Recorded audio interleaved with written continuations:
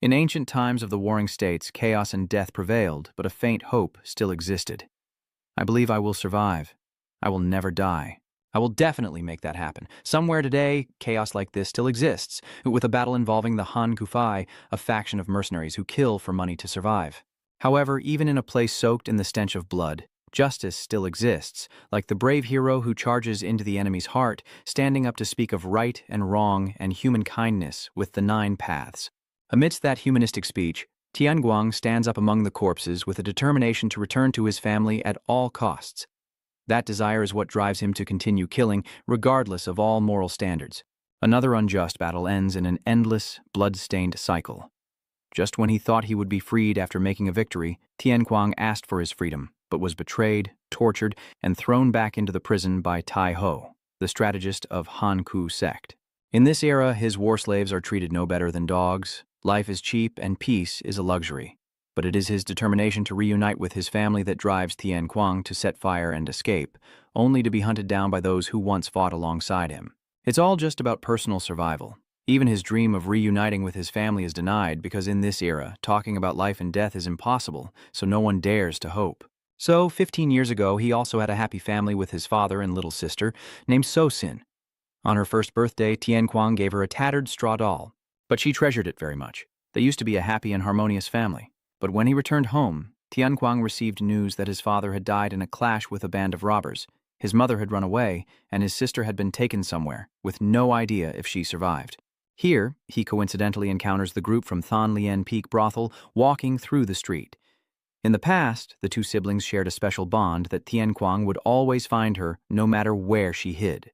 That memory urged him to look up at the crowd ahead, and at that moment he realized the beautiful, radiant, and elegant blonde girl was actually his younger sister. At that moment, now called Min Nguyet, they only exchanged a brief glance and recognized each other.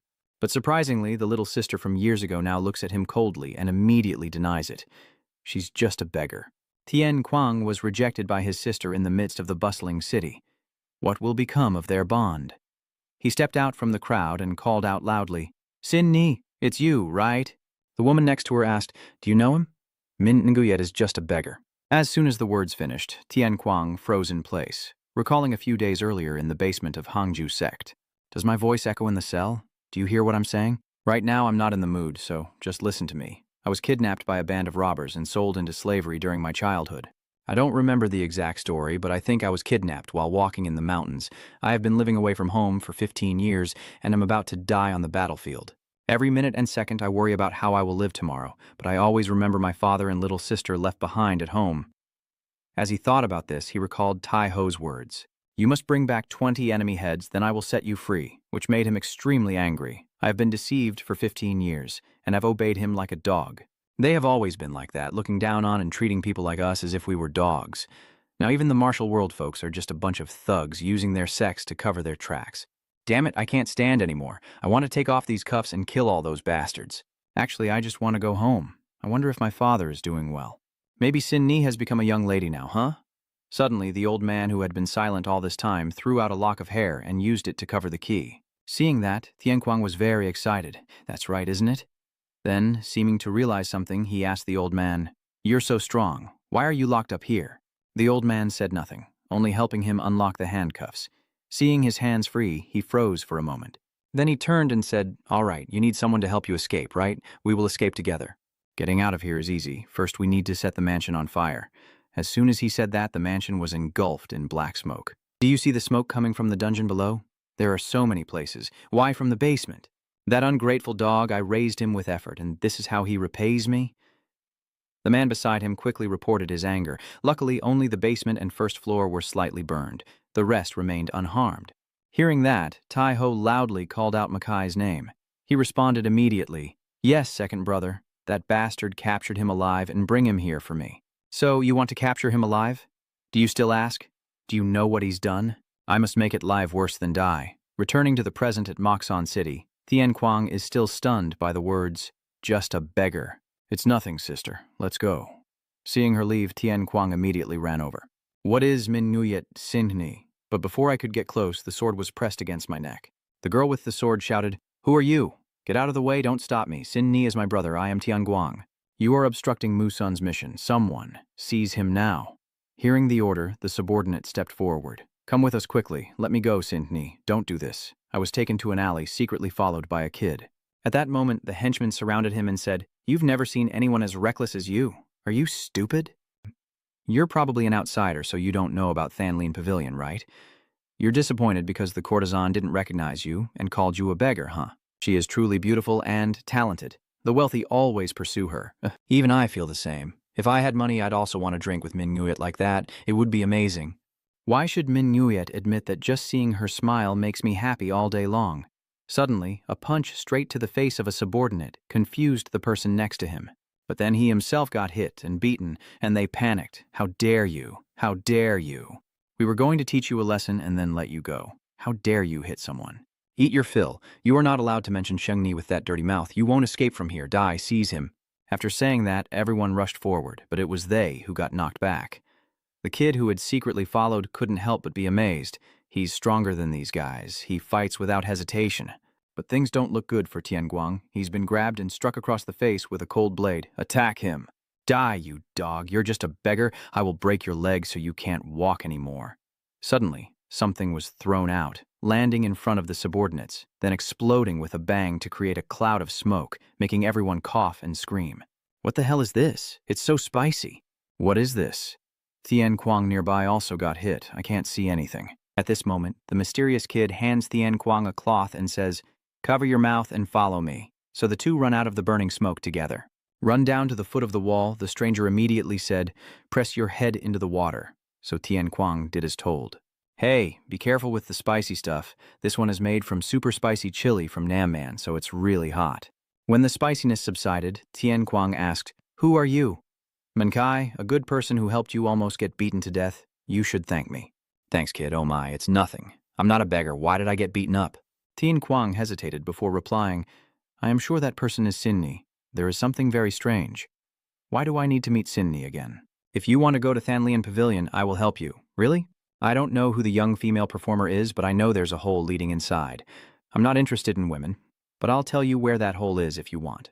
A while later, in the evening at Thanlian Pavilion, Min Nguyet was sitting by the window, gazing at the moon, when another courtesan approached and said, You've had a hard day today. You too, Tui Loan, are you planning to sleep early? I plan to buy some clothes and fabric tomorrow morning. I've noticed a few beautiful outfits today. Do you want to go with me tomorrow, Min Nguyet? Never mind, I just want to rest a bit tomorrow. Hey Min Nguyet, do you know that beggar, him? He's crazy, I don't know him. You're lying, he knows your nickname. You rarely show a displeased face in front of many people. You're so curious. I'm so curious, come on, tell me already. I guess that person is probably my older brother. That's so frustrating. Is that person your older brother? But it's been a long time since the two of you last met. You should have been happy, right? But no, I don't want that. Oh, you know how I've been living all this time. Every day I just want to die and be done with it. Even though I'm no longer treated like a dog, I get to eat well and dress nicely, and now he finally shows up and claims me as family, huh? It was my own elder brother who abandoned me and disappeared. I don't want to give charity to that wicked older brother. I used to think it would be better if I just died. Now, every word you say is heard by Tian Kuang, and your last sentence leaves him completely stunned. Min Nguyet continued, I don't want to go back to hell anymore. I will succeed, and no one can look down on me. But now my begging senior brother appears. That is not good for me. Min Nguyet. Because I lost my parents at a young age, I don't understand what family love really is. Sometimes I feel sad when I hear her talk about these things. Seeing Tuilon want to cry, Min Nguyet hugged her.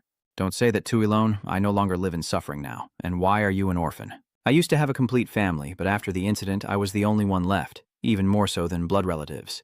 The people who are always by my side are my true family. Unlike the emotional images of the two girls, Tian Kuang can only stand there in stunned silence. Suddenly a small hand appeared. It was Mankai. You ask what I'm doing here? Are you planning to stay here forever? But overwhelmed by the shock, Tian Kuang just stood there silently without replying. Seeing his dazed expression, Manchi was also at a loss for words. Please, watch the bag for me. I have something to do now and will be back soon. Stay here and wait for me. I'll be back soon. At this moment, in Thanlin Pavilion, a small figure is climbing on the roof, moving from one rooftop to another. That swift escape was none other than Manqi. As he climbed, he thought to himself, luckily I still followed that fool. With him here, the job becomes much easier. The owner of this brothel is extremely wealthy, so the security is tighter, and sneaking in to steal things would be very dangerous. The courtesans here have a lot of jewelry, so I just need to steal a few pieces. If I steal all their jewelry, they'll easily find me. Minkon has someone to take the hit so he can steal later. A fool with no clear background, but it turns out his relative is a courtesan here. His name is Tian Kwang, right? He looks like a drifter with no place to call home. Could he be a criminal? He probably won't get caught that quickly. After all, he's strong, and he'll buy us some time so we can get out of here. This is a once-in-a-lifetime opportunity. If you want to indulge, you have to take a risk. Thinking that, Mankai immediately stepped into the dressing room. Looking at the pile of jewelry on the table, Mankai smirked excitedly. In another corner of Than Lien Din, Tian Kuang was still sitting gloomily, his mind filled with thoughts. She's right, I wasn't there when you needed me, am I even your family? And besides, what can I do now? Oh my god, what's going on? All my jewelry is gone, someone stole my ring, and I lost my necklace too. Oh my god, my entire necklace is gone. At the moment the shouting started, Tian Kuang only then noticed Man Kai's bag, and it turned out to have a detonator. And by the time he realized, it was already too late.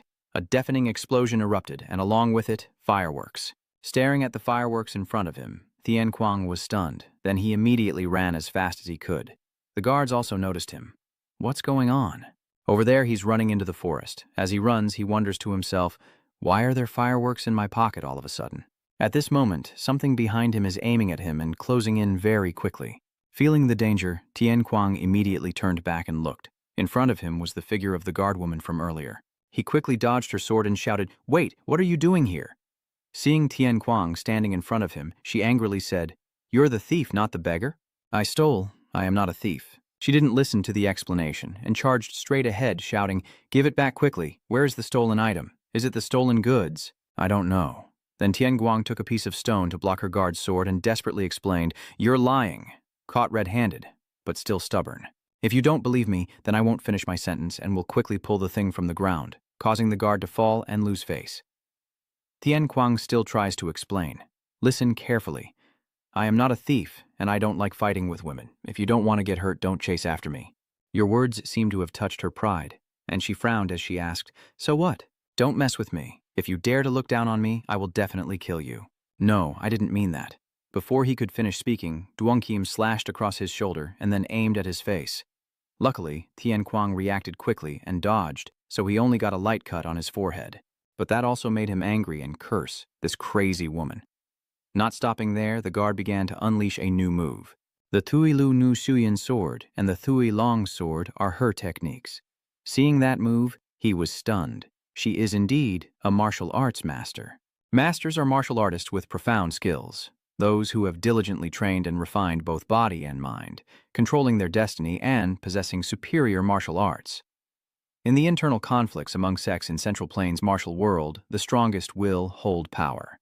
The fistfights and battles between swords and spears, where some can wipe out hundreds of fighters alone, are what define a master.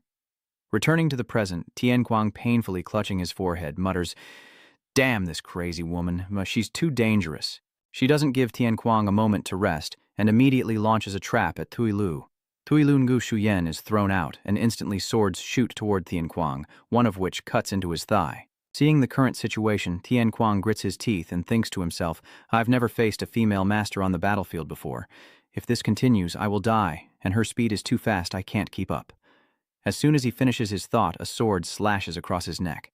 Luckily, he was quick enough to dodge the sword and jump to another spot. Losing momentum, he fell backward, but that also allowed him to hide behind a tree, so he had to run away. If I don't set an ambush, even if I am not injured, I still can't defeat her. Tian Kuang thought, since she uses a sword, hiding among dense trees would block her attacks, so I need to lure her deeper into the forest to escape. The girl glances briefly, then quickly reaches behind her to prepare for an attack. The seemingly straight thrust suddenly veers 90 degrees into his side. Tian Kuang shouted in surprise as her precise sword pierced through his clothing and bandages, injuring him. She retracted her sword with a relieved look, her voice echoing through the mountains as she pointed the blade at his face, threatening him. "Tell the truth now, you beggar, before I take you to Thanlian Peak. You will pay for daring to speak insolently to me. Do you want to try kneeling and begging this woman? Maybe I will spare your life or cut out your tongue and send you back." What she didn't expect was that the other person actually knelt down, bowing his head to the ground, saying, "Please forgive me. I didn't know you thought that way, so I spoke recklessly." Please, forgive me. She was surprised for a moment, then she sheathed her sword. You're so weak. You already begged for mercy before anything even happened. Are you really a man? That's disappointing. I'll let you go so I won't punish you for what you said earlier. Tian Kuang-shan quickly moved in just as her sword was sheathed, grabbing her arm with one hand and kicking her sword away with his foot. The girl was stunned. Gao, how dare you? After a brief struggle, Tian Guang had pinned the opponent to the ground. I will beg you as long as I live. That's nothing, I will kneel and plead. A master like you living in the city wouldn't understand someone like me. If I lose focus on the battlefield, a sword will immediately be stabbed into my back. Even if I beg, they won't spare me. Don't worry, I won't kill you. Just rest for a moment. She interrupted, her mouth full of rice, as the other person reached out and pressed hard on his open wound on the side. Taking advantage of Tian Kuang writhing in pain, she flipped their positions but accidentally caused both of them to roll down the slope. You coward, I won't spare you. If you want to die, I will help you fulfill your wish. Wait, stop, we're almost there. Before they could finish speaking, they both fell off the cliff together. By the time they realized, it was already too late. Tian Kuang cursed under his breath, then immediately grabbed the opponent. After landing, they fainted for a while, and when she opened her eyes, she found herself lying in Tian Kuang's arms. She recoiled in surprise, her eyes panic-stricken as she looked at the person lying motionless on the ground. Glancing at herself, she saw she was only lightly scratched. At this moment, a voice from above the cliff called out, Master Trung, are you down there? Are you all right, Your Excellency? Your Excellency! A few hours later, at Than Lien Peak, Tian Kuang, who was unconscious, was splashed with cold water, surrounded by members of the escort and courtesans from the brothel. We caught the thief. He was captured while running along the mountain path behind Than Lien Peak. After coughing from choking on water, he tiredly looked up. Denis praised a Trung for catching him. Well done, thank you. Whether he's a thief or a beggar, he still looks suspicious. Where are you hiding the jewelry? Tian Guang avoided Min Nguyet's surprised gaze.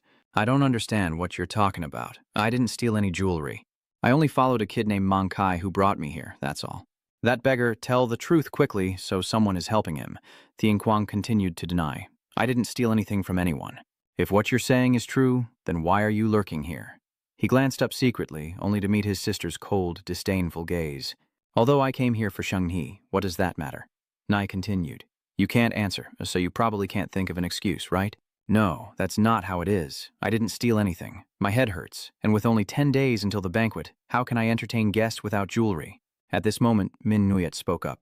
I will handle this matter, yes, madam. What? Are you serious, Min Nguyet? We have a guest reception coming up, so the madam will be very busy. I will handle the banquet, so please leave that to me. Hey brother, take this thief to the warehouse and tie him up. If he plans to run away or dares to lie, just kill him. A thief who doesn't know his place must be taught a lesson. Then Tian Kuang was locked in a warehouse by the accomplices, and Tui Lon was worried. Min Nugget, he's here to see you. He probably just got mistaken for a thief. Hurry and go inside to talk to him. Min Nguyet looked at him tied up with pity. Tui Lon, you should be careful with your words and not let others find out about this. Instead, say he came to steal again at Than Lien Peak. That sounds more reasonable. But Min Nguyet, look over to a Trung and call him. Since he heard you caught him earlier, where do you think he would hide the jewelry? I don't know. When I found him, I didn't see him carrying anything. A Chung paused for a moment and remembered the moment when the two of them fell off the cliff. Tian Kuang quickly caught her. The suspect a Trung suspected hugged and shielded her without hesitation before they hit the ground. At this point, she shook her head and said, Forget it. I don't think he's lying.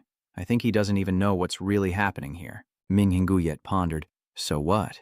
After a moment, she asked, Tui Lon, it seems like you plan to go buy fabric tomorrow, right? Come with me. Tomorrow I'll be going to the neighboring village too. Can you send a few of your men to escort us? Tui Lon was excited. I really enjoy going out with Min Nguyet. There must be many high-quality fabrics there. While handling this matter, Botat Don can look for the stolen jewelry while escorting us. All right, the thief has taken all our belongings. I need to go buy new jewelry? A Trung is straightforward. I refuse. Why should I follow your orders? Botat Don are soldiers hired by the lady to protect Than Lien Peak. You are not my master, so don't tell us what to do, Min Nguyet retorted. Honestly, are you stupid? Did you forget she told me to handle this? Moreover, Than Lien Din's jewelry was stolen, and the gang only assigned it here? No wonder you're stuck here. Trung just listened silently, contemplating. If she understands my meaning, she should prepare quickly for tomorrow morning. I need to go to the neighboring village tomorrow morning, but Min Nguyet, I'm very scared. Can I sleep with you? Sure. Just bring your pillow and go. In the middle of the night, the door of the warehouse where Tian Kuang is imprisoned opens. So you came looking for no one else but A Trung. Since you say you're not the thief, we had to search you to verify. First, let's give him a loud laugh. Yes, my lord. She stood there, unable to look away as they removed his clothes, determined to verify the innocence of the man who saved her. As the garments and bandages were taken off, the two soldiers were stunned. What kind of wounds are these? This guy looks so battered. Where were you tortured? How can he still be alive after being tortured like this? Chung also looked surprised, realizing this is not the appearance of a thief being tortured. Oh no, I think this is a cut mark. Did he just escape from the battlefield? Why would he hurt himself like that? Tian Kuang grimaced, enduring the pain as the wound on his neck was stitched up directly. The next day, Min Nguyet and Thuy Luan went to the market in the neighboring village, and the Botat Don group took Tian Chuang to a gold shop. Based on the suggestion, if he's a thief, how does he plan to handle the gold and silver? Gold is very valuable, so I will exchange it for money or rice. However, the gold shop owner immediately denied knowing him after seeing Man Kai's portrait. Min Nguyet had planned to report to the authorities tomorrow morning, but if he sold the jewelry in Moxon, it would take some time, so he probably isn't here. Fortunately, the thief broke into my room but didn't steal anything because he knew that the jewelry here was all special pieces crafted by artisans from Moxon, each with their own unique style, so you can find them in this Moxon city. If that thief is clever enough to use someone else as a scapegoat and escape far away, he will immediately go and dump these pieces of jewelry in the nearest village. You said you can sketch a portrait of that thief, right? Yes, Min Nguyet. You ask him to draw as many portraits of him as possible, based on the suspect's description. The members of the team can use them to visit pawn shops in the neighboring village to track down the thief. Of course, you can take that guy with you since he knows what the thief looks like. Whether the suspect's statement is true or not, we must first cooperate with the investigation. Min Nguyet emphasized, but he's not a trustworthy person, so if he tries anything, he must be beheaded immediately. Understood. Back in the present, they have been searching everywhere with Man Kai's portrait, but still have no news. Is it really true that only this painting is enough to find her? Hey, you little brat, is that really how you are? That's right, don't underestimate my painting skills and don't talk to him. To avoid getting involved, you just need to keep an eye on him. What do you mean? Are you afraid he'll run away? Don't worry, Deputy Leader. He's teasing. I thought you could only draw women, but it turns out you're good at other things too. I've seen you catch a thief before, that's not true. That time I thought the thief was a woman, but he was in disguise, so I wasn't sure. Come on, don't tell me you were drinking and sketching at the same time. I also want to drink wine. At that moment, in another corner of the street, Min Nguyet shone like a goddess, overshadowing Thuy Lone walking beside her. The villagers were immediately captivated by her beauty. Who is this young lady? Looking at the stunning beauty, I can't tell which noble family they come from. Min Nguyet, look at this. I've never seen this kind of fabric in Moxon before. Really? It is truly beautiful. Oh my god, this pearl is so beautiful and it's so big. It must be heavy. You can give the shop owner extra money to have it shipped to you. If you like it, just buy it Thuy Lone. Thuy Lone wondered, but is this okay? Everyone is looking for a thief, but we're just out having fun, Min Nguyet said casually. That's their business. No need to worry about it. Let's just do our own thing. I understand now. Oh, over there, they're selling hair combs. Let's go check it out. Ha ha ha, sure. Somewhere in the crowd, a relatively tall, fully covered, suspicious figure was watching their every step. In this way, they split into two groups and traveled through the village until the sun began to set. Min Nguyet and Thuy Lone pass by an alley where someone is waiting. I've been shopping so much I didn't notice it's getting dark. Can we go to the Botat Don now? Suddenly, an old man with pigeon-like eyes appeared, threatening with a knife and shouting, "Stay there! Both of you dare to wear jewelry in Tantayambach Nat?" At the same time, two of his henchmen blocked their path from behind. You dare to walk around in broad daylight like this, which proves you come from a wealthy family. Thank you for taking this route, but now may I ask for a little toll fee? Thuy Lone nervously avoids eye contact, but Min Nguyet is the complete opposite. Luckily, you arrived quickly. Before he could realize, the mysterious cloaked figure from earlier had already appeared behind him. The violence erupts. Thuy Lone closes her eyes and hides behind Min Nguyet, while the mysterious person alone fights the three men. And that person is none other than a Trung. They were beaten so badly by her that they immediately begged for mercy. Please, Your Excellency, spare our lives. I heard that thieves and robbers often know each other, and bad guys usually share common traits. It's only natural since what you lack makes you desire what others have. That's right. Min Nguyet presented a portrait of Makai and threatened them with a frown. If you want to live, you must help me find that thief. Use everything you know to find this person for me. Also in this market area, a few hours earlier, Makai led his men to question people in search of Tian Kuang. There was a young man wrapped in bandages, wearing torn clothes with messy hair, and information indicated he headed this way. Has anyone seen him? I don't know about that. Maki and Mankai coincidentally meet each other at this moment. Hey kid, you apologize? I don't know, and I'm not a kid. Oh, really? Sorry about that. Oh, you're apologizing so straightforwardly? It's okay. I hope you find the person you're looking for. With that, Manchi glanced and walked away with a fearless expression. The man leading the small gang glanced over and immediately recognized the face, saying, I think I know now that kid is quite famous in the thief world.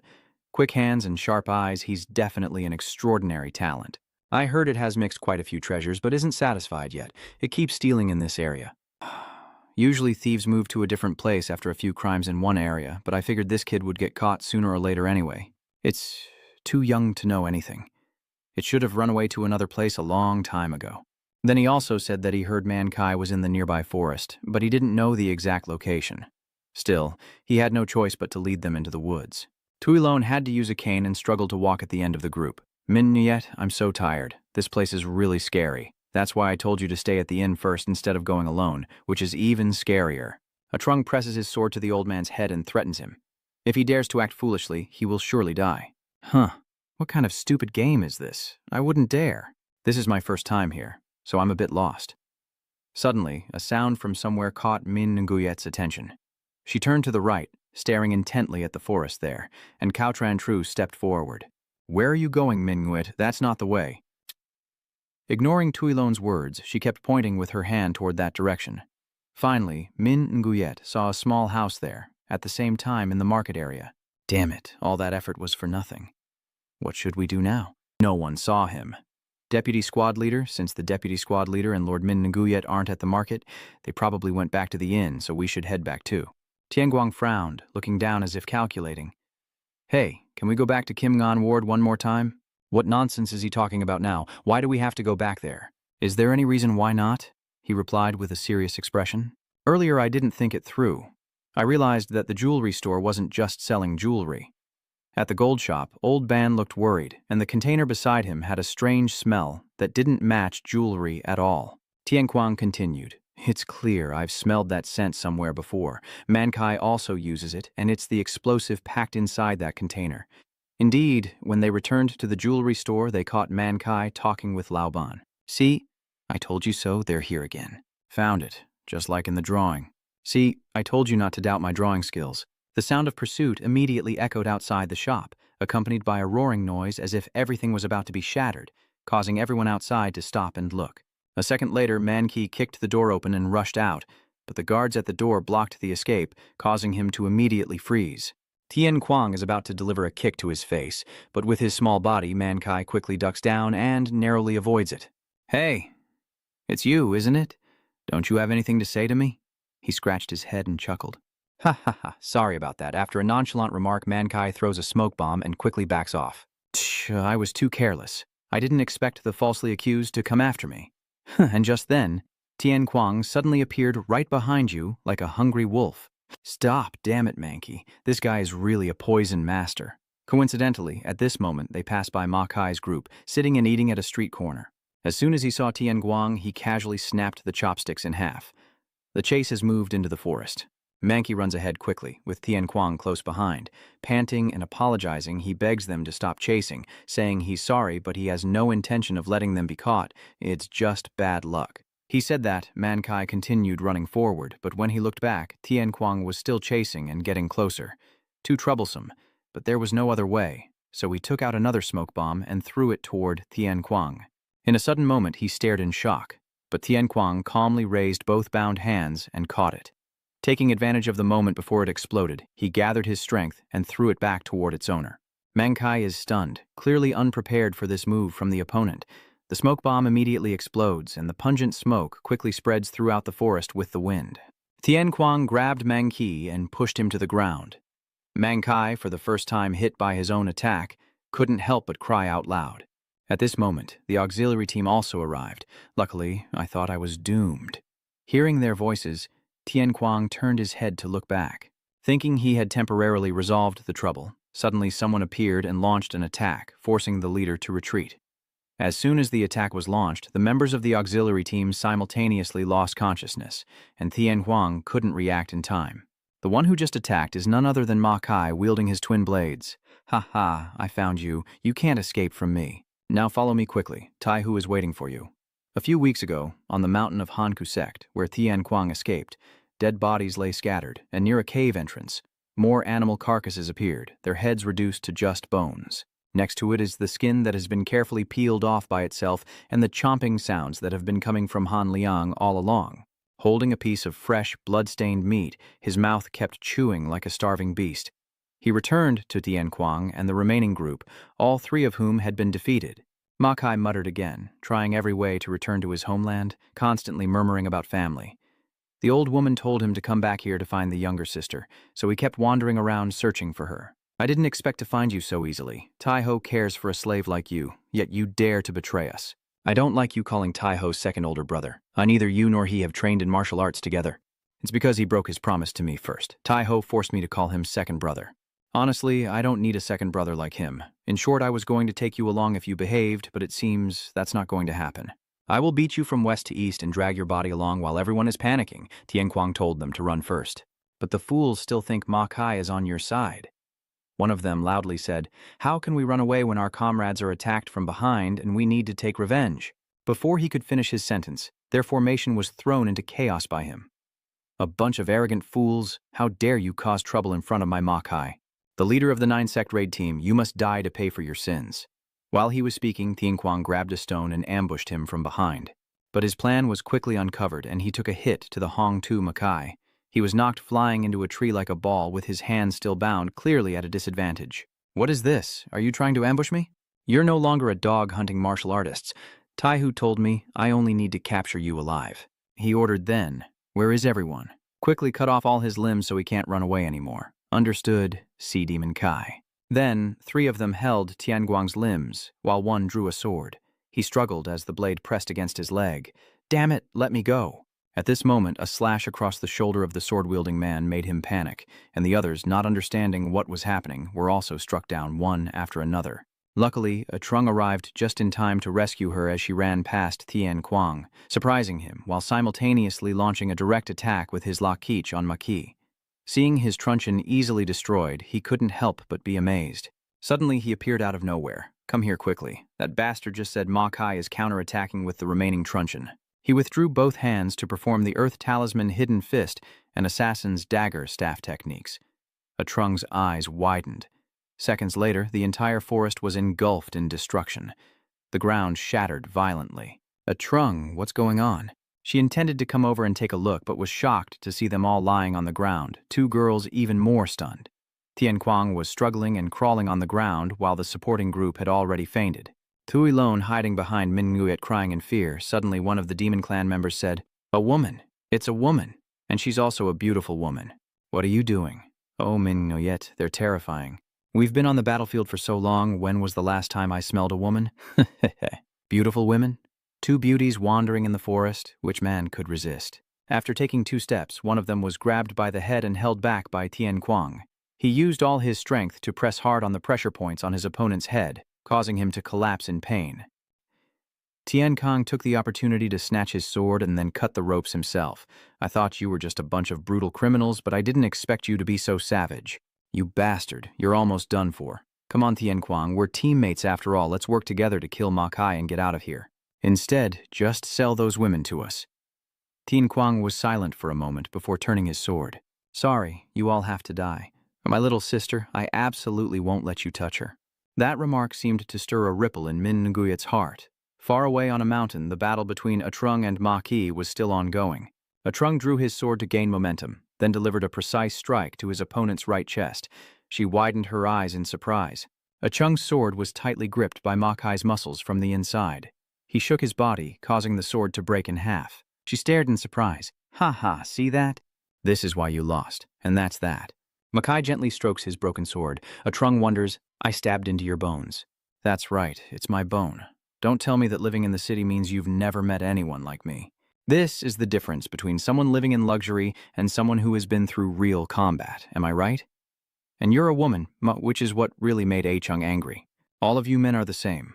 This time I will tear your mouth apart. At this moment, somewhere not far away. After eating and drinking to his fill, Han Luong stepped out of the cave. The change in his muscles was very obvious, and his limbs and body had become more muscular. The old man immediately sensed something and turned around. It seems to be nearby. After being despised by Ma Kai, a Trung made him taste the waterfish flowing cross. Not finished, after stabbing Ma Kai multiple times, she immediately moved to the right. A Chung used his broken sword to stab into his side during the Heavenly Fish Divine upper attack. Finally, the trickster's flowing sword technique strikes up from beneath the chin, knocking the opponent backward, but then Ma Kai easily grabs a Trung with his large hand. Ha ha! Those strikes from the broken sword are just scratching me. That attack can't hurt me. Say it again. Whose mouth will be torn apart this time? At this moment, the group that was affected by Ma Kai has all been killed. Tian Kuang, holding a hostage and threatening, shouted, "Don't come any closer, you bastards, get lost. Do you dare? Don't come any closer, you beast, let me go. If you dare to come near, I will kill him." He said that while swinging his sword forcefully. Still, the other two decided to rush in and attack Tian Kuang from both sides. He immediately let go of the other guy and dodged, getting cut by his own teammate. Min Nuyet hugged Tuiloa and looked at the scene ahead, seeing Tian Kuang fighting desperately, a calculating look on Min Nuyet's face. What should I say now? This is the first time I've seen a life-and-death battle. It's much more terrifying than I imagined. Tian Kuang shouted loudly. Gongmin fought against the man in front of him, but he simply raised his foot and kicked him in the stomach. As Tian Kuang fell to the ground, the one-eyed man immediately called his companions to rush in and capture him. "You stubbornly slash wildly, get out of the way, go ahead and charge one more time. This guy still refuses to give up, he's ready to die. Tian Kuang, as soon as I give the signal, you must charge together." Before I could finish giving the command, the one-eyed guy was hit on the head with a stone. After a moment of inner struggle, Min Nuyet finally made her move and knocked out one of them. So, do you all think I will just stand by and watch who wins? The long-haired guy with the sword rushes quickly toward her. This one. At that moment, Tian Kuang rushed forward to block him with his body. The opponent struggles fiercely, shouting loudly. He pins him to the ground and repeatedly punches his opponent's face. Tian Kuang punched hard and shouted, "These beasts, I must teach them a lesson." At this moment, a Trung was suddenly thrown at him, causing both of them to fall. She lunged forward and Ma Kai approached, battered and bruised, with eyes blazing in a formidable aura. "You're as weak as a snail to even pretend to be tough." "What's going on?" "Mind your own business, I still have to deal with him." Ma Kai shouted at his men, "Get out of the way, fools, without me you can't catch him, right? Leave it to me, he doesn't look too well. I'll tough it out and end this right here. Both this stubborn kid and that brat, I will make you bow before me." But at this moment, they paid no attention to Ma Kai or his boastful words about his strength, but instead focused on the silver-haired man with a muscular build behind him. Feeling someone behind him, Ma Kai quickly turned around, but Han Liang easily blocked his elbow strike with one hand. As soon as he asked who the other person was, Ma Kai immediately prepared to strike again, but Han Liang only showed a curious expression. "Oh, what is this? You also know this secret technique?" Seeing the old man still standing there without any injury, Ma Kai began to panic. "The way you use internal energy, are you really that bastard's disciple?" "Damn, old man, how dare you call the respected leader of the 9-action sect like that?" "Oh, so this is the revered boss, kid. Anyway, I will defeat you, and that big guy too." "What the hell is that?" The old man reached out and flexed his muscles, emitting a golden light. "I will spare your life, so go back and tell him that his master, Han Liang, is still alive and out there wandering. Han Liang and the chief assassin, this is how you use it." The old man reached behind him, his eyes and body glowing like fireflies. While a Chung was focused on watching, Tian Kuang stood up and ran away. He went to Min Nuyet and reached out his hand, ready to embrace her. Ma Kai's allies also look worried. In the peaceful, vast forest, a light appears from beneath the trees. It keeps expanding rapidly, quickly sweeping through the entire forest with devastating power. Ma Kai's group was completely knocked out, while over here, Han Luong still looked like a mighty god, unaffected and unmoved. "You are Tian Guang, right?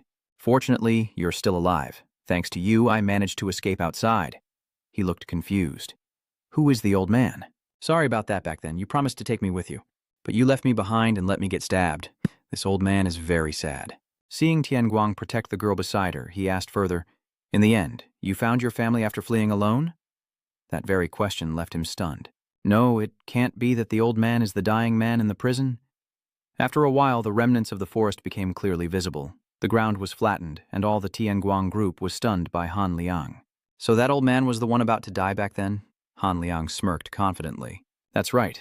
But at this moment, a sudden breeze blows past, making the old man feel incredibly cool. The atmosphere is tense and silent. Han Liang looks down at his lower body. Maybe my clothes are a bit too cool. I should have stolen his pants. It's been a while since I dressed up. Let me find something to wear for now. I will come back after stealing his pants, so you all just keep doing your work. Don't worry, I will find you again. Then the old man left. Thien Quang was confused. What the hell is that? Oh my god, it got away. He looked at Min Nguyet, but she completely ignored him. Sin Ni. I found him here earlier. Tuilon, are you okay? Min Nguyet, I only got a minor injury. It's okay, Atrung spoke. I think we need to go back to the brothel. Since it's on the way, we just happened to meet you all. Let's wake everyone up. But they had already returned to the small village on the edge of the forest. By the time we arrived, it was already dawn the next day, and the sound of children playing happily filled the whole village. There really are many children in the village, with 5 or 6 within just a few square meters. When did Monkey suddenly appear and return? Hey, brother, when did you get back? Hey, everyone, I'm back now. The children in the village immediately started to make noise upon hearing your voice. Hey, brother, he's back. Mankai, look, he's returned. The children gathered around Mankai as if waiting for an older brother. Do you bring back anything delicious? Your clothes are torn. Monkey Saka, I am so hungry. Sorry, little brother, I can't buy food supplies right now due to some matters. Let me cook something with the remaining vegetables. Brother Monkey, we have guests. Who are they? Look over there. It's behind you. Those beautiful ladies are the ones. When he turned around, he saw that the Tianguang and Mingyue groups had already arrived. Menkai was helpless and knew it was over. So it turns out everything started long ago. An old man recounts that before the Northern Border Authority took control of this area, this place was constantly at war. At that time, many people lost their families and wars kept happening, so the elderly and children were all displaced. Manki was one of those children and was the only survivor in the destroyed village. But Mankai couldn't live like others because of the war, so begging wasn't the only solution. Instead, he started stealing from the wealthy in the city. The boy sells the stolen items to support the elderly and orphans here. He is a kind and compassionate child. He is our savior. Please, everyone, be kind to him. Tuilon is moved to tears. Min Nguyet, everyone here has a tragic past just like ours. The boy stole to earn money to support these people. Let's forgive him. We used to be like that too. If we catch the kid, what will happen to these people? It was this very statement that left Tian Quang stunned. The old man continued. I wasn't there when the boy faced those hardships. Although still young, it tries to take care of the orphans and the elderly here, even though they are not related to it. The boy is much more mature than I am. The atmosphere suddenly fell silent. Min Nguyet spoke, causing everyone to look over. Was it accidental? But he's still a thief. Don't talk nonsense. What if you only pretend to be poor and steal from that kid? The 3 old men expressed their sadness and helplessness clearly. No one in this world is truly happy. We can't serve guests without the jewelry that the boy stole. If we don't entertain guests, we'll be thrown out on the street. Do you really think that just continuing to steal is enough for you to survive each day? She said sharply. If I let it go, that boy will keep stealing to support you all. I'm not a saint, and I'm not rich either. Besides, I really hate losing money. Then Min Nguyet turned to Man Ki and asked where all the jewelry that the thief stole from Thun Lianding was. I sold everything. Where did you sell them? There are many shops. I can't remember all the places. Mankai nervously avoided her probing gaze, so Min Nguyet ordered him to be restrained and brought back to Thun Liandin. Tin Quang had been silently observing everything all along, feeling a bit uneasy inside. A few days later, at the evening banquet at Thon Lien Peak, Ni An spoke to Min Nguyet in frustration. So she found the thief, but the kid sold the jewelry everywhere, so he couldn't remember. Then what should I do with today's guests? Don't worry, madam, I can handle it. Who are the guests today? They are high-ranking officials, very particular. The courtesans who don't dress beautifully will get scolded. After all, they are high officials, so maybe we should cancel the banquet. Instead of canceling the feast, let's find another way. I will make the banquet not too grand, but still meet the requirements. Madam, please prepare a few boats. Although unsure, she decided to follow the advice. A few hours later, the Thon Lien Ding was filled with the laughter of the guests. Most people are quite excited and looking forward to tonight's banquet. Only the wealthy farmer seems to notice that Thon Lien Peak looks a bit different today. As they pass through the gate, the first thing they see is the arrangement of tables around the lake at the center. Why are the tables set outside? No way. Could it be they let us have the feast outside? How rude they are. Shouldn't they have prepared a grand feast to welcome us? At this moment, Min Nguyet spoke up. Oh no, that's not the case. Esteemed guests, we would never dare to tease you here at Thon Lien Peak. We have prepared a very special feast for our esteemed guests who have contributed to this land. Please enjoy the wine along with our beautiful ladies. This exclusive banquet is only held here at Than Lien Peak, and you will surely be pleased with this fairyland of Bong Lai. Saying that, she and her sisters stepped into the cool water in light clothing. Today, you will indulge in the most unique banquet at the Dragon Palace, something even the gods have never seen before. The fiery scene before their eyes immediately leaves them wide-eyed and open-mouthed, revealing their perverted excitement. The remaining courtesans approached them, asking you to remove your clothes and give them to us. These garments cannot be soaked. Please enjoy the feast with Chimwai. They delight in watching the charming beauties and marveling, and what could be better than being in the water with a beautiful woman? Ha ha, Than Lin Din really is full of tricks. Soon the banquet was filled with laughter and the strong smell of alcohol. Each man sat next to a courtesan, caressing and laughing together. Hi, hi, come here, my lord, come here with me. Ha, ha, come here, your excellency. Watching the crowd below from above, Hyeon chuckled to herself. Men still prefer women who smile naturally. Ha ha, I've raised them to be quite skillful. Min Nguyet, this child can come up with many tricks. At the same time, Tianguang watched this scene with anger. Shengni, those beasts, don't touch her, you perverts. Han Luang beside him said, do you see what's happening over there? It's truly a beautiful sight.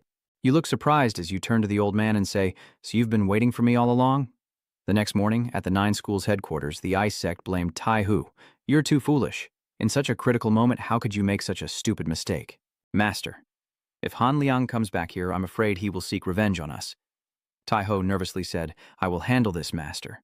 I will lead the army and find a way to catch him. If the master permits, then forget about going, but instead turn to Ma Kai and ask, did Han Liang spare your life?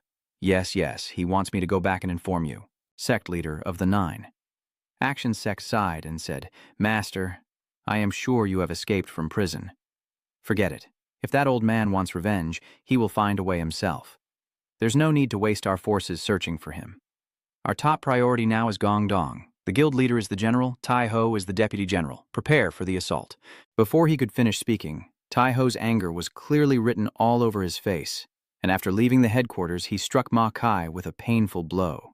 Damn it, it's all your fault for imprisoning Thien Quang there. Brother, I'm sorry. We can't let this go. Both Han Liang and Tianguang must catch them at all costs, but the sect leader told us to prepare for an assault. Tai Ho was furious. That ice gang is just a general. How dare he look at my strategist like that? This is my biggest mistake. I must find a way to atone for it. Just wait and see. The next sect leader of Hanku is me. Han Liang is now recounting everything to Tianguang. The 9 Action Sect is a sect I founded. The current sect leaders of Hanku are my disciples. From the very beginning, it was a very ambitious one, willing to do anything to achieve its goals. Among the disciples, it was the one who constantly picked on me and started betraying me. It caused me to lose my internal energy and had my acupoint sealed, making me lose my senses. And obviously, it became the next sect leader. Out of old friendship, it didn't kill me but imprisoned me. But maybe because it's been so long, they forgot about me, which is why they put you in the same cell as me. No matter how strong I am, if I lose my senses, I am just an old, weak man, no different from anyone else. When I was about to escape, I borrowed your strength and that trick. When I escaped, I used your energy to unleash my martial arts. Then I was shot with an arrow, bleeding a little, and felt my blood vessels opening up, with energy flowing smoothly. A few days later, I ate all the animals in the forest to restore my strength. Oh, this is feasible because I am naturally very strong. Then I got bored and followed your energy to come here. Seeing that Thien Quang was ignoring me, the old man had to speak up and ask, Hey kid, are you listening to me or not? His eyes widened, veins bulging, and he kept growling, revealing that he had been watching the banquet below all along. Tianguang was furious at the sight of Min Nang Guyet close to Dai Tu Nong and how his face clearly showed pleasure. Hands are restless. Damn pig-faced bastard, I have to kill him, do you dare? The lanterns are bright and the banquet is filled with laughter all evening. By late at night, the party has come to an end. The group of Dai Tu Nong laughing as they walk away. Ah, ha, ha, today's banquet was so fun, wasn't it? If there's no early beetle tomorrow, we can have fun until morning. What a pity. Seeing Mingyu soaked and serving, I truly find her very attractive. I want to hold her in my arms. Suddenly his guard stopped. Master, please wait a moment. Huh, what's going on? A figure appears in the middle of the bridge ahead, wielding a weapon. What's going on? Who is that guy? It's none other than Tian Guang, with a cloth wrapped around his head and face, holding a wooden stick in his left hand, loudly declaring, I will kill you. Are you a killer? Quickly reveal your identity. I don't think he's an assassin. From that look, he's probably just a thief. Jin Kanvi replied, "Stop! I thought you were sent from somewhere else. If you don't get out of here, my Than Not Kwang sword will cut you into 100 pieces." Tian Guang frowned and said, "You are a subordinate of that pig. No wonder you don't understand my meaning. Potion, I will correct that arrogance." Then the chase began, stirring up the peaceful forest canopy. The guard's sharp strikes easily cut the cover into 3 pieces. One of his attacks split Tian Kuang's branch in half and knocked him back. Next, the guard continues to attack. Tian Kuang carefully dodges and turns his back to move more easily. Stepping over a few surrounding bushes, he moved like a swift preying mantis. When the moment was right, Tian Kuang tried to ambush him, but Kanvi sensed it quickly and blocked in time. Moreover, he retaliated with a punch straight to the cheek, knocking Tian Kuang to the side. "Do you think you'll break your jaw if you keep attacking me with that knife? With that body, you're just a good fighter in the back alleys, nothing compared to the martial world." He chuckled, brushing off some dirt from his head, and replied, "You're just an ordinary martial artist. Lao Duok, you're no different from a wild beast. Since you haven't been properly educated, you only know how to resort to tricks." Tian Kuang gritted his teeth and said, "I don't want to hear words from a bastard who only gropes women or from those who don't know their place, only good at cleaning up others' leftovers. You keep challenging me. I will make you regret speaking like that. I will kill you." Then Kenvi clenched his sword tightly, emitting a green light all over his body. At this moment, he saw something in the corner of his eye. His gaze turned toward the space behind Tian Guang. Suddenly, the guard felt a heavy pressure, his heart pounding like a war drum. It seemed like something was on the other side. He shivered with fear, sensing something alive lurking in the darkness. A small but oppressive golden light appeared in the air. His sweat dripped heavily as a master. A second later, the light expanded and became blinding, transforming into Han Luang's true form. Having just witnessed this, the guard immediately curled up and ran away to save his life. Tian Kuang was confused. At least he knew how to value his life, unlike some fools who only knew how to recklessly rush into others regardless of strength. The old man continued with a bored expression, "I'm quite impressed that you're still alive until now. Kid, you know you can't fight him. So why did you challenge him? Even monsters aren't as reckless as you." He sat down and was silent for a few seconds, then said, "Those damn perverts who harass my little sister are right in front of me, but I let him escape. Damn it, this is truly pathetic." Han Liang immediately thought, "This kid will only wait for death sooner or later." Tian Guang looked down at the ground with a contemplative expression. "How can I become as strong as you? I want to become stronger, strong enough to protect my loved ones. Can I become as powerful as you?" Tian Guang stared at Han Liang, waiting for an answer, and the old man immediately smiled. "Why not?" A moment later, the clattering of dishes and the sound of plates being stacked every 2 seconds made everyone in the restaurant look up. Everyone wore expressions of surprise. Even the chef and the owner stopped what they were doing to watch. Tian Guang was also speechless with Han Liang, who had been non-stop devouring food like a machine all this time, surrounded by empty dishes. "Come on, old man, eat more, kid. I know I need to eat a lot like you, but I'm full now. Hey, can you teach me martial arts?" Han Liang looked surprised. "If you want someone to teach you, you have to observe them carefully, but unfortunately I have no way to teach you. Haven't you seen I've been imprisoned all this time after being stabbed in the back by my disciples? So you can't teach me then?" "I can't, but if you want to be like me, I will show you the way," the old man said while stuffing another bun into his mouth. "I've been imprisoned for 5 years, so my body needs to be nourished first. We have to help each other." "Does that body really need to be nourished?" Han Liang pointed the chopsticks at Tian Guang's face, telling him to follow my example and imitate me. "If you have any questions, just ask, but before learning, you must train your body. Once you master internal energy and become a master, you'll realize you're very lucky when your opponent tires out because of your endurance. Your internal energy is very chaotic. It seems you've pushed your body too hard without giving it time to recover.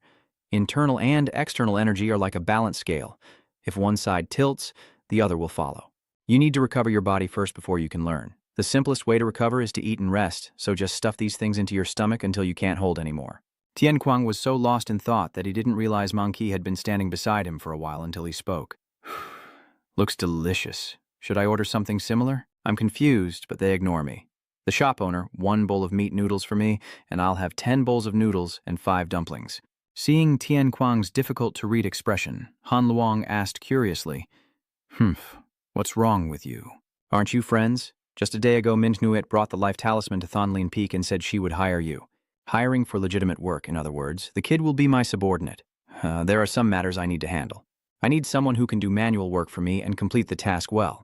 I will entrust you, In exchange, I won't take you to the authorities, and I will also support your elderly and young ones. Seeing Mankai's surprised look, she continued. Although it will be a bit difficult, I will let the children do some chores at Thonlin Peak, and the elders will sew clothes. I will pay all of them. He nodded repeatedly. "No, if that's the case, I thank you, but on one condition: you will never steal or sell items in Thonlin Din again. You should know that if you dare to sell even a small item at its original price, you could buy 50 bags of rice. And if you're really hungry and sell all your belongings, you must sell them at the negotiated price, right? At that time, the merchants will deceive you and buy it back at a better price. They will profit 3 times over." Hearing this, Mankai finally realized she had been badly played all along. Were those items really that expensive? Min Nguyet continued. "Only a fool gets fooled. You're good at stealing, but not at bargaining, so it's best you follow my orders and don't try anything behind my back. If you don't like it, I'll take you to the authorities. Can I ask you something else? What does sister mean by some things?" Min Nguyet looked thoughtfully at Hoa, who was quickly cutting on her hand. "When I was young, my family was very poor and treated badly, so I couldn't stand being looked down on or mistreated by others. At that time, I decided I had to become someone no one would dare to look down on. Money, fame, and power. I must become a queen so that no one dares to look down on me anymore, a person whom everyone respects." Queen Mankai was so surprised she opened her mouth wide. "A queen? Not the empress or the young lady? Keep mocking, but honestly, I find that story quite amusing. But now is a time of war. Tianquang could also become a general if he goes to battle and earns merit. This is an era where even generals can control the king if they hold power.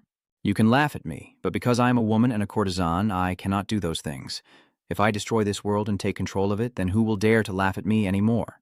I will gradually take what I want in my own way. What do you think? Do you think I'm talking nonsense?" At this moment, Mankai's heart was starting to waver. "No, please kneel down and clasp your hands together. Sister is really awesome. I will follow you. Sister Min Nguyet, I have only known how to steal and save money since I was a child. But from now on, I will stop doing those dishonest things and become an underling of Min Nguyet's sister. Thank you for forgiving and saving me. I can't believe you allowed me to join that great plan. I will become the pioneer of this plan." Tuilon softly said, "The boy is in love with her. You're right to think so. If the merchants keep taking everything from the top, when will they ever stand tall again? So what should I do now? Just give the order. I will do my best." Min Nafyet replied again, "Stealing." I was stunned and said, "Entering someone else's house and stealing all the jewelry. This is the first thing the kid will do for me." So Mankai has told Tianquang and Han Luang everything about this. So this kid will join Sister Min Nguyet's grand plan. Oh my, that young lady has such noble aspirations. What does this old lady mean? Wait, who is this old man anyway? After hearing everything, Tianguang fell silent for a long time. My first wish was trivial, but I felt very lucky. Mankai continued, "So I came here to ask for your help." "What kind of help?"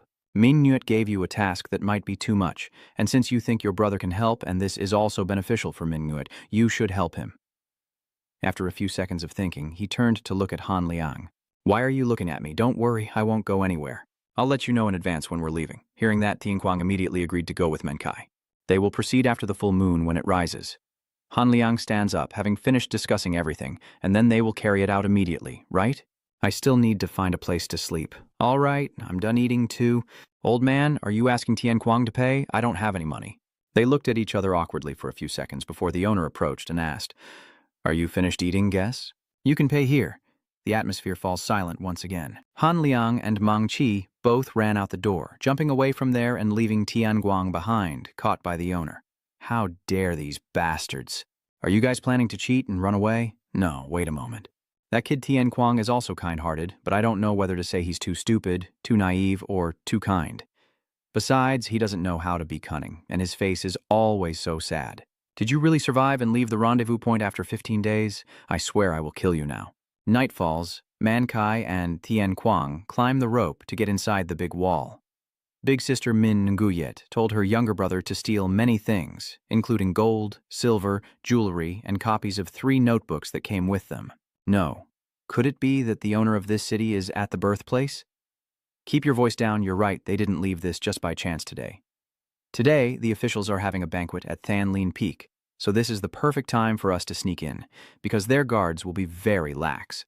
Hearing this, Tianquang froze and immediately imagined the scene of the big landlord harassing the small Min Nguyet, which made him furious. That pig. He accidentally made quite a loud noise, causing Mankai to remind him, but unexpectedly someone appeared right away. as if they heard the noise here.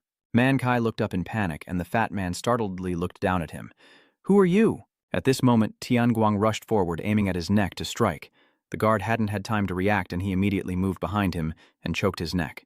Mankai stands frozen beside, watching the fat man struggle in vain. After a moment, he drags himself away. "Phew, my mistake. Luckily, the noise wasn't too loud. I need to hide this guy first. Brother, it seems like you're a bit different today, doesn't it? It seems like you're more agile today than usual. No, I should say you're moving very quietly." Tianguang's eyes immediately showed a hint of joy. "Is that so? Ah, here they are. Gold and silver duang. I thought there was only this much, but it turns out there's quite a lot.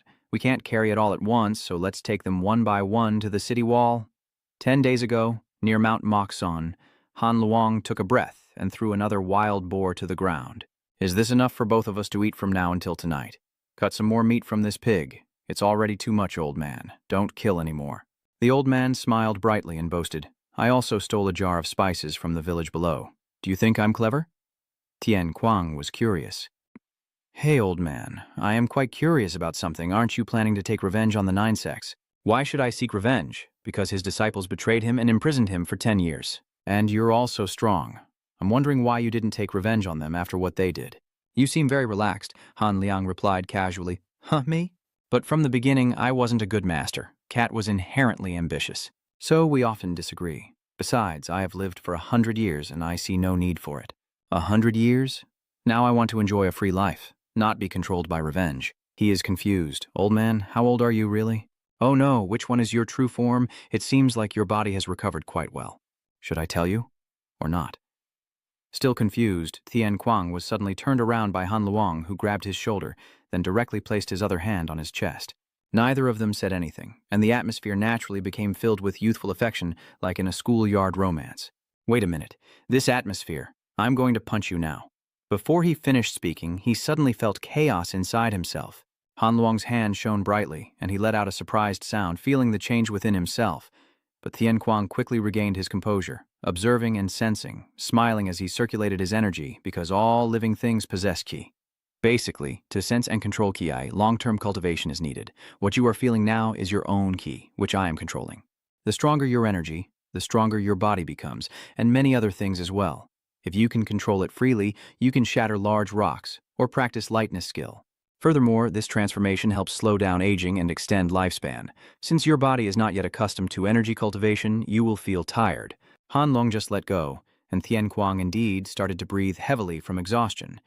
Gradually, the energy will flow through your body and you will get used to it. You can practice to quickly master your energy control. Just do this a few more times.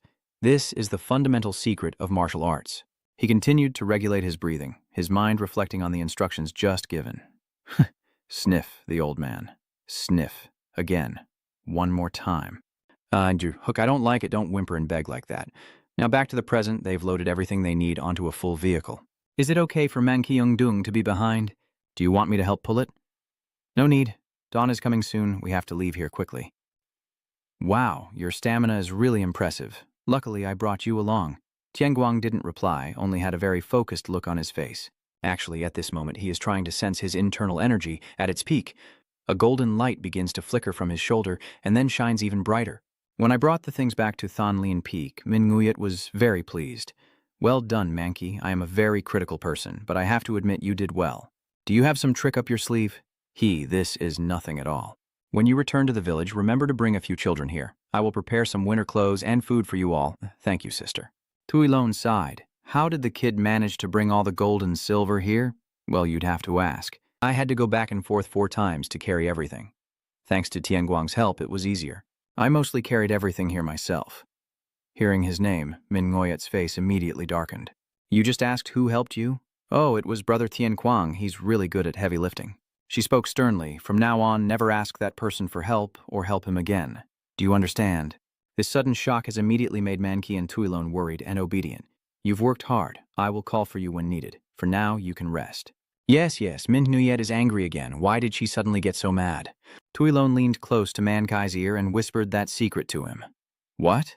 Is that Tianguang singing? I didn't expect that. It's a surprise. The next day, a group gathered to look at the bulletin in the city. What does it say? I don't know. It says here that the city was robbed, so they are looking for witnesses. All the taxes collected from the merchants last month have been stolen. What? Where did the guards go that such a thing happened? How would I know? They probably fell asleep then, but this only puts us at a disadvantage. They'll come back stronger. This guy speaks carefully. Watch out or you'll get your wife involved. Nayan said to Min Nguyet beside her, "You've caused a big problem." Really? This is just the beginning. Madam, do whatever you want, just don't drag me into it. Min Nguyet, I understand now, madam. Just as she arrived to meet him at the city hall, Min Nguyet immediately pretended to be worried. Grandmaster Nung. What happened? Then she immediately threw herself into his arms. While walking on the street, I overheard some rumors. Last night you were still in good spirits, but why do you look so haggard now? Min Nguyet, are you here because you're worried about me? Yes, because you're having trouble. Little girl, I came here hoping to do something to help you. Min Nguyet leaned close to the grand farmer and asked what exactly had happened. I didn't expect anyone to dare steal the merchant's taxes who could have done such a thing. Nai, he added. I heard that all the taxes collected this spring were also stolen. This won't affect us, right? He looked even more dejected upon hearing this. Madam, how can you say that in this situation? You need to think about the Grand Minister of Agriculture. No, it's okay. Min Nguyet is telling the truth, but right now I don't know how to handle this situation. I heard that a soldier caught the thieves, but he was frightened and attacked, so he couldn't see their faces clearly. Now he's slumped over the table, and in 2 days I have to pay taxes to the court. What should I do to find them? If the higher officials find out about this, I won't just be dismissed from my position. Don't be too upset, there must still be a way. Min Nguyet quickly thought, maybe we can collect extra taxes to make up for the lost money. That's not allowed, those are taxes from famous merchants. I alone don't have the authority to make them pay back. Oh, what should I do now? Madam, do you have a way to help him? Min Nguyet, you're really something. Grand Minister Nong raised his head and immediately stood up. Yes, skillful. Can I borrow money from Than Lien Peak? What nonsense are you talking about, Min Nguyet? We don't have that much money. Sir, please don't be like that. Thuki, we've known each other for a long time. That's right, madam. He's a regular customer of ours. Can you help him? I understand, but we don't have that much money. Even if we gather it now, it would only be enough for a single gold coin, so that's good enough. I will find a way to handle the remaining amount. Let me borrow it temporarily, just for a few months. I will definitely pay you back. Min Nguyet secretly turns her face away, her cold gaze clearly visible.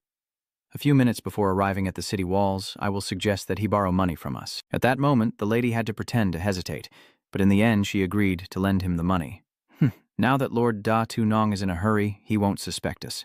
But I don't know if he can manage to cover the remaining amount. The important thing is to make sure he cannot repay the money borrowed from the madam. Keep the remaining stolen money and occasionally pressure him by asking when he will pay it back. For me, there's nothing lost, but for Lord Grand Minister, it's really unlucky. Min Nguyet predicts that according to the plan, Lord Grand Minister will tighten security at this time. This incident will make him more cautious. And you? Min Nguyet, what did you gain from this? When Neon asked, she just smiled, not wanting to reveal her true intentions yet. At this moment, Min Nguyet softly said to him, But sir, although I may be a bit naive, I know you must have something to pawn in order to borrow money, right? Ah, yes. But we are acquaintances after all. Of course, I know you're very trustworthy, so you'll surely handle the collateral issue, right? Min Nguyet looked at Dai Tu Nong with sparkling eyes, appearing innocent. Even though pledging is a small matter, I want to know if you are truly sincere. To me, you are a trustworthy person. He blushed. Yes, I should bring something to surprise them with. Seeing the prey gone and the trap set, Min Nguyet straightforwardly requested the land. After receiving that piece of land from the great farmer, Min Nguyet went to that place. There is a small plain between North Yuan City and Musun City that has been passed down through generations in his family. It is near a crossroads and close to the river, with a very good location. Mankai wondered if it was so good, then why hasn't that place developed? Because it's only been peaceful for about 10 years. Although they are far from the battlefields, places that are about a week away from the cities often have conflicts. Developing such areas is very difficult. So, how did you come to own that land? Min Nguyet paid no attention, completely focused on the map in her hand. As they approached the location, they heard loud laughter and chatter, indicating there were people there.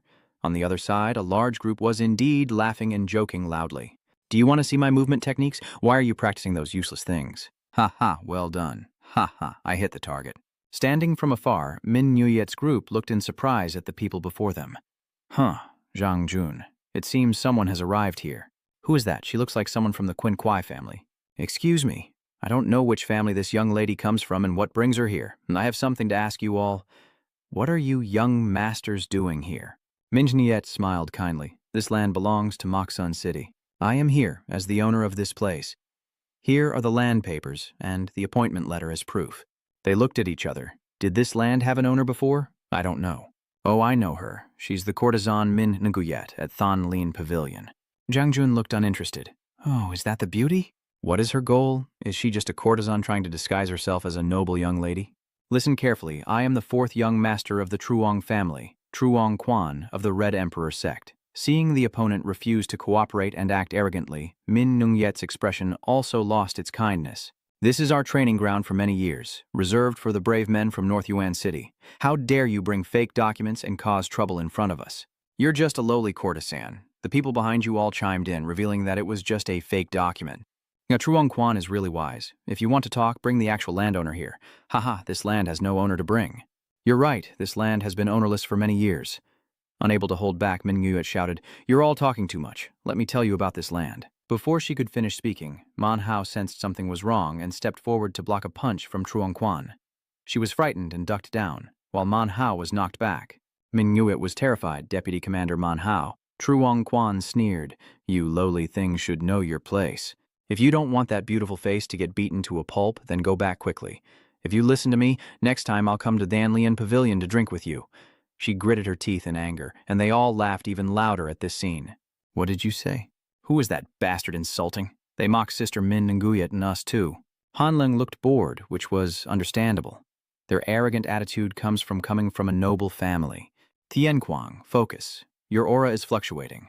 Mankai said, "Of course I want to teach them a lesson." But he defeated the deputy leader with just one punch. Then we had to return, as if trying to escape from them. Just imagine how furious Sister Min Nguyet would be enough to tear them apart. Tian Quang hesitated even more after hearing this. Hanling saw this and just smiled. "I think it's time." He stood up and crossed his arms coolly. "All right then, just in time. Do you want to teach them a lesson?" That very night, Truong Quan and his group lit a campfire and partied. "Ha ha ha, bring more wine here. This place is truly a paradise. Bring out some more snacks. But this Truong Quan, that little courtesan from yesterday, isn't bad either, is she? Huh, do you like her? Her eyes are like a wild cat's, so it won't be easy to tame her. She needs to be taught a lesson to know her place." They kept talking without noticing Han Liang right beside them. Seeing how she twirls her tail and runs away, it's really funny. Truly a farce. Huh? What is this supposed to be? Who are you? The old man chews his bun and thinks, not bad, as long as we leave a few arrows for him. After finishing his sentence, Han Liang quickly left. In the blink of an eye, he had caused the camp to fall into chaos, wounded many men, and kidnapped the beautiful women there. Of course, Han Liang also didn't forget to steal a few buns, chewing as he walked and glancing around. Zhang Jun and his companions immediately drew their swords. What just happened? Who are you? I just ruined the atmosphere and kidnapped a woman, so you must be pretty angry, right? If I had to judge, I think they're just mediocre martial artists. They are suitable for you to gain real combat experience. Take them down, Tian Quang said fiercely as he approached, unarmed and ready to face 100 arrows and swords. A day earlier, at Tian Quang's training area, he was panting heavily, holding the carcass of a group of rabbits. I caught them all within a 2-mile radius, a total of 10. Hanling brought back a whole herd of wild boars as promised. I also caught 10. Oh no, it's more than 10 animals. I had some extra time, so I caught a few more. What's wrong, old man? Why do you always like to ruin others' mood? Then they lit a fire and started grilling meat. Balancing your energy through meditation is useless. If you think staying still will make you stronger, just wait until you're beaten to death. It turns out the old man had Tianguang lift a pig and stand on a rock, then continued, the best way is to activate your energy in any situation. Whether meditating or fighting with fists and feet, you must try to maintain your energy flow at a consistent level, so you need to practice diligently. If you want to catch wild animals within 2 miles, your body must continuously activate your energy. I am sure I have become lighter and much stronger, but I easily tire because I can't move and regulate my energy at the same time. Han Liang affirmed that it's not easy. Learning to maintain your internal energy is the most fundamental aspect of martial arts. Even masters take a long time to master it. So we will provoke the people who insulted your younger sister, so you can practice. Mankey said they are the children of concubines from noble families with high status in martial arts. Their family is very powerful, but since they are not the eldest grandchildren, they don't bear major responsibilities, so their martial arts are only average, suitable as opponents for your training. Thieng Quang immediately agreed. I will go there and kill them all. We will go there tonight. If you keep fighting recklessly like that, you'll get yourself killed. Although they are only amateurs compared to you, they understand martial arts better and have more experience. You must stay calm and analyze the situation to find a way. Only then will you have a chance to win. I'll take care of the tough ones first. One last thing. There won't be any fairness in the fight, so you must prepare to use everything you have to survive. Tian Guang remained silent for a while and said, "That's unnecessary. I already know." Then he charged fiercely toward Zhang Jun's group. Tian Guang moved to the group of the man in blue on the right, then to Truong Quan's group on the left, a total of about 10 people. The old man was right. They are all martial artists. Han Luong once said, "I have a piece of advice for you. The first thing martial arts sects do before starting a fight is introduce themselves." Just as expected, Truong Quan also began to do the same. "I am the fourth young master of the Truong family from Bakanguyan City. Truong Quan is from Sichuangdao, and now is the perfect moment to strike." Tian Kuang remembered Han Luong's advice and moved forward, but pure internal energy alone isn't enough. I will show you my most used secret technique. This move is simple but highly effective for attack, concentrating all the internal energy into one point, as if releasing all the strength to unleash a deadly strike.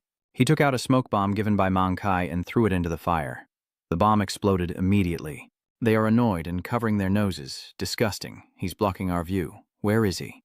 Tian Kuang suddenly appears, punching the man in the green shirt in the face. The scene immediately turns chaotic, and he keeps pressing forward, continuing his attack.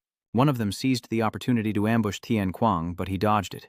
In response, he grabbed his right shoulder, threw him to the ground, and delivered a punch to his face. As the next guy ran over, Tian Kuang spun around in an instant and punched him right in the middle of the back.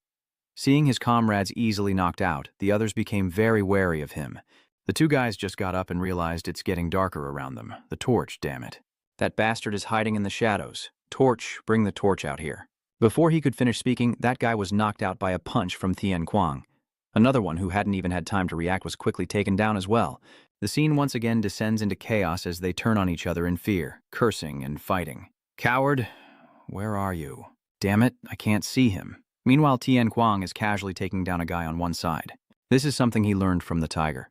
When fighting an entire army with your side being too few, ambushing in the dark is the best way. Our vision is limited, so you can ambush them and confuse the enemy. You can sneak into the camp and extinguish all their torches. Only then did Tian Kuang feel a bit of gratitude towards him. Suddenly, something sharp flew past his eye, and it was an arrow piercing straight into the chest of his own teammate. Zhang Jun was the one who shot that arrow in his confusion. "Damn it, it's too dark, I can't see anything. Get up quickly. If you fall into this crazy guy's trap, you'll shame the entire family. Focus. If you see the aura shining from that guy, you'll know where he is." Tian Kuang was exhausted. Is that bastard the leader? They've all stood up again, and they even regained their spirits just from his words. He realizes that surprise attacks are no longer effective. Tian Kuang stands firm, his body emitting a golden aura of energy. The opponent started to advance after seeing him, but this time Tian Kuang had become faster. Before the enemy's sword could reach him, his fist had already hit his chin. Two others rush forward and also get a spear to the face. Another opponent ambushes Tian Kuang but is easily countered with his spear. Seeing they couldn't fight alone, the others charged from behind at the same time. Tian Kuang clenched his fist, spun around, and delivered a deadly spear strike to push them all back. The man in the green shirt initially decided to risk it all, aiming for a quick victory with a single sword strike. But Tian Kuang clenched the blade tightly to keep it close to his body. Then, Tian Kuang kicked him in the stomach without mercy, forcing him to let go of his weapon. A burly red-haired man jumps in front of him, launching a flurry of punches to kill Tian Kuang. He crushes a tear gas bag with one hand and then pretends to throw a punch to spray the pepper spray into his opponent's eyes. As soon as the big guy lost focus, Tian Kuang delivered a punch to his core, causing him to collapse as well. Now, only Truong Quan remained standing firm, with his subordinates all lying injured and exhausted. Now both of them face each other in silence, only preparing for the intense battle about to begin. After the chaos, 9 of Han Luong's men left behind are all lying on the ground. Now only Truong Quan and Tian Kuang remain on the field, with Truong Quan pointing his sword at him. "I don't know where you're from, but I will interrogate the fat old man who just kidnapped the woman to find out why you attacked us, and I will kill you. Assassin leader, I wonder if I still have enough strength to use that move again." As he was thinking halfway, Truong Quan's sword suddenly appeared in front of him with the Shichuang Duke Fong move, but Tian Kuang still managed to dodge just in time. Seeing his fist slide aside, he quickly felt relieved. The next second, Tian Kuang grabbed Truong Quan's collar and directly kneed him in the stomach. "I have to keep hitting him while he's swinging his sword. I must stop him from swinging it again." Immediately after, he launched another deadly strike, but this time the opponent successfully blocked with his sword. Truong Quan quickly counterattacked. You think attacking multiple times with just one move will work? The man snorted, using his own sword hand to pin Tien Kuang to the ground. Truong Quan aimed at his neck but was caught by Tien Kuang. He strikes the deadly blow right into his chest. Zhang Jun grits his teeth in pain, but this hit still doesn't take him down. Idiot, you're only just realizing now that you only know one move. How dare a fool like you attack me? Using that weak body of yours to attack? As he spoke, he kept attacking Tien Kuang. The one on the defensive pauses for a few seconds, straightens up to gather momentum, and I will end this. You have to know your place in this world. Before he could finish speaking, Mankai had already looped a rope around his neck and pulled tight from behind. Sorry, brother, I was so scared that I only just appeared now. Truong Quan struggled to turn his head to look at his attacker. Seeing that it was just a boy, he got angry, cut the rope, and threw Mankai backward. At this moment, Tien Kuang Nian grabbed his hair with one hand and formed a fist with the other. It's useless, I found you, but this time I shoved a smoke bomb into Truong Quan's mouth. Tien Kuang, panting, replied, So I prepared this for you. A second later, the bomb exploded inside his mouth, and Truong Quan immediately lost consciousness. He took the opportunity to deliver the final blow. With a loud shout, Tien Kuang punched him away. Mankai, confused, looked at Truong Quan, then turned to Tien Kuang, cheering happily. Zhang Jun's eyes rolled back, his mouth covered in blood, completely unconscious. He tilted his head back, eyes closed, gasping for breath. I am still alive. The game will continue tomorrow at Thanlin Peak. The building where Min Nuyet is resting, she lies on the bed, covered with a blanket up to her feet, her face showing signs of unease and discomfort. Min Nuyet shifts, frowning slightly, and after a moment she sits up suddenly. Min Nuyet opened her eyes with sadness and contemplation. She silently thought, I am being humiliated, and I can't do anything. I still haven't been treated with respect as a human being. Looking back at the past, in some dark place, this place was too filthy. Women were raised to be sold to the rich. Men were sold as war slaves. Back then, little Min Nguyet was just as scared as other children, crying in fear, silently calling for her father and brother through tears. The witch was truly cruel. From a human perspective, I think you lack intelligence. You are just objects. Your fate is to be bought, sold, and discarded when no longer useful. Remembering this, she hugged her pillow tightly to her chest and buried her face between her knees. After a moment, Min Nuyet decided she would report this to the authorities tomorrow morning. They would order those people to leave and everything would proceed as planned. But if they still refuse to leave arrogantly, even if it means killing, I will make sure they never dare to come back. I'm not a kid who fears to do anything. I will handle this myself. At this moment, Mankai unexpectedly enters the room through the window. Min Nuyet, sister, so you're awake. Mankai, why did you suddenly come here? Sorry, I had a feeling you weren't asleep. Sorry, sister, I came here early this morning, but I have something important to tell you. The bad guys from yesterday have been punished, and they are too afraid to go near there anymore. I'm sure their family won't dare to make a big deal out of it because of the shame to their honor. Those guys were beaten to a pulp by an anonymous person, and that reckless, excited remark immediately made Min Nguyet suspicious. You just said Vodon, who is that person? Mankai stammered. Oh, my friend's acquaintances know about this and want to help us, so we initially planned to resolve it through discussion with them to find a solution. The three friends are very strong, so she sighed. All right, I'll hear about that later. I want to sleep a bit more now, so you better get out. Yes, good night, sister. At the same time, Han Liang stepped out of his hut, cracking his neck a few times. All the beauties inside are already drunk. The old man, he's really funny. I think I drank too much. The old man yawned before noticing Tian Guang sitting in a nearby corner of the tree. You're back. What did you do last night? Of course I have to ask. Of course, we drank and talked all night. We get along pretty well, so we talked about a lot of things. You're over 100 years old, so why do you party so wildly? Don't act all annoyed like you're some young kid. Age is just a number. It's a bit tough, but you still came back safe and sound. If I didn't have the help of the divine artifact, I would have been beaten to death already. The assassin technique you taught me is useless against that guy. Luckily, I returned safely. Han Liang smiled and crouched down beside Tian Kuang. Wow. The assassin master's move is just one of the most basic techniques. Knowing only those moves makes it hard to win. As I said, there is no fairness in a battle. I guess coming back victorious is also a kind of success. You did well. And welcome the young master to the martial arts world. The next day, everyone gathered in front of the open field. They exclaimed in shock, "What is this? There's no one here. Is this the place? Vice Captain? Just the other day I saw a few brave warriors setting up camp here, so I invited Commander A-Trung to come along because I was worried we wouldn't be able to handle them. Ming-Nyet stands behind, her eyes full of unease, instinctively glancing toward the empty lot a little more. Last night, screams still echoed from that place. Where is it? Light the fire quickly and bring the torch here. It's me, Tianquang shouted as he struggled against the crowd. Die. Ming-Nyet wondered, why would he suddenly get involved in everything when he's handling them all alone? Is he trying to play the role of a perfect older brother? She adjusted her emotions and asked if the woodsman could proceed as discussed. He happily agreed. Of course, this place is spacious. Chung now looked suspiciously at the empty lot, noticing signs of a struggle, and as she investigated, a piece of cloth caught her attention.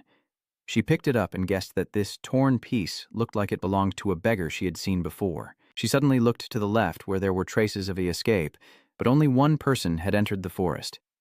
Chung had already made up his mind as Ming-Yue walked along the road, muttering to herself, money, fame, and power.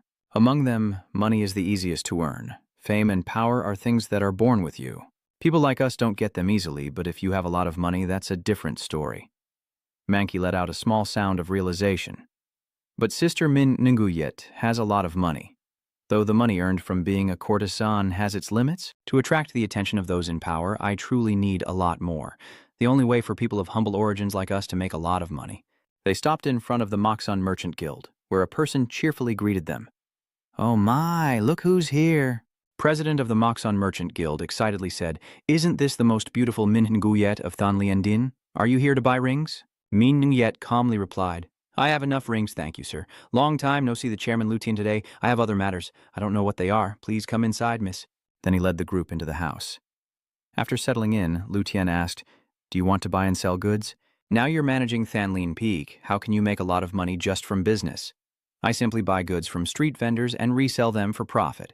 I want to discuss doing business outside Moxon City. So you want to become a street vendor?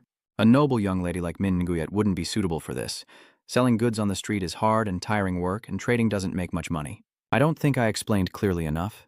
This is a letter of introduction from Lord Grand Farmer for joining my trade delegation. Hearing that, Mr. Liu stammered and asked, What kind of trade guild? Min-Nguyet also didn't deny it. That's right, I received an official letter from the Moxon authorities, so there's no problem. I plan to establish a trading guild and make a lot of money. I will form a merchant group and become its leader. News of Min-Nguyet establishing a trading guild quickly spread throughout Moxon City, attracting much attention because the top courtesan of Moxon was opening a trading guild. Jealous and envious women curious about what she will sell. Meanwhile, the men twist the rumors to gossip at drinking parties, causing the gossip to spread even further. For the lower classes, this story is even more fascinating to gossip about.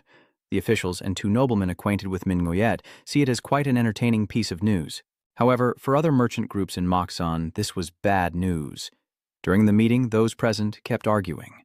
She's usually busy enough, and now she has to deal with that foolish courtesan? Ordinary people who go to the brothel sit here calling her a foolish courtesan? Why would a lowly courtesan have a letter of introduction from the government and establish a trading guild? Maybe she seduced some officials there, so they gave her the letter. Liu Tian finally spoke up to interrupt them. I didn't come here with the guild leaders just to chat. Did you hear what people are saying about outside the market? Well, those folks just love to gossip. That's right, a trading guild run by that kind of woman will eventually collapse. The Merchant Association isn't a charity. Maybe her guild will fall apart in less than a year. A woman who only knows how to serve drinks can't handle these calculations. Liu Tian retorted, living in luxury for so long, you don't know how to judge people anymore. Is Min-Nguyet really just a foolish woman who doesn't know how to calculate? Has any guild leader here ever profited from her wine-serving work? Have you never considered appointing Min-Nguyet as vice president? If you saw how she talks to me, you wouldn't underestimate her. Liu Tian suddenly remembered Min-Nguyet's confident smile. She was not joking about establishing the trade group. Her determination is evident in every sharp word she speaks. In short, I mean it's too late to worry about her sharing the profits of her trade union with us. Old Tone couldn't help but ask, What do you want us to do? He smirked slightly. Don't overthink it. Don't make a big deal out of it just because she used to serve you. Handle this your way. After all, we're not exactly legitimate businessmen. Hearing that, Mr. Liu hesitated for a moment before finally deciding to hire a hitman to eliminate her. It was already the new day soon after. A trunk slowly walks into the forest. She sees Tianguang crying out in agony as Han Liang twists his body. I surrender. I said I surrender. The old man suddenly looked at a trunk and asked, Your lover is coming. Which lover? It's you. She slowly spoke. I wonder where you are, but it turns out you're up on the mountain doing these things with an old man. Tian Kuang hurriedly explained. That's not it. If you're here to cause trouble, go back. We're busy training. Han Liang suddenly retorted. You're not busy. You're being tortured by me. Haizhong coldly replied. Because Min Nuyet's convoy is nearby, so I came here. I found traces after the battle and followed the oil stains to check the situation. Seeing this, I understand now. So I'm leaving. Wait a moment, Thuongduan, what do you mean? Sin Ni. No. What is Min Nguyet doing there? A Trung silently glanced at him. Then she turned away without saying anything. Tian Kuang followed and begged, just tell me. Come on, if you don't want to get cut, stay silent. How about this then? You should have a match with my son. If my son wins, you have to tell a story about his younger sister. And if you win, my son will do as you wish. What do you think? A Trung seems to care about that little mosquito. But Tian Kuang isn't willing, so why suddenly challenge her to a duel? I don't like that woman, so you probably don't want to fight me. Fighting the old man isn't training, he's just tormenting me. So she's the best target, and there's someone willing to help you train, so what are you refusing? After hearing their whispered words, a Trung remained silent. Tian Kuang frowned slightly. You heard a Trung say, I don't need to follow my orders. I will teach your new soldier a lesson. A lesson? You should use something other than a sword hilt if you don't want to be humiliated again. A Trung firmly grips the sword handle, ready for battle. Then the two engage in combat, with only the sound of Tian Kuang's desperate screams heard. After a long while, he was knocked to the ground. Not willing to accept it, he asked Han Liang. Old man, you didn't challenge her because you thought I would win, right? No, I just wanted to correct your arrogant attitude. It seems you dislike my young master, huh? Female swordsman. I just want him to see what I look like when I am serious. 2 days later, late at night, someone secretly arrived at the Musun Merchant Guild. 2 masked figures stormed into the room, and behind that door someone was waiting for them. Lu Tian greets calmly. It's been a long time. Hong Hua, are you still well? Hong Hoa didn't answer him, but asked directly, is the target this time a courtesan? Yes, her name is Min Nuyet. She is a beauty at Than Lian Pavilion, but she dared to offend us despite knowing her place. Anyway, she's just a woman, so she's easy to eliminate. If killing people was as simple as you say, you wouldn't have paid to hire an assassin. This time our mission is to take 3 gold bars. Hearing that, Lu Tian was startled and exclaimed, 3 bars of gold? You're crazy. This will cost 3 times more than last time. Jia immediately calmed him down. Leader Lu Tian, he has remained calm. Suddenly, some threads flew out of nowhere and pierced into his neck. Bak Chi coldly raised his hand to control the threads, his eyes shining with cruelty. This made Lu Tian's group extremely frightened. They heard the person opposite suggest that this mission was to kill the most famous courtesan at Than Lian Peak. You don't want the rumor that she was murdered to spread, right? Staging the incident as an accident or a suicide isn't easy, and you're just outsiders thinking other people's work is simple? As expected from the most famous assassin in northern Yuan. We would never underestimate your work. I will pay you. All right, then I will take a gold ingot as a deposit. And we are not only the most famous in the northern Yuan region, but also the #1 assassins in the Central Plains martial world. Hong Hoa and Bak Chi slowly left. Hong Hoa gently reproached him. You've gone too far with your jokes. Bak Chi is fine that way. Thanks to you, my hands aren't stained. As the disciple of Hong Hoa, you should know how to handle people like that. What do you think? Can you handle that courtesan alone? From now on, since you have become a killer, I will assign you your first mission. Bachi hesitated but finally nodded softly. Hong Hoa cheerfully praised him. That's the true disciple of Hong Hoa. Soon it was morning, and Manki watched the workers tirelessly building the frame, unable to hold back her excitement, and exclaimed, Sister Min Nuyet, this place is so big. Look at this. It must have cost a lot of money. Surely Min Nuyet has spent all her money on this. Wait a moment, the cart must be placed here. Hey, I told you to leave the cart here. Min Nuyet suddenly heard some exclamations behind her. You really hold on tight to me. You're quite resilient, and you're so diligent, you're like 5 people combined. It reminds me of when I was young. All right, let's quickly move this place. Her eyebrows furrow slightly as Qian Guang, seeing her, happily calls Sin Ni. Min Nguyet softly asked Han Liang behind her, What is he doing here? And what else? Of course I'm making money. That kid keeps rambling about my little sister, saying she's always talking about you. I heard you built a guild hall nearby, so I came to help you out. You know, helping the little sister and making money at the same time, killing 2 birds with 1 stone. Who told you that? Han Luang immediately pointed at the gossip group and tattled. It's these kids. Then the old man turned to a Trung and said, Thank you for helping our young master practice. Thanks to you, he learned a lot. Huh. Why is everyone suddenly avoiding me? Min Nguyet's body trembled slightly, but after calming down, she relaxed her posture. She looked towards Tian Kuang standing far away, fearing she might anger him if she approached. Then she asked Han Long to help her by saying, "Please, could you pass on a message to him for me? I need to speak with him at the hill during the watch." "Why don't you say it now? He's over there. I have to entertain guests at Thanlin Peak right now. Please remember to pass on my message." Min Nguyet quickly returned to Thanlin Peak, where outside numerous men were embracing courtesans and making lewd remarks. Laughter kept ringing out endlessly. Min Nguyet sat alone in the room, slowly lifting the cushion. Under the bed are countless gold and jewelry. That is the wealth she had saved from entertaining guests. She had spent most of this place building the guild hall, covering all construction costs, hiring traders, and buying supplies. It seems she underestimated the amount of capital needed, her eyes gradually darkening, and finally she sighed, resigned. At the appointed time, Min Nguyet quickly ascended the mountain slope and turned back to ask Manhwa, "From this point on, I will go alone. Is that okay?" "In that case, we will wait here." "Thank you, sir." Deputy Team Leader Manhwa. Then Min Nguyet moved forward alone and stood leaning against the high cliff. After a while she returned when she heard a noise, and Tian Kuang stepped out from the bushes. Min Nguyet calmly said, "You came earlier than I thought. Take this. I added some money so you don't need to worry about losing out. Just take it and go." But the person behind her showed an extremely strange expression. "Min Nguyet kept talking, and your appearance didn't make me happy at all. Instead, you only bring painful memories from childhood. Memories I can never forget. Now all I can think about is that hellish time I went through. I don't want to know how you'll live or what you're thinking. From now on, I just want to enjoy happiness for myself. My life has been too hard. I don't want to worry about the relatives I don't want to see." Min Nguyet realized the person behind was closing in on her. He had been silent all along. She turned around suspiciously and asked in surprise, "Who are you?" Bakchi reveals a cruel look in her eyes. Min Nguyet quickly turns and runs away, calling Manhwa. She was tightly bound by Baktri's rope. Seizing the opportunity, he drew his dagger to eliminate Min Nguyet, but suddenly he sensed something approaching. Tian Guang just arrived and blocked Bakchi's attack with a wave of his hand. He angrily questioned, "What do you want to do?" Back to that afternoon when Min Nguyet was talking with the construction workers, surrounded by loud praises. "You hold me so gently yet so firmly, your endurance is impressive, and you're so diligent. One of you alone is as strong as 5 people combined. You remind me of when I was young." While everyone was talking, one person was silently watching, their gaze fixed intently on Min Nguyet. He overheard what she asked Han Luang, and after gathering the information, Bakchi went back to create a mask. Finished, he picked it up to prepare for action. At this moment, Tian Guang is holding Bakchi's arm tightly. He was extremely panicked when he saw that. As Tian Kuang attacked, he shouted at Min Nguyet to run into the forest. He used the Earth Shield Sword and the Hell Wind Blade to push Bakchi away, and his disguise gradually faded.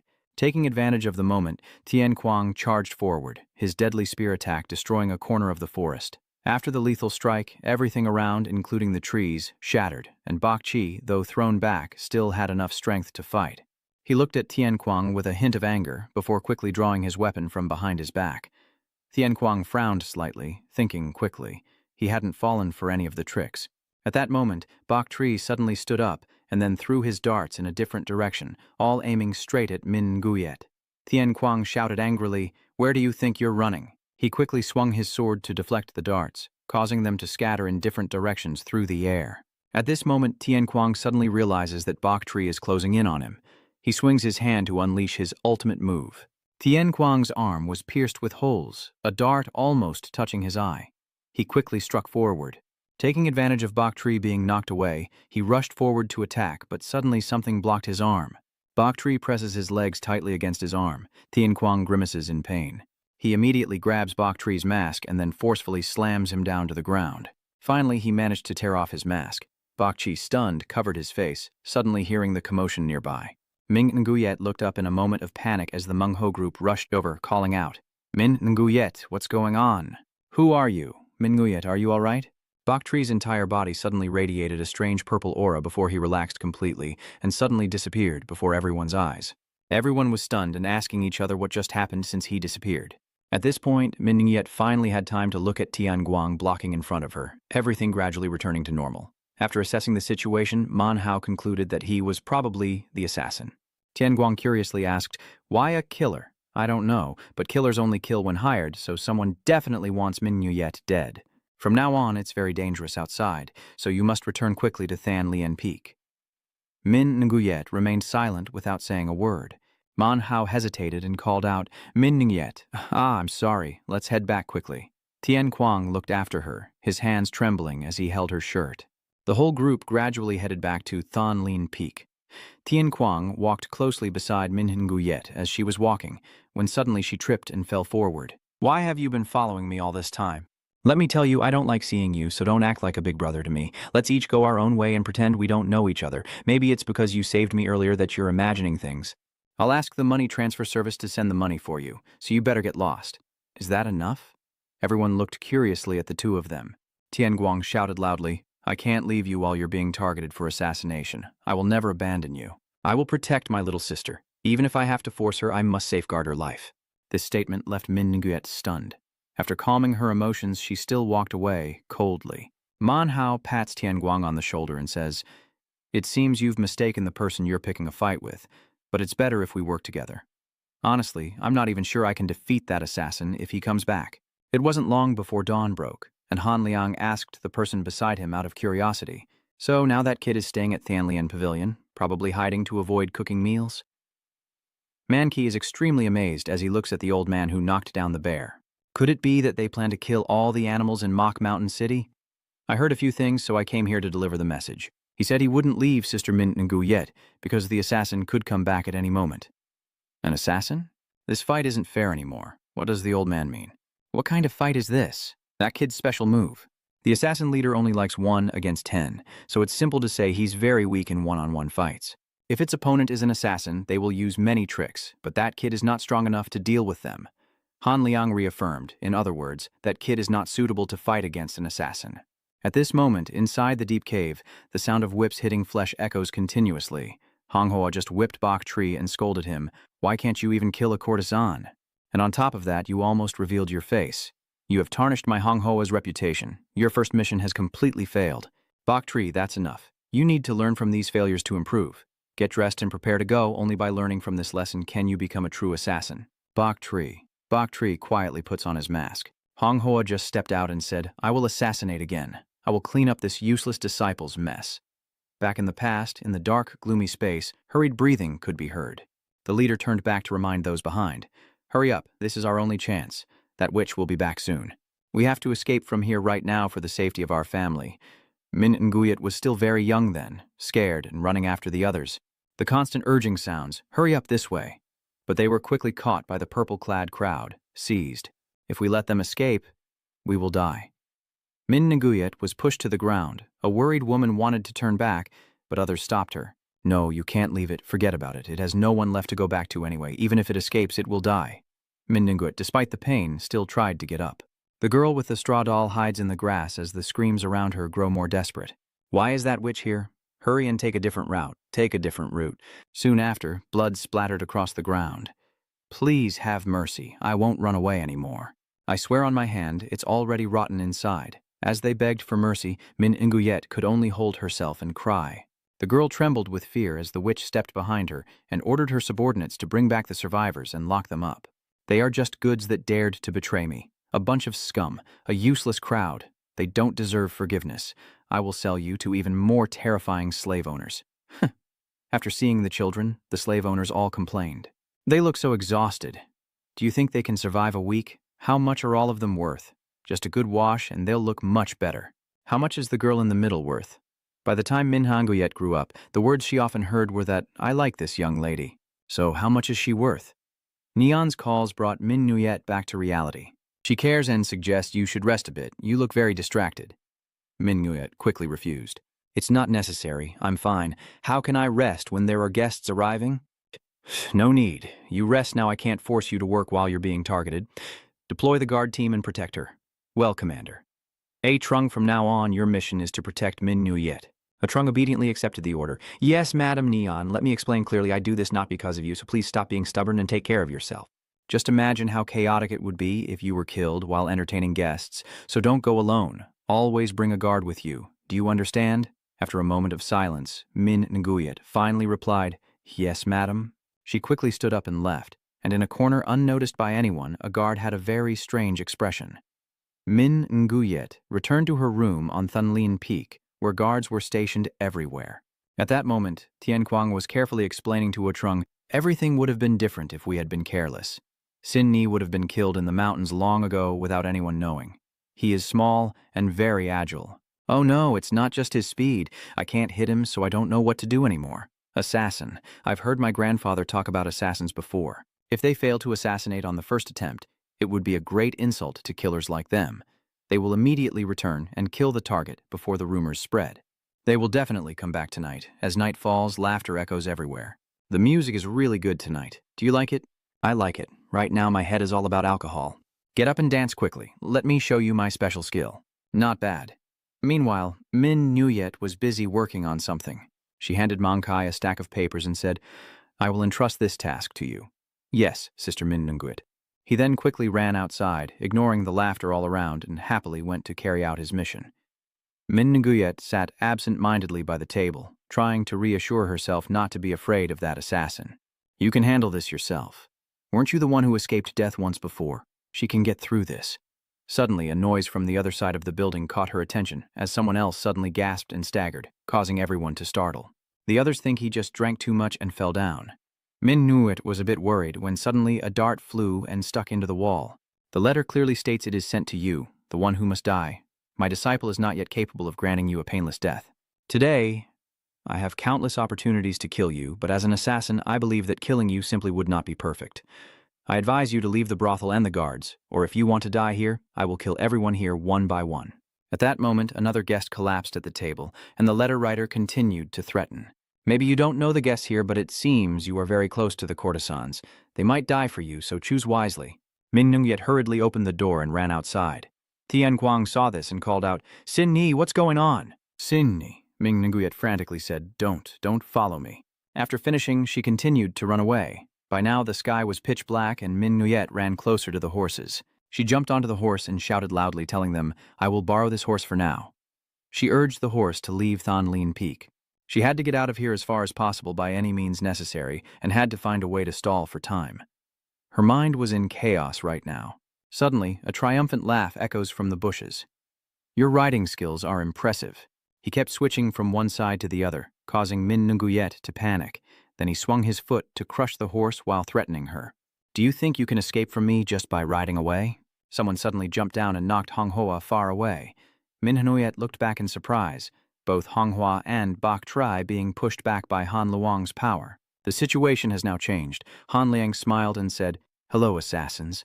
The old man then stepped forward to shield Min Nunguyet, his entire body emanating a fierce golden spiritual energy that suddenly erupted as he prepared to fight. That power causes the surrounding space to tremble. Bai Qi and Hong Huo still stand firm against the terrifying wind. Han Liang frowned and pondered what was happening. If I hadn't arrived in time, you would have lost your life already. Their aura is very pure. Unlike our demon disciples, they detected me very quickly. Both of them have reached the realm of insight, especially the big one, a master radiating an aura I have never encountered before. At this moment, something is rushing toward Bok Tree from behind, and a Chung suddenly jumps in to ambush him. She strikes with a powerful blow, knocking Bok Tree far away, who quickly plants his feet to steady himself. A Trung then uses the waterflow fish crossing attack to assault him, and she successfully approaches Han Luang, asking with concern if Min Nguyet is injured. Han Liang looked over and asked, You swordwoman, lightness skill, you're good, but where is my young master? Next time, make sure to train him properly. He's too slow, so I came here first. At that moment, Tian Guang was running desperately while calling out, Sin Ni, Sin Ni. Hong Hoa chuckled softly and remarked, Kinu, it seems you're quite lucky. You have been protected quite carefully. When I heard my disciple's assassination failed, I thought it was due to inexperience, but it turns out I should have handled this mission from the start. It's a pity. Assassination shouldn't be too noisy. Killing a few innocent lives just to eliminate a courtesan like you is truly a waste. I advise you to give up and willingly surrender your life, so I can grant you a truly beautiful and peaceful death. There's no such thing as a beautiful death. Do you really think I would willingly sacrifice myself just to die at your hands after everything I've been through? Are you stupid or what? Just die already? Even though she speaks bravely, she hides very well behind a Trung. Just then, Tian Guang rushed up right behind Hong Huo, swinging his fist and shouting, Get out of here! Hong Hoa simply flicked his hand to send him flying away, then used his leg to bind him tightly, leaving Tian Guang utterly stunned. What? When did I get tied up?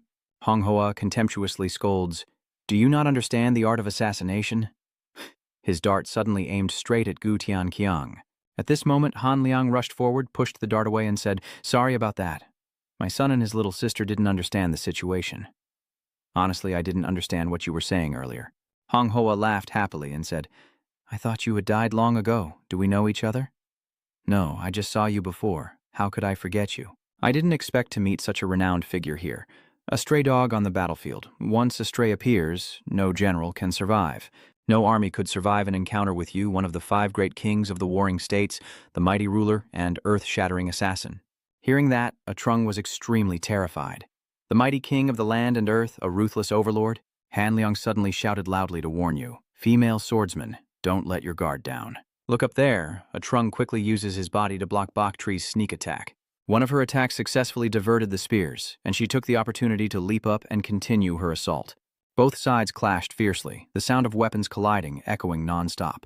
Bok Chi, while blocking Trung's attack, swung his other hand and shot a spear directly at Min Nguyet, but Tien Kwang appeared just in time to deflect them. Then he waved his hand, pushing a palm strike to send it flying back.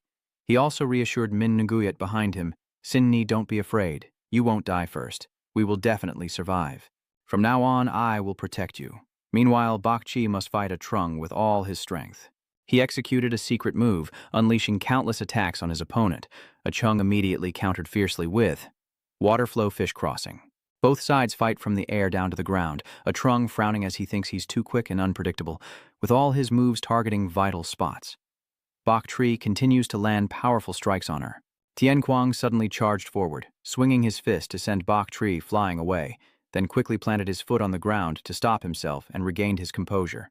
"What is this? Why did you suddenly appear?"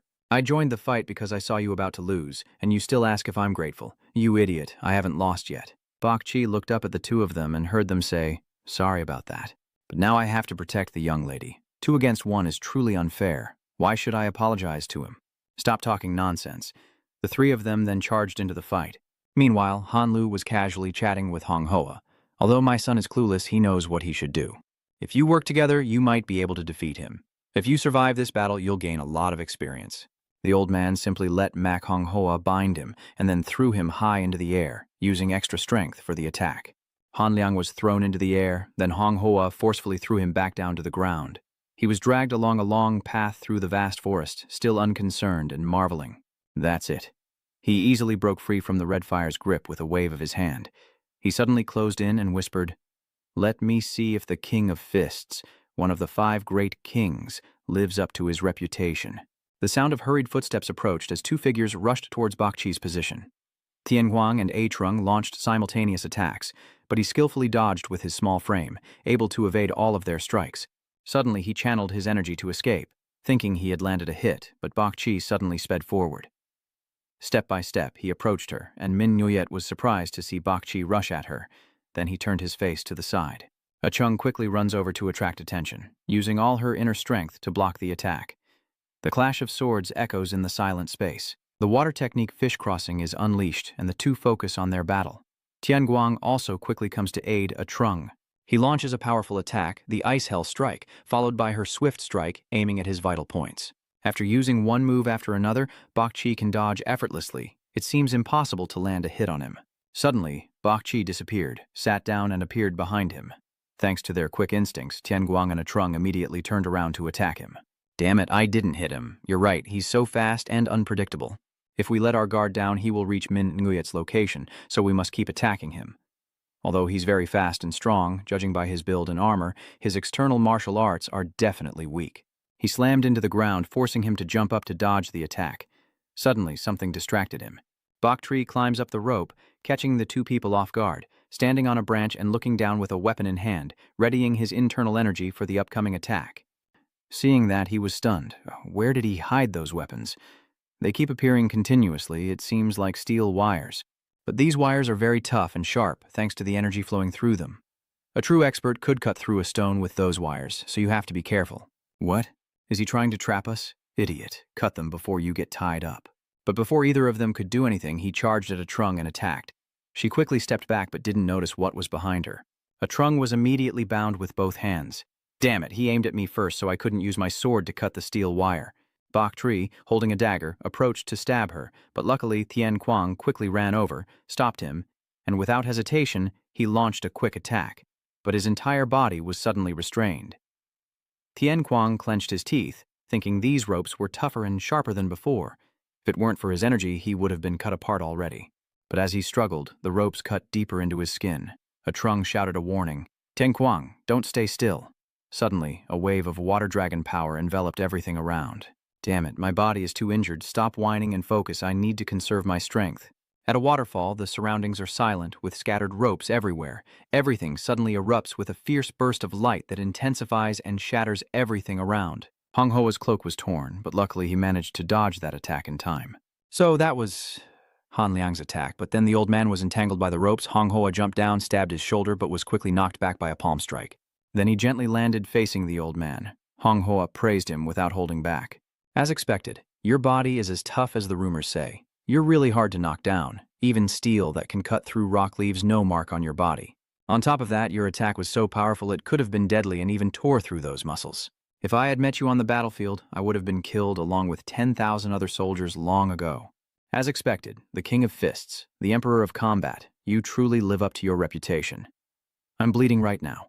Why do you keep saying I'm hard to deal with? And you're a killer who talks too much. I don't fight you, so those words just sound like mockery.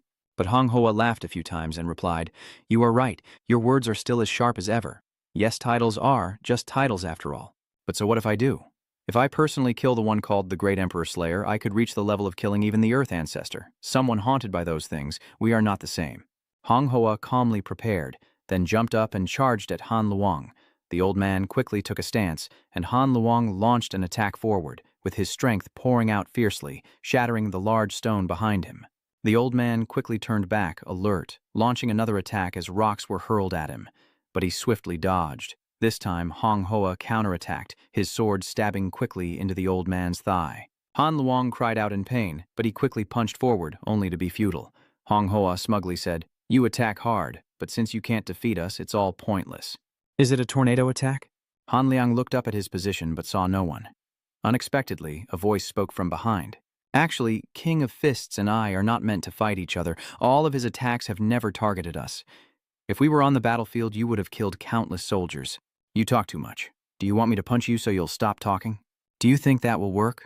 No matter how strong you are, Han Liang begins to focus on the fight, his voice continuing to echo. If you don't fight us, it's all pointless. Don't you realize that yet? The king is being stabbed hundreds of times by my sword and will bleed to death. Suddenly, red fire strikes secretly from behind, making this death very special.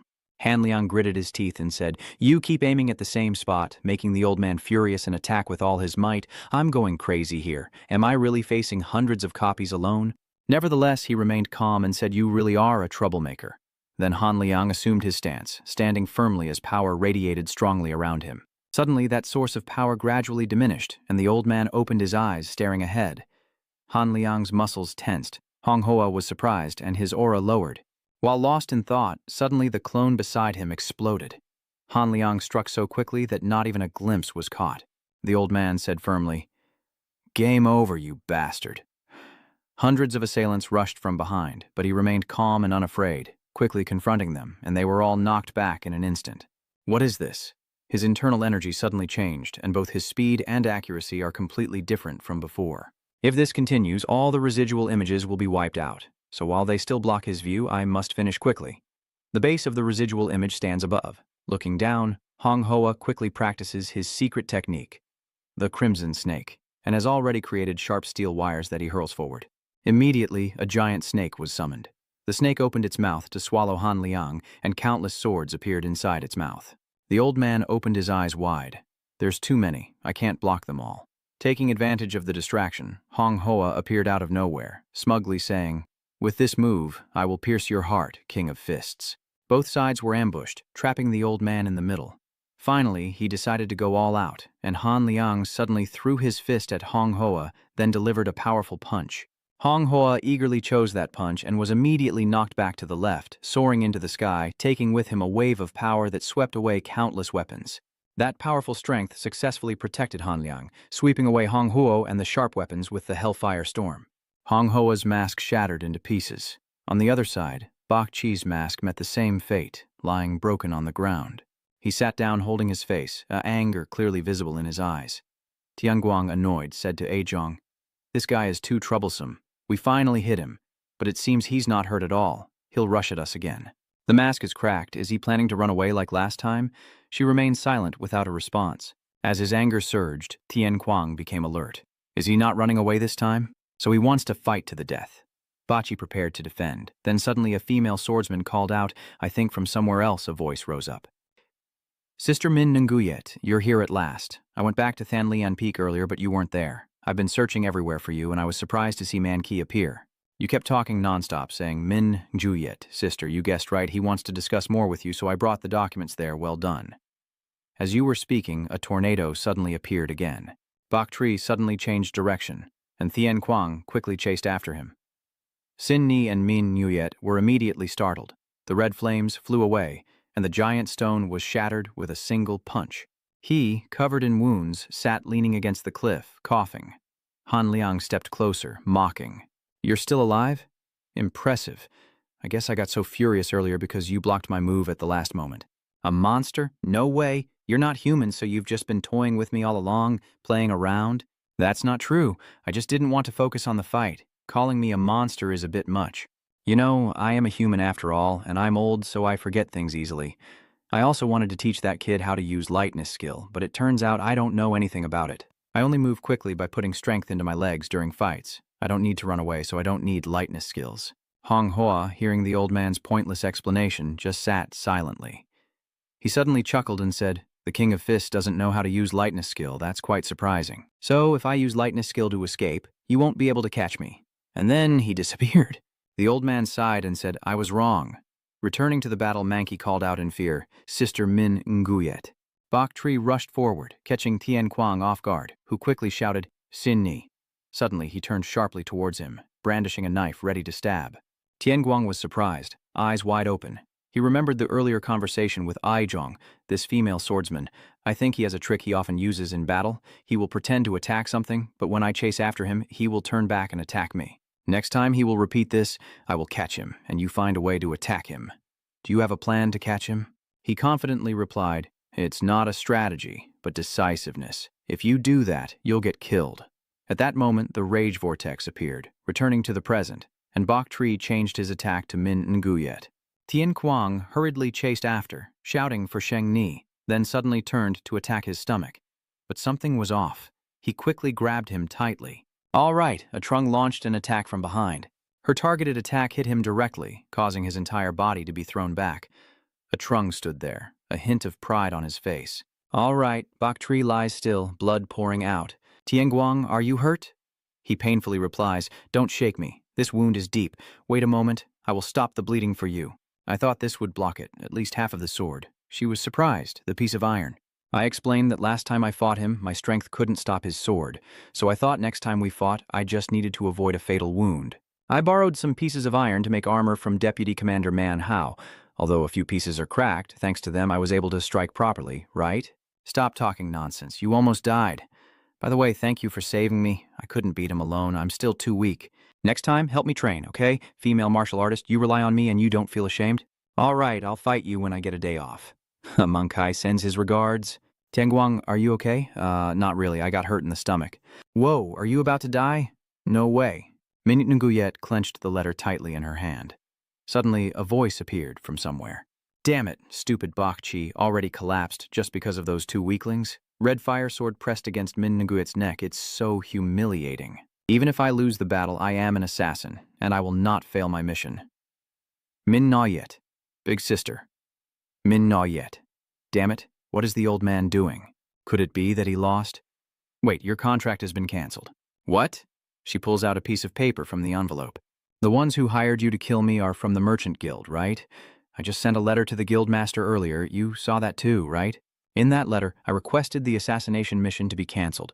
They will stay silent and withdraw from this assassination and will cooperate with my trade guild in the future. I also agree to pay the amount they hired you for. This is the withdrawal letter. They have agreed to those terms, and I plan to show you that killing me is completely pointless. I am now the one paying you. Do you still want to kill me? Geisha, how do you have that letter? Where did Han Liang come from? Sorry about that, I let him escape, old man. He gritted his teeth and said, You think you can fool me with just that piece of paper? Fine. But you said killing you is useless. Yet I lost the fight and my body is badly wounded. It's too humiliating and unacceptable, so you must die. Tian Guang shouted in panic. Sheng Ni, get ready to attack when Bachi rushes in to fight Hong Huo. His head was severed from his neck, huh? His body immediately collapsed. A killer who murders for money is the very reason killers exist. If you kill out of emotion, you're no different from a murderer. Hong Huo, didn't you teach me that? Losing control and killing without profit, you're no longer a killer. In the end, you're pathetic. You've gone mad, killing impulsively and getting caught by me, so you'd better go die. Han Liang helplessly praised, Wow, your loyalty to your master is touching. You even killed your own master. He replied, He is my master and my grandfather. Since I was born, he has been the one raising and torturing me to become a killer. A cold-blooded person forced me to kill my own parents in my first assassination. After I killed them, he finally said that they were my real parents. It was they who escaped from him. After killing them, I finally learned they were my parents. At that moment, I thought that one day you would also die at my hands. Thanks to you, I finally had the chance to kill him because I had never seen him so off guard before. With both the beggar and the female swordsman, I owe you a favor. Be careful when you sleep. Next time I will definitely kill you. Then he disappeared, along with Hong Huo's head. The old man sneered, Lucky you have good friends, but those aren't friends. They're killers. A few days later, in front of a private residence, the beautiful Min Nuyet sat eating candy, and everyone could only watch anxiously. Don't worry too much. Now let's discuss some issues not mentioned in the letter. 3 days after the assassination, in a forest, the sound of swords clashing echoed. You took down a master with that move. Trung looked at Tian Guang with disdain. Damn it, just say something believable for once. What does someone like you, a former soldier, have to lie about? It's true. Why should I lie to you? Mr. Mankai asked Han Luang, Is it done yet? Trung, holding a skewer of meat, added, The more I hear, the less believable it sounds. Even if they were caught off guard, how could it happen so many times? Moreover, the last person you beheaded was Tran Nguyen, your successor to the heavenly guardian sovereign. You say that a strong and famous figure in the northern border military circles like me was stabbed in the back by you because I was careless? Famous? The mercenaries said he only reached some kind of divine transformation stage.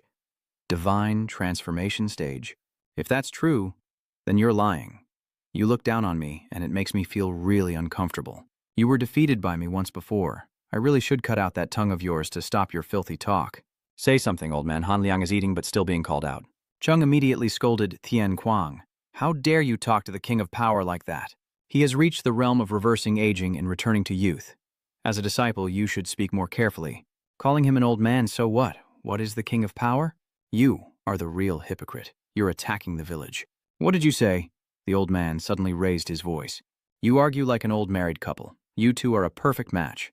First of all, regarding Tian Guang's story, this old man thinks this way. First, Tian Thu Qianthen's son has not yet reached the divine transformation stage. From the beginning, terms like divine transformation or self-inflicted destruction are just illusions created by humans. On the battlefield, rumors like these are often deliberately spread to reach the enemy troops, making them more likely to panic when they hear such news. But Tian Chuang said he defeated that Ma Qi with just one move. If he's strong enough to take down someone like Ma Kai, he's not an ordinary person. Actually, Ma Kai deliberately let himself be beaten. Ma Kai has a very high endurance and is rarely killed by normal attacks, so he is always placed in the front line. The backstab tactic is pretty clever. I wonder who came up with that plan. If a young martial artist can easily defeat the enemy's vanguard with just one move like that, he will definitely let his guard down. That will be the perfect opportunity to strike. People often say that outside is tough, but inside is fragile, so today we will focus on training the mind. Female swordsman. Quickly attack me with your sword. Huh? How dare I? Oh no, I will accept this lesson. The old man just wants to act tough. Just stab him and stay silent. This is a lesson from the king of power. You should take it seriously. She focused her attack, delivering a strike to Han Liang's chest. Man Qi and Tian Guang are surprised. Are you really going to cut him? I shouldn't have joked about killing him earlier, the old man said while eating and praising. Your martial arts are quite good and accurate. Based on how you train, you can look like a god or have a body as hard as stone.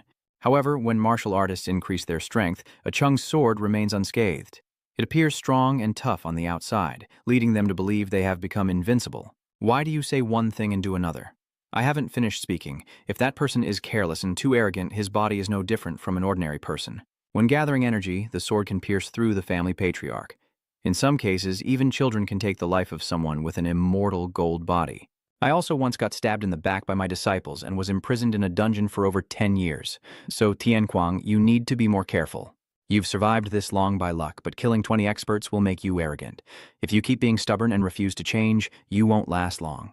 The female swordsman trains very diligently, but she is too honest and straightforward. In this battle with the assassin, although the enemy has been revealed and can be attacked directly, in reality most fights involve tricks and ambushes. No matter how strong a martial artist is, a moment of carelessness or stubbornness can get them killed. That is the brutality of martial arts. The old man suddenly shouted, "He's bleeding!" He helplessly said, "Your words and actions don't match at all, but Mankey, aren't you going to the nursery today?" Today, Miss Minninguit is busy meeting with the trade delegations. She said the negotiations might take a long time, so she brought soldiers along. What about a Trung? You should go too. Today, I have a day off. Deputy Leader Manhwa has gone with Min Nguyet. Hey, if Min Nguyet starts a trading company, wouldn't this be your chance? Why? I think you can apply for the job too. The more strong people there are, the better. What do you mean? I am a guard hired by Than Lien Peak. If everything goes well, you could apply for a suitable position to protect the younger sister. Han Luong called out from behind, "Help me over here." At Tu's house, Min Nguyet calmly said, "Don't worry too much. Now let's discuss the matters not mentioned in the letter." The faces of the elders were contemplative, and I suddenly realized that when I discovered you had sent assassins to kill me, I should have discussed and talked with you more thoroughly. That's right, I should have explained what benefits my caravan could bring to you. I was too hasty and inexperienced. Luckily, I am still alive now to share more with you. Lucky you, Lu Qian chuckled. Is that so? If you think that way, her eyes are sharp. I'm sorry, I forgot that you are now the guild leader. I was used to speaking without considering your new position. All right, I'll take it as a sign that we can speak more openly. My thoughts are exactly what I wrote in my letter. I know that all 5 trading guilds in Moxon City each have their own special items. The Lutian Trading Guild specializes in gold, jewelry, and other luxury items. The entire family's guild focuses on meat and livestock. The G family's trading company mainly deals in oats and grains. Tao Tai's trading company specializes in wood and farming tools. The Tumavu trading company specializes in medicines. Of course, you have all traded various products, but I know you all maintain a balance and respect for each other's characteristic goods. But suddenly a courtesan appears and intentionally disrupts that balance. This is truly very dangerous and causes great upheaval. Efficient business relies on Biak Nguyen being close to Moxon City. Trade caravans in Moxon City don't need to deal with unnecessary supplies for the local people. Just sell all the goods near Bac Nguyen City so there's no need to handle complicated goods. This helps reduce supply issues, but at the cost of losing all major profit opportunities. It's impossible. The reason I chose a location outside the city is because of this. It's a place that allows me to easily trade with other caravans. During wartime, the most essential items are weapons. My Mingyue trading caravan will produce and sell weapons for the battlefield. I understand why you don't send merchants to the battlefield. Merchants and traders often lose their lives when sent out there. Because of bandits, attacks, and the dangers of transporting supplies to the front lines, many people are at risk and lose their lives. But because the demand is so high, the profit from trading weapons is truly immeasurable. To do this, I earnestly ask for your help. I lack the knowledge and experience you have. If you are willing to offer advice and help rather than refuse, I would be grateful. I am confident that the Moxon Merchants Guild can surpass Bei King in wealth. What do you think? They just sat silently. Lu Qian spoke up. Can we not decide today? We want to discuss this matter further. She smugly looked at the current situation. At night, Min Nuit leaves. She's truly bold, brandishing her sword to threaten us before even starting, and now she wants to become a war supply merchant. She knows nothing. If we cooperate with her, we will also be in danger, right? Certainly. But Tao Tai, can you force yourself to smile and try to live with someone who intends to kill you? If it comes to that, that sword is actually the weapon of the assassin we hired. She could kill us but chose to profit and cooperate with us. She's not an ordinary person. Inside the mansion, Min Nguyet looked confused and stared intently. What is this?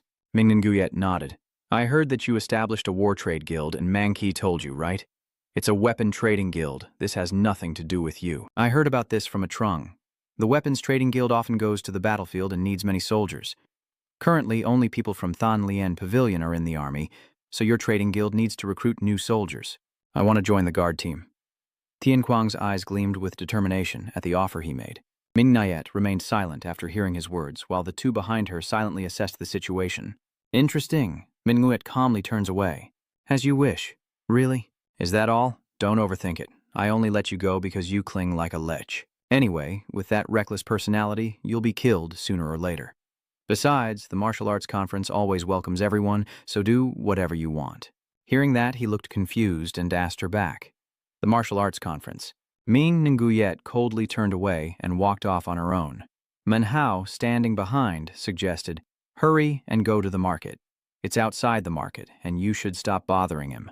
"Let's go quickly, Deputy Leader Manhwa." He quickly followed her after hearing that. "Yeah, right. Yes, yes." At the Cao family notice posted outside the market, everyone is bustling around to look. The constant murmurs continue. It seems like this is a pretty big gathering. Is Min Nguyet organizing a martial arts tournament? Is this Min Nguyet's courtesan troupe? The venue is at Min Nguyet's Tavern, located between North Yuan City and Moxon City. If you participate in the martial arts gathering, you'll receive some money, and the champion will become the head of the escort team. Tian Guang, who was illiterate, only understood the content after hearing it. Laughter of joy echoed. "Something exciting is coming up. I should take the kids there to check it out. Should I join in? I heard they have a lot of food there, and it's been a long time since we last held a festival. This trip will be fun. Anyway, since this is a weapons trading caravan, it requires a lot of money and comes with many dangers. There's a chance we might encounter bandits on the way. If we are too weak, they won't pay for the weapons. So to survive long term, this trade caravan needs more money than others." Thuilon walked along, curiously asking Min Nguyet but Min Nguyet, "Why are you organizing the martial arts gathering?" She calmly explained, "Festivals usually bring in a lot of money. This way, it helps promote the caravan, recruit soldiers, and make a lot of money, killing 3 birds with 1 stone. As I expected, my savings are not enough to organize the festival. Luckily, even though there is a war outside, the people in Beiyuan City and Musan City are living quite comfortably. Once their basic needs are met, they will seek entertainment. The martial arts tournament will attract many people. We just need to collect a small toll from the people in the 2 cities, and since merchants will come here, we can make more money from them. Moreover, rumors spread quickly through word of mouth, helping us attract more talented people to join the guard team. Currently, we have more than 100 participants. If the martial arts tournament goes smoothly, we can earn extra capital, expand the trading team, and recruit guards all at once." Mankai raised her hand and asked, "So since we're looking for someone to take on the role of leader, we need to check all the candidates, right? You also fully agree with him?" "Yes. Because we are looking for a leader, we need to focus on their martial arts. Mankai, can you bring the elderly and children from your home here to help with the caravan?" "You can agree immediately when you hear her suggestion. I will bring them tomorrow." In another place, Han Liang skeptically watched the martial arts tournament, explaining to the old man as he defended himself. "That's right. Shengni has to prepare thoroughly for the tournament to select the guard team. Are you interested, old man? They will give us the toll money." The old man straightforwardly retorted, "Too noisy. I don't like being stared at by others. Besides, if I join, it wouldn't be fun. You have to fight each other to make it interesting. Kid, your decision to participate is reasonable. Fighting against the fighters in the arena is a thrilling experience." Tianguang, suffering under Han Liang's control, screams in pain. "I surrender. Let me go." "Oh, if you get the toll fee, buy a lot of salt. We're out of seasonings for cooking meat." He hurriedly begged, "I understand. Let me go now. I surrender." As the martial arts tournament begins, crowds eagerly join in the festive atmosphere, with vendors shouting their wares one after another. "Fresh fruit here, come and get it. When watching the tournament, you have to enjoy some snacks. Hurry up and buy a few to test your sword skills. If you hit this swordsman, you'll get double the bet. Everyone, ride your horses and take a stroll around the arena." The martial arts tournament has become more lively than ever. Tianguang looked around. So many people, it's like this is the whole neighborhood. "The contestants have to wait inside, right?" Mankai waves his hand from one direction to call him. "Tian Kuang over here." He immediately turned around. Manki, running quickly, said, "You should thank me." "Why?" "Because there were so many fighters applying that I almost got eliminated in the preliminary round, so I secretly slipped your application into the selected papers." He looked at him with a critical gaze and said, "You still haven't fixed that sneaky habit, have you?" Mankai bitterly said, "Now you have no right to scold me. What if I get chosen without your help?" Hearing that, he hesitated and turned away. "That's true, but damn it, I just wanted to help." Thien Kong comforted Mingqi when he saw him feeling down, saying, "All right, but don't do that again next time." Suddenly, a tall figure walked past and bumped into Mankai, causing him to lose his balance and fall to the ground, startling Thien Kuang. Mankai, Truong Kai, holding an axe, passed by Lam Li with a gloomy look. "Hey, what are you looking at? You're too small for me to notice. How dare you block my way, kid?" Mankai tearfully looked at him in fear, while Tian Kuang straightforwardly questioned and grabbed a handful of sand from his hand. "You should pay attention when walking, right? You are the one who bumped into us." "What?" Everyone around started to murmur excitedly. "What's going on? It looks like a fight is about to break out." He's holding something big and heavy. With a threatening look, Zhengji sternly asked Tian Guang, "Do you know who you're glaring at, you little brat? This is your fault. You should go see a doctor to get your eyes checked." The guy, hearing that, immediately got angry and cursed. "Damn it!" Suddenly a voice interrupted between the two of them. "Hold on a moment." Hu Huan suddenly appeared and stopped the two of them. "The assembly is about to start, and there are many people around, so please stop arguing. You look like a mercenary, right?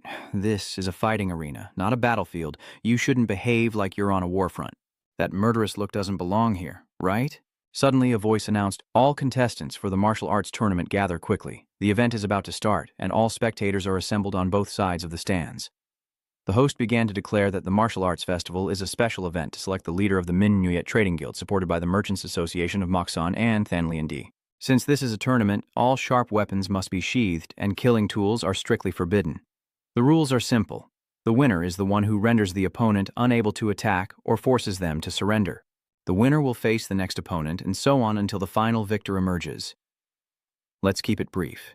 The first match may now begin. General Vu, leader of the Tonglang troop, Ma Chanqi. Chanqi sneered and stepped onto the arena with a halberd. "I didn't expect you to face me. You're doomed now." His underlings shouted from below. "Big brother, keep going." The host continues to announce the match against the wandering warrior to be held at Mok Mountain. Tian Kuang. He grits his teeth in anger upon hearing that. "Vagabond, it turns out you're not a kid, but just Unshin." Tian Kuang saw him say that and remained silent. The host loudly announced that the first match was starting. Tian Guang slowly approached Truong Qi. "What is this?" He looked at him seriously. "Take this for you." Then he suddenly threw the handful of sand into the guy's face. Truong Kai shouted angrily, "What are you?" Tian Kuang then kicked him in the groin again, causing Truong Kai to gasp in pain. Tuilon and Man Kai eagerly face off below, surprising the crowd as well. The host also staggered in shock at this scene. Everyone around was laughing and talking excitedly. Min Nguyet silently watches Tian Kuang's performance. The host only shouts, "You winning is invalid for Tian Kuang." "What? I already won. Of course I didn't. You made him infertile. No one said I couldn't hit him there. Just forget about this." The underlings from Kai School rushed in panic. "Boss." Everyone burst into hearty laughter. "What's going on?" "Idiot, that's obvious." Hu Quan watched the recent match and narrowed his eyes with calculation, falling silent. "What's going on?" "He knows how to control his energy and move pretty quickly. I heard he's just an amateur." Hu Quan smiled grimly. "This guy's really interesting." Hu Quan easily defeated his opponent in the match, confidently finishing his performance brilliantly. Min Nguyet and Tuilon kept chatting and laughing about the fight, Tuilon's face blushing as she continued her dance. Their performance was as graceful as butterflies in the wind. Everyone around was captivated by the stunning scene. Cheers gradually grew louder with excitement, and shouts echoed across the arena. At Thanlian Peak, a silent atmosphere envelops the space, as Min Nguyet's gentle voice echoes. "Sorry for letting you two take the credit and come here. Actually, our mercenary corps is still under construction, and the martial arts assembly is ongoing, so that place isn't suitable for you two to stay." Hu Quan replied politely with a smile. "No problem." Truong Kai looked around and sighed. "So this is the famous Thanlian Peak." Min Nguyet unfurled the scroll to announce congratulations on becoming the new leader and deputy leader. "Thanks to both of you, the martial arts conference was a great success. From now on, Quan will become the head of the escort team, and Ma Truong Kai will be the deputy head." "Understood. You two must be tired after the big event. Rest first, and in 4 days you will go together to the forge." Deputy Commander looked at Min Nguyet with curiosity. "Madam Leader Min Nguyet, what about the other members?" She calmly replied, "I haven't thought about that yet. Since they will be working under the escort captain, instead of me choosing, you should pick first. Understood, if you assign me that task, I will choose carefully." At the mountain deep in the forest, Han Liang's mocking laughter echoed excitedly, expelled for cheating and embarrassing himself. Mankai also joined in, but those guys really liked this kind of game. There's nothing more exciting than this. Tian Guang still sat in a corner, feeling upset and confused. "Why is that?" "I already won. I mean, if that guy revealed a weakness, I had to attack." "You still don't know why you lost?" Han Luang quickly explains it to you. "You've only fought on the battlefield so far, so you don't understand what you need to do. These sparring matches are like child's play compared to real combat." He irritably starts to pick at himself. How stupid. I missed my chance to approach Sin Ni. Han Liang saw him collapse and cry, then laughed until tears streamed down his face. "Huh. Is my little guy crying? Are you crying because you lost?" "Don't cry. Brother Tian Kuang is very touched. Because of you, I fought that guy. Hearing that, he immediately slammed him to the ground. I didn't cry. Han Luang hurriedly moved aside to avoid his anger. The boy is angry. Someone is crying because they lost, and now he's furious. Mankai moved aside, not intending to tease anyone. Get out of the way. I hate you both. I will kill you. The men laughed joyfully, echoing through the forest. Huquan walked alone into the woods, curious as he looked toward the source of the sound. He followed that direction quietly and approached. Huquan stepped in front of them and said, "Hello." He clearly explained his purpose for coming to this forest. Tianguang asked in surprise, "Do you want me to become a member of the guard team?" "That's right. Captain Min Ningyet entrusted me with selecting members. Although the rank for ordinary members isn't high, we plan to choose a few contestants from the previous tournament, especially you, Tianguang. I've had my eye on you for a long time. Although your aura is still unstable and your actions are hard to predict, from what I observed during the tournament, you seem to have a lot of combat experience and deserve to become a member of the guard team." Han Liang marveled at Yuquan. "Oh, you have a good eye for people, so you choose someone who specializes in targeting others' weak spots?" Huquan sincerely reached out to Thien Quang. "Anyway, my team is newly formed and needs experienced fighters.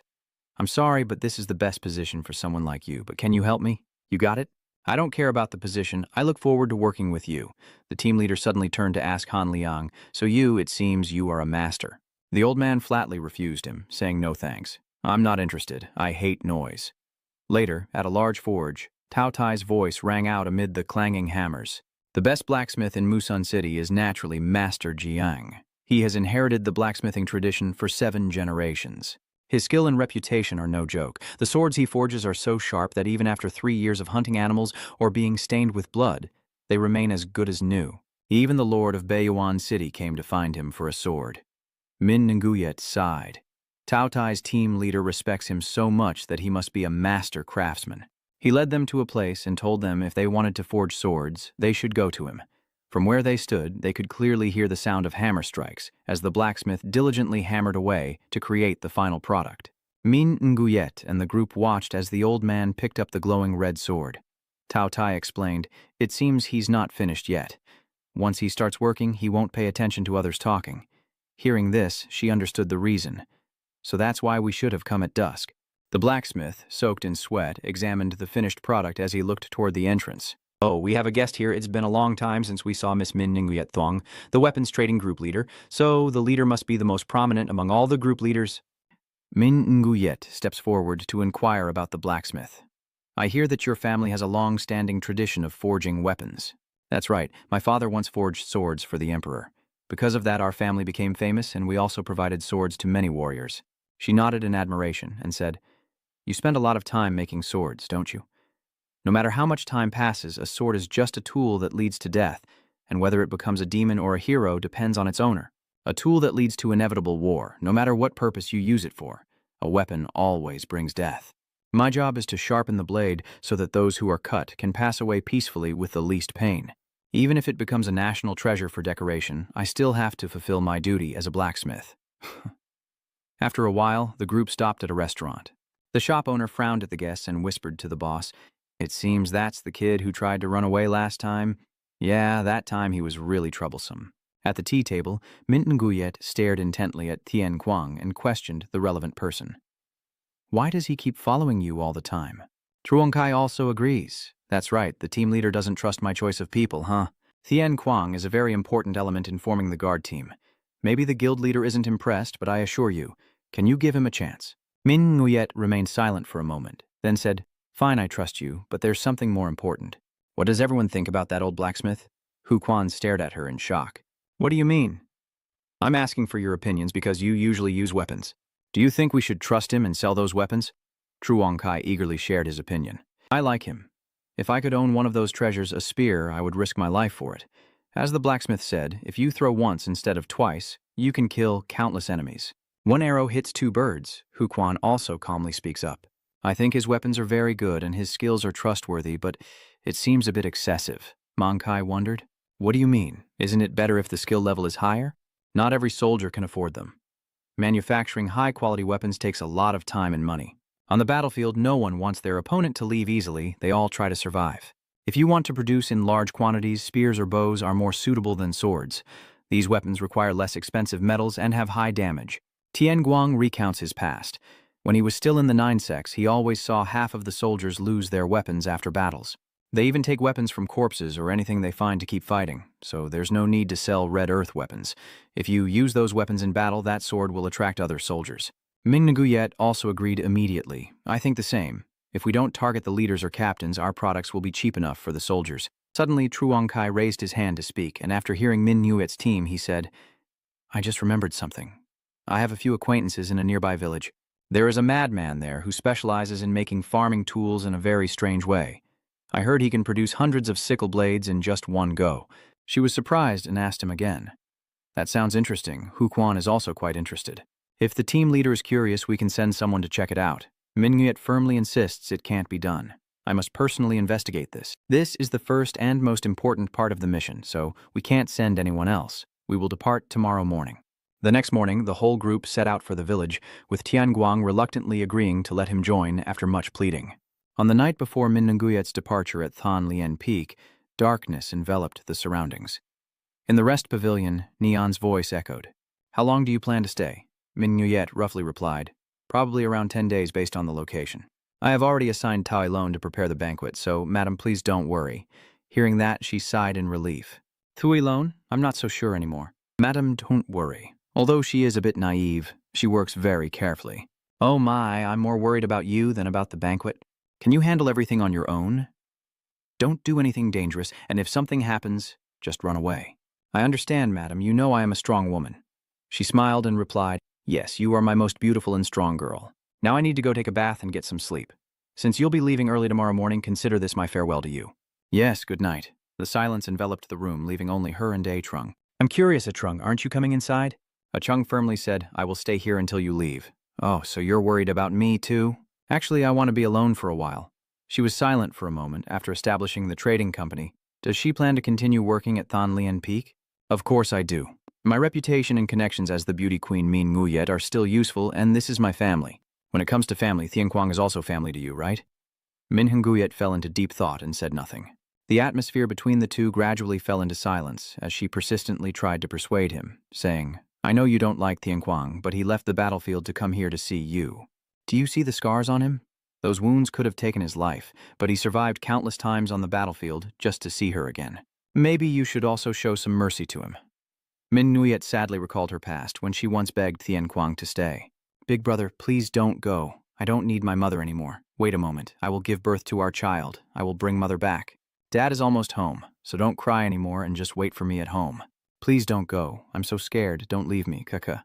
After a while, Min Nguyet's father, feeling anxious, told her to go to the old lady's house on the hill as he needed to find Thien Quang and would return soon, so she should wait for him. Hearing that, she burst into tears uncontrollably. Returning to the present, her face darkened. Do you think you understand me? Did you sleep with him? She immediately panicked and retorted, What are you talking about? Oh, I see you're still awake. I thought you were my sister-in-law and would stay out of other people's family affairs. Or perhaps a noble female swordsman from a peaceful family like you thinks she can understand me just because this lowly courtesan paid her. Min Nguyet's voice hardened as she said, Thanks to that great older brother. My mother left, and my father died. Thanks to him, I was sold to dirty men from a young age. Do you know what I did to survive and how I was treated like an animal? I endured those disgusting acts just to please the men who bought me. Has Tian Guang escaped death on the battlefield many times? But I had to live in hell, a place where even if I wanted to die, I wasn't allowed to. What about now? You think you understand me? Do you dare to belittle others' suffering just because you grew up in a happy family? Listen carefully, A Trung. Who suffers more doesn't matter. Those who suffer misfortune all feel pain. As they continue their journey to that village, Truong Kai keeps talking non-stop. I'm telling you, squad leader, I grew up in a small mountain village during a war. My father knew a bit of martial arts and trained me until he was drafted. Because of hunger, I and my friends ran away and formed a mercenary team. I heard that as long as I become a mercenary for a sect, I won't be abandoned anymore. But we are just kids, so nothing is easy. We are sent to the front lines every day to be prey for the enemies, and out of 20, only 4 survive. So I joined the martial arts tournament hoping to change my fate and become the leader. But since meeting my senior, I realized there are many stronger people out there. Hu Quen smiled and replied, I was just lucky I don't ask for much anyway. We just want to live well, eat well, get married, and have children. Mankey sighs, Well, Lai Tuong indeed, but why do you call the squad leader senior brother? Kid, if someone is stronger than me, that person is my senior brother. You heard that and sneered, so Tian Kuang also beat you? Is he also your senior brother? Pathetic. I am the one who won. I don't understand why the team leader chose someone as dishonest as him. Tian Kuang hesitated. I still can defeat you. What did you say, little one? Mininguyet said irritably as she rode ahead on her horse. That's enough. Be quiet, leader. You can organize everything yourself. How far is Machuangki from this place to that village today? He quickly replied, Yes, Commander Mininguyet, we're almost there, about 3 watches from now. Yu Quan turned around. If you're tired, let's rest for a while. Yes, let's rest for a bit. I want to draw the map. The terrain information is very important for the guild. We need to keep updating the map for easier trade. Hu Quan was impressed and said, Wow, Leader Min Nguyet seems to be quite skilled in martial arts and map drawing, truly talented. Suddenly a strange noise caught Mankai's attention. Curious, he asked, What's wrong, Mankai? I hear animal sounds coming from the forest. Yes, there are many noises, probably a pack of wild animals sneaking in. Moreover, there are also mixed voices. In the forest, the wolves rush wildly, chasing their target. The frantic footsteps desperately trying to escape on the ground. A boy holding his younger sibling grits his teeth as he runs forward. Hurry up, run faster. Big brother, I'm so tired. No, you can't stop. If you do, you'll die. Suddenly, the younger brother tripped and fell face down on the ground, and the older brother shouted in panic. Van Nai, the wolves are closing in on both of them with sharp teeth. Brother disregarding everything, he hugs his younger sibling tightly. Zhang-Chi suddenly rushes in to eliminate the wolves in one strike. The wolves stopped when they saw their opponent attack their comrade. He turned to the children and said, If you don't want to lose your heads, bow down. These wolves have beautiful fur, just when I was about to change my own. The howling of the wolves echoes as if a furious power engulfs the pack. Zhang-Ji looks at them suspiciously and asks, What? Why is this happening? The wolves' eyes turn yellow, and their evil power makes them even stronger. They roar fiercely and charge at him violently. Hu Kuang and Tian Kuang also rush forward to support, quickly unleashing their strength to drive away the wolves. What? Even animals know how to use internal energy? Hu Kuang quickly explained, Animals also have internal strength. Theoretically, if properly trained, they can use it, then swiftly ordered everyone to focus and prepare to attack, warning that if they weren't careful, they could be torn apart. The furious wolves attacked the group with intense force, and they quickly formed a line to confront them. Trung Kai fiercely swings his axe to cut them down, unleashing his power to destroy them. The wolves of Ho Lang Pu growl nervously as they face him. The other two were just as fierce, continuously attacking and ruthlessly bringing down the pack of wolves. Their continuous strikes kept coming to protect the two brothers as all 3 of them remained fiercely determined to wipe out the hungry wolves. They fell as if defeated. They kept attacking to finish them off quickly. After a while, all around them are the corpses of wolves. Tian Kuang punches down, decisively killing one. Zheng-Ji also did not hesitate to raise his axe and kill. The spear in Hu Kuang's hand also struck without hesitation. A wolf gradually approaches the 2 children. The older brother tries to protect his younger sibling in his arms, tears streaming down his face. Trung Kai quickly reached out to shield the 2 children. He glared coldly at the kids. Damn it, kids, you're getting in the way too much. The 3 wolves surrounding us put Truong Kai in a tough spot. Suddenly, a force hit him, causing confusion. Tian Guang charged forward, punching the wolf biting Truong Kai's hand away. He was stunned and exclaimed, You, An! But he was interrupted. No time to talk. You handle the ones above, I'll take care of the lower part. Truong Kai then swung his axe to fend off the wolves in all directions. Tian Kuang also coordinated smoothly with him, fiercely striking at them without mercy, continuously unleashing moves that made the wolves howl in pain. Earthly, divine kick, iron hell. Truong Kai was so amazed he couldn't speak. This guy is so powerful. A wolf suddenly howled loudly and lifted its head. The other wolves gradually moved toward it. Hu Quen, clutching his spear tightly, charged at them, analyzing that in a herd of living animals there would be a leader.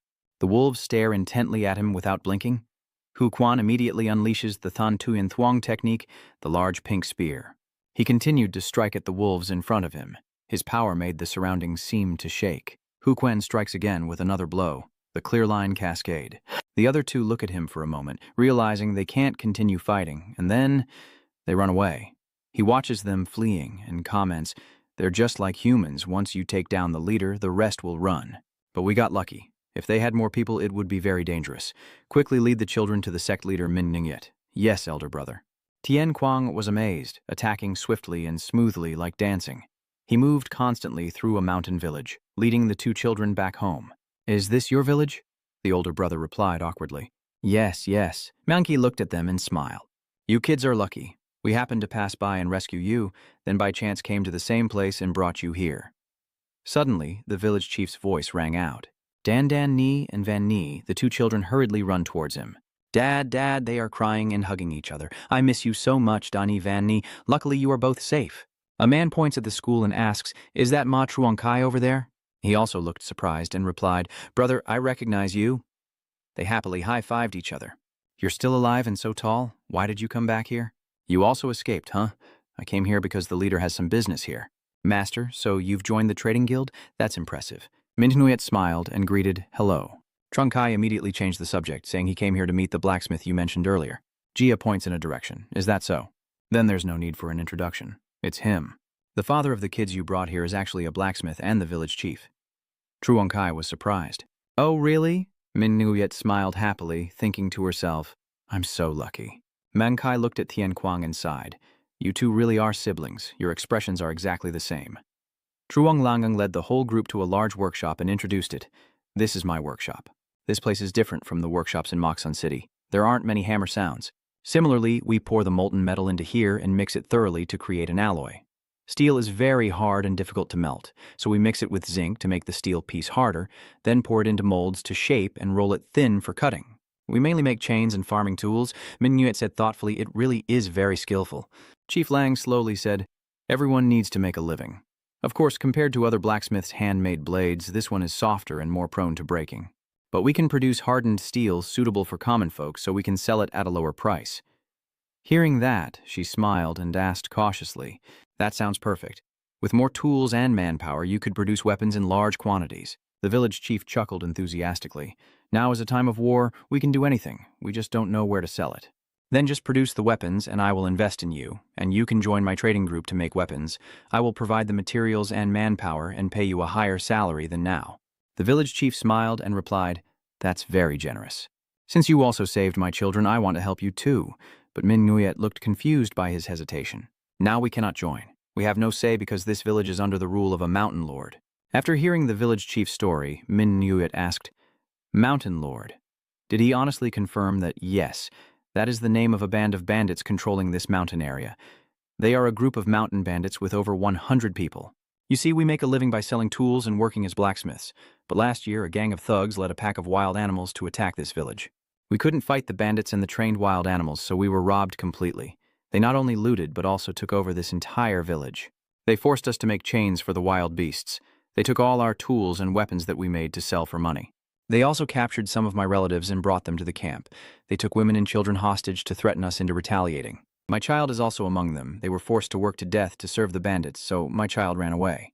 That's why the children were chased by wolves. I truly appreciate Commander Min Nguyet for saving them. But in the end, the children will still be taken back to the camp. Min Nguyet predicts that even if you hide the children, their relatives and neighbors will be affected. The village chief agrees with her, saying yes. Given the current situation, it's hard for us to help you. Leader Min Nguyet turned to Hua Quan, the squad leader, and asked what he thought about how dangerous these bandits were. He pondered. We don't have exact numbers, so it's hard to say, but a band of robbers controlling a pack of wild beasts capable of internal energy cultivation, if we fight them in the mountains, we'll be at a disadvantage. If releasing the wolves now is only part of their plan, we can't defeat them all alone. If they have more allies, it will be twice as dangerous. They resemble an army more than a band of bandits. Hearing that, she immediately started to consider. War beasts? The constant noise is getting closer to the village. It's Sun Quan. They're coming. Chief Lang quickly stood up. Damn it, they've arrived. Too fast, everyone find a hiding spot and do not come out no matter what. Min Nguyet and who? Quan looked blankly as he left. The bandits surrounded the yard and the villagers came out. Zhao Thach's voice echoed, It's strange. The children should be in the camp. But they're here. Half of my wolves are chasing them and haven't returned yet. Children cannot kill my wolves. The village chief, please explain quickly. The village chief stammered, Well, I planned to keep the children here for one night and send them to the camp afterward. And maybe the wolves got lost in the mountains? Triothak asked with the wine jar, challenging him. The wolves got lost in the mountains, village chief. What are you talking about that's so unreasonable? I think this way, village chief, huh? I think the old man hired someone to lure us out here, and they accidentally rescued the kids fleeing and killed my wolves. Chief Lang hurriedly explained in panic. It's not like that. I would never do such a thing. A soldier rushed over and knocked him down, silencing him, and the two children, frightened, exclaimed, "Wow!" Truthak calmly releases the dog's leash. Whether human or dog, they must be disciplined properly. If left too relaxed, they will cause trouble. Just like lying without blinking, you can't fight the wolves, so tell the truth quickly. The village chief still refuses to admit it even as the wolf approaches. "I don't know, I really don't know." Huquan quickly stopped Mintnguit. "Don't go out. Their side is too many. If we fight them, I can't protect the Mintnguit caravan." She was startled and froze when she heard that. And Truthak immediately questioned, "Why are you trembling so much? Surely the village chief knows something. Tell the truth? Or do you want to die?" The wolf opened its mouth wide as if to bite the village chief's head, and he looked dejected, secretly thinking he's doomed this time. Suddenly the wolf licked his face as if teasing him. Seeing the tears of fear rolling down the chief's cheeks, Jothach burst out laughing. "I was just joking with you. Do you really think I would kill you? Would I have the heart to kill a skilled craftsman like him?"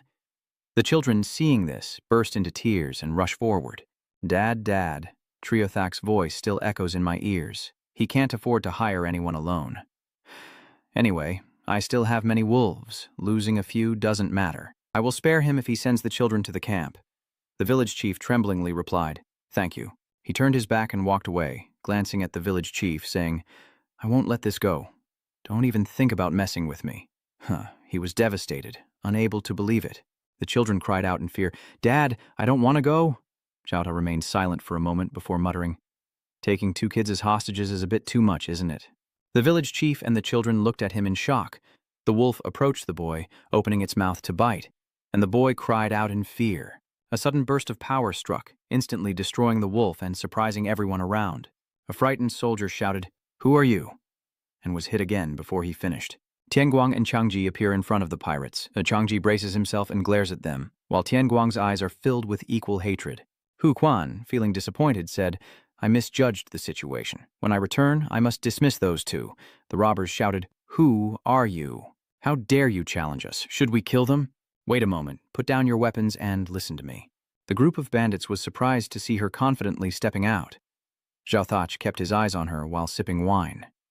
"Well now, I didn't expect to meet a woman in this remote place. Pleased to meet you. I am Min Nunguyet, the leader of the Min Nunguyet Trading Company from Moksan City. It seems there was some misunderstanding that led to this situation." He sneered and replied, "So, the misunderstanding is that you are the ones who killed my dog? I apologize, but because those wolves attacked us, we had no other choice." She angrily turned to Tian Kuang. "You!" Min Nguyet decisively slapped him, leaving Trung Kai behind, stunned. She openly criticized him for provoking the heroes with his reckless actions. "I apologize to you. This person is too rash. I will compensate for all the damages. We mean no harm, so please understand. Now stop standing there and bow your head to apologize." Chung Ki Huan He looked at Min Nguyet, but Tian Kuang quickly interrupted him. "Yes, sir. The leader of the group, bow your head and apologize." Ma Truong Ki. As soon as he finished speaking, they both bowed their heads to apologize to the bandits.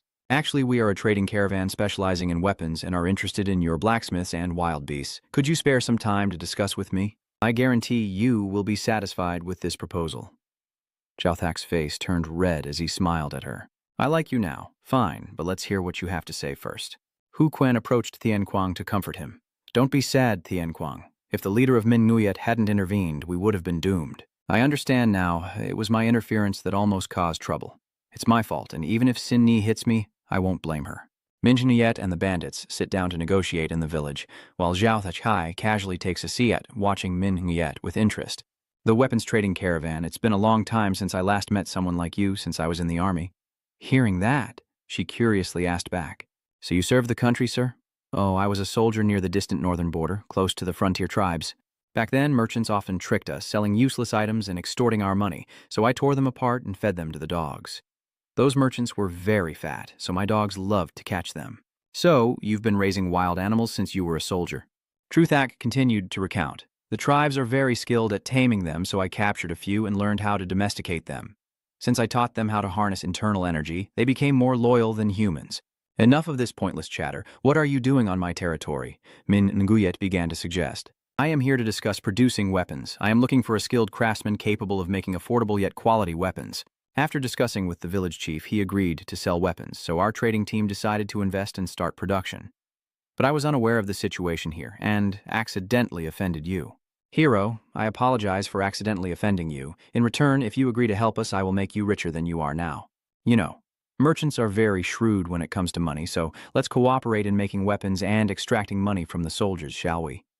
Just leave the trading to me, a money-loving merchant, and all you need to do is sit back and receive the money we bring back. You'll become as wealthy as your current strength, and not just a mountain troop, but also a rich and powerful landlord. Triothak smirked lewdly at her and said, "The merchants know how to hit the right spot. A wealthy landlord, I like that. But when discussing such important matters, we men usually invite each other for drinks to show friendship. I want to invite your trade guild to my camp to discuss. You won't refuse, right?" The Heavenly Light group behind Min and Guyet were all startled and alert upon hearing this, but she calmly bowed her head to show respect. "Of course, great hero. I very much want to go there and enjoy a drink with you right now, but you need to prepare the banquet, and as a woman, I need more time to get ready. It wouldn't be right to go to the Grand Master's camp in this situation. Do you feel the same way?" Triothak smiled at her, his gaze becoming more and more lecherous. "All right. I will reconsider and give you time to prepare. However, my people will stay here and escort your caravan to the camp once you're ready." The disciplined soldiers loudly responded, "Yes, sir," and continued to carry out the mission, while the others took the children and left to patrol. After a while, Huquan started blaming Tianquang and Truongqi. "Both of you were too reckless. We almost lost our lives." "Are you telling me we should just abandon the children to die?" Huquan then asked back, "So if you two go out, not only the children but all of us will become bait for the dogs. If the Mingyue sect leader hadn't intervened in time, we would have fought against the Luke Lam faction. Can we handle all of them on our own?" Hearing the analysis like that, he stepped back. Tianguang lowered his head and said, "I'm sorry. It's because I ran out without thinking that Ma Truongkai followed. This is my fault." Seeing the village chief and the children reminded me of the past. Trungkai patted his shoulder to comfort him. "It's okay. After all, second brother is very brave. If you hadn't rushed out, I would have gone out myself." "Why are you suddenly calling me older brother?" the guy immediately honestly admitted. "At first I didn't like you, but now I see you're a good person, so you are now my second brother," Tian Quang stammered in response. "You say that, but am I really your older brother?" Wen tiredly stands up and says, "Let's think of the next plan. Now I'm so tired, the current situation is too complicated.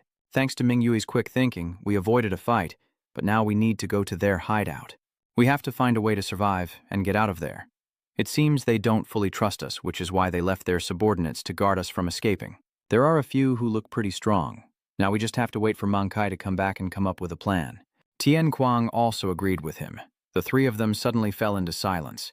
They suddenly turned to look at each other. Tian Guang asked suspiciously, "Where did Mang Kai go?" At the large camp of the Luke Lam sect, groups of slaves are still carrying supplies and moving around, working tirelessly to repair and renovate the camp. Mang Kai hid behind a tree, watching them. He was surprised. "This is their camp?" "Even though I hate scary places like this, since Min Nung Yet told me to stay, Manki, don't go outside. Just wait here." "Understood. This is my specialty. I will find a way to chase them away. So hide here and follow us to their hideout to scout for me." Mang Kai sweatfully looked at Min Nguyet and said, "I wish my older sister didn't assign me such missions." Turning back to reality, he quickly surveyed his surroundings, must spy quickly, and then leave. Mang Kai gloomily listened to the distant screams. "Come on, kids, get inside. You're lucky this time. But if you dare run away again, your father will definitely die." He sighed, saying they forced the villagers to mine the stone quarry and deliberately built fortifications around it to control the villagers. "These bastards are clever." The commander scolds the children. "Stop crying and get to work. Tonight you have to work through the night." The boy cried out in response, "Yes, sir."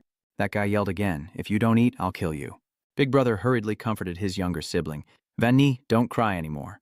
Mang Kai's eyes grew increasingly annoyed. He sneaked away quickly, knowing he had to gather intelligence and leave this place. Mang Kai then saw another area where a group was leading wolves inside. He hid nearby, thinking to himself, "Is this a dog pen?" Senior brother is right. They're not an ordinary gang, maybe around 300 wolves down there. Xiaothak chuckles happily as he watches the wolves. "All right, go inside the pen now, good girl. Feed the wolves and tell the women to prepare the feast for the guests." My subordinate replied immediately, "Yes, sir." Tuichi asked, "What are you planning to do with that woman and her caravan earlier?" He then recounted the story, saying, "She made a pretty tempting offer. Those merchants are very sharp-tongued. If she is telling the truth, we won't be at a loss. If they are trading weapons on my land, it's not too bad either. If they are just con artists, Trio Thak won't hesitate to conclude that and will kill them. I will use those men as dog bait and keep that woman as a plaything. That Min Nguyet seems to know how to wait. Mang Ki, hearing that, was so frightened he widened his eyes, stepping lightly on the beam, causing a piece of wood to fall down. The sound of the fall successfully drew the attention of Trio Thak and Tui Chi. Tui Chi looked over suspiciously. A noise. It seems a cat just ran by. Poor cat, so unlucky. Dogs are still the most boastful. They know how to listen well. You must be very careful with your watch. I need to have a few drinks and then get some rest. Quickly bring the wine to my room. After they leave, Mankai immediately jumps down and runs away. I can't do this anymore. I have to leave now. The barking of dogs still echoes throughout the area, and the howling of wolves gradually blends into the darkness. At the village, daylight shines over the entire area. Haman and the group of soldiers with flushed faces ask Min Nguyet, "Are you ready now?" "Then let's head to the camp quickly. She and everyone behind are also ready to depart." Min Nguyet's beautiful figure gently passes by Haman. "I'm ready. Let's go." The night before heading to the camp, Triothak's henchmen were laughing and joking happily. "Hold on, you bastard. Bring the food here quickly." "Who put the poison in the food for the dogs?" "The dogs are coughing just now." Mankai just finished spying and hurried back to Min Nguyet's hiding spot, Sister Min Nguyet. She heard a call and turned to look at the reward giver. "Well done. The Luklam gang can't see your face, right?" "No." Everyone continued their discussion under the flickering lamp. Hu Quen suggested it, but no matter what I think, I still find going to the camp too dangerous.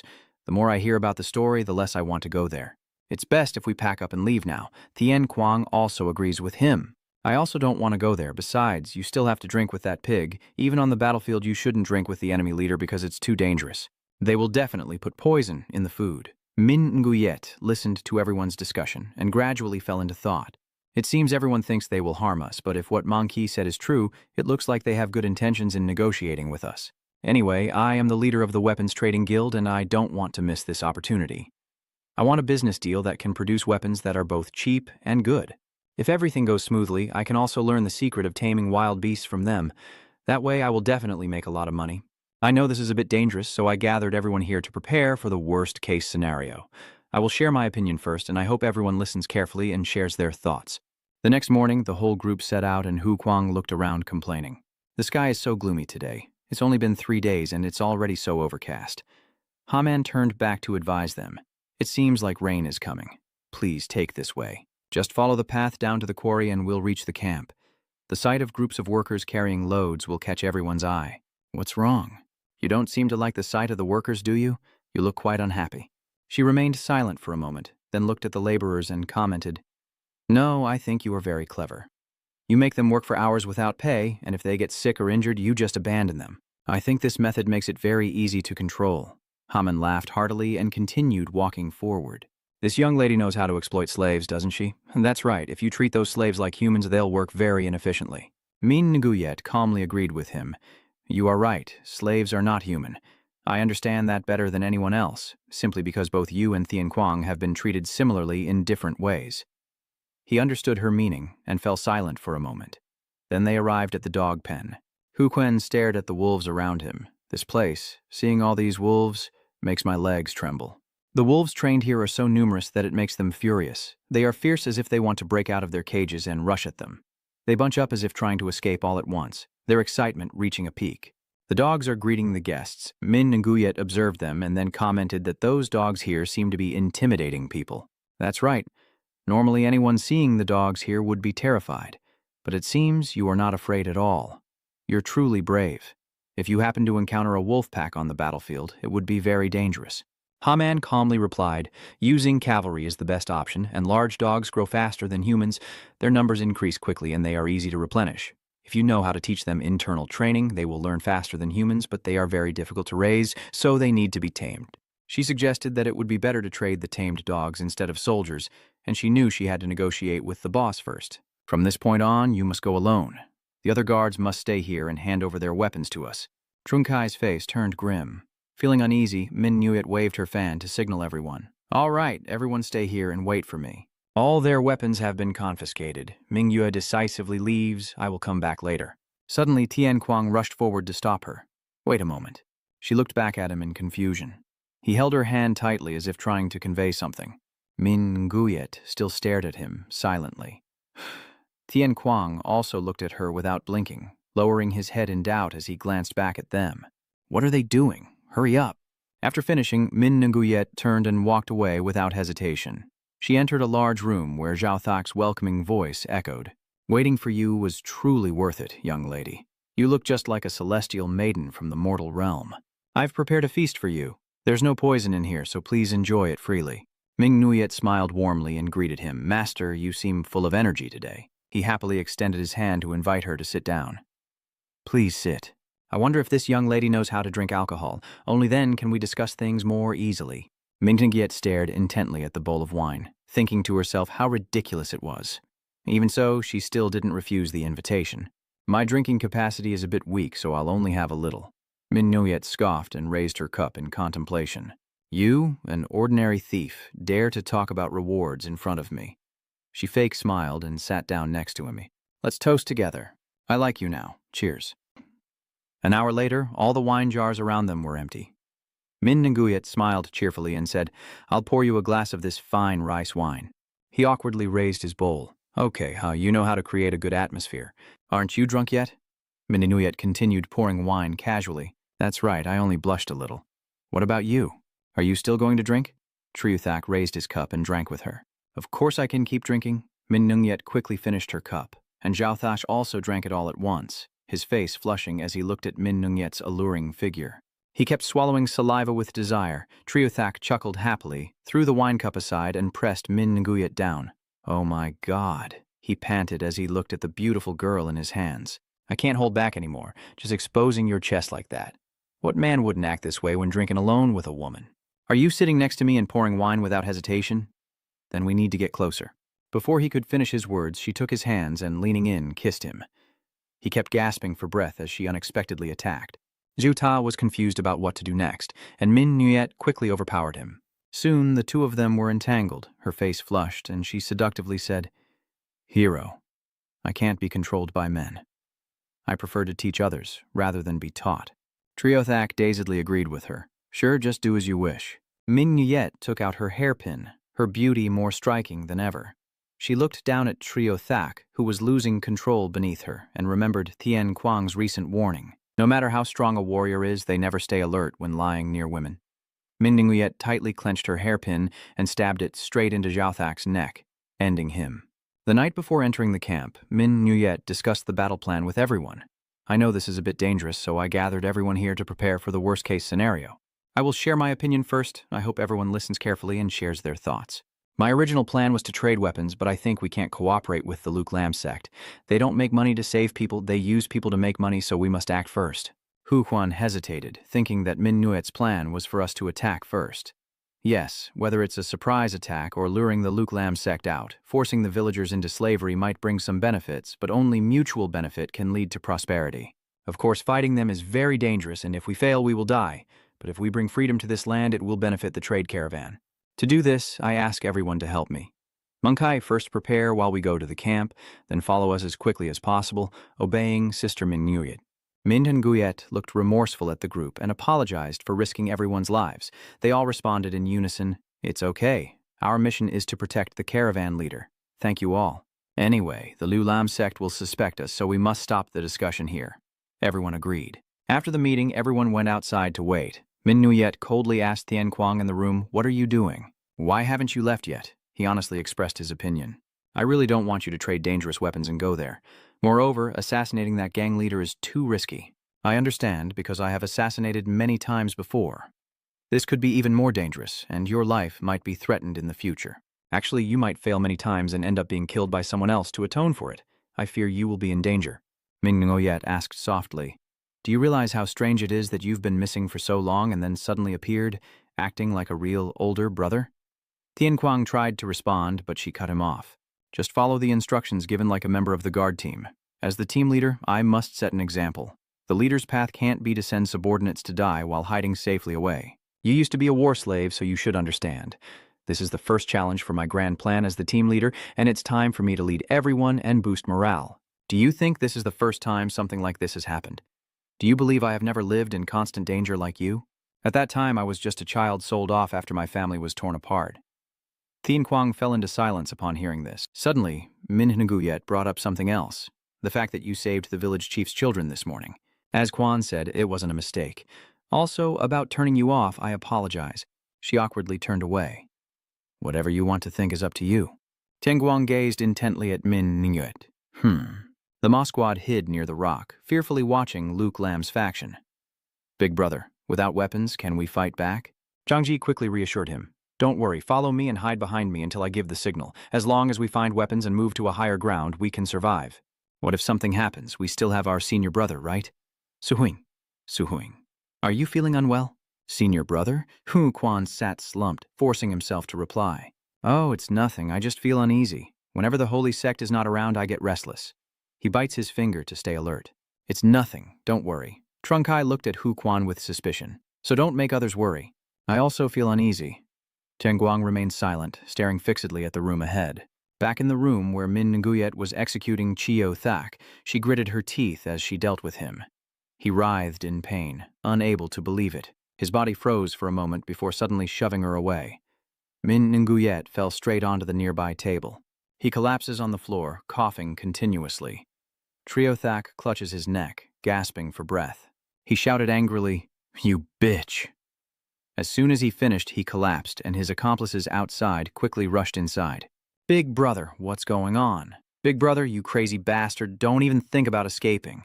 In a life-or-death situation, Min Nguyet immediately shouted out, Mangkai! Mangkai jumps down from the rooftop, suddenly attacking from above. He quickly raises his weapon to block in front of her, surprising the soldiers with his sudden appearance. What is that? After the smoke bomb was thrown, thick smoke billowed up from that room. What's going on? What is happening? Tianguang charged forward to attack, causing them to become even more confused. He keeps attacking nonstop, using Earthquake Fist and Hell Windblade. Ha-Man angrily shouts at his subordinates, "These guys are planning an ambush, release the dogs, and protect the boss." Zheng Jai punched one of the nearby enemies directly. Shan Zhuhong quickly ordered, "Stay close, we need to find weapons." Understood. He quickly turned back towards Hu Quan. "Senior brother, watch your back." Hu Quan is being bitten by 2 wolves and keeps shouting, Don't bite me, I have no spear." Ma Doan panically held his head and said, "What do we do now? The lower part of senior brother Quan has been torn apart by the wolves." Truong Kai decisively turned away and said, "Let him go. Find weapons first." On the other side, Tian Kuang kept charging at the enemy with his hellish sword, suddenly caught by a strike from Tui Chi. He glanced at him, then blew the whistle to order the wolves. Instantly, the wolves rushed to restrain Tian Kuang again, but he decisively pushed it away. They keep ambushing him from both sides, making him miserable. Haman and his allies seize the opportunity to fight back, and Tian Kang, furious at their encirclement, immediately unleashes his power. The assassin leader Haman sneered at the scene before him. "Foolish, do you think we are just ordinary thieves?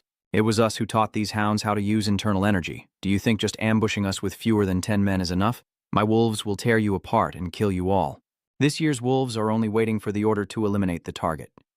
Tian Guang looked around to identify his opponents when suddenly a thick cloud of smoke rose from afar. Luke Lam's dispatch begins to panic. What? Smoke is coming from that side. The villagers suddenly appeared, each holding a weapon. "Everyone charge now. This is our last chance to save our families." Before heading to the camp, the village chief is bringing out a bag of herbs. My lord has collected all kinds of poisons, strongly scented fruits, and ingredients like red pepper powder recently. Oh, thank you, village chief. I wish we had gunpowder. That would be even better. But it's unreasonable. There's a quarry here and no gunpowder. I thought I was only here to negotiate, so I didn't bring any bullets. And those wolves have a very keen sense of smell, so I'm sure it will work. Chief Lang replied with disappointment that Kai Duai's life was in his hands. Has he read Tai Tai Min Nguyet's letter yet? Ming Nguyet couldn't meet with the village chief because she was busy watching over the Luke Lam sect, so my sister jotted down the important instructions. Yes, even though I only know a few words, I understand the main points. It says that tomorrow they will come to Luke Lam sect and eliminate us, so they ask the villagers for help. Mangkai looks at him with a pleading gaze. So will the village chief fight with us? They all remain silent. You keep begging the village chief that day, I don't want to die. The village chief hesitated. Well, to be honest, we were helped by you, but we don't know what to do. Even though our loved ones were taken away, we can only endure. It's truly heartbreaking. We are still too scared from that attack to stand up. Menkida clutches the herbs in his hand. I understand what the village chief means, and honestly, I also want to run away. But why do you still risk your life to save us? Mangkai replied, I was about to explain that anyway. After all, Sister Min Nguyet is the leader of the group, so I couldn't refuse. Surely in the past, Sister Min Nguyet also lost her family, so she understands the suffering of becoming a slave. When she was young, she was sold into slavery, and she tried to rise above it. The village chief exclaimed in surprise. "Oh, I see now." He continued to stare intently at Fong Thu Min Nguyet, sending himself. Another villager patted his shoulder. The village chief stammered as he spoke. "We will help you, Mankai." Hearing that, Mankai was overjoyed. "Oh, thank you all. First, please help me check the ingredients." At the Luk Lam sect, the soldiers still enjoy drinking and chatting, saying, "Let's drink up." The current situation with Min Nguyet and Mankai remains shrouded in thick smoke. The sneezing sounds echo one after another as the frantic soldiers cover their noses and complain. "What is this? It's too spicy." It seems that the pepper spray Min Nguyet and Mankai discussed is quite effective, but not enough to kill them. Sister Min Nguyet, the soldiers behind are furious, cursing and shouting, "Stop there. Check on the boss first." On this side, the wolves continue to surround and attack Tien Kwang, who stares at them with a hostile gaze. He continues to unleash his power, quickly destroying them. The sword-wielding soldiers and other wolves also rush forward together. Tien Kwang gritted his teeth and muttered, "Damn it!" A wolf bit his leg, preventing him from moving. A soldier takes the opportunity to slash at him. Die. Tien Kwang was punching and cursing. These beasts fighting like humans are such trouble. He strikes again with the earth palm and hell's edge sword technique, exhausted and panting as they chase from behind. Truongkai strikes to save Tien Kwang from danger. "Tiger slash," he said.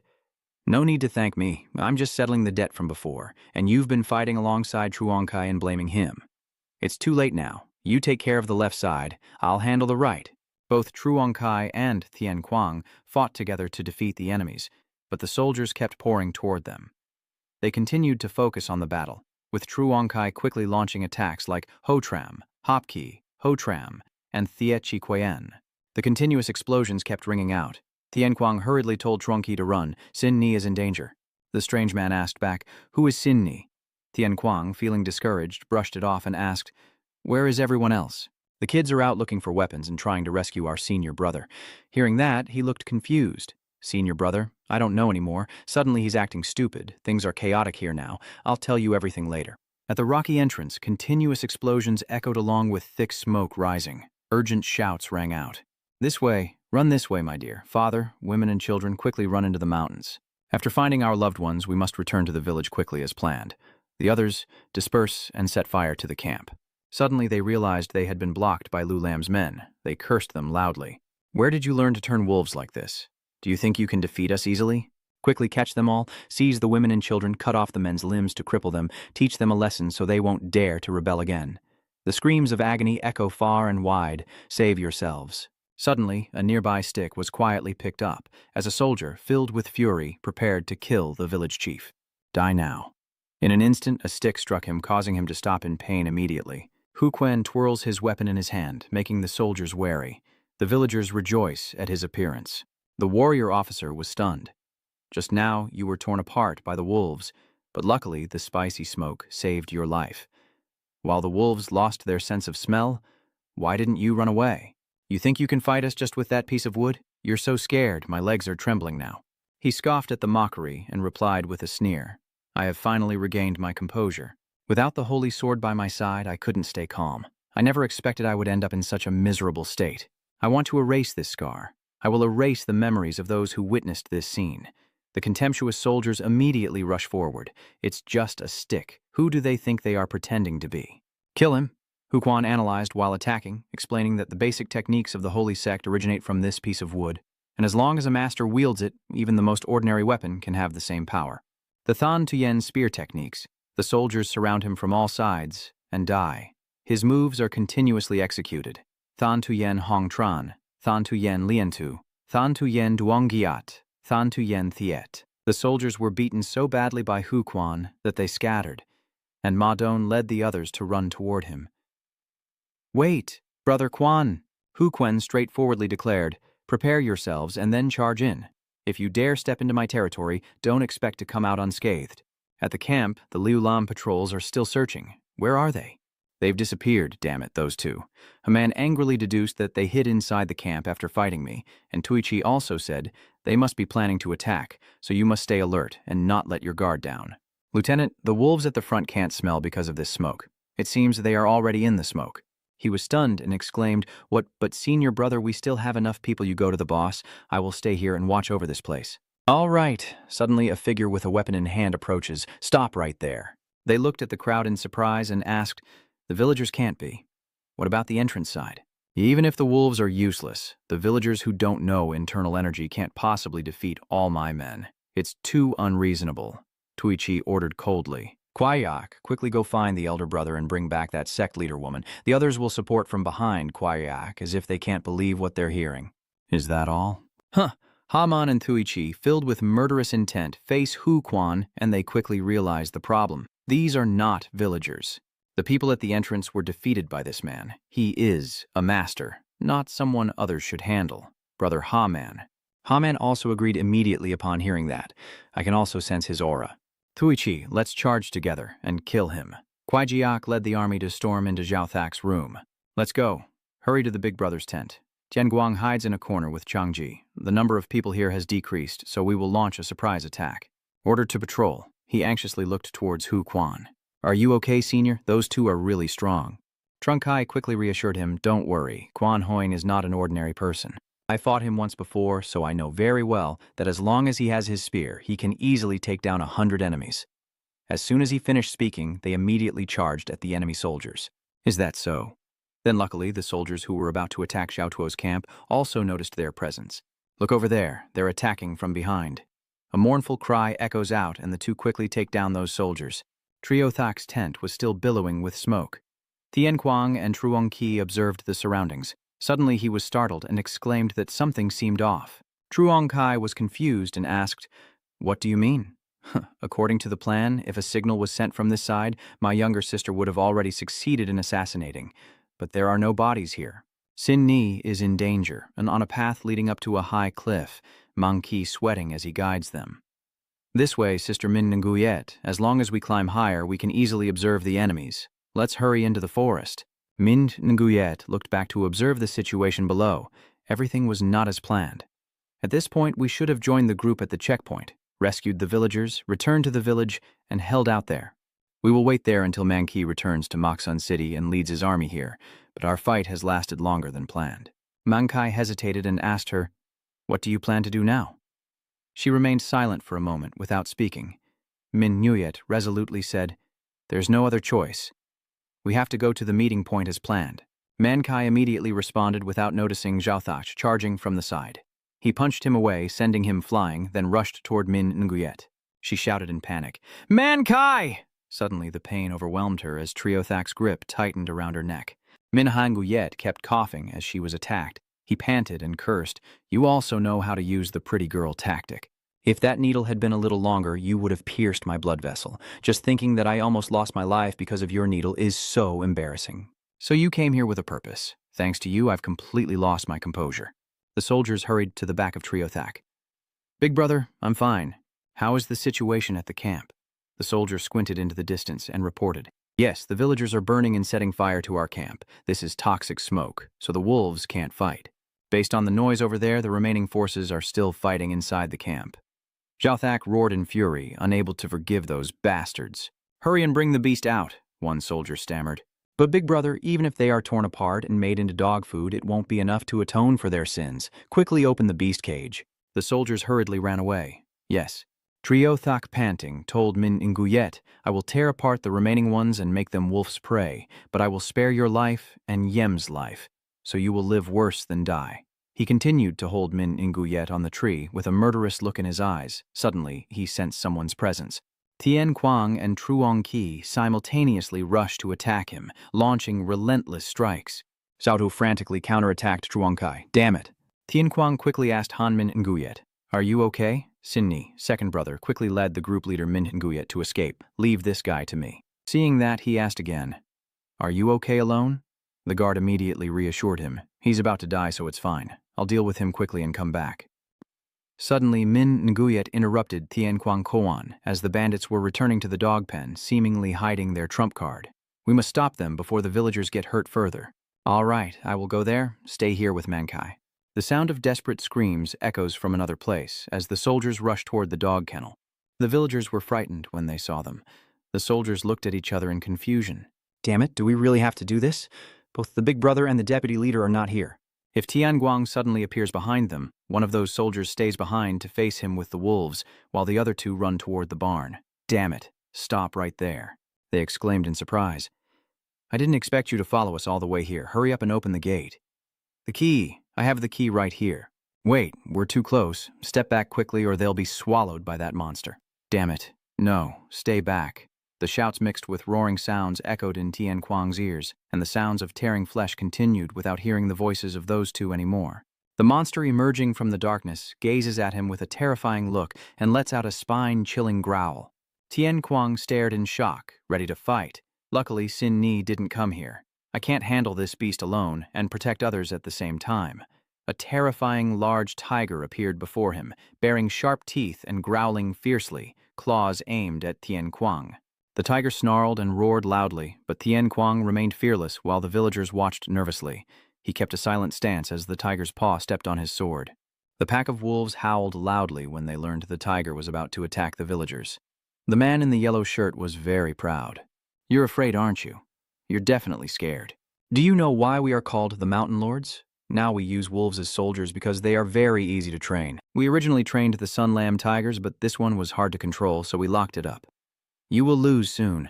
It immediately bit the two wolves. Sniff, sniff. Thank you for the explanation. He reminds himself not to be afraid. I have seen the old man hunt in the forest countless times. The tiger's claws are about to reach Tian Kuang. It roared loudly as he tightly held Jiang Nan. Tian Kuang tried to lift the tiger but couldn't succeed. He clenched his teeth and grimaced heavily. Tian Kuang had no choice but to use the devastating attack of the hellish earth. With a single kick, he sent it flying. The tiger leapt away, surprising Tian Kuang. You also have to admit the truth. Although it's big, it moves very fast as a wolf. But this wolf is bigger and stronger. The villagers hurriedly run back home. The village chief is very worried. Vanny, Danny. The man in the red shirt looks around to find his wife. Hey, if you hear my voice, please answer. My dear, the two children of the village chief shouted together. Father, you look truly happy. Thank God you're still alive. The village chief opens his arms wide, my child, and the two children burst into tears. Wow, the tiger is now even more ferocious than before. A beam of light passes through the tiger's paw, causing both the people and the beast to scream out loud. Tian Kuang quickly stops the tiger from attacking the villagers, urging everyone to run. I can't hold it off any longer. It keeps struggling to break free from Tian Kuang. Truong Langying had to follow his advice. Everyone quickly run this way. The kind person in purple shirt reminded him, Hero, hold your breath. The smoke enveloping the tiger prevents it from chasing after everyone. Tian Kuang is determined not to let go of it. It seems the tiger can't sense the smoke bomb. Its challenge roar has gradually faded. I think the medicine is working. It's taking effect. Keep throwing it. Tian Kuang took the opportunity as the tiger was affected by the drug to escape, and the smoke spread around him. He was a bit surprised. It releases energy to push back the smoke. Can an animal do that too? It suddenly lunged at Tian Kuang, knocking him away, causing him to hit the wall with splinters all over his body. Tian Kuang could no longer hold back. The noise came from beneath the roof. The fish jumps up, knocking off the roof. He fights it with all his might. Tian Kuang and the monster are floating in midair as Min Nguyet carries Mankey away through the wilderness. Hurry up and wake up Mankai. Her hands, chained with iron, are being punched repeatedly. It turns out Trung Kai is fighting with Trio Thak. He keeps attacking, and she also retaliates fiercely. Trung Kai endures the pain without crying out as Trio Thak delivers a powerful punch to his body. Trung Kai was furious but couldn't do anything. This old man. He immediately took out his weapon to support the hunter, while Zhao That used the iron chain in his hand. Truong Kai's axe strikes the chain forcefully, causing it to tighten around his neck. Thanks to the distance of the axe, Truong Ki is still able to breathe. Trio Thak is using psychological tactics. You're just a rookie pretending to be tough, but I used to be a great general. I've already killed thousands of amateurs like you. If I die at your hands, my 20 years as a general will be for nothing. His neck was tightening more and more. Zhao Thak confidently asserts that I am not weak enough to be killed by a rookie like you. Truong Kai's eyes turn hollow. He is determined to deal with Truong Kai. Die already, kid. He won't give up that easily, and Trung Kai's hand seems to be reaching for something. Trio Thak was grabbed by the beard, one hand loosening the chain while the other yanked his beard. Trung Kai turned the tables by knocking him down. Zhao Tu refused to accept defeat, flipping over and escaping. Zheng Ji straightforwardly said, If you've been killing people for 20 years, it's time for you to pay the price. It's time for you to regret this. I will end you here. Damn old man. Truong Kai painfully holds the dying child who was hit by an arrow. In the dense forest, their fists are about to clash. The battle between him and Zhao Thak is still ongoing, with both punching each other in the face. He is frustrated that he can't do anything to Truong-Ki. He spat blood out of his mouth. Truong-Ki and Trio Thak keep attacking their opponent, both delivering blows as fierce as a storm. He angrily curses, "You stupid fool." He was about to counterattack Trio Thak, but his neck was tightly held, and Truong-Kai's body seemed to bear a heavy force pressing down. Unexpectedly, Trio Thak kicked him. Blood from Truong-Kai's nose flowed as he lifted his leg. Trio Thak kept kicking him hard. Truong-Kai tried to grab his hair, and he managed to hold on to Trio Thak's hair. He suddenly jerked his head back, revealing that it was Truong-Kai pulling on Trio Thak's hair. A loud scream echoed from between the two of them. He pulled Trio Thak's hair forward, then kicked Truong-Kai away to avoid the pain. He fell to the ground, and taking that opportunity, Zhao Thak launched his attack, but somehow he was stunned mid-air. It turned out that Truong-Kai used his muscles to block the punch, and Zhao Thak was furious. "This stubborn kid, he takes it as a compliment. I'm famous for being stubborn too, so this time it's my turn to die, you big-headed fool." Truong-Kai punched him repeatedly in the face. He reveals astonishing strength. Die. Just die. He temporarily lies still, enduring the attack. Zhao Thak waits for the right moment to step on Truong-Ki's shoulder. He was crushed to the ground by Zhao Thak, his leg pinning Truong-Kai's neck. Zhao Thak objectively assessed that he has decent strength, but you lack skill. "Even with serious injuries, do you think I would be defeated by someone reckless like you?" The man was in so much pain he couldn't speak, but unexpectedly, Truong-Kai bit into his calf. Both he and Trio Thak had to endure physical pain. He had long realized he was too weak. It seemed you couldn't use internal energy at your ankle to break free. Truong-Kai is helpless and unable to do anything. Damn it, Trio Thak is giving his all. "It's time to end this. I will break your bones right now." The shadow that confused him was Min Niu Yet, intending to hit Zhao Thak's head with a stone. "Huh? You can't contain your anger." "What? Do you think I would run away and abandon everyone?" Min Niu Yet struck him hard across the face. Surely Trio Thak didn't see this coming. 6 years ago, in a northern village, a voice of reproach echoed out. "Zhao Thak, you always go too far. I told you not to attack those who have surrendered and cannot resist." He retorted, "Master, you're too weak." Zhao Thak boldly asserts that war is simply about plunder or defeat. The victorious side has the right to exploit the defeated. If we don't loot, how can we survive on such meager rations and small rewards? Don't pretend to be a righteous and benevolent leader. Ha-Man laughed happily. "That's right, Tuichi also agrees. The war is over, General. Even the demons are stunned, unable to believe you led a whole troop of beasts here. Your army has become nothing but beasts, Trio Thak. I will strip you of your title of General. Everyone involved in the exploitation will be punished and expelled from the army." Zhao Thak was startled when he heard this. "What? It seems the old sect master is too forgetful, right? Did you forget which army helped you wipe out the bandits in the north? Instead of rewarding us, you're going to expel us? Do you think we will obey an old and weak sect master like you?" The old man didn't react. The demon pulls up his hood and says, "I no longer trust Zhao Thak's army. It seems I need to teach you all a lesson before expelling you." He thinks the demon is being careless. Huh? Why? Why am I suddenly feeling so hot, damn it? Why do I remember that day? The old man defeated an entire army. The mountain forest was silent, and Ming Yue was so tense she was sweating. She was momentarily frightened. "Truong-Kai, are you okay?" Truong-Kai breathes a sigh of relief. "It's nothing, thank you, squad leader." Ming Yue urged him to act. "Luckily, you should carry the old man and head back to the camp." Truong-Kui was a bit worried. Only now did I notice my ankle. The roof had a large hole, and the villagers couldn't believe what they were seeing. The man in the brown robe asks for advice. "This place is too dangerous, we should leave now." Village chief. The eldest son of the village chief has always cared about Tianquang. "Dad, what about the senior brother who wrapped the cloth?" He gently reassures, "That hero will be fine, let's go quickly." The little boy shares the same thoughts as his brother, "But that tiger is really scary, Dad.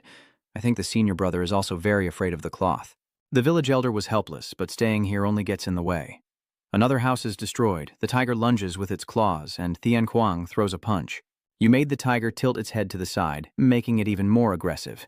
Tianquang quickly jumped up just before the tiger's claws could reach him, seeming exhausted, but Tianquang refused to give up. They're crazy. All the houses in the village are badly damaged. The wolves lie motionless on the ground. Tuichi and Haman arrive with swords to fight, working together to try to defeat Hu Quan. His fighting style overwhelms their strength. Hu Quan combines multiple techniques to quickly defeat the enemy. The wolves rush quickly to the scene of the fight, howling loudly across the area. He realizes the situation is tough, but Hu Quan handles them calmly. 2 arrows hit his hand, and the brown-haired man shouts for his subordinates to attack. Hurry up and release more wolves. The second row prepare to throw their swords. Hu Quan couldn't help but worry. Even without a leader's command, they coordinated seamlessly, proving they were no ordinary band of thieves. If they are archers, our side will definitely lose. I was planning to wait for the right moment to escape, but it seems more difficult now. He can only try his best with the spear technique, not knowing how much longer he can hold on. Shuzhu and Xiaoman have been fighting together. Hu Quan's moves pass by them, the spear piercing through, his body no longer intact, and he quickly destroys the entire enemy army. The brown-haired one can only boost the soldiers' morale. Don't be afraid, if we keep moving like this, he'll run out of energy soon. Wait until he is exhausted, then we will chase and kill him. Hu Quan thrusts his spear straight forward, the sharp tip stopping just before Toknao's forehead. Actually, he deliberately spared the little life of the brown-haired guy. Hu Quan is also exhausted. It seems it's over. Thank God I'm starting to get tired. Wisdom cannot accept the truth. Big brother Wu Feng, no way. Zheng Ji slung the 100,000 weight on his shoulder and shouted. We won. Tian Kuang tightly held the tiger's tail, which angrily swung its tail down to the ground. He also slammed his back against the wooden planks. Tian Guang remembered the teachings that internal strength, external force, and body training are all very important. Han Liang used to train with him to unleash superior strength. A tough body and power are both necessary. Tian Kuang is really not lazy, I understand now, so whenever I have free time, I train. The old man believes that's not enough. You're very diligent, but if effort alone could lead to success, anyone could do it. Martial arts are profound. Depending on the state, even an invulnerable body can be defeated by an old man's strength, which he can't understand at all. He says one thing but means another. Han Liang still hasn't finished speaking. Not yet. Now we're just getting to the main point.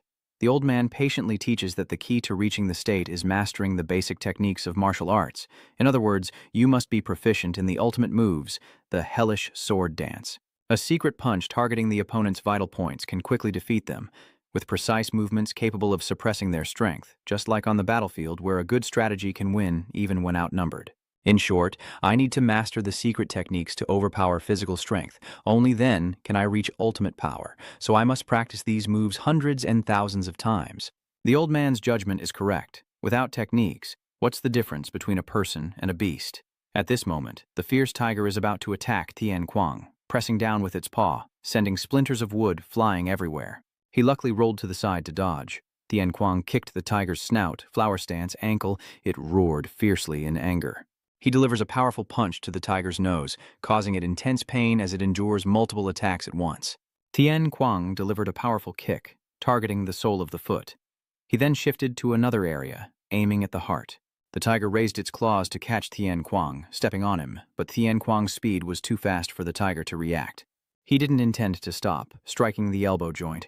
Tian Kuang wanted to destroy its senses. His every strike is astonishingly precise, the brow bone, cheekbone. Thanks to Tian Kuang's perseverance, the tiger was defeated. He paused for a few seconds, and Tian Kuang also felt much more relieved. It's over. Just as he was about to strike with one last attack, he was kicked by the tiger and thrown aside. It had enough strength to kick Tian Kuang away. He kept blaming himself, damn it. I didn't expect to make a mistake at the last moment. The tiger's claws wildly scratched at Tian Kuang. His shirt was also torn apart by it. This time the tiger has caught Tian Kuang, and he refuses to let himself be humiliated. Damn it, I won't die like this. The sharp claws wounded Tian Kuang, and as he fell into danger, many chains were thrown into the sky. The tiger is tightly bound with chains, with a large rope securing its leg. The tiger is temporarily restrained. The villagers from all directions are helping to hold it back temporarily to save you. Pull it away, bend down low, don't let it pull you back. It struggles to break free from its bonds. Now is the time for the village chief to boost Tian Kuang's spirit. Stand up quickly. The tiger looked fierce, and he quickly moved away from its mouth. Tian Kuang delivered the final blow, targeting its head and throat, unleashing hell. Big brother died, so they ran away. You should be surprised too. I just heard about this, but I didn't expect it to work so well. Truong Kai called after, Brother Guan, leader of the group, take it slow. My leg and the right side are already used to this.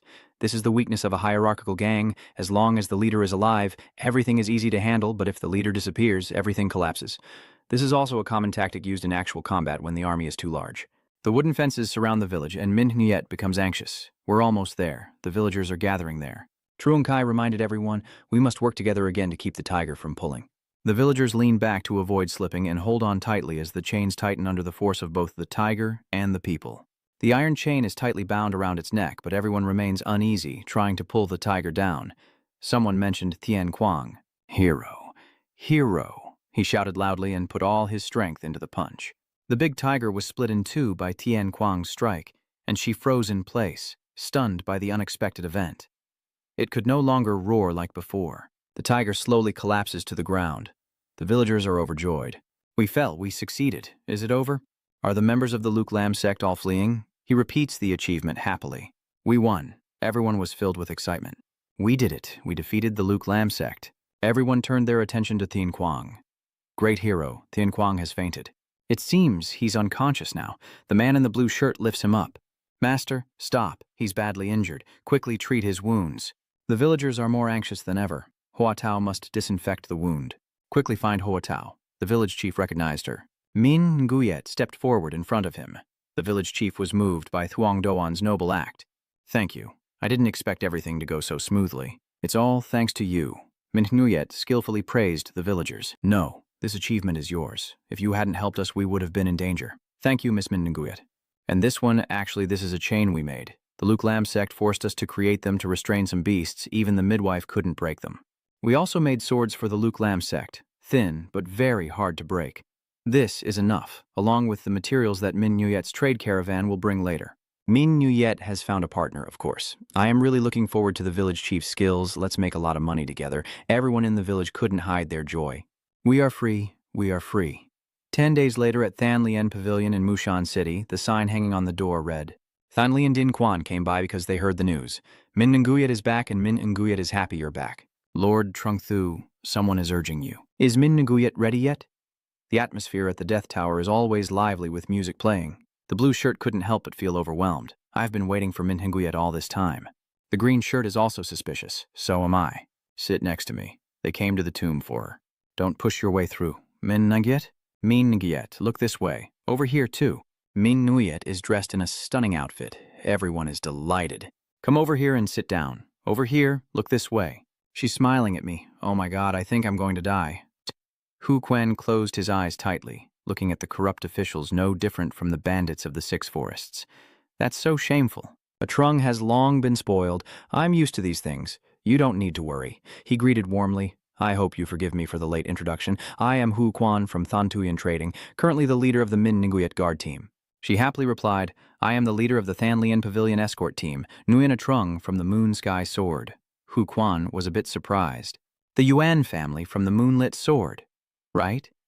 If it's the Yuan family I know from the Moonlit Sword, they would never serve in a brothel. A Trung admires his talent. I heard about it from Monkey. I heard that during Min Nguyet's recent trip, you achieved great merit, but Hao Quan has always been modest. You're too kind. I only fulfilled my duty. She calmly extended an invitation to duel. It's a pity. I haven't had the chance to see your swordsmanship yet. Would you like to have a sparring match with me, if possible? He no longer has any doubts. It's nothing special, I just like to learn this and that. A match, a martial arts exchange. It seems she truly comes from the Yuan family. Since the Yuan family has many descendants, she might also have a secret child. Everyone has their own different life. Hu Quan reminds himself not to meddle in other people's affairs. I don't need to worry about that. An official inquires about Min Nguyet's situation. I miss you very much, Min Nguyet. How was the trip? Did you visit any beautiful places? She didn't reveal anything. Is it beautiful? Not really, just going to work. The blue shirt becomes more curious. So you're starting a trading caravan? That's impressive. The girl in red also helps enthusiastically. What are you planning to sell? Probably silk fabrics or jewelry, right? Let me introduce you to a few artisans. Min Nguyet can't refuse anyone, so that would be perfect. The courtesan beside her shook her head in frustration, not knowing who was serving whom anymore, as the words of the official carried a hidden meaning. Min Nguyet, your cup is empty. She shifts her attention to someone else. Already mentioning the introduction of Minister Zhang Liang was at a loss for what to do. Me. Min Nguyet praised you highly, and I was very impressed to hear about your school days. Despite the difficult circumstances, he still studied tirelessly with his friends day and night, causing him to stand there in a daze. Does Min Nguyet remember both my name and my position? But I've never spoken with her before.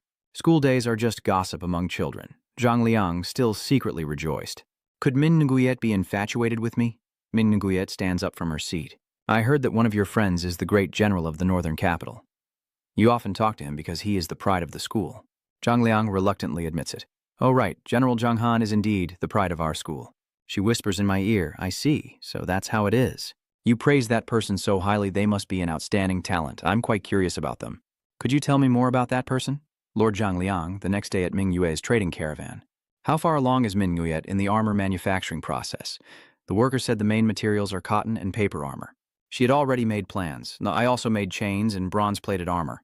But to reduce costs and production time, we started with cotton and paper armor first. I want to hear the captain's opinion. The one with battlefield experience. Huquan noticed its appearance, and the quality isn't bad. But the armor looks too simple, so the senior officers won't like it. Min Xingyet remains undaunted. That's not a problem. We still have many artisans who can craft weapons for them. The people in the workshop are arguing again. The young man has no skills at all. This old man uses his hands like feet. Han Liang was furious. So many things went wrong. If that old woman sewed incorrectly, so what? She scolded him, frankly. You can't do that kind of work. If you make mistakes, you won't get paid. She felt something was off. What are those two doing here? Hu Quen stepped forward to explain. It's me who introduced them here because they needed a job. Min Nguyet couldn't help but be angry. While Tian Kuang was away, the old master was eating at the tavern and falling into debt.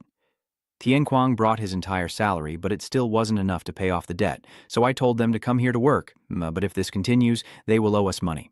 He focused on listening to the old lady's words. Huquan was momentarily helpless and had to stop them. Min Nguyet couldn't hold back any longer and told them to leave. Trung Kai reported some good news. Sec leader, I just checked the guard recruitment list and many people applied while masked. Our current guard team has 23 members and you are truly very satisfied. Great, we will depart soon. Choose 10 people to go with you. He won't be able to rest easy. Where are you planning to go? Min Nguyet's words are quite meaningful. I received the introduction letter, now we have goods to sell and we need to find customers to buy them. Tian Guang's group is discussing excitedly. She suddenly asked, Manchi, has my order been delivered yet? Manchi has nothing to hide. Ming Nguyet's sister. The trading caravan has submitted the order form that just arrived yesterday. Before you leave, instruct Ma Truong Kai to distribute uniforms to the guards. We can't enter the city dressed like beggars in the market. Make sure everyone wears proper clothing and carries a sword. From above the city of Baknguyen, Min Nguyet and her subordinates move in.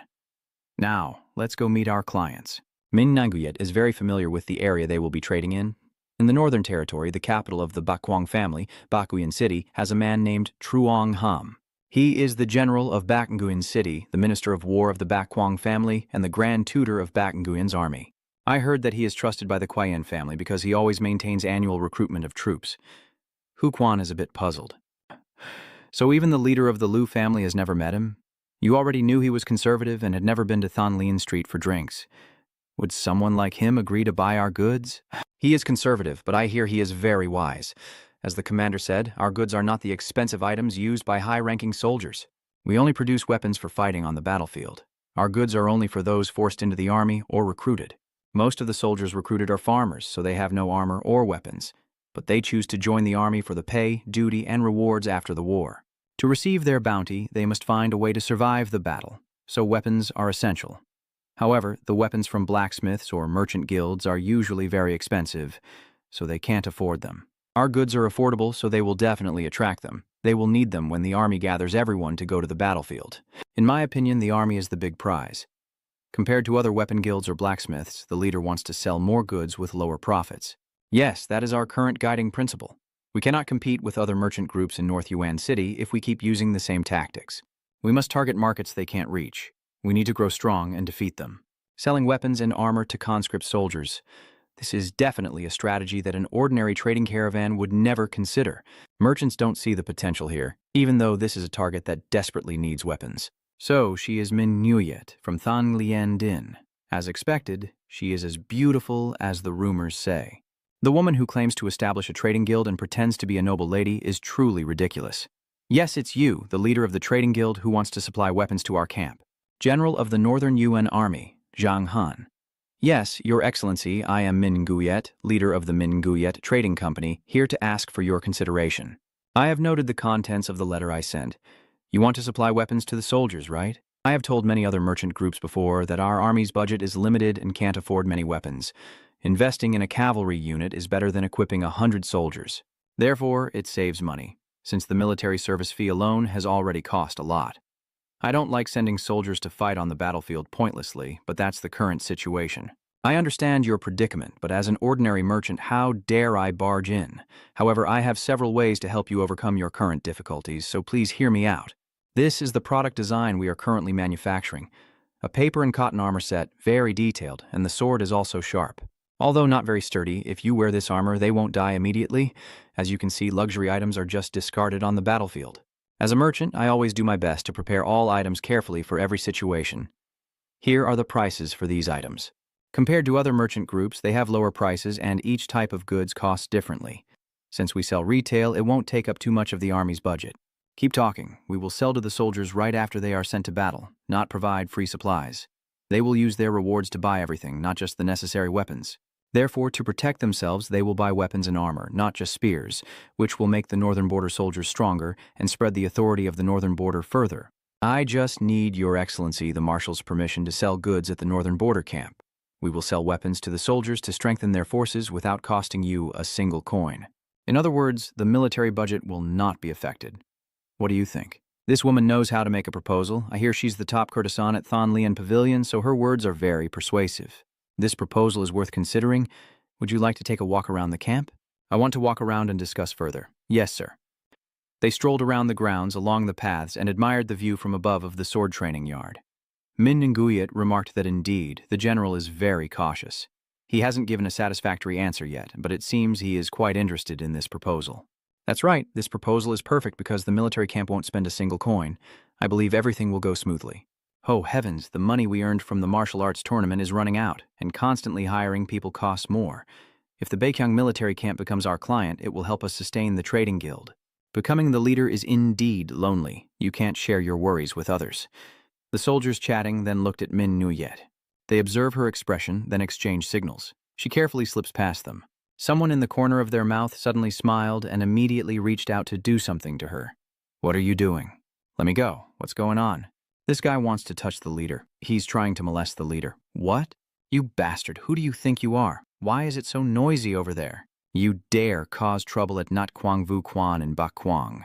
Step back. He was about to harass the sect leader first. People at Nat Quang Vu Quan never do such things. Junior brother, is what he said true? That can't be. Senior brother, he's only slandering me. I will not forgive anyone who dares to slander my junior in front of me. I am Jiang Si Han, the 14th disciple of the Sunlight Sword Sect and the senior disciple of the Sunlight Martial Pavilion. What's all this commotion about, General? It's nothing, Father.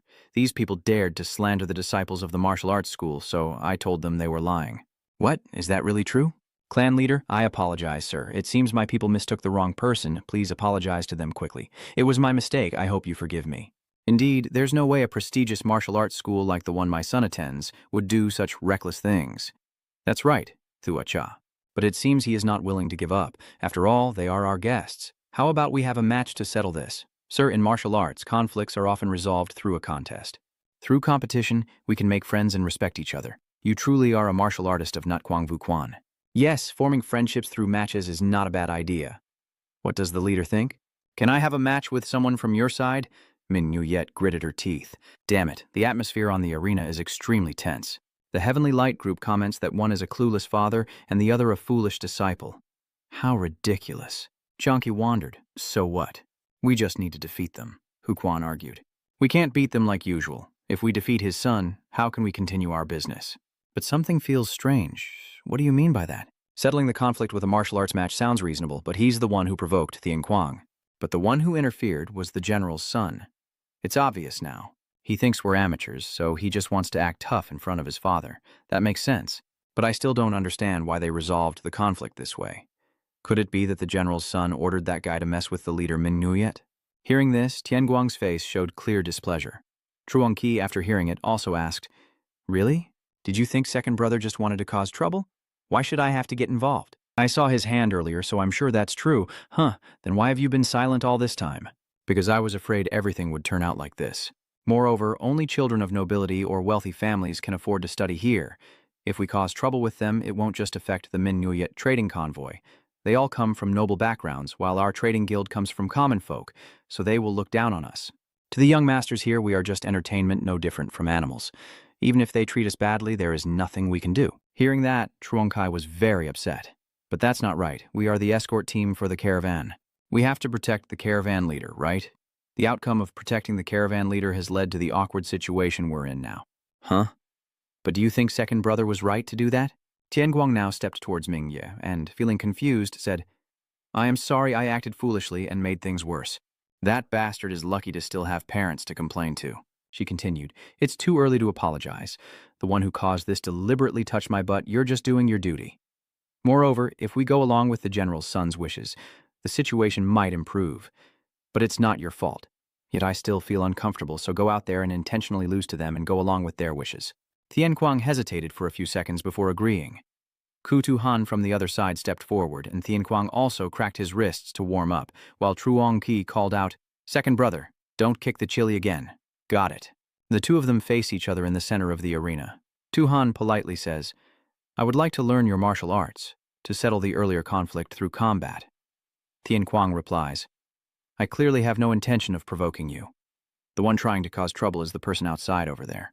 Zheng Han shouted loudly and charged, and Tu-han immediately assumed a fighting stance, his whole body emanating fierce energy. If that's the case, he used the sunlight sword and proactively attacked Tianquang. Tianguang blocks the attack, recalling Hu Quan's advice. Since they all come from the martial arts school in the camp, even though they are young, they still have some skill. So you must not be careless and show them the expression of someone about to lose.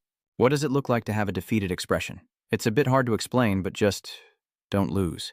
Just now, the head coach was also praising Tu-han. That guy is so fast. Both sides continuously swung their swords at each other, each strike carrying intense murderous intent. The atmosphere above the arena was extremely tense. At this moment, a person with a cane stepped forward. Oh, it's so lively here that I came to take a look. So there is a martial arts competition here. It is the 12 Emperors of Northern Yuan City, Master Mo de Mengsu, the mentor of Not Quang Vu Quan. Everyone bowed. Master Mode, why are you here at the camp? Oh, there's nothing quite like watching the young and thinking about their future. The old man looked up at the arena, truly a different kind of youth. Even though it was just a sparring match, they fought very fiercely. Min Nguyet thought to herself, that old man is Modi, one of the 12 emperors and the founder of the Bakwang martial family. I didn't expect to face him like this. Things are getting worse. Modi said, let's see. One side is a disciple of the Sunlight Martial Hall, and the opponent is someone they've never seen before. Although his movements are stiff, his internal strength is profound. Moreover, his movements look way too familiar.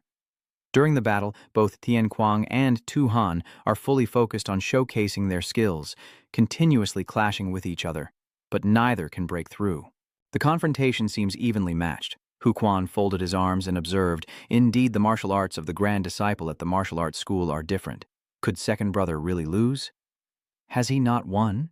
Tu-han silently thought, I thought this guy was just an amateur since he was only part of the merchant escort, but it turns out he's pretty strong. Damn it, it's been a long time since I had a chance to show off my skills to my father. I was just planning to have some fun, but I didn't expect it to get this intense. I'll distract him and take the opportunity to defeat him. He thought and acted. He sped towards Tianquang with a single staff, striking his opponent's arm, but he quickly dodged. Impressive, you're wondering why I provoked you, right? Of course there's a reason, because I was the one who ordered him to humiliate your gang leader. Isn't your gang leader famous as a courtesan in Moxon City? As a courtesan, she was bound to be groped by men eventually, yet someone like her became the gang leader, and even brought people here to meet my father. It's laughable.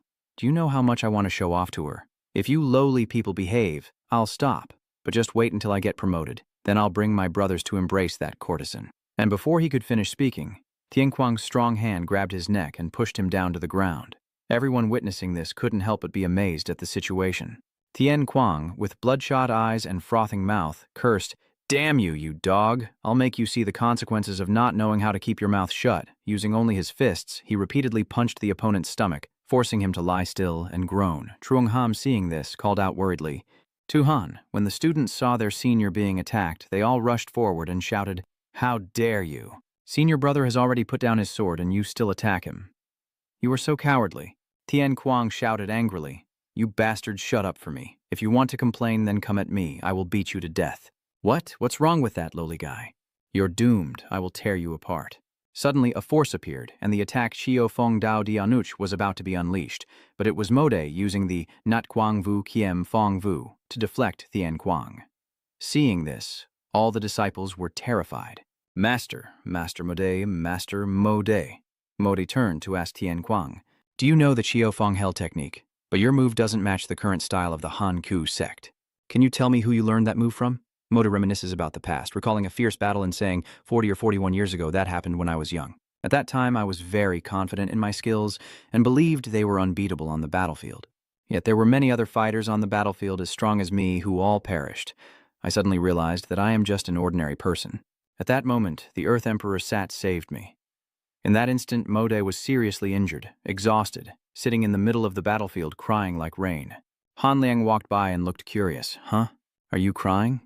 That's the first time Modi has ever seen you like this. A true master has reached the transformation stage. Amidst the chaos of the battlefield, he sternly warned, Hey kid, if you cry over things like this, you'll lose your honor when you grow up. It was because of those words that Modi kept them in his heart. He is the one who saved my life. Master, I told you not to go alone. Are you going to abandon your disciples like that? Han Liang pointed at Modi and complained, You're so slow. Look at you. Luckily, I arrived in time to save this kid before he was taken away. Hey, General North Kang, I saved your life, so you must live to 100 years old. Master, hurry up. The Hungno camp is still far away. You're too talkative. That's why I hate rushing into the battlefield. Stop talking nonsense. If you don't go to the battlefield, where else would you use that power? If you keep hesitating like this, you won't make it there. The disciples will eliminate you. Whether I go slow or fast now, you'll still complain. Watching Han Liang leave, Modi's resentment grew deeper in his heart. The Earth Emperor Slayer is my benefactor. He is a hero. After hearing that story, the Tiankang group quickly led Modi to meet Han Liang deep in the forest. Looking at Modi in front of him, Han Liang repeated the same question as back then. What? Are you crying? Modi tremblingly drops his staff and calls out emotionally, Great one, you are still alive. The old devil kneels before Han Liang and says, Lord Mongku is honored to meet you. Earth Emperor Sat, I never expected that the kid who cried back then would become so formidable. Time passes quickly, and this scene leaves everyone in awe. Modi is invited by Han Liang to stand on the high stone slab to enjoy some wild boar meat. Old man said, If I had known you were nearby, I would have invited you to my house long ago. No need. I don't like living in those cramped mansions. Please come to my house. Your disciple could train somewhere more suitable. I already told you, there's no need. Can you help me pay off my debt at 2 Mach Sun? This kid earns so little he can't buy anything good. Tianguang irritably retorts, It's because you eat too much, old man. Emperor Mu chuckled. Ha ha ha. After all these years, you're still the same. I will send someone to Mach Sun City to settle your debt. Just by looking. I can tell your disciples' techniques are very similar to your fighting style. Not exactly the same as mine, but following what was taught. So you can't praise me? Ha ha, you're truly talented to be able to replicate exactly what was taught. You're a genius. Han Liang, after hearing this, didn't bother to admit it. No, that's not it. Back then, there was someone who taught Yi Mi that made Tian Kuang furious. This old man, Modi, said, If I had known you were in trouble, I wouldn't have just sat idly by. Han Long responds, Why do you have to interfere in other people's family matters? I just can't control him and keep him by my side for too long. As a master like me without ambition, I wouldn't even consider handing over the sect leader position after I pass away. With someone as ambitious as Sand, I am truly a very annoying person, Modi comments. Truly, you have boundless compassion. You were betrayed, lost everything, and were imprisoned by your own disciple you trusted. But that's right, I am indeed a great hero. No, this old man just knows how to be lazy, while everyone else happily chats and makes the mountains lively. It's time to go, Modi bowed and said, Sir, I will try to visit you occasionally. All right, remember to bring some food each time you come. After a battle with my kid, the Modi group quietly leaves. Modi requests the Chiet Dung Hu Yu. Yes, Lord Hai Mongku, I believe you should trust the weapons of Thuong Doan Min Nguyet, which surprised Truong Ham. We shouldn't make such an easy decision. This doesn't require a budget, they just need to find a place to sell, there's no problem. But you also need to think carefully before making a decision. Or is it because you don't like them since your son lost the match? That's not it, sir. From the beginning, your son deliberately disturbed Commander Min Nguyet. I heard Jiang Zihan say that during the fight. This old man's hearing is sharp, as you know. He then turned to Ming Yue and said, Leader Ming Yue, it's only because this old man doesn't know how to teach his disciples properly that all this happened. As the owner of the Sunlight and Moon Pavilion, I sincerely apologize. Ah, it's nothing. Lord Hiu Wai is a bit strict, but not malicious. He is just overly protective of his son and unable to see the full picture. So I hope you will forgive him. Hearing that, Truong Ham could only bow his head in silence and clasp his hands in front of Min Nguyet. It seems I didn't see things clearly. Honorable leader, I sincerely apologize. From now on, I will strictly discipline my son and others. Please don't take it to heart and continue to look after us. Hearing these words, Min Nguyet was a bit confused. She pondered for a moment, then looked at Modi and Zhang Han bowing before her, and she couldn't find the words to speak. Seeing this, Modi asked, "The leader of the caravan?" Min Nguyet quickly apologized. I am sorry. Oh no. I sincerely hope you will take care of us. An unreasonable thing happened in Min Nguyet's life. A sincere apology from Mongku and Ji Rong, not flattery from perverts trying to please her, nor coercion from violent people. For the first time, a noble aristocrat treated Min Nguyet as an equal. She was respected not for her position as a humble courtesan, Min Nguyet, but as the leader of the Min Nguyet Trading Guild. Behind her, Tian Kuang also sensed her confusion. After seeing Mo Day's group off, Tian Kuang returned to train with the Trung. She said, "You're lucky. Who would have thought Mongsu and him knew each other?" Yes, I almost put myself in a difficult situation, but not quite. In the end, good triumphed over evil, and a wicked warrior had to learn a hard lesson.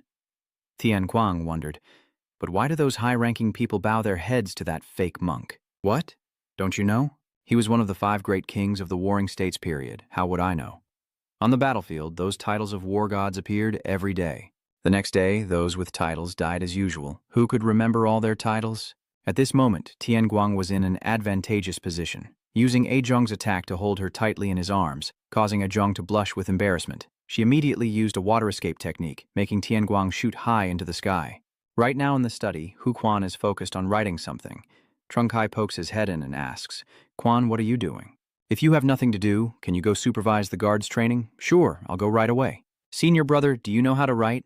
"I learned it secretly from others, so I just happen to remember how to write." "You can write just by watching others? Are you sure you're not from the Quin Kwai family?" "Of course not. I thought knowing how to read would help me survive on the battlefield, so I learned."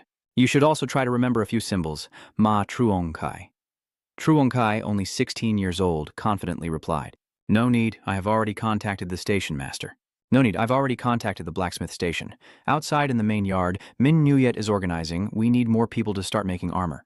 Quickly gather everyone and tell them to come to the trading caravan, yes, Miss Min Nguyet." Mankai listens carefully to Min Nguyet's instructions, and in a few days, when he understands, he will visit the trading caravan. At that time, he wanted to see all the goods we produced, so send someone to the blacksmith village and tell them to deliver the weapons on time. Then, the entire family of the trading caravan will check if their livestock are fully prepared. Then the Tao Tai trading team went to find some blocks of wood to make carriages and coordinated with the fake trading team to ensure the transportation of goods, obeying orders. Things are about to get busy. Yes, this is just the beginning. A few days later, the Min Nguyet trading caravan had everything ready for delivery. Zhang Han, upon inspection, was also impressed. Within a short time, you had prepared the full amount. It seems I underestimated your abilities. If you understand that we need them, I must prepare with all my might. I have underestimated the Moksun City trading team again. Once more, I apologize for what happened at the camp. It's nothing. Please go ahead. Actually, there's a reason I suddenly need this amount of weapons. There is an urgent military duty requirement in a village at the southern front of Ngok City. Fortunately, the soldiers are fulfilling their duty, but they sent a letter requesting additional troops because the number of soldiers there is very low. Ngok City is a very important area for the northern border, and since this is an urgent matter, I hope Min Nguyet's trade caravan can directly transport the weapons there. I will allocate the budget and pay a generous reward. Min Nguyet agreed immediately. Yes, time is precious, so I will leave as early as possible. This is the first time the communication between the military camp and the trade caravan, so I hope everything will go smoothly. Be careful. Transporting goods is an important task, so remember to bring a strong escort team. He also warned that the current general of Ngok City, General Liu Te, hates mistakes. In the forest, a Trung is recounting the story from 34 years ago when we were still fighting the Hung No, while Tian Guang and Han Liang listen intently, nibbling on pork thighs. The Hung No. They are the nomadic Hung No from the north. If we divide the 50 years of war in Bin into 2 milestones, the Hung No invaded Bin during the Bin-Hung War, followed by the civil war among generals during the Warring States period. During the intense conflict with the Hung No invasion, they had a formidable army under the nomadic empire. All of their soldiers were trained in swordsmanship and horseback riding from a young age. We have participated in countless battles, both big and small, for over 20 years. The Hung No divided their 1.2 million soldiers into 2 armies and invaded the capital, Bin Nguyen. At that time, Bin's forces were too weak to resist. We have gathered about 500,000 soldiers across the country. While all the strategists in the capital gave up and considered surrender, a young strategist named Luan Koi appeared with a crazy plan. He suggested gathering all his soldiers to block the 700,000 enemy troops, while the remaining 500,000 would head to the mountain pass, where the 5 great kings from the righteous, heretical, and demonic factions would be waiting. Hearing these numbers, Tianquang wondered. 5 battles against 500,000? That's crazy. Those soldiers passing by could crush them all. Trung confirms. Yes, that shows the situation is very dangerous. The 5 great kings of the warring states include the sword saint of the righteous faction, who has reached the realm of unity of body and sword, the original soldier of Yue Tian Liu, a top mercenary of the evil sect, the general Wu Tu Madame at the level of a martial god, who at 13 became the queen of the martial world in the northeast, the female leader of the Kong family and the demonic sect, a master who truly fears no one, and finally a master capable of fighting an entire army alone, never defeated by any army. The Buddhist hell, the land of the emperor, the cold-blooded assassin. All 5 experts not only held off 500,000 troops, but also forced the strongest general of the Huns to retreat. Basa Ondat, the one known as the Monster. The victory in the plains battle was the decisive fight that pushed back the Huns, and it left such an impact on the Huns that even now, they still haven't invaded again. Tianguang suspiciously turned to ask Han Liang, "Do you really think that's true, old man?" Han Luang explains, actually the numbers and the story are exaggerated. It wasn't 1.2 million soldiers, and there were others besides the 5 of us. Each sect also led disciples. But indeed, the Hung Nu have a very large army and they are very strong. I only felt uncomfortable because my position was declining.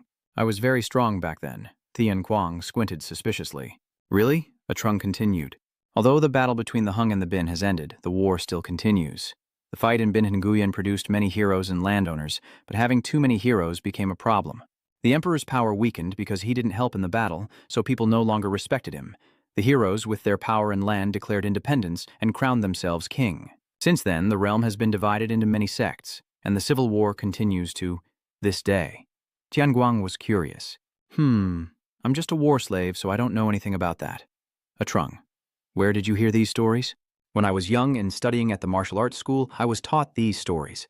Han Liang was not surprised. That is the family history, because your ancestors became heroes. A family? You heard earlier, one of the 5 great kings is Yue Tianliu, right? Surely Yuanjun is your ancestor. Trung thought for a moment and replied, yes. The warring state sword, King Yuanjun is my grandfather. Oh, I see. So you are the hero's granddaughter. The family is too strict. Nguyen Quan really is a bit rigid and strict. Hearing this, Trung immediately stood up and said, I'm leaving. Seeing her leave, Tianguang and Han Liang looked a bit confused and started blaming each other. She's angry now. Yeah, she's angry. Old man, it's because you spoke badly about Trung's grandfather in front of her, and you too. Trung just walked away, looking a bit unhappy. At this moment, in the northern Yuan military camp, a loud cry rang out. Tu Han was being dragged away by the 2 high monks. It's my fault for causing trouble, so please forgive me. The 2 high monks calmly said, let's go, little monk. Tu Han nervously begged, I swear I will never joke like that again. Please forgive me, leader. But Truong Ham only coldly replied, Truong Tu Han, it seems you need more martial arts lessons from the monks. Go to Shaolin Temple and reflect on yourself quickly. Don't chase you to those remote places. The little monk said, those remote places are a bit of an exaggeration. I'm not a monk, so don't call me that. Truong Ham bowed again to apologize to Min Nguyet. This is really embarrassing, having you witness the family issues. I hope you forgive me. It's okay, you're the parent after all. Are you going alone with the supply team? That's right, since the camp has provided soldiers and horses, I think I can lead everyone myself. Ha ha ha ha, thank you. If you go there yourself, General Liu Ji will definitely be very angry. While I am away, Tui Lon will act on my behalf as the authorized person, and the team leader will support her. Tui Luan, please introduce yourself quickly. Tui Lon immediately spoke up. Oh, Your Excellency, you are so handsome. Min Nungyet quickly covered her mouth. That's not it. Tui Lon regained her composure and bowed politely. I am Tui Lon, honored to meet you, Minister. Nice to meet you. I am Minister Zhang Han. If you want to learn about something, just speak with the head of the patrol. All right, I understand. At this moment outside, Tu Han was being dragged away, but stubbornly clung to a pillar to hold on, calling out to his father non-stop, creating a very humorous scene. After arranging everything with Truong Ham, Min Nguyet also leaves. Hu Quan asks nervously, are you sure you don't need me to come along? We have few talented people, so we are out of customers. The guild has production and military personnel, but lacks a manager, so we need Tui Loan, someone we can trust. And Commander, you can make a wise decision. I will definitely pay you extra. While I am away, handle the logistics of supplying weapons to the camp. If you think that way, I understand. Huquan also recommended him, but I advise you to take Tianquang with you. Why? Although he's a bit impulsive and easily provoked, he's very strong. If something happens to you, he will be the first to come and help. I sincerely advise you to take him along. Hearing this advice, Min Nyet hesitated and said nothing. That evening, the city of Than Lianding was eerily silent. In the bedroom, Min Nguyet was still restless. She leaned against the bedpost, clutching something in her blanket, her face looking extremely tense as her mind raced, with a cabinet behind her filled with jade rings and precious gourds. She sighed to herself, encouraging herself to do well and go earn some money. Soon after, the convoy of horses carrying supplies sped along the aid route. People often say that the strength of an army comes from its supplies, which shows that the supply route plays a crucial role in wartime. The larger the army, the longer the war lasts, and the more it relies on reinforcements. To transport all the supplies for countless soldiers, we need to use wagons. The most important thing during transportation is water, so we should follow the stream. This causes the route to be extended. Moreover, moving slowly along the main road with the supplies makes the brigade a target for bandits or enemies. As expected, the aid team led by Min Nguyet quickly encounters bandits. The guards immediately take their positions. Everyone focus, protect the wagons now.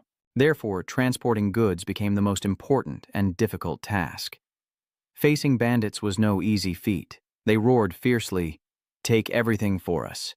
It's food supplies, and the guards are desperately defending. Don't come any closer, damn it. How many times has this happened before? But before the bandits could get close, a fierce gust of wind swept through, knocking them into the air. The bandits also couldn't understand what was happening, and could only look at each other in confusion, asking, "What's going on?"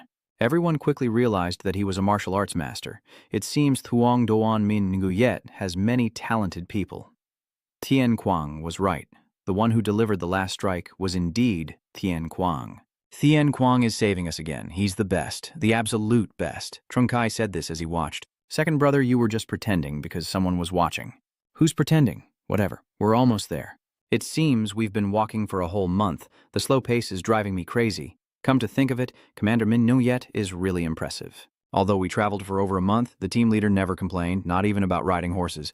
Min Nguyet said, "We are almost at the Camp Manki. Go ahead and tell General Liu Jai that the reinforcement team is arriving soon." "Yes, Miss Min Nguyet." Mankai quickly arrived at Lu Tei's camp and hurried inside to report directly. Hearing that, Lu Tei started to shout, "Are the reinforcements coming here?" "Hey kid, let me tell you, I really hate being late." Lu Tei, the tall man in front of him, is the 12th Emperor of Baiyuan City, General Lu Tei Trio, son of Yutian. Manki thought to himself, with a big figure and a cute face. He calmly replied, "Oh, but we arrived a day early." Lu Tei was startled and turned hostile like flipping a pancake. "Yes, I understand now. Well done." His personality makes Mankai mutter to himself, "Truly a strange person." The group of horses heads straight for the camp. Everyone sighed. "We're almost at Liuji's camp. Phew, this trip took so long, we've been walking for a whole month. And now I have to go back too. Sigh, I hate this. Luckily, on the way back, we didn't need to carry any goods, so we should be able to move quickly." As they were walking, Tien Quang suddenly heard a noise somewhere and separated from the group to enter the forest, causing Trung Kai to wonder, "Where are you going?" "I heard a noise over here, so I'll go check it out. You keep an eye on Shengni." "Wow, your hearing is sharp." The sound came from an open patch of land on the mountainside. Tien Quang hid close to the tree, wondering what is going on over here, who defeated these guys. In front of you, a group of people has been defeated. The attackers are crowding around a girl, questioning her. They whispered to each other, "Well, she must be sick. She looks so weak I can't tell. Maybe she's sick. Damn it, this is serious." "Hey, what's wrong?" Tien Quang pondered. "Are they dressed like Skeleton Kingdom soldiers? Are they their troops? And that woman, there haven't been any villages nearby lately." "Forget it. They're enemy soldiers anyway, so taking them down shouldn't be a problem. They might target the supply convoy, so we need to deal with them first." He said and did, rushing towards the bandits as fast as the wind, surprising them. "Huh, who are you?" Tien Quang didn't answer, only delivering a punch to each one. They were worried. "A master? Captain, come here quickly and don't let them counterattack." Tien Quang handles each one with his bare hands, just punch them straight in the face. The robbers said he's tough to handle. Let's retreat and scatter quickly. Damn it, I have to hold him back and run away. Don't follow me. They turned back to attack Tian Kuang, but couldn't do much against him. Even while fighting, he still noticed the gang cursing at the girl. "That woman, you're blocking the way. Get out of here." But before they could attack the girl, she waved her hand and shot them all into the sky. They plunged straight down the mountain in shock, unable to resist, only able to scream loudly. Over here, Tian Kuang is dealing with 2 robbers blocking the way, easily knocking them out with a single punch. Looking up at the girl, he is also taken aback. The girl with the gentle face looked very scared, quietly bowed her head to thank him, then suddenly threw herself off the high cliff. Seeing this, Tian Kuang was stunned. What the hell is going on?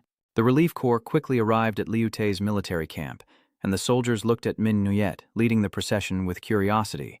Is that the leader of the supply team? Are all women in the city that beautiful?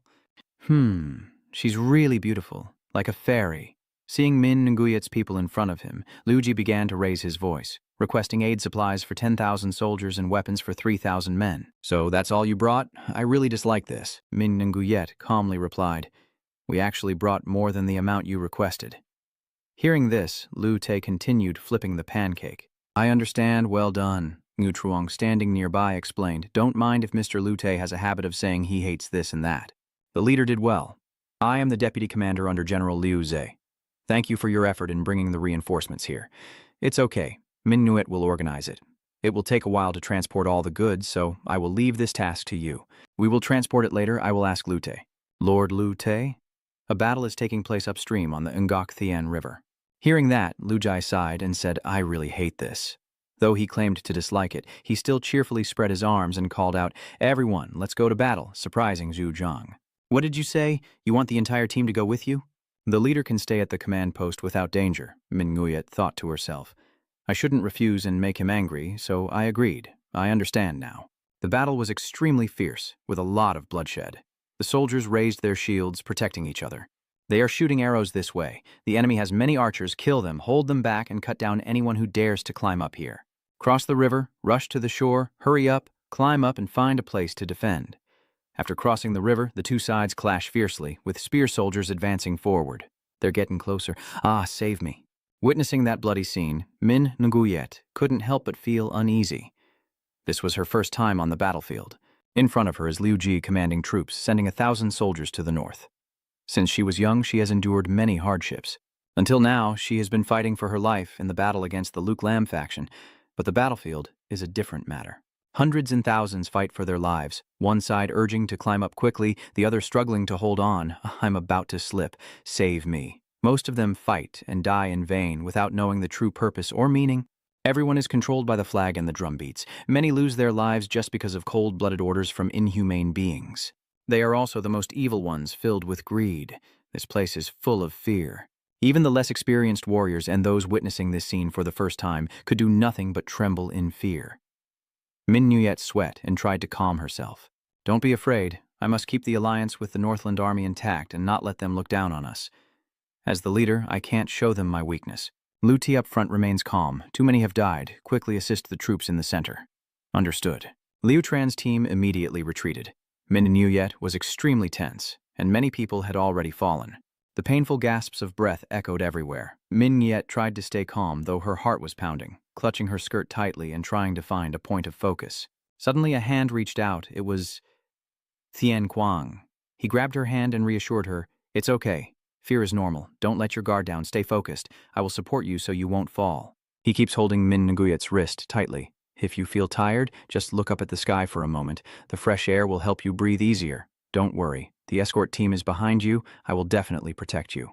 Ming Yet did not reply. Liu Tei and Ngu Truong were still busy with the battle. At this moment, a figure descended from the sky.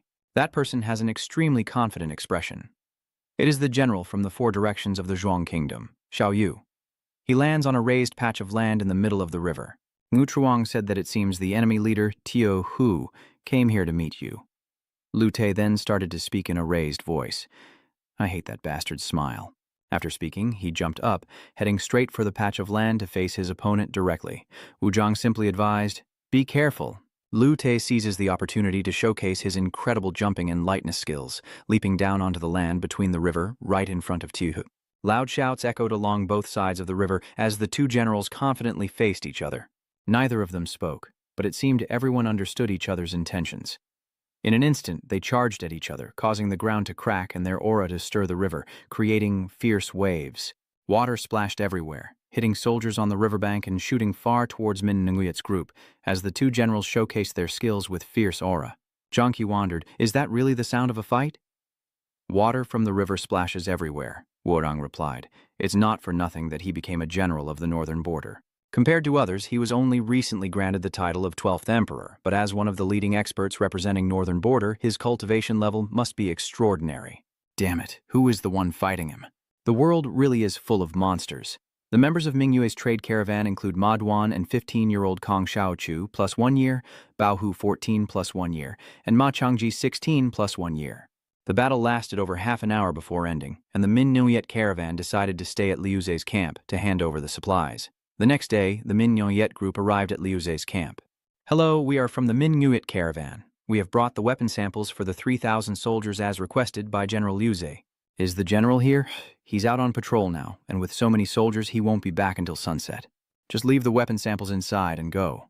Zhangji agreed, following the direction pointed by the guard. All right, they stepped inside in awe of the camp's decor. Your general's camp is really beautiful. Look at all these weapons. They're curious about everything they see. Oh, look at this spear. It seems to be crafted by artisans from the northern city. It must be very expensive. Even if we saved up a whole year's salary, we still couldn't afford it. This camp is much nicer than the mercenary camp we used to stay in. Chungji stepped back and accidentally knocked over a glass of water onto the papers on the table. Damn it, big brother, it's over. The water spilled all over the table, everything got wet. Oh no, these are all important documents, probably letters. Quickly clean this up, don't let the ink smudge. What are you doing? Hurry up and go outside. The group of students had no choice but to hide all the wet documents on themselves and leave. The guard scolded, You can't go around like that. Lord Liuji hates others touching his belongings. Okay, we're leaving now. Big brother, what should we do now? We accidentally took a bunch of documents, damn it. We've caused trouble. Calm down. We can dry the papers and secretly return them before Lord Liuji comes back. Right now at Min Nguet's camp in the Lute military camp, Tianquang and Man Qi are sitting quietly outside. Man Kai sighs. The war is really terrible. Seeing so many people killing each other is truly exhausting. Let's see how terrified those in the middle of the battle are. You asked Tianguang, it seems you don't feel anything, right? Maybe it's because you've been on the battlefield since you were young, so you're used to it. Tianquang confesses, the first time I went to war, I was so scared I couldn't do anything. Luckily, because many people died, I hid under their corpses and cried. Many years later, I also tried to survive, but I wasn't any better. Even when Taihu used me to assassinate the experts, I was always terrified of dying. Since that day, the only thing pushing me forward has been the thought that I must stay alive. Just thinking that way, thinking that I still have a family to return to, a family I must protect. Mankai asked, is it the power of family bonds? You're really jealous. Mankai, you're also family to me. Huh. Why are you suddenly acting so strange? Even if you accuse me of stealing and running away, it's been so long that I don't even remember anymore. Hey. At this moment, Min Nguyet steps out of the camp. Sister Min Nguyet, it's getting dark soon. Where are you planning to go? I want to check the supplies one last time before delivering them to Liu Tai's army. I don't want any trouble. Tianguang suggested I go with you. Going alone is too dangerous for you. Min Nguyet thought for a moment, then turned away and simply replied, whatever you say. Watching the two leave, Man Qi crossed his arms and pondered, thinking happily that he should let them go alone. Min Nguyet began with the trade zone for combat, then moved on to the food and supplies area. She carefully instructed the responsible people and took very detailed notes.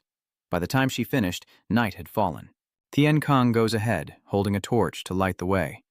Min Nguyet follows behind, both of them silent. Min Nguyet silently thought that the worst thing for her was the misfortunes she had experienced in the past, but that didn't mean others' wounds didn't affect her as well. She remembers Tianquang's firm grip, but her own wounds had become too much to bear, so she wanted to ignore everything else. But why? Tianquang suddenly spoke. I think we've gone a bit too far from the camp. Although this is Lord Liu Jai's territory, it's getting dark, so we should head back now. Looking at Tianquang, Min Nguyet silently reminded himself that he really couldn't be honest with his own feelings. She said, if we don't check the goods tonight, it will all be for nothing. Even if it's late, we have to finish it. Then she coldly moved forward.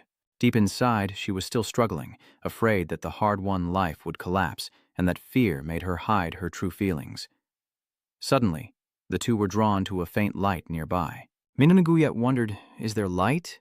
Tianquang was also curious. I remember there's no camp over there. Deep in the forest, a small flickering flame shines, and Min Nungyet and Thien Quang quietly approach. Hearing the suspicious conversation, shouldn't you have spoken about this earlier?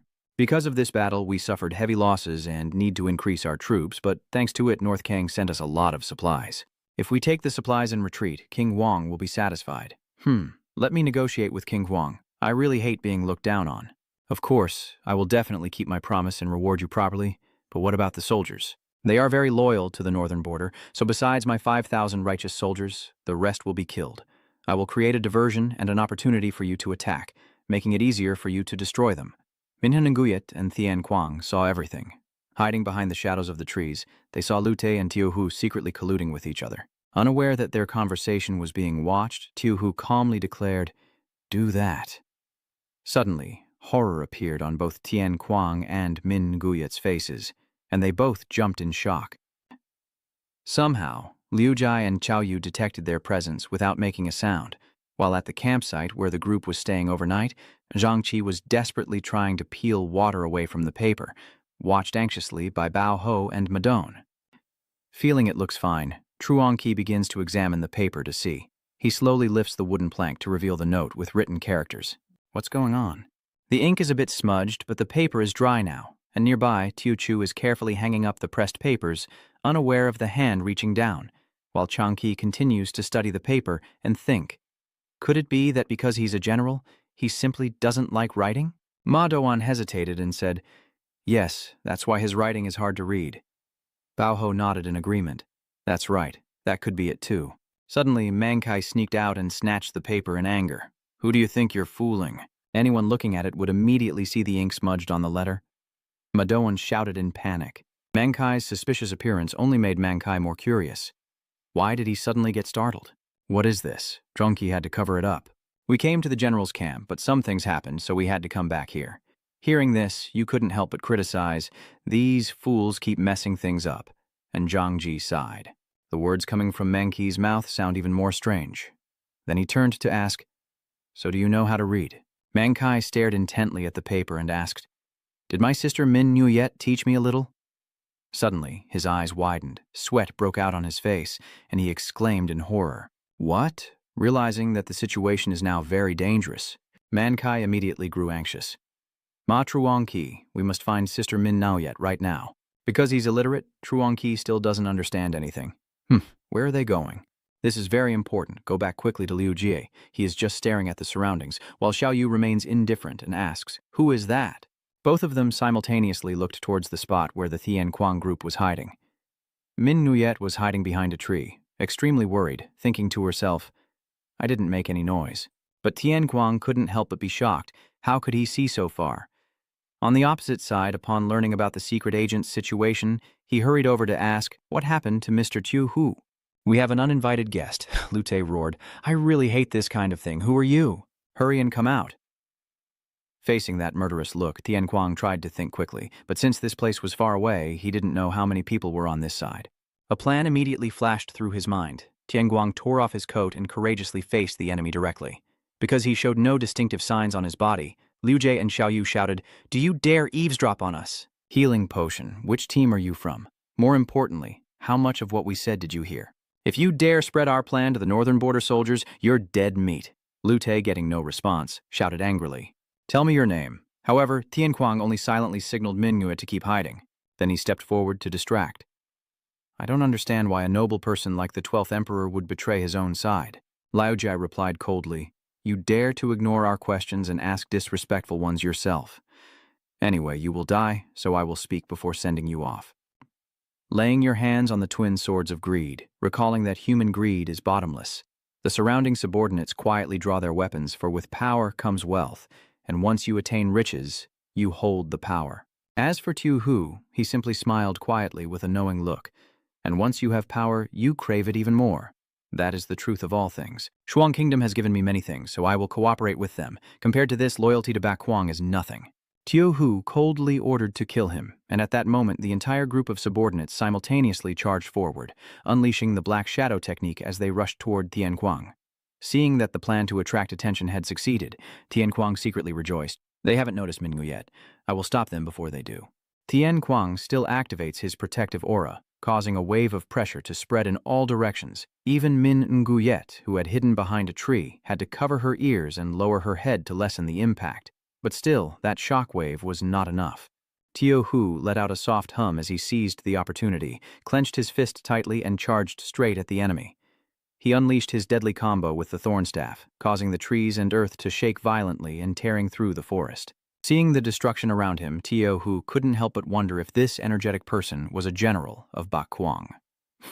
Lu Te immediately denied it, saying, "No, I've never seen anyone with such moves among the generals." A nameless general? That's really annoying. While the two of them were chatting, Tianquang was still fighting the secret agents, flipping over and delivering a powerful kick to an enemy. The ultimate move, Hellfire Blade, is activated, and Tianguang's body unleashes a series of heavy strikes on the secret agents, sending dirt and dust flying everywhere. Two of them take advantage of the opening and rush forward aggressively, but in an instant one is struck down and falls backward.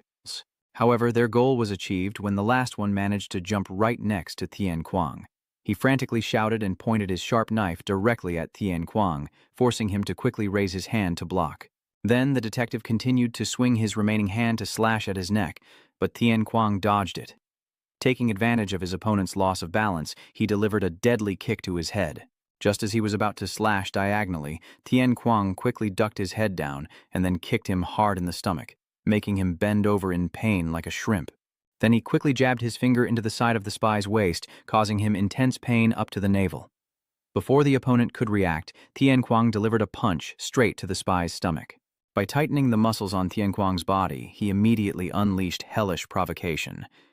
The two of them charged fiercely down to the ground. At that moment, another man jumped from behind Tianquang, aiming a swift strike at his head, but luckily Tianquang was still alert enough to punch him right in the face. So the small fry have all been easily taken down by Tianquang, only the two leaders remain watching from afar. The real game is just beginning. Tianguang slowly turned around, and Yu Xiao casually commented, "They're high-level assassins trained by the Bone Kingdom, yet you handled them all alone without any trouble. You're strong." Then he gently placed his hands behind his back to grasp his weapon. "Looks like I have to step in myself. This is the four-headed sword dance stance." He was about to attack when suddenly a voice called out from beside him. "Let me." Lu Te said, "I really hate those weaklings who act so annoyed all the time." He slowly approached him and said loudly, "If you are the general of the northern border, I would have recognized you long ago. I give you one more chance to reveal your identity." "Are you joking? There's no way a slave would know martial arts, so you want to die pointlessly, don't you?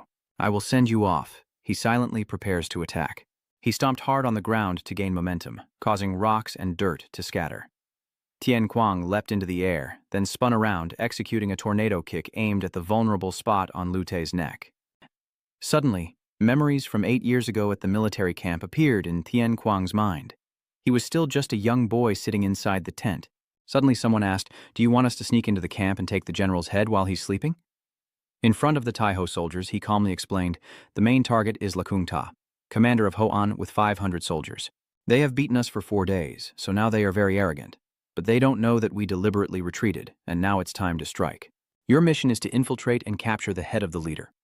Do you have any questions?" One person raised his hand to give his opinion, speaking anxiously and sweating profusely. "I heard that Lakung alone defeated an entire team of slave cavalry like us. Can he really kill him?" Tianguang sat nearby, quietly listening. "Trat Tai-ho seems annoyed, so those new soldiers are quite troublesome. You're already scared just because of rumors. Tianquang, this is your 5th mission, right? Just tell them already." Hearing that, Tianquang stood up and said clearly, "Even if they are heroes or legends, it doesn't matter. They will all die if their heads are cut off." That's right, most titles are just exaggerations to scare guys like you on the battlefield. If someone is truly strong, earning a bad reputation is just normal.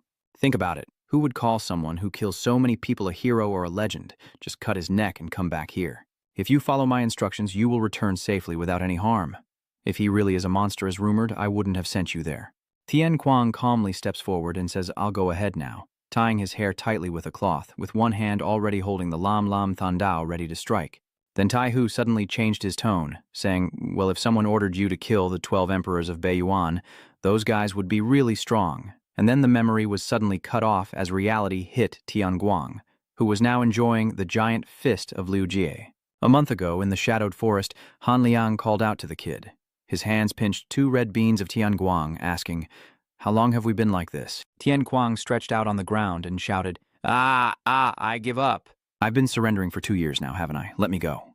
I told you to let me go. After they finish fighting, they come back to carry the bear.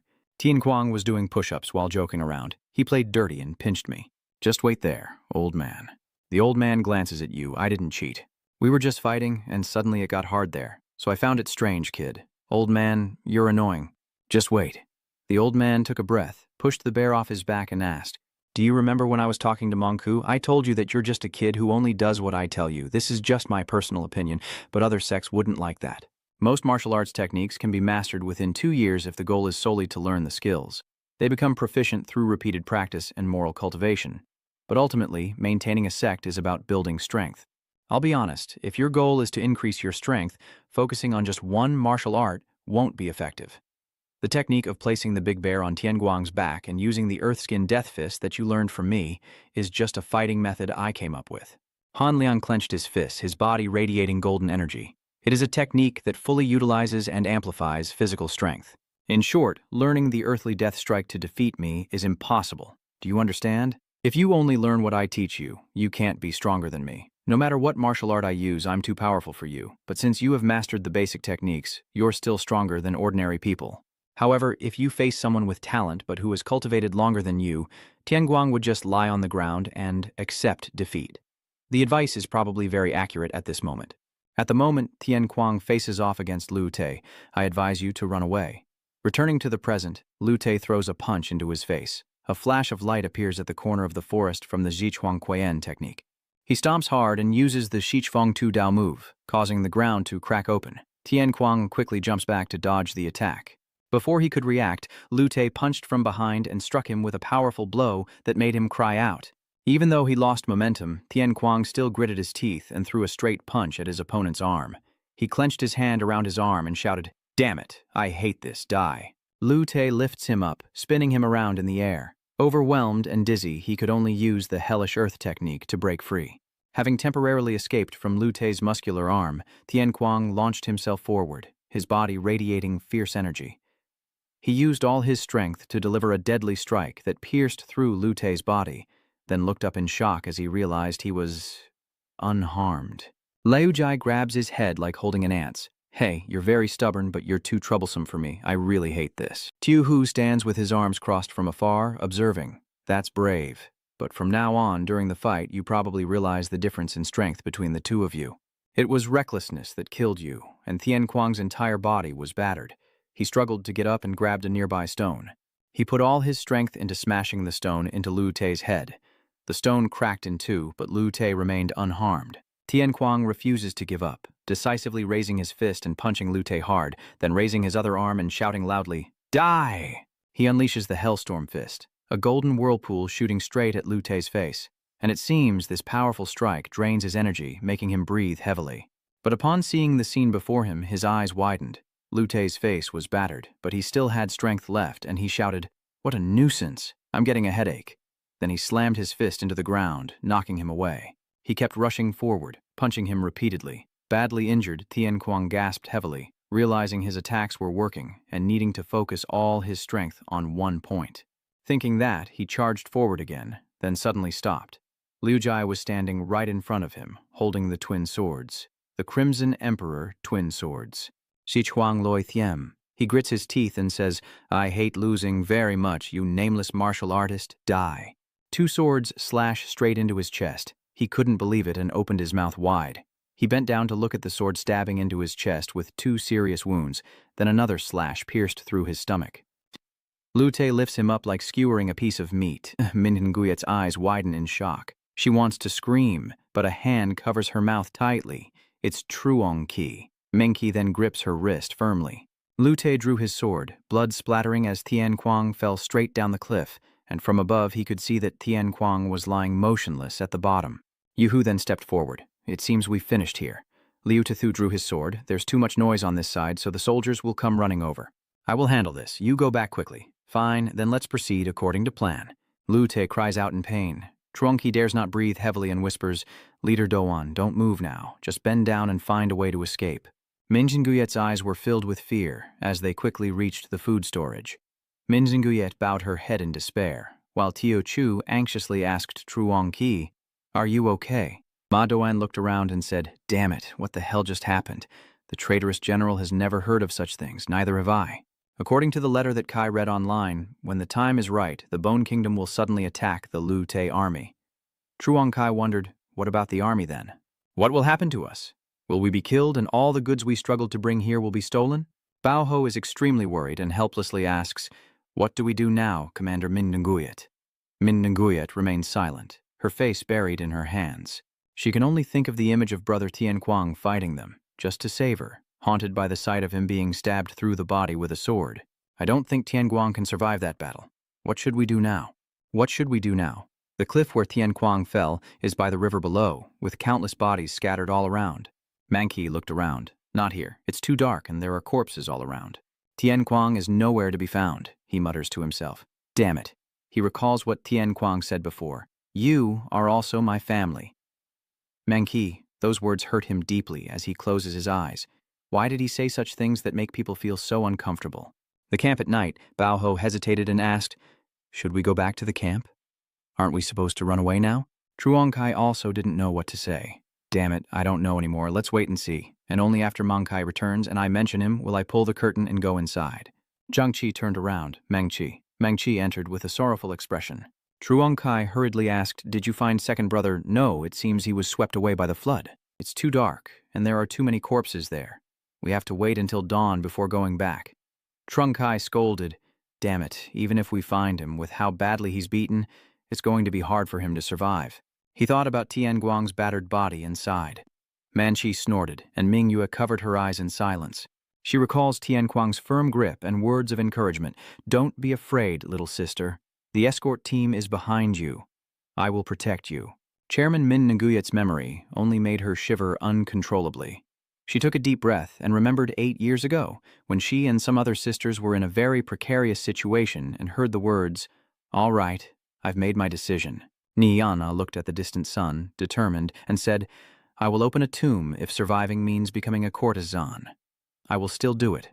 Nian is the future leader of Than Lin Peak." She glanced at them comforting and said, "Don't be discouraged anymore.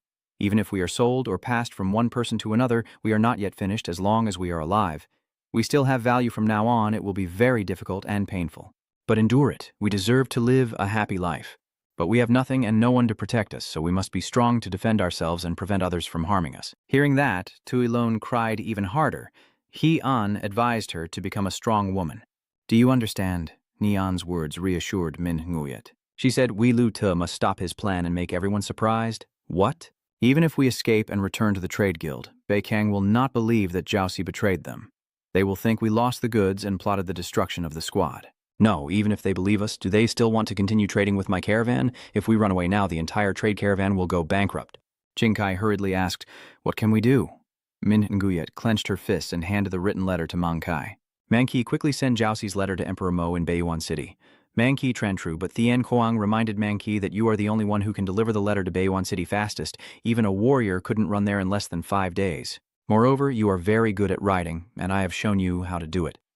The main road is long and difficult, but taking a shortcut at high speed is much faster. She analyzed, you can shorten the journey from a month to 10 days. I know Tian Kuang is very important to you, but if you don't go, everyone in the trade caravan will be expelled. The people of the trade caravan include the elderly and children. Manqi trembles, clutching his arm tightly, lowering his head. I agree. I will leave immediately. She added, I will write a letter to Emperor Mo while packing, and when you set out, Machangji and I will stop Jiao S's plan. He replied, yes.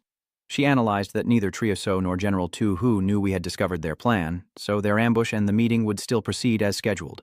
Currently, Lu Te's army has 65,000 soldiers, and Jiao Si needs time to prepare a large-scale ambush because he cannot allow others to defect. Meanwhile, we need to inform Lu Te's 65,000 soldiers, excluding Trio So's subordinates, that Trio So has betrayed us.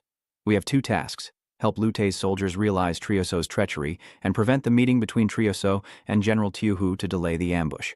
Min Nguyet finished writing the last few lines on the letter, then handed it to Man Kai. After organizing everything, she stood up to observe the situation. Min Nguyet takes a deep breath, as if she has a complete plan, then calls Ma Duan, Xiao Chu, and Bao Hu. She silently clenches her fists, then whispers, Tian Guang.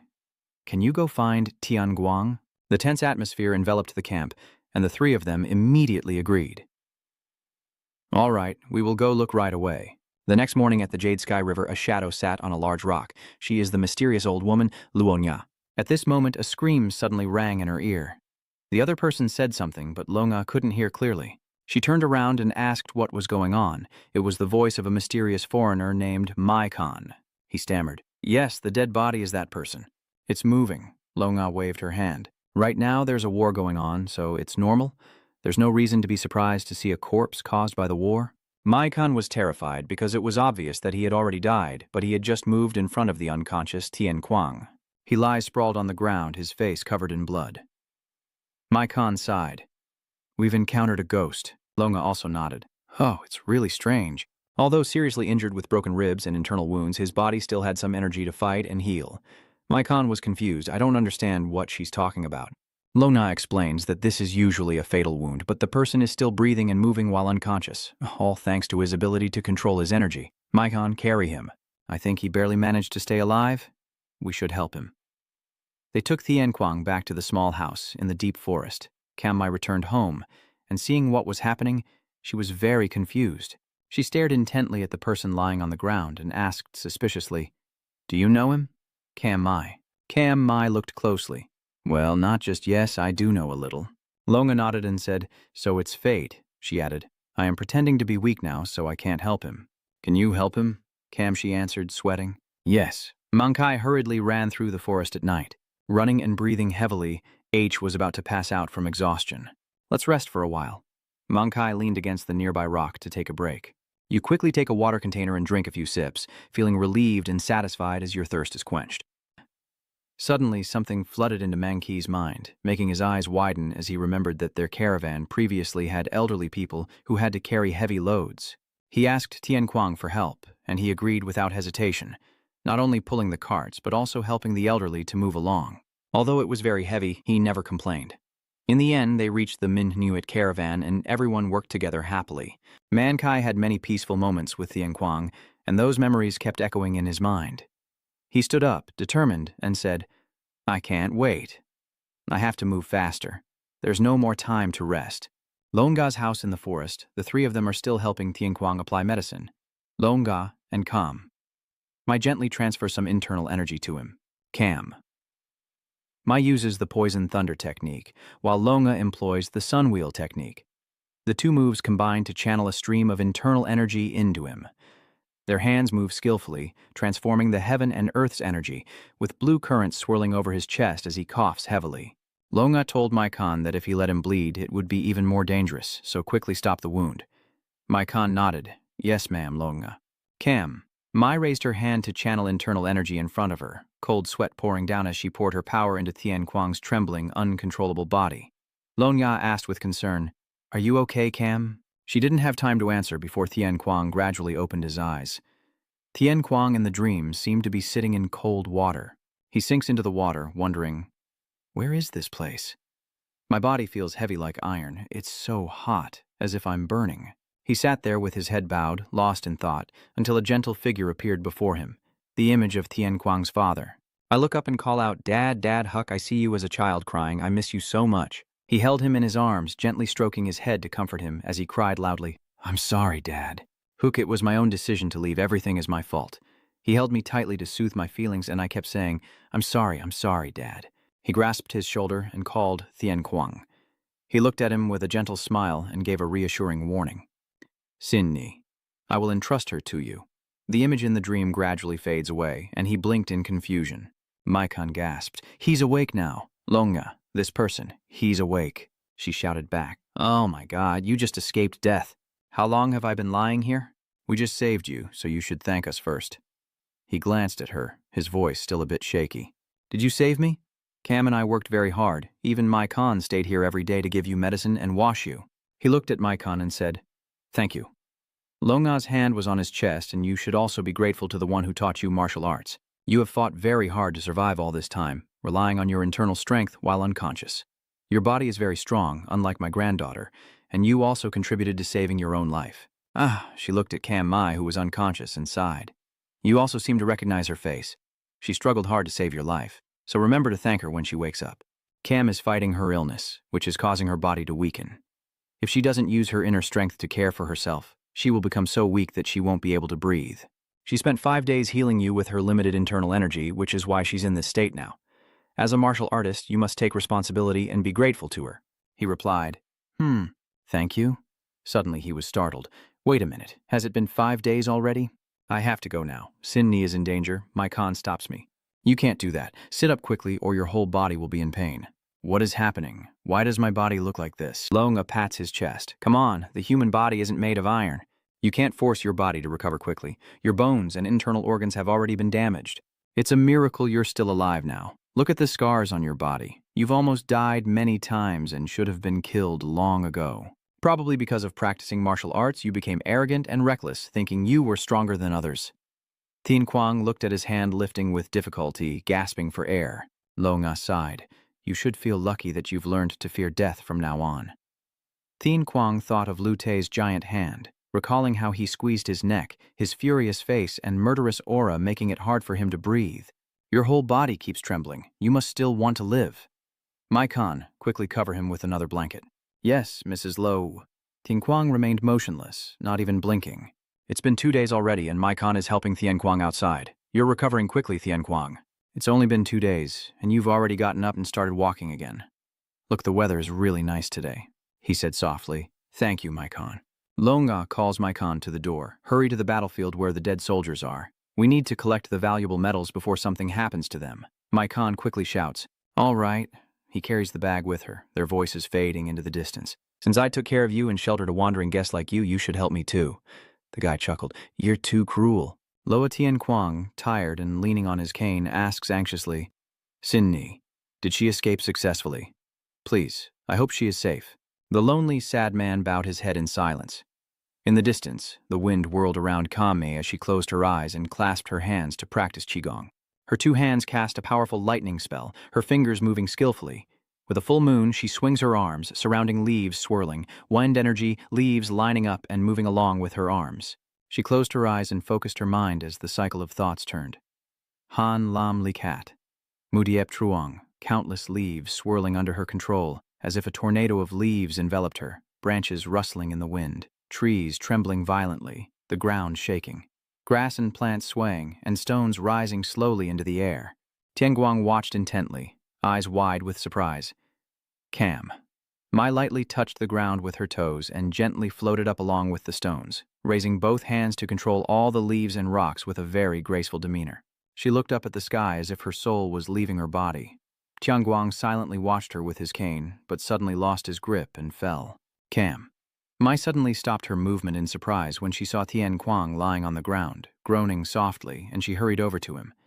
"Are you okay?" "She used her strength to lift him up so I could help you, because the energy I used to fight my wound and my great-grandmother is running out. Take slow breaths now. Don't use too much force." You praised him, saying, "You were really impressive earlier. I've seen people practicing lightness skill before, but I've never seen anyone soar like you. Are you and she both hermits?" Cam, Mai denied. "That's not it. My body can't hold internal energy, so I often have to release it outward. My grandmother and I are just ordinary people living discreetly. Ordinary people can't revive and heal those who are about to die like that. It's not about saving lives, but about channeling energy into the areas that need healing. Everything has a yin and yang. We use energy manipulation to balance those 2 extremes and direct the flow of energy to influence the body. What I do is simply release the energy to the right spot and control it for maximum effect. A fragile body like mine can't hold in the energy, so I have to release it outward, just like now, channeling energy to the area that needs healing. Thanks to the herbs from the grandmother and the bandages, the wound is gradually healing. Your body is restoring its strength on its own. The old matriarch said that no martial art in this world can heal human wounds." Tien Kwang glanced, but still she is not an ordinary person, and although she lives in the forest, this house is really big. "Cam, Mai initially said that both my great-grandmother and I come from noble families in this region. My family has passed down martial arts from generation to generation, so I learned martial arts from a young age. I enjoyed martial arts and was loved by the elders of the family, but then the sudden disaster happened. Gradually, my body became weaker. I often fell when getting out of bed. And in the days that followed, even breathing became difficult, so I couldn't keep up with the training and rumors started to spread. They say that eldest Miss Cam has rabies. My father was very displeased to see his only descendant like that. Out of anger, Cam Kong made a decision that caused her great pain. In the end, to continue the family's martial arts tradition, my father adopted his nephew. My maternal grandmother, who loved me the most, took me to this mountain. She started learning martial arts and herbal medicine here to take care of me and teach me. Her voice was nostalgic. Thanks to that, although my body became weak, my internal energy skills improved, and this dying body managed to hold on until today. She waved her hand and said, "Sorry, I was just talking too much. It's been a long time since I last chatted with anyone besides Mai Khan and her." Tian Kuang closed his eyes and thanked her. "Now I can finally say thank you. Thanks to everyone here who found me when I was about to die, I was saved." He turned around and smiled as he introduced himself. "I am Tian Kuang." Cam, I blushed and replied, "I am Cam." She then sent her internal energy to him and asked, "Why are you like this?" Tian Kuang. I said that while escorting the merchant caravan, I witnessed the general of the Liuji army betray and get caught. I abandoned the young sister and Shengni stayed there, so I need to return quickly. She is very clever, so she probably escaped safely, but I am worried. Cam Mai's eyes are full of admiration. I'm so jealous of her. She's really lucky to have a brother who always cares. Sorry for making you uncomfortable. It's okay, I still have my great-grandmother. Luana and the others here are gathering the belongings of the corpses. Cam Mai said, "I also want to take you back there." But Trantru's voice said, "If I don't adjust your internal energy, the wound will reopen, and you'll be in danger." Cam. Mai comforts him, saying, "I am sure your younger sister is still safe. At least until you can walk without support, I will help you recover." He agreed. "Yeah, just do it. Can I control energy like you do? Is that okay? As long as I have the energy, I will teach you." Tonight at the Lute camp, a figure swiftly passes behind the soldiers on guard, jumping between the branches. Tu So thought, the Lute army. It's already night and their guards are so strict, a normal ambush wouldn't work. Suddenly, he saw a light from afar. He hid behind a tree, quietly observing. Even though this is a camp, why are their lanterns so bright? Do they think the battlefield is their home? Suddenly, he saw Ming Yue's fair and delicate figure sitting in a bathtub. He was confused. Why is there a woman bathing in the battlefield? How rude. This isn't the time for that. Now I have a more important task to return to the general's side quickly, and then the figure disappears into the darkness, and a voice says, "Oh my God, it seems like something is stuck on my butt and it startled me." It turns out it was just a branch, but I thought it was something more. Tu couldn't hold back and peeked out to observe. Just then, Truong Kai's figure appeared behind him, raising his arm to perform a bear hug technique. A small sound was heard. Then silence. Min Nuet stepped forward to pay and watch secretly. Trung Kai looked at him unconscious, quite surprised. "That's right, I didn't expect it would be so easy to catch him." Min Nuet Liu found the secret letter that he was looking for. She reads the letter and indeed, they are waiting for the right moment, planning to launch a surprise attack within the next 7 days. Trung Kai feels worried. This is a big problem, as Kai won't be back for another 2 weeks. She instructed, "Then delay the trip. Quickly take this man and bury this thing." Ma Truongqi. "Yes, tomorrow at Liu Tei's camp." Wu Zhang suggested to Liu Zhai, "Why not surround the forest area and attack from behind?" "General," Liu Zhai disagrees. "Not yet. We just had a recent battle, so we should only delay a bit longer." Ngu Truong tried to persuade, but although the general's supplies have been sent, if we keep delaying, we will be at a disadvantage. He was annoyed. "I really dislike hearing you complain." He looked towards Min Nuyet, leading the long soldiers. Is the leader here?" Min Nuyet cautiously covers her face with a fan and says nothing. Liao Jai sat cross-legged and said, "Did you sleep well last night, leader?"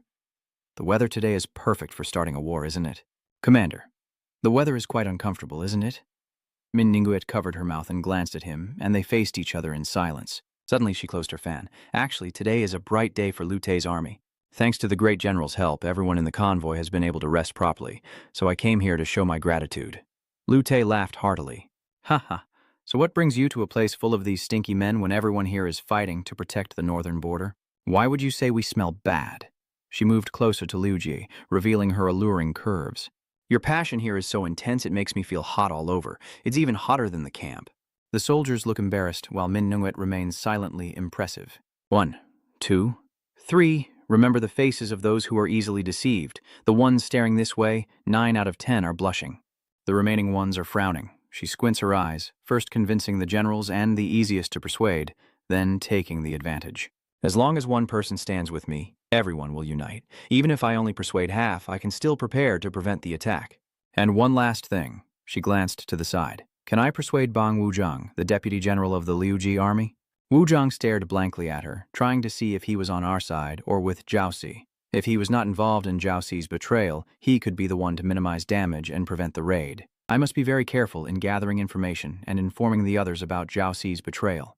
If this secret accidentally leaks to those involved in Jiaoxi's treachery, we will be the first to be killed before the Jiang kingdom attacks. Wu Zhang glanced around and after a long while also blushed.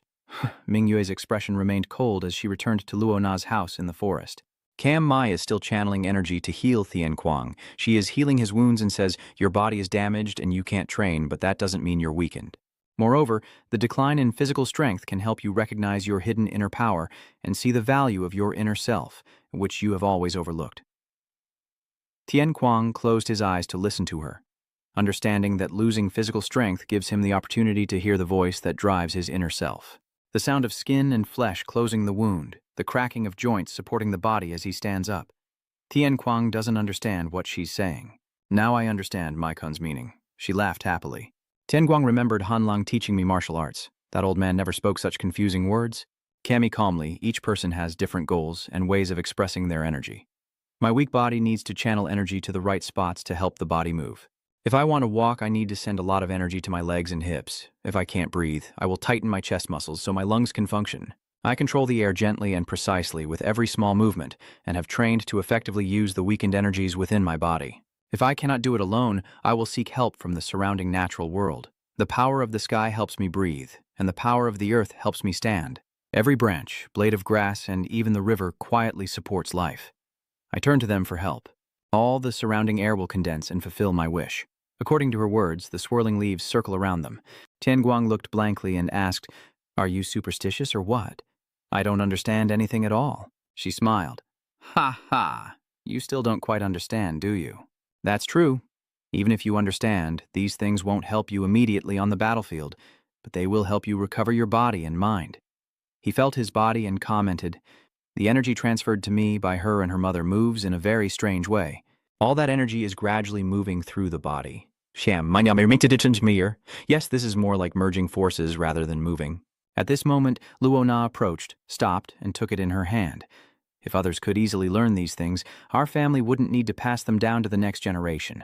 She proudly boasted that Cam was a once-in-a-millennium child from a prestigious family. If the girl hadn't been sick, her reputation would have already been famous. She quickly denied. "That's not it. She just changed the subject. So the one teaching you martial arts today is the Earth Emperor Slayer, right?" He was surprised. "Do you know him?" She scoffed softly. "So that rude old man is still alive. Who in our generation doesn't know about the Earth Emperor Slayer? I still remember his aura because I fought him a few times before." "You're surprised." "Did she fight him?" Her voice was calm. "Since it was the Warring States period, I had to fight everyone. I felt your aura was very familiar, so I guessed like that." Luanga observed the two people and thought to herself, "The disciple of the Earth Emperor's destined killer is truly mysterious." Over in another part, a voice echoed deep inside the tunnel. Tu was late.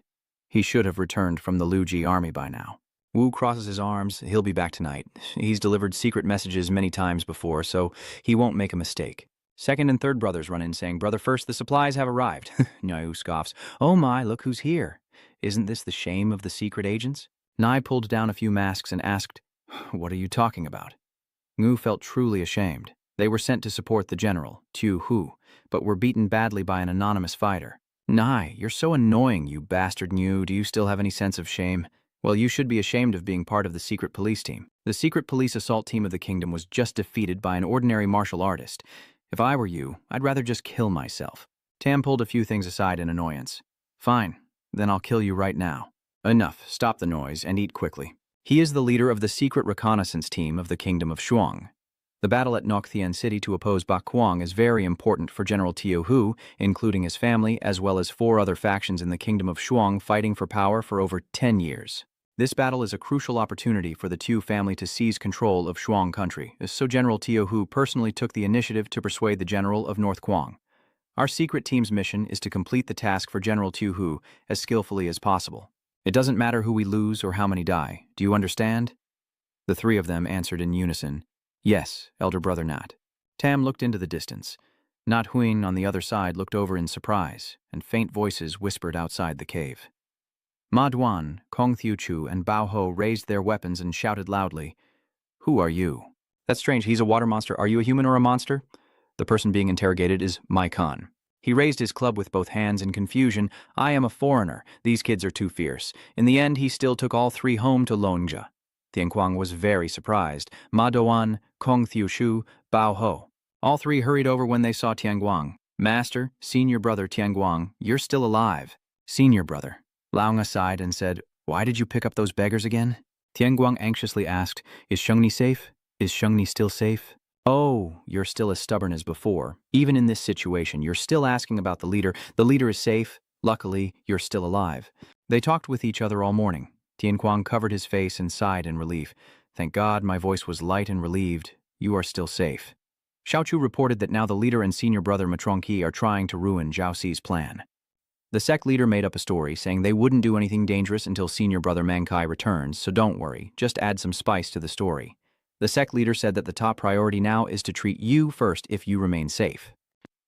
Cam Mai looked at them in confusion as the four of them continued to ask about each other. After hearing the others' reassuring words, Tian Koang was surrounded by golden aura, the golden energy rippling and dancing like images in your mind, and for the first time he smiles softly with relief. Cam Mai also smiled satisfactorily while outside the house, danger was approaching. The group led by Not stood on the river, watching the house from afar, and he ordered, Wu, quickly report this to General Tiu Hu. Wu received the order clearly. That evening at the Gok Tien city camp, after hearing the report, Tiu Hu let out a sound of realization. So they are there. Nu nodded in confirmation. Yes, Your Excellency, so it's a double win. First, tell Not to leave that cave. Ngu. Tell Zhaozi that there are likely more people eavesdropping on our secrets, so it's better to meet face to face rather than send secret messages. Follow the order. Tu Hu placed an item into Wu's hand. This is our family crest token. If you go alone, Zhaozi will suspect, so take this with you. Understood? Please entrust this task to me. At the same time, elsewhere, Luona was guiding Ma Duan in preparing medicine. Don't add that in. Oh, you mean this kind? It's a poison, so it needs to be sorted out. We took you in as a favor, so you should be doing your part. Wow, I never asked you to take care of me. Over there, Maikon happily chats with Tu Chu and Bao Ho. I come from a very faraway place, and there are many things I want to see. Oh, where are you from? Did you see anything interesting and unique? Here and there, many places. I have been to this place and that, so I forgot the way home. I once crossed an endless sand mountain. I almost lost my life there. The mountain spewed fire, and I have been there before. I almost lost my life again. A tall tree with no visible top. There I saw a dragon and reached the end of the world. The deep sea is submerged in endless darkness. Next time I will go to that dark place. Tu Chu and Bao Ho listened without any interest. This person, he lies blatantly, no different from boastful braggarts. Mai Khan hurriedly explained, No, I am not lying. Those two still don't believe that such a place exists in this world. If there were a big tree, why wouldn't we see it clearly here, since that place is so far away? On this side, Cam Mai saw Tian Kuang had already condensed a sphere of energy and praised him, saying, You did well. Try gathering all your energy in your lower abdomen and imagine moving this sphere around your body. Now, based on where this sphere is headed, how can you use it in different ways? Cam Mai demonstrated while explaining that adjusting energy is a fundamental technique of the Hot Loi sect.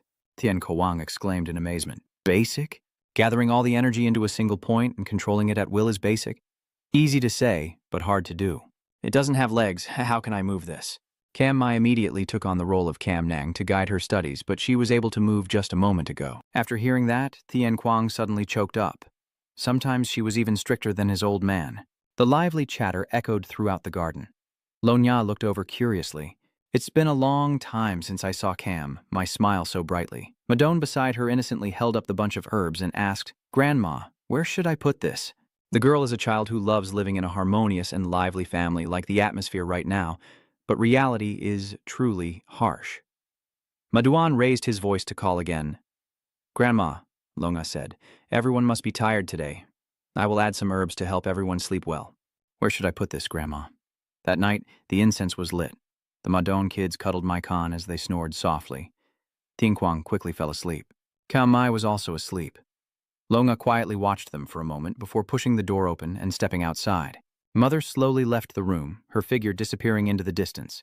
Then the second and third children, hiding by the other side of the lake, finally spoke up. But what about the fifth? Is that so? It seems fourth has run into trouble. Maybe he's dead. Really? Everyone was shocked and stared in horror. Longa sighed. So now, there are only 3 of you left. The reason you've been following us these past few days, I'll ask after I catch you. And with that, she leapt over the lake. Nat quickly shouted, 3 figures, second and third obey orders, as they tightened their weapons and split into 3 directions. then used the three-person technique, an aggressive bird attack aimed at Lo Nga, but she easily dodged. Then she began to execute the deadly lightning stance, a split force attack that immediately knocked the opponent into the lake. Lo Nga suddenly approached and examined, a sharp spear rising from the water and stabbing directly at her, followed by countless other spears. Not Ni and Tom used their wild swords to slash at Lo Nga, but the scene before their eyes was unbelievable. Three of us couldn't defeat a fake woman. The swords seemed to bend upon contact with her, and indeed, the rain of spears couldn't hurt Lo Nga at all. Then suddenly she waved her hand and shouted loudly, a white object called Not Hwan. The suddenly extended out, wrapping around the limbs of Nyat Ni Tam. They were thrown into disarray by the super attack, and at the same time, a whirlpool suddenly rose around Lo Nia. The swirling reverse flow quickly engulfs everything, and moments later the foam bursts apart as Not Panic runs up, but before escaping she is tightly held down by Lo Nga. Compared to the other two, you move better. You're definitely the leader. You seem tight-lipped and dangerous, so I will take your life first. Net desperately thought, I can't escape this old woman's hands. Lo Nga pointed at Ni and Tam lying unconscious on the lake surface and said, I will ask the other two about the mastermind behind this, so rest in peace now. As soon as she finished, Swordvu's head suddenly swung in for an attack. Elder, please don't kill my subordinates. It's hard to find capable ones. In that case, finding a loyal dog becomes even more difficult. At this, Tiohu suddenly sneered, You've been hiding here all along. Grandmother Tai, the elder of the Kam family in Zhuang country, the grandmaster of the Hot Loi sect, Elder Long A, desperately tried to surface, calling out, Ni Tam, are you all right? Only their coughing responses answered him. Maybe you don't remember, but when I was young, I saw you once while walking around the city with my father. I am Tiohu, the direct descendant of the Tu family and one of the four great generals. I remember now, Tiu Shuang's eldest son has come of age, so you've become a general? You've worked hard. 20 years ago, Lady Tai and Lo Nga disappeared without a trace. Meeting her again in this battle is probably fate for me. Could it be that heaven has been very kind to the Tu family? Tiohu smiled as he raised his sword. If I behead the lifelong enemy of the Kam family would be hit hard, right? Lo Nga softly scolded, and then the swirling water suddenly lifted her up high. Inside the room, the incense burner had gone out. Hearing the call, Tian Kuang slowly opened his eyes. What's going on? Kam. Mai worriedly said, It seems something's happening outside. Our great-grandmother secretly added medicine, so we didn't hear any noise while sleeping. We must go out and check quickly. Maikon and the boys also slowly sat up. After a while, the door opened slightly, and Tian Kuang and Kam Mai cautiously went outside. Tiohu turned to look when he sensed the movement. It's disappointing. When I was young, I was always afraid to look up at people, but now they pretend to be fragile. He suddenly swung his sword and wounded Lo Nga badly. Time really flies. Kam Mai shouted in horror. Great-grandmother. Tiohu immediately swung his hand, a flash of sword light suddenly shooting toward her. Be careful. Tian Kuang hurriedly ran to save her, while Maikon and the kids also panicked and rushed out. Kam Mai, it's very dangerous, senior brother. Damn it. Maikon, run and get Kam Mai out of here. Madoan, Kong Thiu Chu Bao Ho, grab your weapons. They're attacking us. Don't misunderstand. Vodan the swordsman. Do you think I came here just for you? This old woman is Lao Na Tai Ba of the Kam family, one of the four great clans in Zhuang country. Among the four great clans, the Kam clan and the Tiu clan are the two most powerful, holding authority in Zhuang country, with the Ma and Lu clans under their command, and of course, both clans are sworn enemies. Finding out that the matriarch of the Kam family went missing near the battlefield, I believe this is the moment to end the power struggle between the two sides. Tiohu pointed his sword at Kam. Mayan continued, The lost heir of the Kam family must be her. The only daughter of Kam Kang, head of Nam Kam family and a lifelong enemy of Tiu family, is rumored to have been very frail and ill and has already passed away. If the heirs of both families are so weak, it truly signifies their decline. It seems they are hiding her here to protect her from external forces. Lo Nga begins to recall past events. At that moment, Kam Kang sorrowfully confided in her. Mother, if this continues, Kam Mai's life will be in danger. Rumors about her illness have spread throughout the four great clans. Even today, assassins have infiltrated the main house from unknown sources. If this continues, Kam Mai will be in danger. Lo Nga paused for a moment, then replied, I will take Kam Mai away. Your grandson, take Kam Feng as the new heir and spread the rumor that Kam Mai has passed away. I will take Kam Mai up the mountain.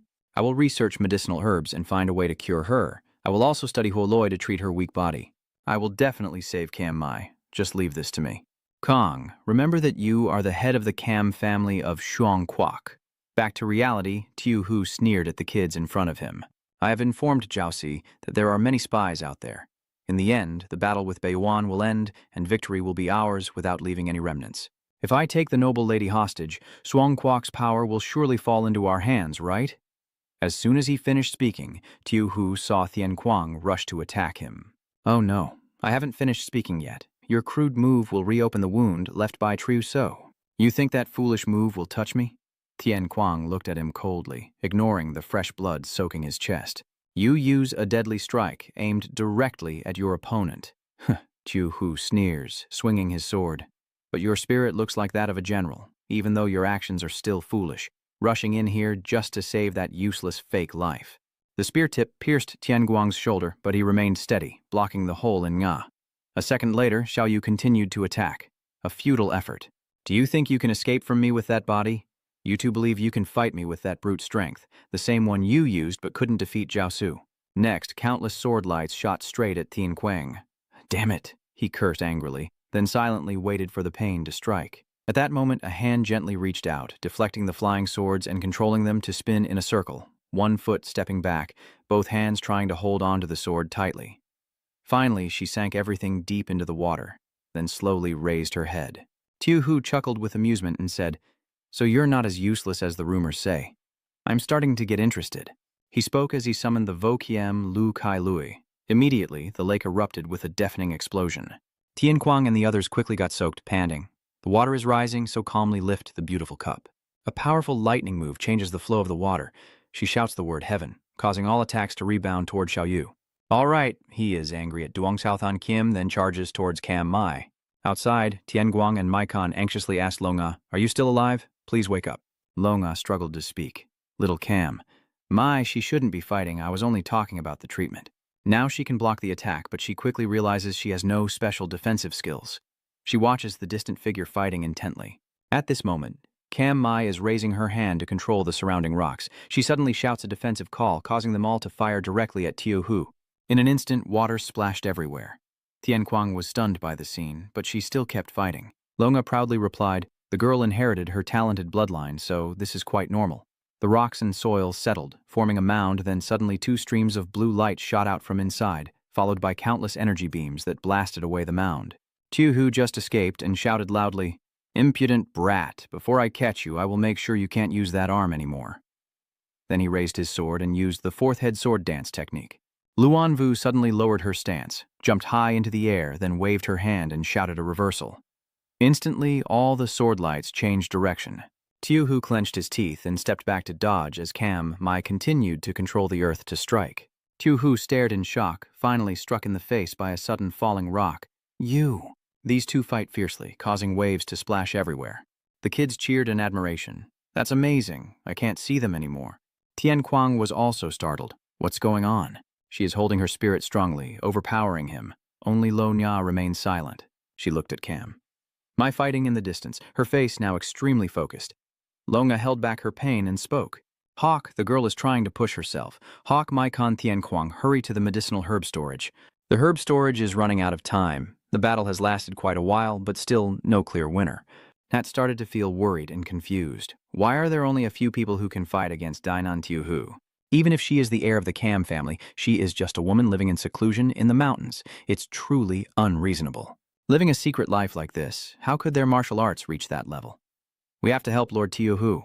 Suddenly, Nat noticed the commotion in the distance as Tian Guang and the others hurriedly ran into the warehouse filled with neatly arranged medicinal herbs. Tian Guang placed the Nga hole on the floor. "Grandma, we've arrived, so why did you suddenly want us to come here?" "Maikon, quickly take the medicine out of your luggage." "Ah, I see. Is this it?" "Hawk Tian Kuang, apply this powder to the wound and later you will feel a slight numbness there." He asked while doing so, "What is this?" "This is numbing powder. You normally shouldn't use it because it's made from poison. And this is opium, a diluted hallucinogenic drug brought from abroad by Maikon. Even if you only take a small amount, it still causes a sensation of stimulation. No martial art can heal the body. While herbs can't mend wounds instantly, poison works immediately." Tian Kuang was surprised when he saw the bottle in his hand, then confidently took a sip. "So basically, this helps me fight, right?" Lo Nga warned him to stop drinking. Even though the medicine has been diluted, drinking too much could be fatal. Now, focus on breathing to enhance its effects. Just then, Nihat Thin Lin burst open the door and shouted, "You bastards, so you're planning something." Longa hurriedly shouted, "Find a way to lure them away. My Khan, quickly apply the anesthetic to my wound, so the bleeding stops."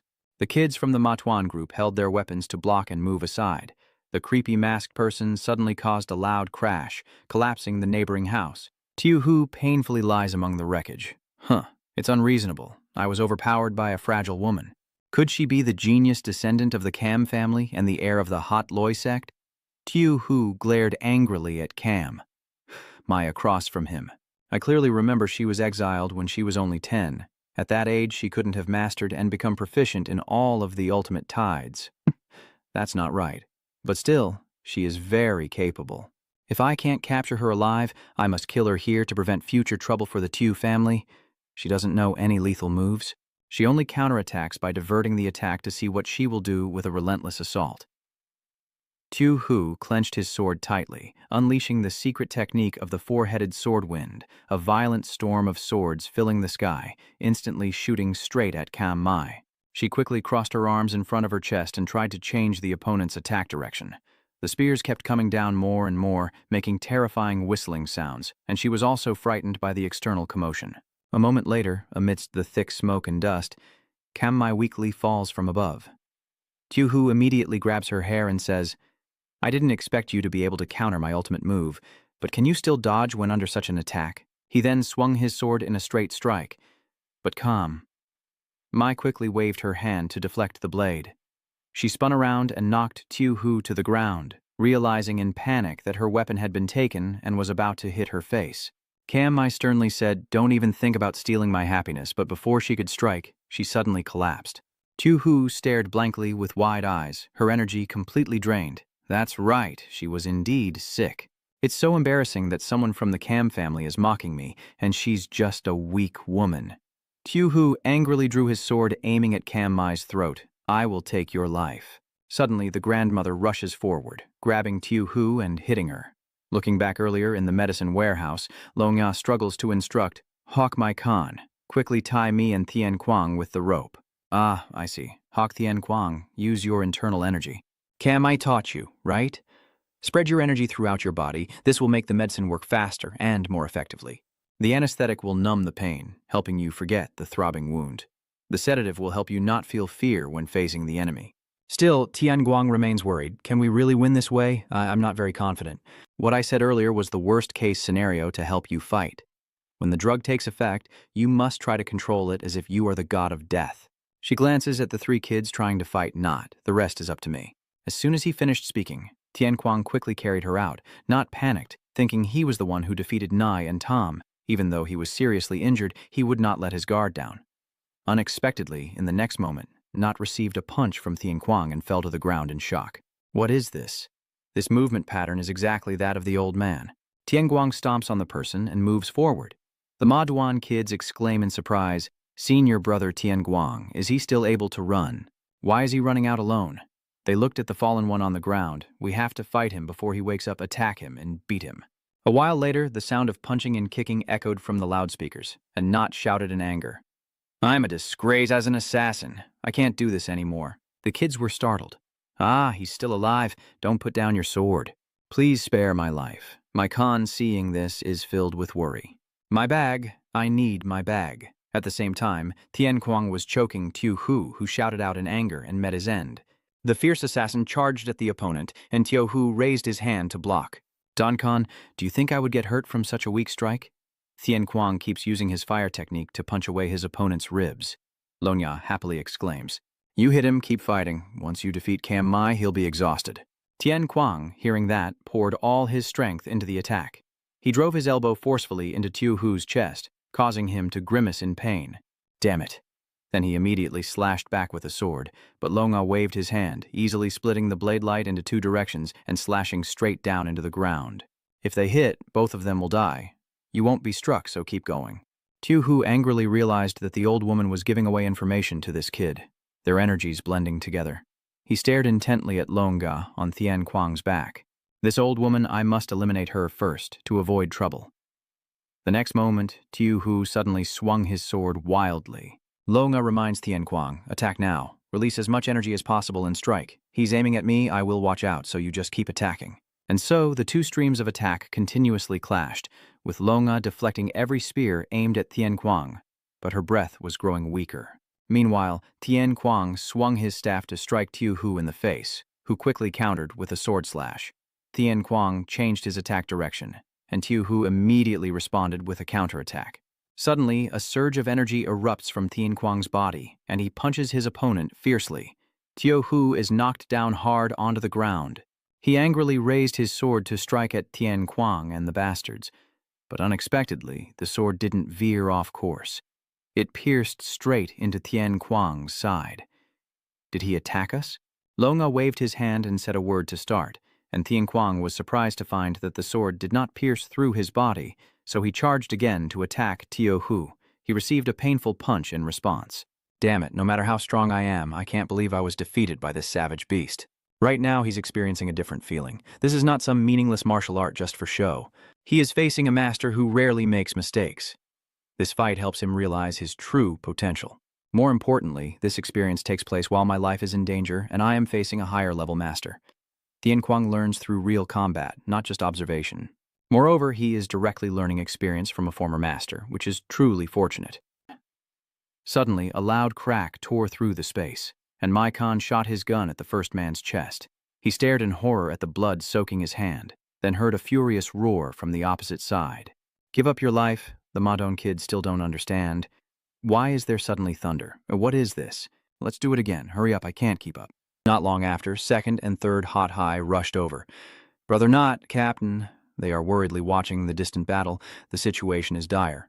First clenched his teeth and ordered, Second and third, quickly deploy the smoke screen. Understood. Immediately, a cloud of smoke billowed up, and Tian Guang couldn't help but feel suspicious. Smoke screen? Longa whispered. Cough. Don't let your guard down. They plan to attack us through that smoke, and inside the fog, those people are gathering together. Great Master, my eldest brother is injured. The situation is very dangerous now. Please retreat. We can follow Cam out and plan later. How embarrassing. This isn't shameful. It's because we lacked information that we weren't properly prepared. As long as you are safe and sound, we can take revenge next time. Let's go quickly. I will never leave without achieving something. Tiu Hu coldly looked at Cam, lying unconscious on the ground. Mai Kan and the kids stared in horror. Tian Kuang turned around at that moment. Tiu Hu had already rushed over and quickly reached Cam Mai. Tian Kuang immediately ran to help, but was stopped by Not, who ignored the pain and held Tian Kuang tightly, angrily jabbing his elbow into the other's back. At the same time, Tiu Hu's sword was about to strike down, returning to 21 years earlier, at a school in Suangquoc City. While playing, little Cam. Mai heard her father's call and happily ran to face Cam Kong. The meeting took a bit longer. I apologize for being late. Have you been waiting long? Not at all. Father, I am recounting what I learned yesterday from my great-grandmother. When we return home, what do you plan to teach me today? Ha ha! It usually takes her half a year to learn everything she wants. Isn't practicing a bit difficult? No, just practicing the moves you already know. Another clan member then turned to Cam Fung and asked, Are you having fun? Damn it, I still can't keep up with Cam Mai's pace. Cam Mai smiled and said, As long as I learn the lightning school, I can be with everyone, including my great-grandfather and the whole family. Cam Kong softly scolds her affectionately. Ha, this little girl, then today I have to teach her a really tough lesson. Not far away, Tiu Hu was also chatting with his family, but that didn't affect the cheerful atmosphere between Cam Ra and his father. Memories flooded back, causing Cam Mai to tremble and clench her fists tightly. I just want to live a normal life. Be happy with everyone, with each day filled with laughter. Don't I deserve happiness too? Tears kept streaming down Cam Mai's face. Is that really too much to ask? At the same time, Tiu Hu's sword was thrust down, blood flowing onto the blade, and everything around seemed to fall silent. Lo Na hurriedly called out Cam Mai's name, while Tian Kuang quickly propped a pillow to break the head of the blocking corpse. Yet he still endured the pain to declare that the Tiu family would last forever, as Tiu Hu drew his sword from the opposite side. He slowly stood up straight, and Ni and Tom urged him, Master Tiu Hu, we must go now. Then they all left together, leaving Cam Mai lying in the blood pool as the sun gradually rose behind the mountain peak, the lake's surface calm again, but the surrounding scene was devastated and desolate, with the corpse of Not sprawled beside the broken sword. A few of Tianguang's people staggered over to Cam Mai, their faces showing clear sorrow, as sobs echoed throughout the space. Lo Nga clenched her sleeve as she held Mai, tears streaming down her face. Tianguang silently watched until a strange sound suddenly reached Madone, making him scoff in surprise. Everyone turned around together. What is that sound? Is the ground shaking? It seems like a battle has already taken place, and a whole army is moving towards the camp. Tianguang was stunned, gaping. At that moment, Luo Nya spoke up, saying, "Go on your confusing self and don't look back. Staying here only makes me want to vent my anger on you. This old man needs time to calm his mind and regain his composure. She also needs to rest. I no longer have opium like you do, but the anesthetic will help you if you know how to use it." Tianguang agreed after hearing that, but he didn't leave immediately. He slowly knelt down and sincerely bowed to Kai Mei. "Sorry and thank you."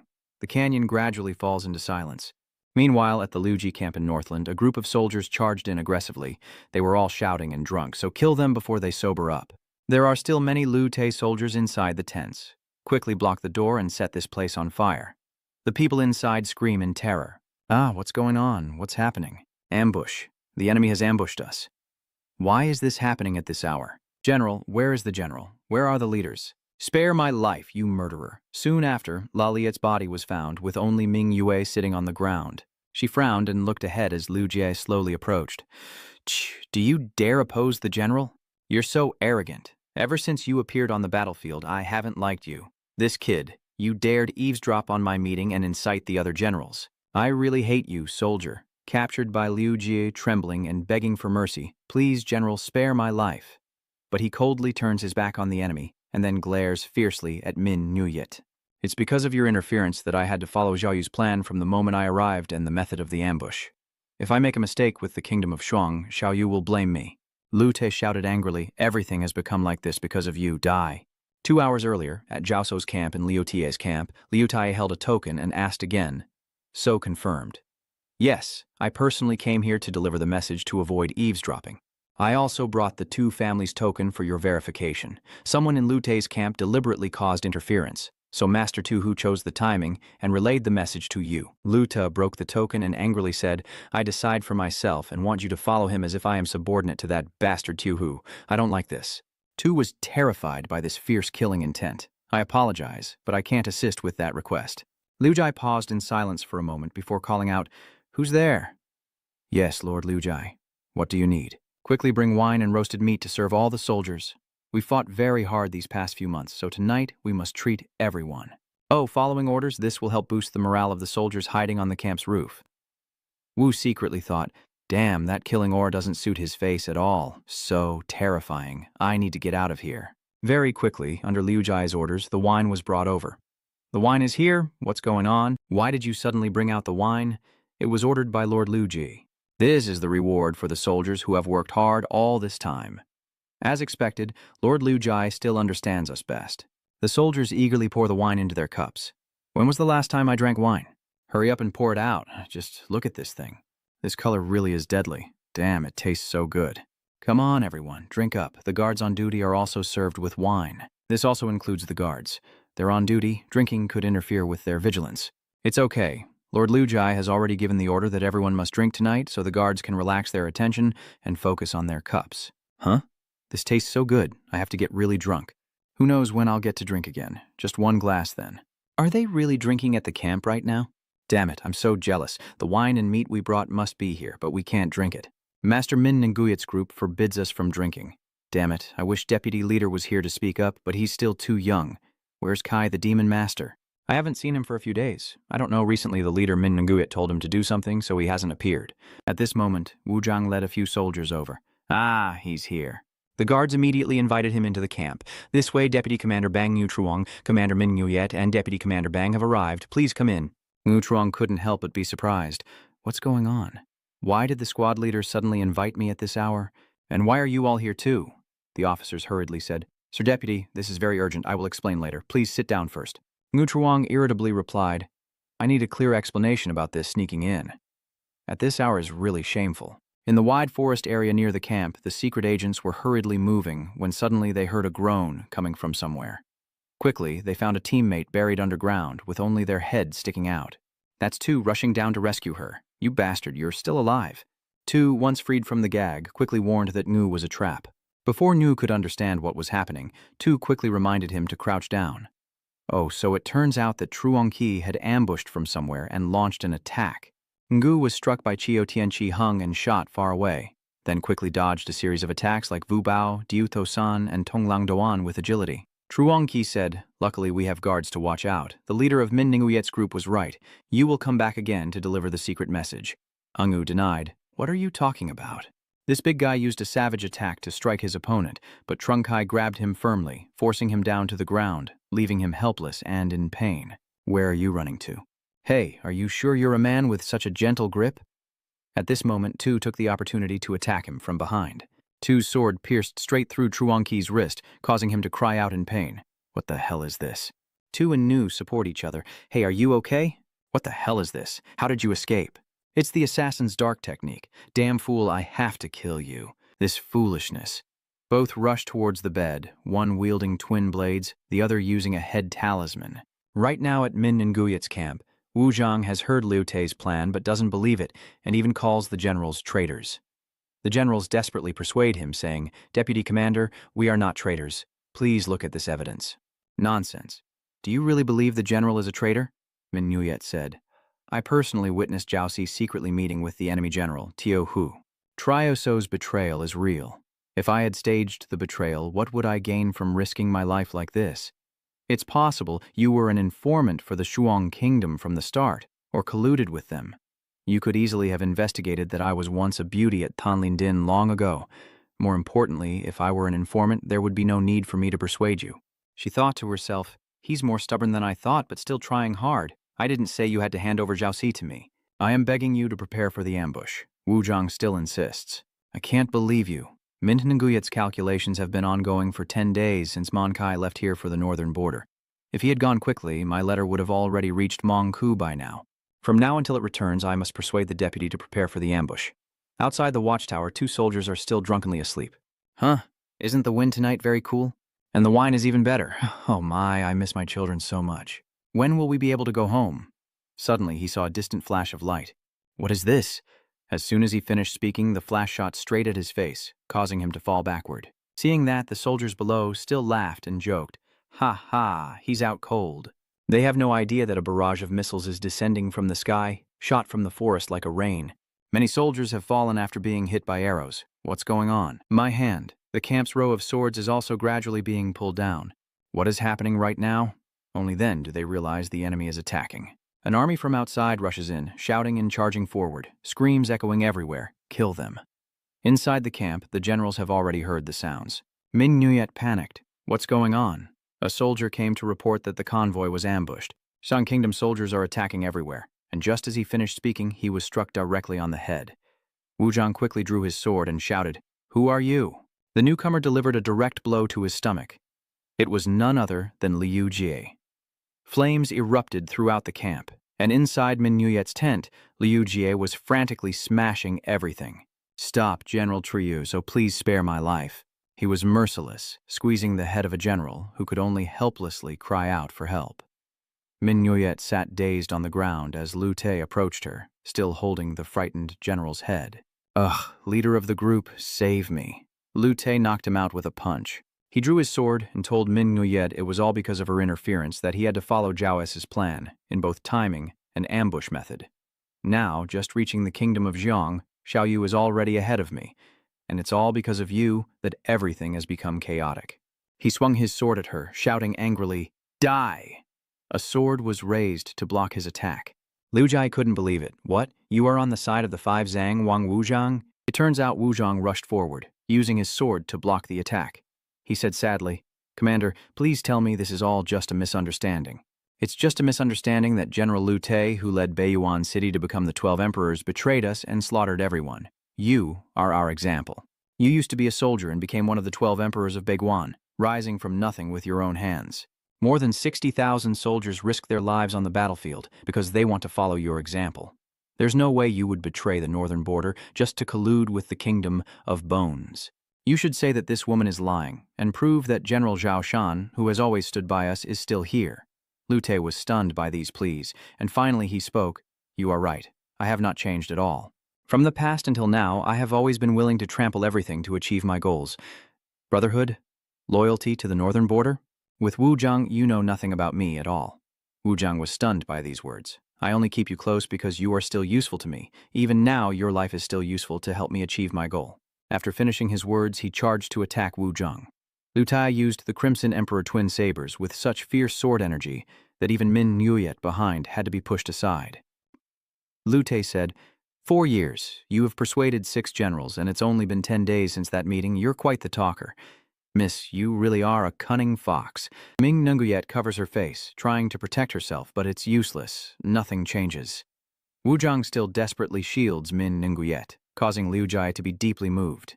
Ha ha, you're quite something, but that makes me hate you even more than Wu Zhang. Min Nguyet quickly ordered, attack the escort team, and immediately they threw ropes, binding Lu Tai tightly. He was a bit surprised by this attack. Min Nguyet ordered the archers to shoot. Following her order, the archers aimed at Liu Ji and shot a volley of sharp arrows. Liu Ji calmly observed the situation. Min Nguyet pointed at him and said, the martial artists think they are stronger than others. They believe they can fight and therefore look down on others. 6 people? Don't underestimate the persuasion skills of the great courtesan Tan Lianding with that big reputation. Outside the camp, the battle is fierce as another group charges forward. The American team rushes in to protect their comrades. Charge forward, they rush wildly into the fiery battlefield. Everyone inside is stunned. It's Lu Tai's soldiers. Where did the soldiers of Liu Ji come from? Could they have known about the ambush in advance? Inside, Liu Jai remained silent as Min Nguyet spoke. I have persuaded over 20 generals and 2 marshals. Your ambush was obvious as day. Our forces may be fewer than yours, but we had already laid an ambush and launched an attack. The soldiers shouted to tighten the ropes around Lu Tai. Min Nguyet warned them to shoot arrows. If those 2 blades get close, they will cut through the thick rope. Don't let him escape. Pull the ropes tight now. Liu Jai is under a full assault, chained up and shot with arrows. Suddenly his eyes turned black and terrifying. The generals shouted but lacked strength, so their arrows couldn't pierce deep. Charge now. That's right, killing traitors should be ruthless. But before they could attack Lu Tai, he used the Crimson Flame Sword technique, breaking free from the ropes. You look down on me? Do you think I am just a mediocre martial artist? I really hate being looked down on. Wu Zhang hurriedly rushed to shield Min Nguyet as she fell, a powerful strike like the heavens causing the entire space to fill with fierce sword energy. Everyone was injured and in great pain. Fortunately, Ngu Truong still protected Min Nguyet, leading her to escape. This way, leader, wait a moment. If we go this way, it leads straight into the camp. The cries of mourning echoed, kill them, counterattack, save us. Min Nguyet saw this and worried, is there no way out? Lu Tai also quickly followed, saying if you had a real archer it would be different, but in the end you still couldn't change anything. He stepped on Min Nguyet and said, is this the fate of a weak girl? Suddenly, a series of deadly attacks rushed toward Liu Jai, forcing him to lift his foot off Min Nguyet. Min Nguyet struggled to get up. It was Ming Qi who had brought reinforcements. They both sighed. It seems they acted earlier than expected. 3 days ago, at Beikang City, Mong Ku's residence, some servants hurriedly ran in to report. Lord Mong Ku. Lord Mong Ku, what's the rush at this hour? Sorry to bother you. We found the courier of the Min Nguyet caravan unconscious outside the gate. Emperor Mo was surprised, the messenger from the caravan leader. It seems to be an urgent matter. Hok, you've been running day and night from Gokthien City for a whole week. Mankai struggled to hold up the letter, stammering, Hok, are you Mong Ku? The letter from the Moonlight Guild leader. After finishing the sentence, he fainted, causing everyone to worry. Hey, wake up, damn it. Call the doctor and bring me the letter. That's why Mankai was able to get reinforcements here. One is the 12 emperors of the northern border and the 5 emperors, Chu Huang, and the other is the Sword King of the Sunlight Sword, the first emperor, An Qian. Looking down from above, they realize the situation seems quite serious. You must rush in there, Brother Qin. My martial arts can't suppress Lu Tai, so you have to stop his movements. Yes, Your Majesty, the 5th emperor. An Qian charges straight at Lu Tai, delivering a powerful strike to his head, causing debris to fly everywhere. He then uses the ultimate move Sword Dance, while Chu Huang supports from behind with the 6 revolutions technique. Surrounded from both front and back, Liu Jai was a bit surprised. He used the Crimson Emperor Flame to fight back, shouting angrily, "Why are you merchants always causing trouble?" Chu Huang and An Qian replied, "You are truly pitiful. That's why you shouldn't trust the lowly, who are both foolish and arrogant." And now you have betrayed North Kang. You must pay the price for your sins. Liu Hai. Liu Hai retorts, betrayal is a sin. It's ridiculous. You don't understand, this is the battlefield. I have dedicated my whole life to winning this fight. You are the hopeless ones. The arrogant fools. Meanwhile, Mankey rushes over to check on Min Nguyet. Min Nguyet, are you okay? You came back so quickly, Mankey little brother. I did a good job, right? I have been running day and night for 7 days to deliver the letter to General Mongku. Fortunately, he quickly reported to the commander of North Border and mobilized troops. Because there wasn't enough time to form an army, they sent 2 experts here. Chu Huang is one of the 5 emperors among the 12 emperors, and thanks to him, I was able to return here within 3 days. Someone with superior speed and martial skills suited for urgent situations. Lord Mongku also sent the sword Saint Jian Jian. He is Mongku's best disciple and can keep up with the speed of the 5 emperors, and his martial arts can even contend with Liu Ji. That's good. And what about the army? They sent an elite force here, but it will take 10 days to arrive. The plan was for the 5 emperors and Ying Jian to defeat Zhao Si and stop Xiongguo's ambush, but they attacked so early that Cao Trak wonders if we can wait until the army arrives. Wu Zhang painfully said, "It's over." Deputy General Wu Zhang. Clutching his wound, he forced himself to speak to Ming Yue. "Huo, ancestor, sorry for doubting you, leader of the group. Thanks to you, we haven't been wiped out, but we have very little time. Raise the flag. Soldiers in the center are panicking, and the commanders have disappeared. Although you persuaded 1 unit, there are still not enough officers to command the entire panicked army. If the armies are not arranged into formations, they will collapse. But in the chaos, organizing the formations is impossible." Seeing the urgent situation, Min Nguyet was extremely tense and stood up to decide, "No, we cannot stand idly by. In a battlefield full of men, a woman will stand out." Meanwhile, Truongqi is dealing with 2 spies from the kingdom of Shuang. They are fighting in the forest, far from the burning camp, with the 2 assassins and Tudong launching black blade attacks on both sides of Truongqi. He scowled, and they kept ambushing me. "Damn it, if you're so brave, just come at me." Truongqi swung his sword forcefully, pushing the 2 spies away. They are also quite annoyed.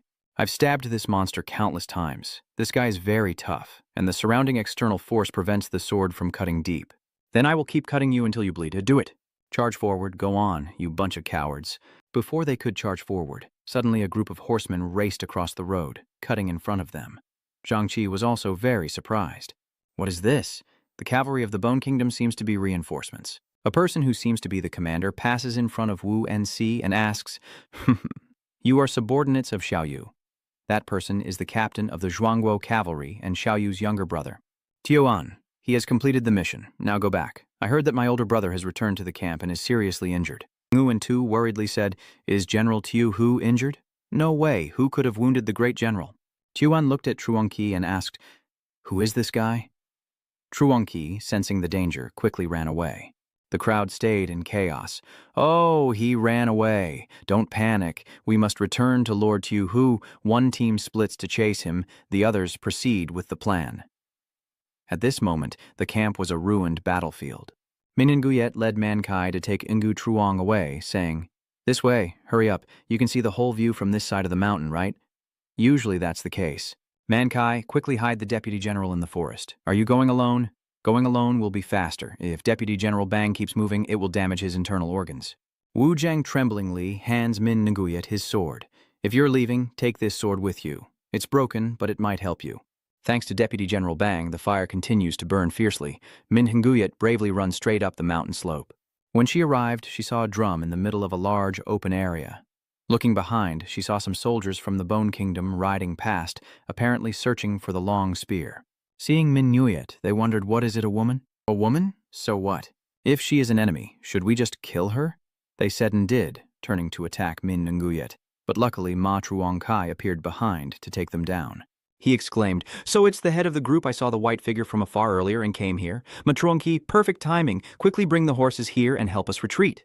A corner of the forest is blazing in the dark night. North Kang soldiers are in pain and fear. Hunha, wake up quickly. Learn to save yourself, please. I don't want to die. Is it over? What should we do now? I don't want to die. Suddenly, a loud drum echoed everywhere, drawing their attention with its resounding beat. So up on the high hillside, Zhengji is decisively beating the drum. Mingyue rides beside him, raising the sword of Wuzhang, shouting loudly, "Stand up quickly if you want to beg for mercy. They won't spare the first person." Sitting there crying only adds to your shame and gets you nothing. Begging for mercy is the same as begging to be killed, so even if you cry, you must pick up your weapons. During wartime, don't rely on others. You must survive and return to your family. Don't you still have family back home? The soldier asked. That's the supply unit leader, and that sword belongs to the deputy general. Min Nguyet galloped straight into the battlefield, sword pointed forward, shouting, "Stand up, North Kang soldiers, follow me." Little did she know that her actions at that moment would be the worst mistake she could make. Rising up to rally the allies in the midst of battle can reveal your position to the enemy, but sometimes in war, an unexpected action can ignite the fighting spirit. Min Nguyet still resolutely shouted, "Advance, North Border soldiers." She galloped her horse into the middle of the battlefield. Truong Kai runs after him, shouting desperately, "Wait for me, aren't the leaders surprised?" The speed was too fast, and the steep slope caused him to fall flat. Seeing Min Nguyet leading an army forward, he anxiously called out, "Wait a moment. Going alone is very dangerous." "Damn it." Just as a confused horse approached, Zheng Qi jumped onto its back. "I have to follow. Let's go." But the young man didn't know how to ride, so the horse reared up and threw him straight to the ground. Meanwhile, An Qian and Chu Huang are still trying to defeat Lu Te. Chu Huang uses the Tianqi Qiqi technique, releasing a series of energy blasts toward the enemy. Lu Te raised his two swords to block. An Qian seized the opportunity to launch a surprise attack from behind, using the sunlight sword combined with the 1/2 halves technique. Lu Te, furious with blazing eyes, continues to use the Crimson Emperor's flame to counterattack, releasing powerful aura that scatters dirt and rocks, while Chu Huang keeps attacking and Lu Te keeps defending, as she criticizes their stupidity and sluggishness, which is why these lowly ones are always despised. An Qian said he has the strongest indestructible body among the 12 emperors, so he's not easily subdued. Suddenly, a rain of arrows shot towards the two, catching them off guard. Ahead of them, a fierce cavalry army charged forward. Chu Huang guessed that Shuang Kingdom's reinforcements had arrived, making the situation worse. Liu Jai relaxed, enjoying the roar of the battle around him. Seizing the moment the cavalry rushed past, he leapt up and disappeared. An Qian is worried. "Trio, so has already run away. Should we chase after him? No need. If Quan Tuyet Vian is here, we must assemble the formation. If we can't stop this surprise attack, North Kang will suffer heavy losses." She shot a series of Bakbat Dan threads towards the cavalry. An Qian noticed that on the other side, Master Wu Di seemed to be leading an entire army. According to his line of sight, Min Nguyet is leading a large group of soldiers full of fighting spirit moving forward.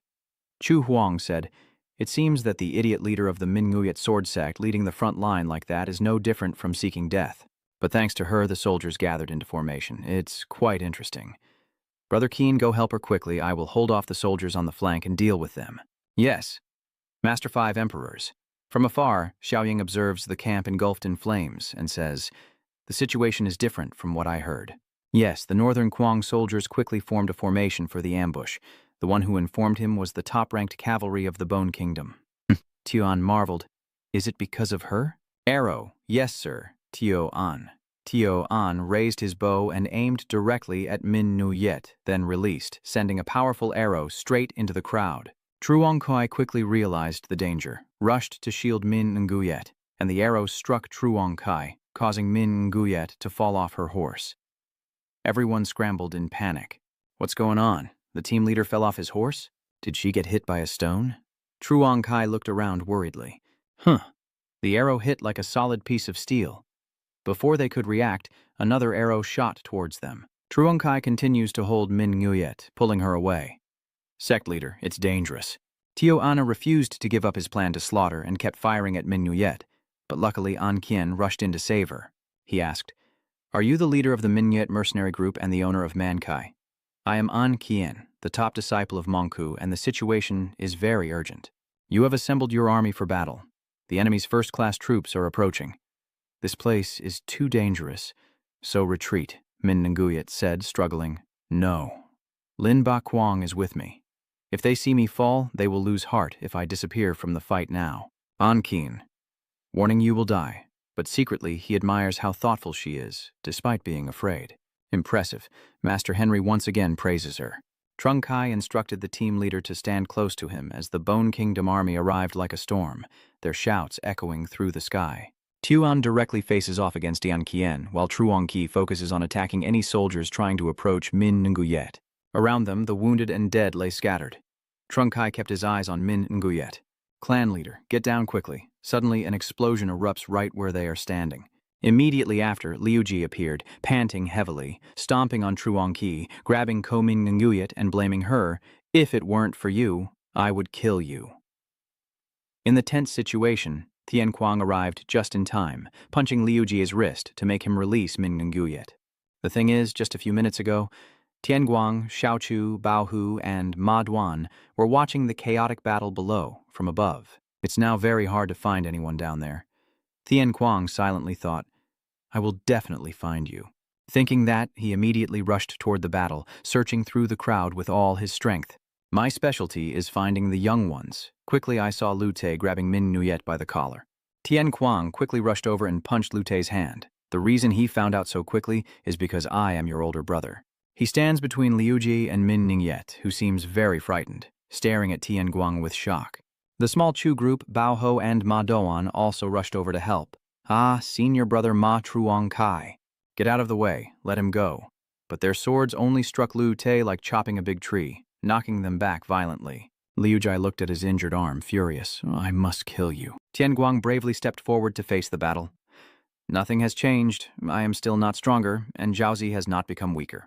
However, my mindset has changed. Recognizing that the enemy is stronger than me and how weak I am is knowing yourself and your opponent. Tian Kuang and Lu Te frantically charged at each other. Tian Kuang thought to himself that after escaping the gates of hell, he had learned to close the gap between them by adapting. Remembering the past when he was treated, he became even more determined to put all his strength into his fist. Tian Kuang aimed directly at his opponent's stomach and used the Hell's Thrust. Lu Te was a bit surprised by that ability and quickly used Crimson King Wind to dodge backwards. Seeing Lu Te, the soldiers exclaimed, Oh, General, it turns out you're still alive. We were attacked, and the Zhuang Kingdom ambushed us. At that moment, we were caught off guard, General. Please give the order. Feeling annoyed, Lu Te got furious, pushed hard, causing the soldiers to be thrown 100 meters away, then roared, Shut up. That damn brat's constant chatter in my ear keeps me from focusing my strength. I've faced countless insults and slanders before. I was just an ordinary soldier before becoming the 12th Emperor. I fought on the battlefield for 30 years to earn glory. While the Northern Kang nobles play with politics, I have earned my glory on the battlefield. Now that I am about to become greater, you dare to interfere? The soldiers stared in disbelief, unable to believe their ears. What did you just say? General Lu Ji's veins bulge as he grits his teeth in anger. I will kill all of you. Tian Guang instructed, Machang Ji, quickly protect the princess and follow the order. Second brother, Tian Kuang calculated that he couldn't face him directly. If he got hit, he would lose his life, right? Avan's internal energy surges as he leaps fiercely at Lu Te. The two clash, Lu Te roars, die. Tian Kuang still tries to stay calm, using his internal energy to circulate throughout his body and then shifting his body, imagining a small gem inside his dantian moving to where he wants. The aura is pushed down to his feet and he kicks Lu Te with all his might. Lu Te can feel it, and unlike before, he's stronger now. I really hate this. To get revenge, he struck Tian Kuang's head hard and scolded him, You bastard, you should have died. Die. After saying that, he channels spiritual energy into his arms and strikes forcefully, sending Tian Kuang flying backward.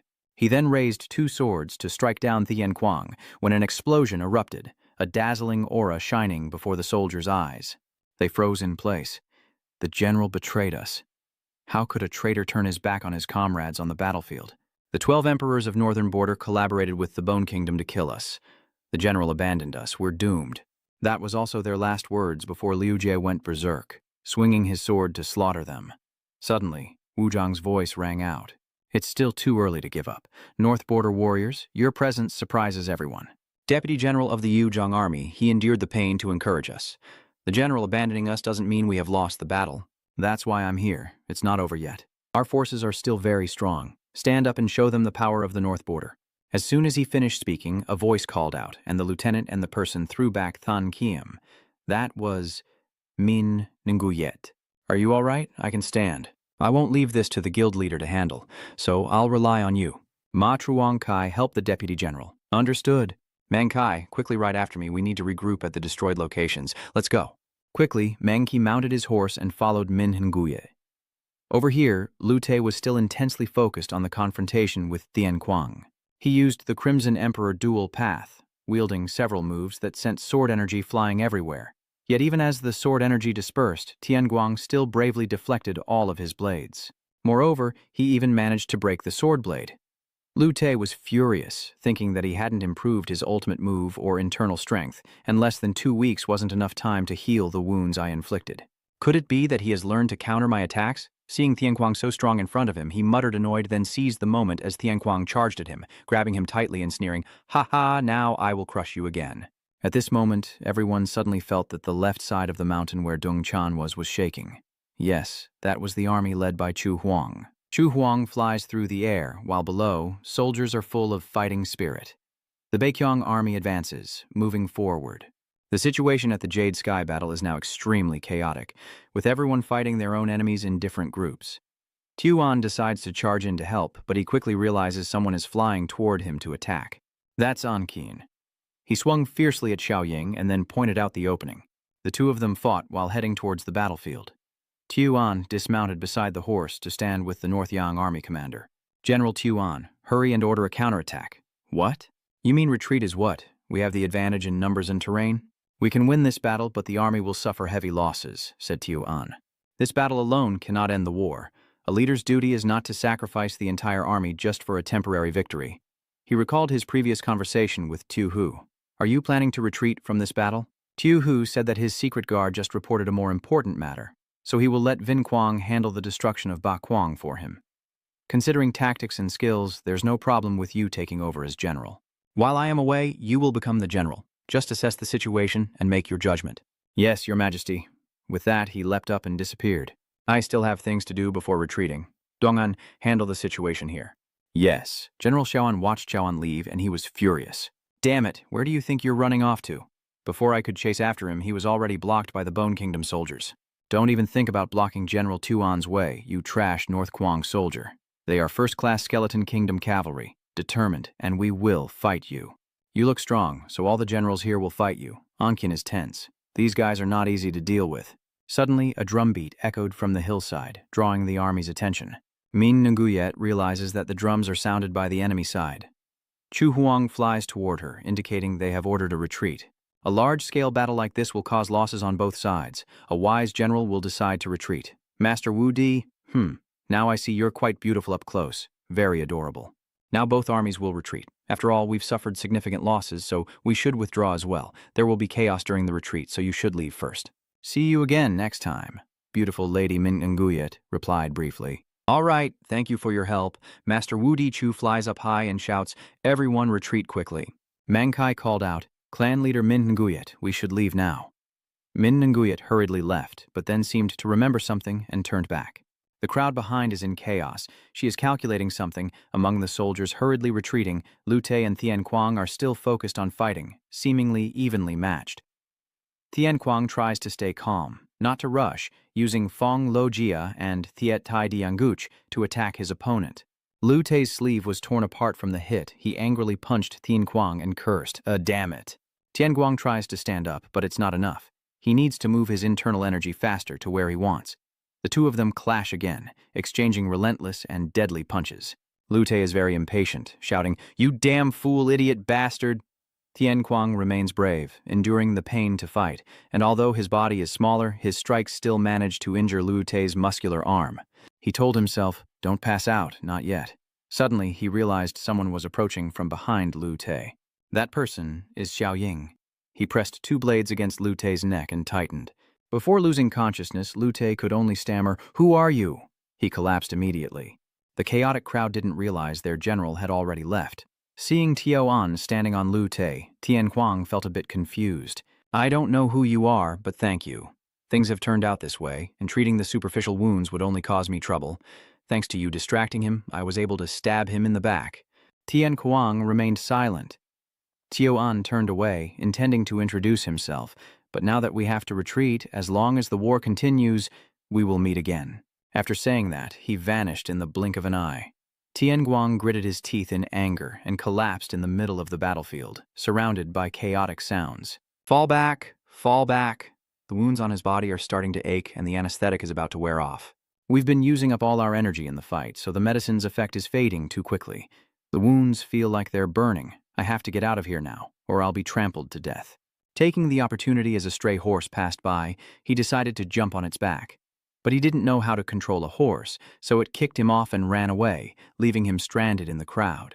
Everyone tramples over him, try to escape, run away, retreat, get back quickly, retreat now, run away. This is an order to retreat. Thien Quang helplessly holds his head, curled up on the ground, the crowd still in chaos, not in that direction. Ah, there's someone below. Help me. Thien Quang gradually lost consciousness. I have no strength left, no more energy to run. If this keeps going, I will die. Thien Quang suddenly heard a loud call. Amid the crowd, Min Ningyet rode her horse alone, reaching out her hand to him and grabbing Ta's hand. Thien Quang firmly held Min Ningyet's hand and then leapt onto the horse's back. That very scene later reminded Min Ningyet of the past, when they were both young and living in Thanbin Hills. A girl excitedly asked, "Brother, are you done yet?" "Yeah, we're ready. Let's go." That girl is Min Ningyet. She happily jumped onto her brother's shoulders to be carried. "We haven't gone far before we both fell flat on our faces," Min Ningyet scolded. "See? I told you I can't carry you like your father does." Thien Quang still insisted. "I can carry you." The two children happily play together while the adults are busy working in the fields nearby, running and jumping beside the lush green cabbage rows with great joy. Thien Quang asks, "Don't you get bored?" "Bored of what?" "This whole village only has us kids. The adults are busy farming, so it's just me playing with you." "Then I guess I have to accept it." "Does Big Brother find playing with me boring?" "That's not true. The maid on the hill said there's a city." "There are many children like us there," she said. "We should go there." Min Nguyet hesitated. "Yes, but I prefer living with my family," Thien Quang said again. "If you want to get married, you have to leave the village, and someday we will leave the village together." "Do you think there are real horses there? Do you think riding those horses is different from you and Dad carrying me?"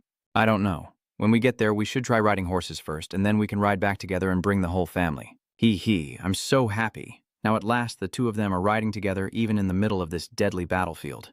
Both of their faces showed clear signs of exhaustion and pain, but no one complained. They continued to race across the battlefield. The battle at Ngok Thien has ended. At the retreat route of the Northern Border Army, the surviving soldiers are departing with the reinforcements sent to return to Northern Border and receive treatment. Since the food supplies were burned during the ambush, this was the first time in 3 days that they ate and received treatment. The wounded were placed on carts, but their pace was slow. Minyat also caught a slight cold and had to sit in the carriage after meeting the reinforcements, probably due to extreme stress after the battle. Lying next to her is Thien Quang Thuong Tish, covered in wounds and being treated by the healer. Oh my God. Luckily he's still alive. You kept saying that the first time you saw Master Thien Quang he couldn't even walk. When his health improved, the Zhuang Kingdom's assassins appeared and attacked us that night. They also destroyed the houses, and the situation was truly terrible at that time. Moreover, after taking the medicine, he fought all day, so it's really fortunate that he's still alive. Oh no, it seems like senior brother Tianguang has caught a cold, probably a side effect of the medicine. I'll find something to apply for him. Before leaving, Bao Ho still asked with concern, "Should I go borrow a blanket for the leader? I'm fine." The group of riders moved on silently. Min Nguyet propped her chin, reminiscing about the battle, the moment she rode the horse vividly appearing in her mind. At that moment, Thien Quang desperately clung to her, then collapsed. She had to reach back with her arms to support him from falling. She thought to herself, suddenly recalling a very strange scene, which was the day she played with her brother when she was little. A nostalgic feeling, but the image was very faint. Returning to reality, she secretly glanced at Thien Quang. He was in pain and unconscious. Seeing him like that, Min Nguyet hesitated before glancing at the white coat she was wearing. Not long after, Mankai found their carriage. He cried out, "Thien Quang, you bastard, I thought you were dead." "Oh my God, what should I do now?" "You look so lifeless, but luckily you're still alive." Trung Kai told Mankai, that way he would have trouble breathing. Thank goodness you're still alive. I told you not to sacrifice the machine, there are bodies piled up outside." "Oh, sob, thank goodness." Bao Hu also brought a blanket now, I wonder. Huh. Brother Mankai already covered him with a blanket? Turns out at this moment Thien Quang had a large blanket to use, and that blanket was Min Nguyet's white coat. The group of riders continued steadily forward, while on the other side, beside the babbling stream, a house had completely collapsed. Maikon sadly announced, "Lady Lonya, I am about to leave." Lonya simply replied, "Yes, go ahead." In front of them was a newly built stone grave. "Kammai, I'm leaving now. Lonya, I'm going around the world again." "The house is destroyed. Where are you planning to go?" "Lonya." Lona sadly kneels before the grave. "I have spent my whole life becoming the matriarch of the Kam family. When I was young, I spent all my days training at the Huile sect. After having children, I only wanted to live for them. In recent years, I have spent my whole life trying to find a cure for my granddaughter. I saved Tianguang." The one who escaped death through martial arts and medicine that I dedicated my life to studying could not be saved. My niece. She is everything to me. Heaven is truly cruel. Could it be that this is the consequence of living quietly and defying the natural order? I have no reason left to hide here anymore. Before I die, Heaven has given me a mission. I will return to the Bone Kingdom. I will kill all the miserable people of the Tu family and bring their bodies to Mai's grave, so her soul can be at peace. 2 months later, at Than Lian Pavilion, Min Kuyet was sitting and chatting with her sisters. They are deep in thought, hearing that you went to deliver goods and would return, so I let you go without seeing you off. Almost didn't get to see you again, but it's not too dangerous. You've wasted your worry, do you think I don't know? That's what Neon said. She sighed and said, outside the city walls, there are rumors that you rushed into the battlefield. I know you too well, and hearing this makes me even more afraid. You must be very scared. But in terms of danger, it's no different from rushing into a sea of fire. Yeah, I don't really know anymore. You handled the military transactions well while I was away. Actually, before coming here, I was prepared to suffer losses because you didn't prioritize trading. How did you do that, Tuilone? Wow. I didn't do much. It's all thanks to the captain. You're overestimating me. I just led a few people who can use internal energy and showed them some secret techniques. Actually, it's all staged, so showing them the weapon's effectiveness is better than just talking. Minuyet said after hearing this, it sounds like those quack doctors selling medicine. Hu Quen smiled and said, I took advantage of the Jade Sky battle rumor, claiming that survivors of the fight against Wang Kwok all relied on these armors. It's not morally right, but the outcome is no different. Moreover, those soldiers were dazzled by Tuilone's beauty and bought weapons. We're running out of stock soon. Tuilone blushes shyly and covers her face. Oh well, you're flattering me too much. Even Quan was impressed by Min Nguyet. She is very skilled at persuading others. Suddenly, someone called out, Miss Min Nguyet, is the leader of the Min Nguyet trading group here? I am Min Nguyet. Who are you? Oh, so you're here. The people at the tavern said you were here, so I came immediately. I am here to deliver a message from the northern border. I should have come earlier, but I was busy handling the aftermath of the war. The palace has a message for you. The chancellor wants to see you. In the forest, everyone is still practicing as usual. Man Kai stands next to a Trung, wondering, are you not working at Than Lin Pavilion today? Today, I have a day off. On this side, Tian Kuang and Han Luang are sparring with each other. Tian Kuang is determined to use the Hell Windblade technique and fire energy to attack his opponent. Although caught in a whirlwind of aura, Han Luang still uses the fire spear and kicks Tian Kuang away. He shot at the mountain wall in front of Un, and Man Kai and a Trung watched in amazement as Han Luang grabbed Tian Kuang's legs tightly, despite his screams of pain. A Trung wondered, did Tian Kuang just use a different technique than what you taught? So what? Is something wrong? Tian Kuang was shouting loudly at this moment. Wait a moment, I'm about to break my bones, stop now. A Trung said, if a disciple changes their technique on their own, it means they are diverging from their master's teachings. If this continues, he's falling into the evil path. Han Liang asked, is that really so important? Tian Kuang kept begging, please old man, I'm about to die, I'm really going to die. What do you mean by that? I don't care about maintaining the sect or anything like that. And I also feel it's normal for the kid to modify techniques on his own. Plus, now that he's learned a few tricks, it's more fun to play with him. Factions and teachings are interesting, but dividing into righteous and destructive groups is just a game played by kids.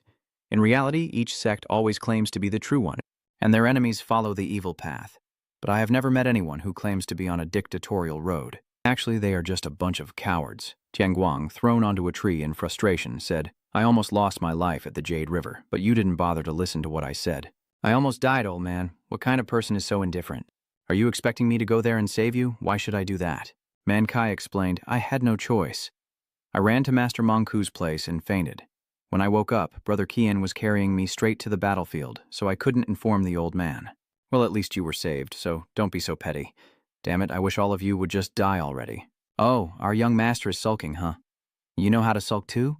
Ha ha, stop teasing me. I'll kill you now. Not long after, Min Nguyet arrived at Bac Nguyen City. The people lined the streets with excited looks on their faces. Min Nguyet, Hu Quan, Truong Kai, and 4 soldiers are walking in the middle. Why are so many people gathering? Musun City is usually crowded, but in Than Bac Nguyen it's different. Rumors about the actions of a certain leader on the Ngoc Thien battlefield have spread throughout the city. Her actions have spread everywhere. The surviving soldiers have been spreading rumors and adding many details. Everyone eagerly called out, Min Nguyet, look over here. Ah, the female rider on the white horse, like an immortal maiden, has inspired the soldiers on the battlefield, helping our side defeat traitor Zhao Si and save everyone. According to the storyteller at the taverns, the person is the Sanus by Tian. The fairy holding the holy sword in her hand said, "That's a bit much for such a faithful believer." Suddenly, a family of 3 approached. "Excuse me, leader, what's going on?" The woman helping her husband said, "I heard my husband survived the battle thanks to standing by the leader. Thank you." "Leader, thank you for speaking out and acting bravely. Thanks to you, he was able to return home." The injured husband also spoke up. "Being by the side of the leader is my greatest honor. I will cherish this life." "Thank you, leader. The young child is well behaved despite being small. Thank you, beautiful sister, for saving their father's life." Minhnuyet gently smiled and handed them some money, then advised, "Take this and treat your husband's wounds." "Ah, no need. You don't have to do that. Thank you so much." Seeing this, the crowd rushed forward to get closer to Minhnuyet. "I also fought in the battle, sir. I also lost a finger." At that time I was fighting behind her. The official quickly reminded us we must hurry to the palace. "Oh no, I accidentally did that." The whole group quickly arrived at the Marquis's residence. Hu Quen introduces, "This is the leader of the Ming Yue group. We are here by the order of the Grand Marshal." "Ah, I've been waiting for you all morning. Please this way. Big brother, what do you think is the reason they called us? How would I know? But judging by the atmosphere here, it seems they want to reward us for our contributions in the Jade Sky Moon battle." "Oh, maybe I will be praised before all under heaven." "No, because Ma Chanki's contributions haven't been particularly outstanding." "Sorry, do you know if the guards escorted the caravan to meet the Prime Minister?" "Of course. The Prime Minister is not concerned about this, so please feel free." "Come in. That is Jiang Kong again." He said, "Commander of the trading caravan Min Nguyet, I have heard of your great achievements recently. You are a rising weapons trading caravan, right?" "My little girl is Min Nguyet. I humbly request an audience with the Prime Minister." She thought to herself, "So this person is the Prime Minister, known as the cleverest of Bin He, the Prime Minister of Luan Koi." Bin Jiang cautiously looked at Min Nguyet. After the peaceful war, some generals declared themselves kings. Only 2 remained loyal to the peaceful dynasty and the former king. One was the head of the North Border powerful family, Wu Kang, and the other was the strategist at the Great Battle of Bin Doi Luan Koi. Outside, they appear loyal to the emperor and to preserving the legacy of the Ping dynasty. But everyone knows that the Northern Border clan has seized power of the Ping house in the name of the former king. In Luankoi, the one who rose to the position of chancellor and supported the northern border is one of the people who turned Luankoi into a bustling capital, Chancellor Luankoi. But Jiang Kong spoke up and said, "I have heard Mengtu and Deputy General Bang Ngutruong recount your achievements in this battle. Thanks to you, many soldiers were saved and our troops avoided heavy losses. Everything is thanks to your strategy. Lord Prime Minister, I appreciate your attention to my letter." Jiang Kong glanced somewhere and said, "The situation back then was not very promising. The most important thing is how to take responsibility for this, rather than arguing over who has more words to say. Anyway, our side lost the battle. We had prepared the army and attacked Ngok Thien Fortress for over half a year, but in the end we lost a general, one of the 12 emperors and 30,000 soldiers. We haven't even used the weapons you brought because they were burned in the ambush. Raise the spirits of the fallen soldiers who fought bravely, but the real issue is how to compensate for the losses. The responsibility for Zhao Xi's betrayal and the defeat will be shared by the 12 emperors' strategists and the Red Emperor's faction. But the real issue is who will pay for the weapons that were burned." Min Nguyet listened carefully to each word. Jiang Kong fanned his neck with a fan and said that after the battle the treasury had suffered heavy losses, making it difficult to pay the full amount, so I called you here to discuss this matter. "Clan leader, I want to hear your opinion." Min Nguyet remained silent. Hu Quen silently thought that this situation was too awkward for Thuong Doan Min Nguyet to answer easily, and moreover, the supplies included not only weapons, but also many other goods from the Moksan City Merchant Guild, which Min Nguyet alone could not handle. Jiang Kong asked again, "What do you think?" Commander Hu Quan was worried, but a high-ranking official like the Prime Minister personally discussing this. Could it be that they're afraid I'll demand full payment? Min Nguyet also felt quite puzzled. As a courtesan, she could easily tell what her clients wanted and heard what they said. It was truly shameless for him to speak about this matter himself. Maybe he's not looking down on me or trying to test my loyalty? It's neither of those. Could it be that he's trying to see if I'm worth listening to? Maybe I am just a merchant who only cares about money. That's part of it, but there is more. Additionally, this person gave off a very familiar feeling. Seeing Min Nguyet remain silent, Jiang Kong continued to apply pressure.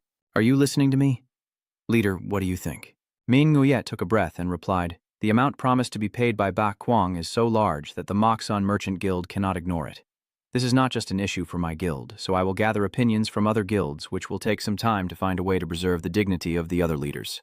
But I understand the current situation of Bakwang City, so I don't want to deplete your budgets.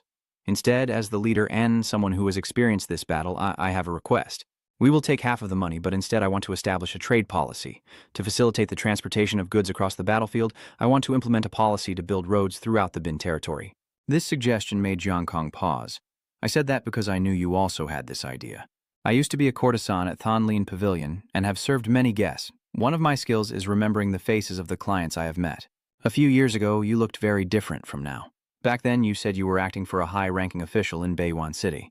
I remember your identity as Tai Jiang Kong, a friend of the Palace Lord. If I'm not mistaken, I believe the Chancellor summoned me here and is quietly observing me from somewhere. Why do you think that way? As I said earlier, my coming here was not to receive a reward for my merits, so the Prime Minister has no reason to meet me in person. If you called me here just to say that the state whole is in trouble, then you must be expecting something from me, and my discovery of this scheme was just a coincidence. Remember, the relationships around me are my little tricks. Once I suspect your identity, everything else becomes highly suspicious. During our conversation, your gaze kept shifting towards the eunuch behind you.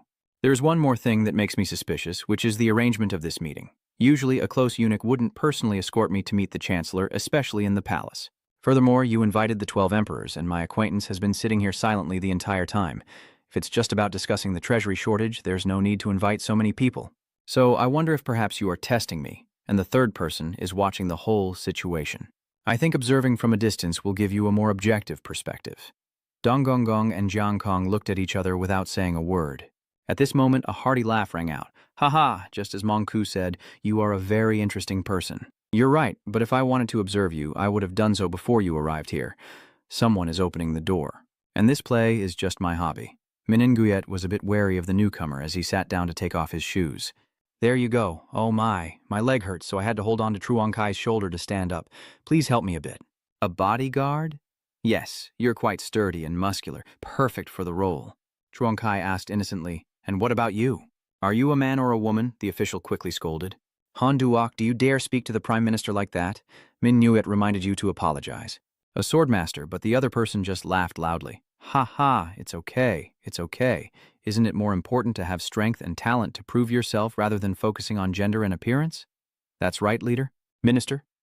You said I apologize, but I have something I don't understand. Your Excellency. Luan Koi is famous as a strategist and hero at the Battle of Binda, meaning he appeared over 20 years ago during the Plains Battle.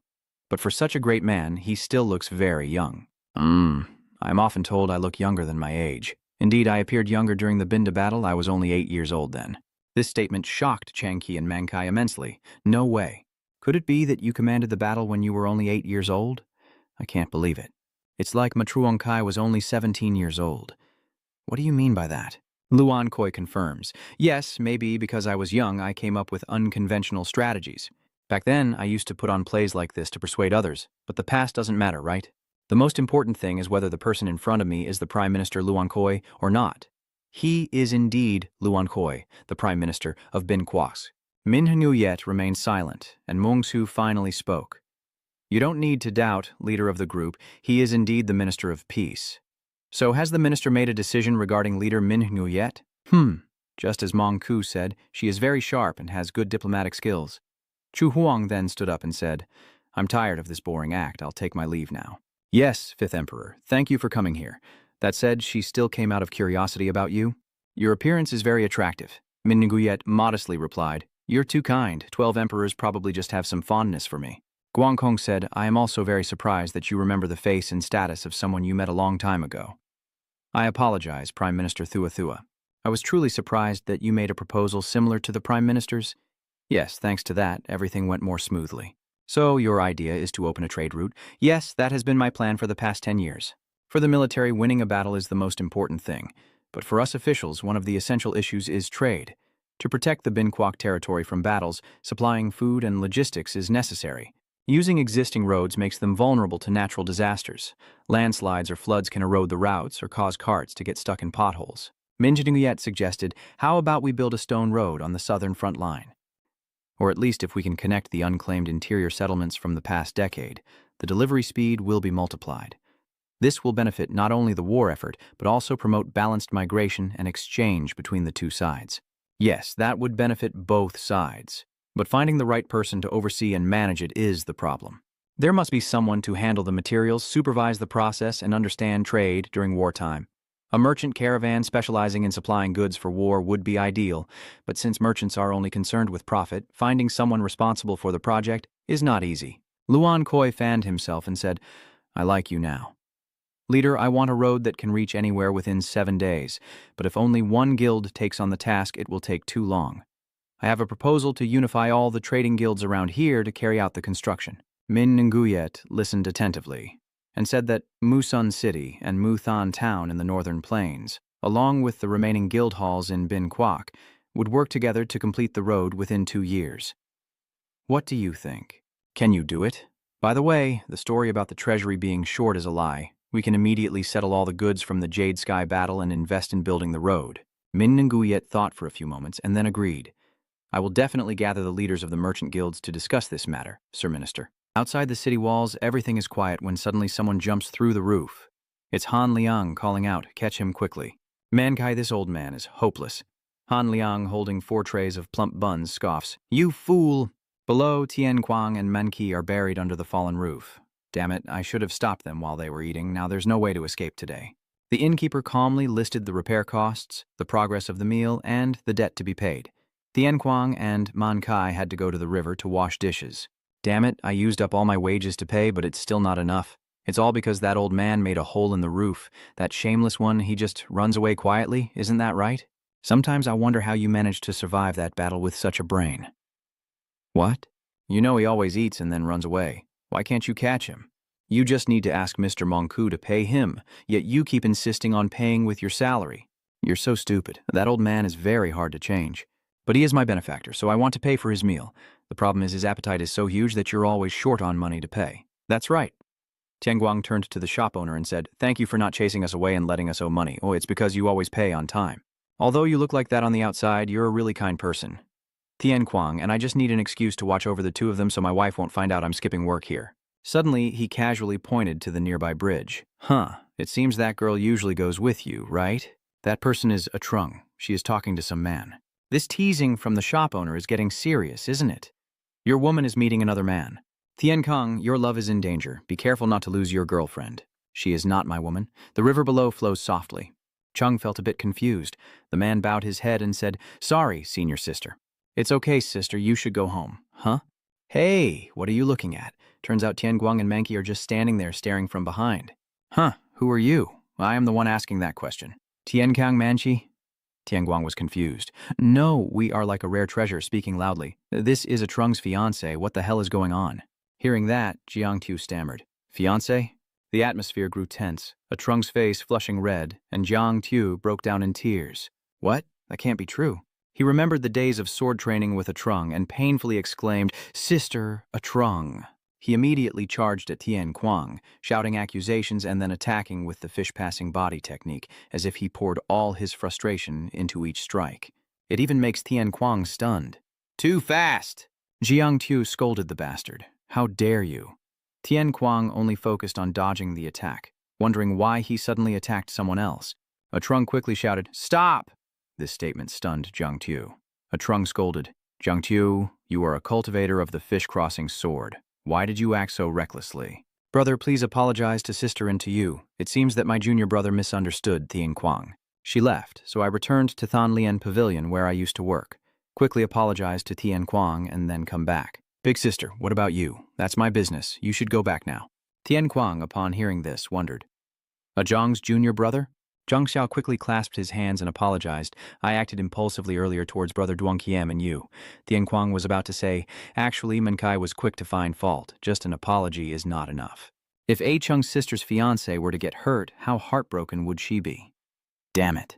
No, it's not like that. A Zhang and I are just friends practicing martial arts. Really? The 3 of them went to a tavern together to talk. Jiang Tu slams his hand on the table. He feels so embarrassed. I misunderstood you. Thang, I sincerely apologize. A martial artist attacking others in the middle of Thantian Bai Ri is truly rude. Whenever it involves Sister Trung, I always get confused. Manka thinks to himself about this guy. He likes Sister Trung, huh? Tian Kuang asked. So you're from the same sect as a Trung and the Luyan Ngushuyan sword. Is that place very famous? Oh, you mentioned earlier that you come from a different region, right? So it must be far away. The Nushuan sect is an ancient school that existed before the founding of Pingguo. The 16th generation sect leader holds an important position in the court and serves Bin Kwok with complete loyalty. They dedicate themselves to the country and train the next generation. Huh, that sounds like a great responsibility to bear a noble and ancient sect that cannot be bought with money. A true orthodox school. Trung and I have been training together at the Ungu Shuyan Sword Hall since we were young. She is the youngest daughter of Yuan Chengguan and the current leader of the Ungu Shuyan sect, living away from her family due to certain circumstances, but still carrying noble blood. Huh. So you came from there to see her? Yes, I have something to tell her. Sooner or later that news will spread everywhere. But last night, the supreme master of the Fish Stream sect passed away. Trung's great-grandfather has died. The next day, at the main hall of the Fish Stream sect, the funeral of the supreme master, Ngu Shuyen Fem Than Kiem Nguyen Quan, one of the 5 kings of the Warring States period, everyone dressed in white, groups of people coming to pay their respects continuously. It's fine. Everyone here is a friend of Sister Trung, and this is also the way of the Nu Huyen family. Han Liang kept eating intently. The food here is so good thanks to Prime Lord. I've had a feast. If I had known he lived such a wealthy life, I would have come here to eat while he was still alive. Stop stuffing the cake into the mud. You're too rude, old man, Tian Kuang wondered. You found me but can't find your friends. Who do you think I am? The Almighty? I found you because our energies are connected, but I can't find others unless I feel interested. You should have shown respect to the deceased. If you think Nguyen Quan and I are close, you're mistaken. We only fought together once, but I know him too well. Yuanjun is stubborn, dry, and difficult to get along with, but his disciples trust him completely and are willing to risk their lives in battle against the Hungno. Furthermore, once he wields a sword, he becomes extremely powerful. Tianguang wondered, wasn't it previously said that Zhang's rigidity would harm himself? Han Luang, eating noodles, replied, Everyone is different. I never claimed my judgment is absolute. Suddenly, a voice rang out. Excuse me, are you the king of power? He greeted him, saying, I know you. Long time no see. Thank you for attending my father's funeral. Maybe you don't remember, but during the peace and war battle I saw the day I fought alongside my father. My name is Yuan Chengguan. This person is the current sect master of the Yushuan sect, the 12 emperors' true emperor Yuan Chengguan. Hanlong simply replied, the food is so good it leaves me speechless. This old man doesn't remember anything. Chengguan continued. When I saw you from afar, I was very surprised. You haven't changed since then. Would you like to come forward to the altar and pay respects to my father? But Han Lu immediately refused. No need. I came only because my son promised to treat me to a meal. Oh, so you came here with your disciple. That disciple of yours, he's just a source of entertainment for me. Tianguang hurriedly explained. We're here as friends of Zhang. Has Zhang arrived yet? So, it's Zhang. Behind him, Nguyen An and Nguyen Fuang's faces clearly showed displeasure. Well then, farewell. Please continue your meal. We will go greet the other guests. Go ahead. Tian Kuang felt a bit uneasy as he looked at these people. Right now, Trung is still at Tanlin Tower following Min Yuyet to attend a meeting. Min Yuyet asked, Do you not want to meet him? I've heard the news. The Supreme Master of the Fish Stream sect has passed away. Trung is avoiding it. Since it's work hours, I have to fulfill my responsibilities. I know that, but I can handle it alone, so you should just ask for leave. Didn't you say before that you hated interfering in other people's family affairs? Are you still holding a grudge over that? That's true. I can't handle everything alone. The two of you enter the already prepared banquet room, where a few people are waiting inside. The leader of the Min Nguyet group has arrived.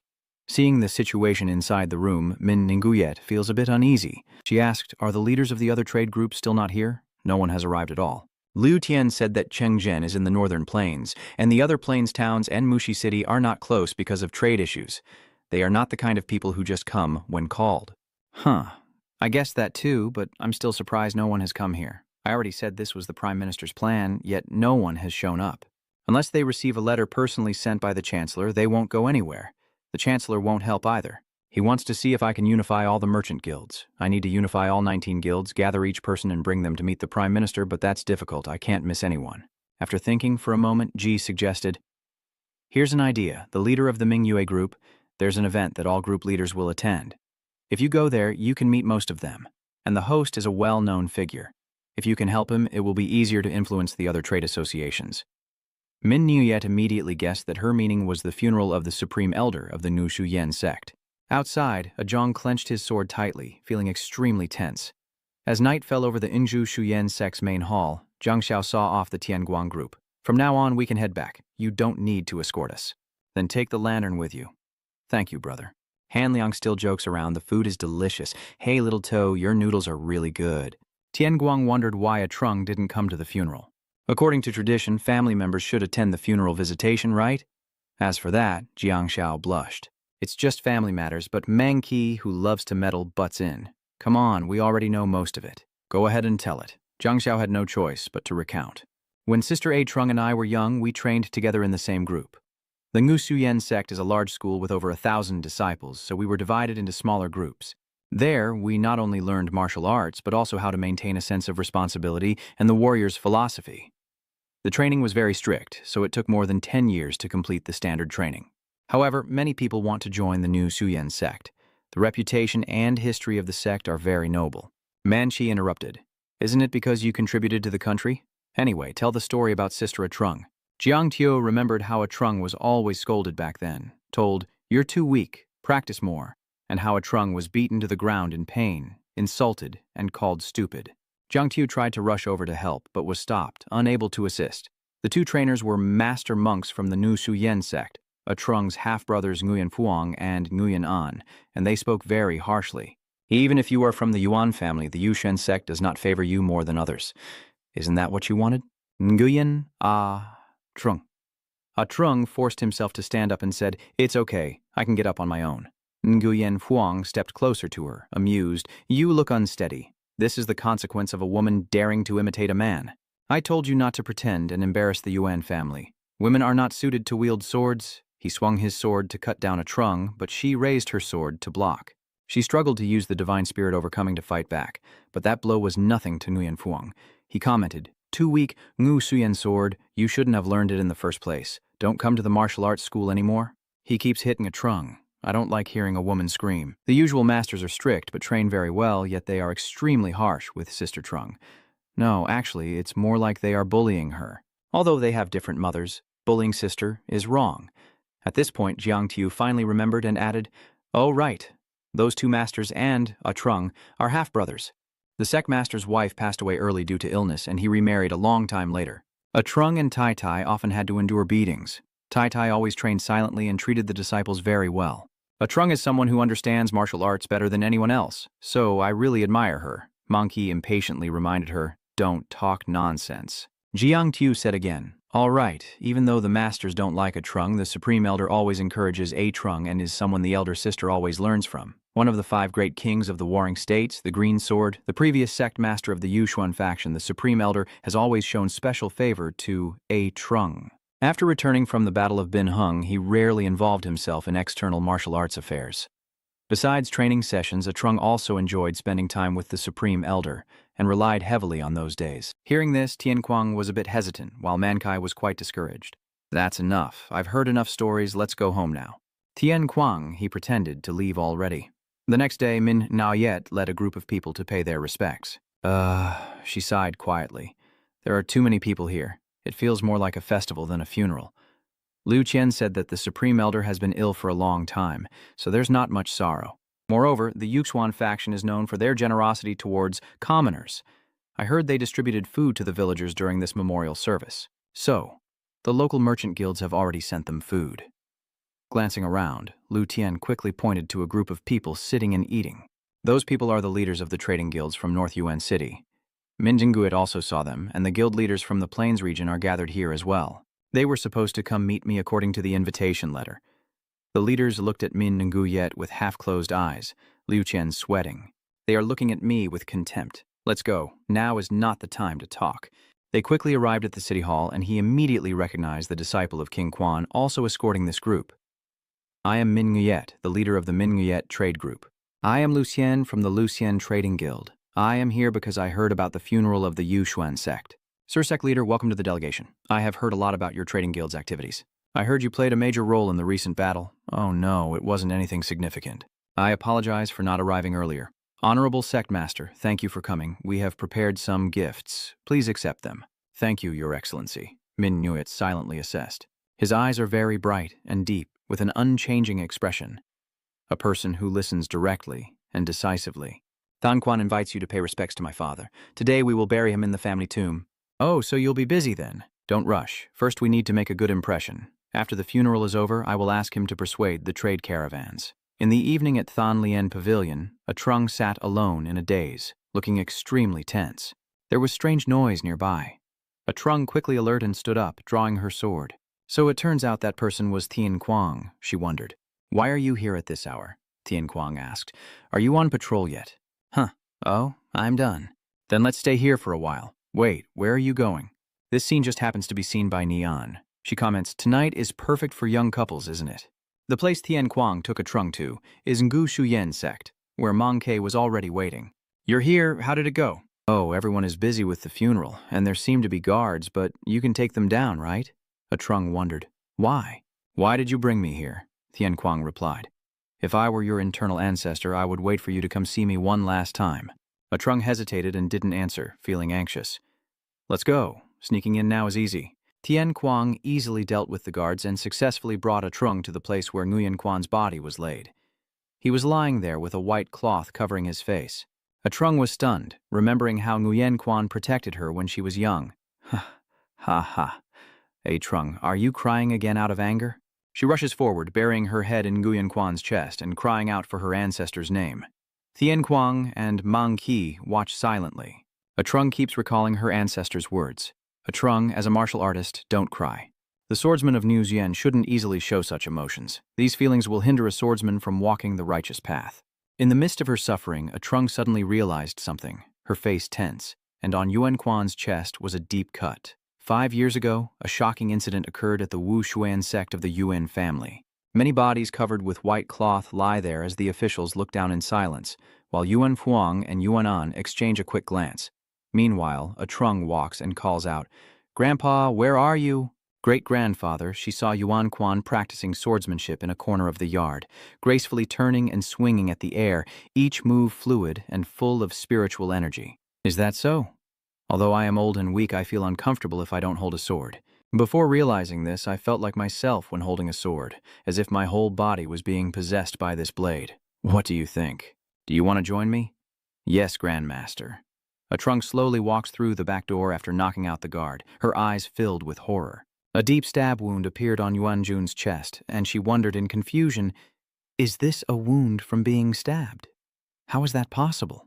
A Trung suddenly remembered the servant's report. He has been seriously ill for a long time and just passed away last night. Her hand trembled, not dying from illness, right? A Chung lifted the white cloth to observe Yuan Jun's face. She was startled and widened her eyes, saying, Who are you, while Nguyen Phuong is asking for the identity of Tian Kuang and Mang Qi outside? How dare you step into this place? The two of them exclaimed in panic. We've been discovered. What should we do now? I don't know if this is A Trung's home, but should we run away? We've taken down the guards. We need to run now. Yuan Ying suddenly lunged to grab the treasure and shouted, Don't stay still. You thieves shouldn't have come here. I won't kill you, but I will hand you over to the authorities. Tianguang looked at him nervously, while a Trung, heartbroken, called out to his ancestor, Why did you have to leave like this? What's going on? What is happening here? This is the resting place of the departed. How dare they break in? Everyone get out now. After a long while, everything finally settled down. Tian Kuang and Man Qi were tied up and sitting in the corner of the room.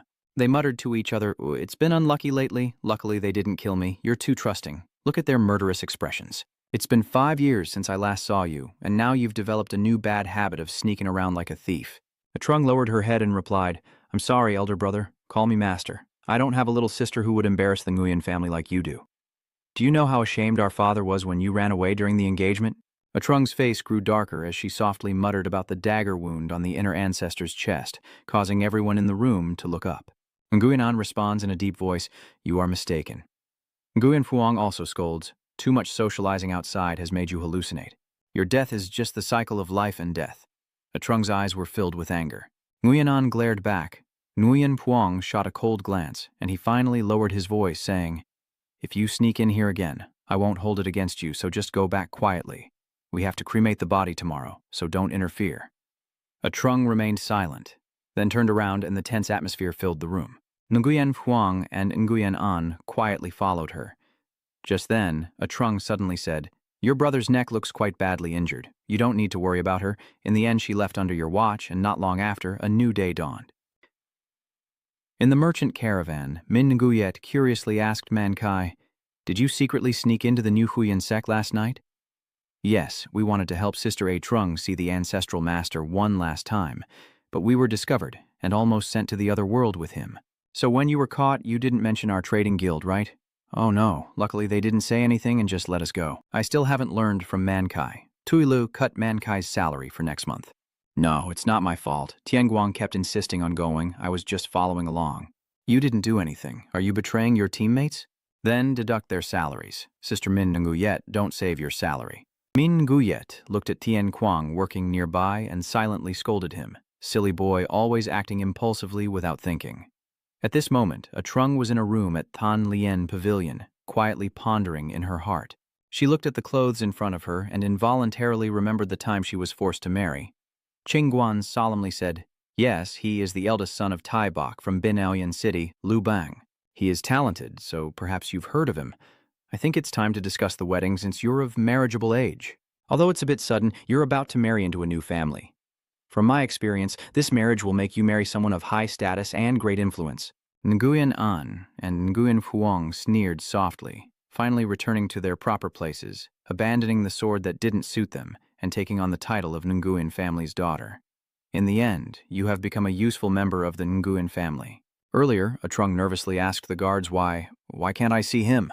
Yes, the Grand Master's illness is worsening, so he needs rest. The Master has ordered no one to enter, including me. Yes, I'm sorry, Miss Trung. Since that day, Trung has not seen her internal grandfather again. The only person in the Nguyen family who loved her suddenly married, and the internal grandfather fell ill. Everything happened too suddenly. She couldn't bear this mounting injustice. A few days later, she left home. Back in the present, the group is heading to the Yushuan sect, the ancestral tomb of the Yuan family. They stand in two lines as they carry out the cremation of Yuan Jun. Meanwhile, the disciples of the fish stream sect were stunned to see the person in front of them and exclaimed, "Big sister, a Trung, big sister." Yuan Ying immediately drew her sword and said, "You shouldn't have come here." Facing him is a Trung, furious. 1 hour earlier at Thanlian Peak, when Tianguang just arrived, Meng Ho eagerly reported, "Tianguang, it seems you're late today. Min Nguyet just went out." "Going out? Where do you think she went?" "I don't know either. Someone just arrived looking for her, so you two must have gone out together. It seems she's busy meeting with other trade delegations. Maybe she's gone to the Lutian trade delegation. It seems my team leader also went out. Last night, a Trung wasn't on duty, so she must be on patrol today, right? Oh, she asked me to switch shifts. She has never changed shifts before. It must be something very important." A Trung's appearance at that moment was extremely resolute, which made Tian Kuang feel a bit confused. Back in the present, Lao Nian heard the commotion on the other side of the mountain. Yuan Fuang asked curiously, "What's going on, Uncle?" "Uncle, it seems there are people downstairs. Could they be assassins?" "Don't worry, Yuan Ying and the other masters are down there, so everything will be fine. I will go down to check, so you should hurry to see the ancestral master. We must be careful to see him off." After he left, Nguyen Fuang coldly turned and looked toward the opposite mountain. Over there, a Trung is confronting Nguyen An's group, visibly angry as he questions them. "I told you not to show up anymore. Isn't sneaking in enough? Why are you still here?" A Trung straightforwardly replied, "I want to see my father. I want to ask if he knows about the stab wound on my great-grandfather's chest." This made the disciples feel confused. "The stab wound? You mean the sword wound, not the death of the Supreme Elder due to old age?" Nguyen An frowned and scolded. "Stop talking nonsense. You lost because of natural death." A Trung begins to get angry, clutching her sword tightly and saying through gritted teeth, "I don't understand why you keep distorting the truth and making me look like a liar. Why are you hiding the truth about the death of the ancestor?" Yuan Ying kept arguing, "Shut up and stay calm."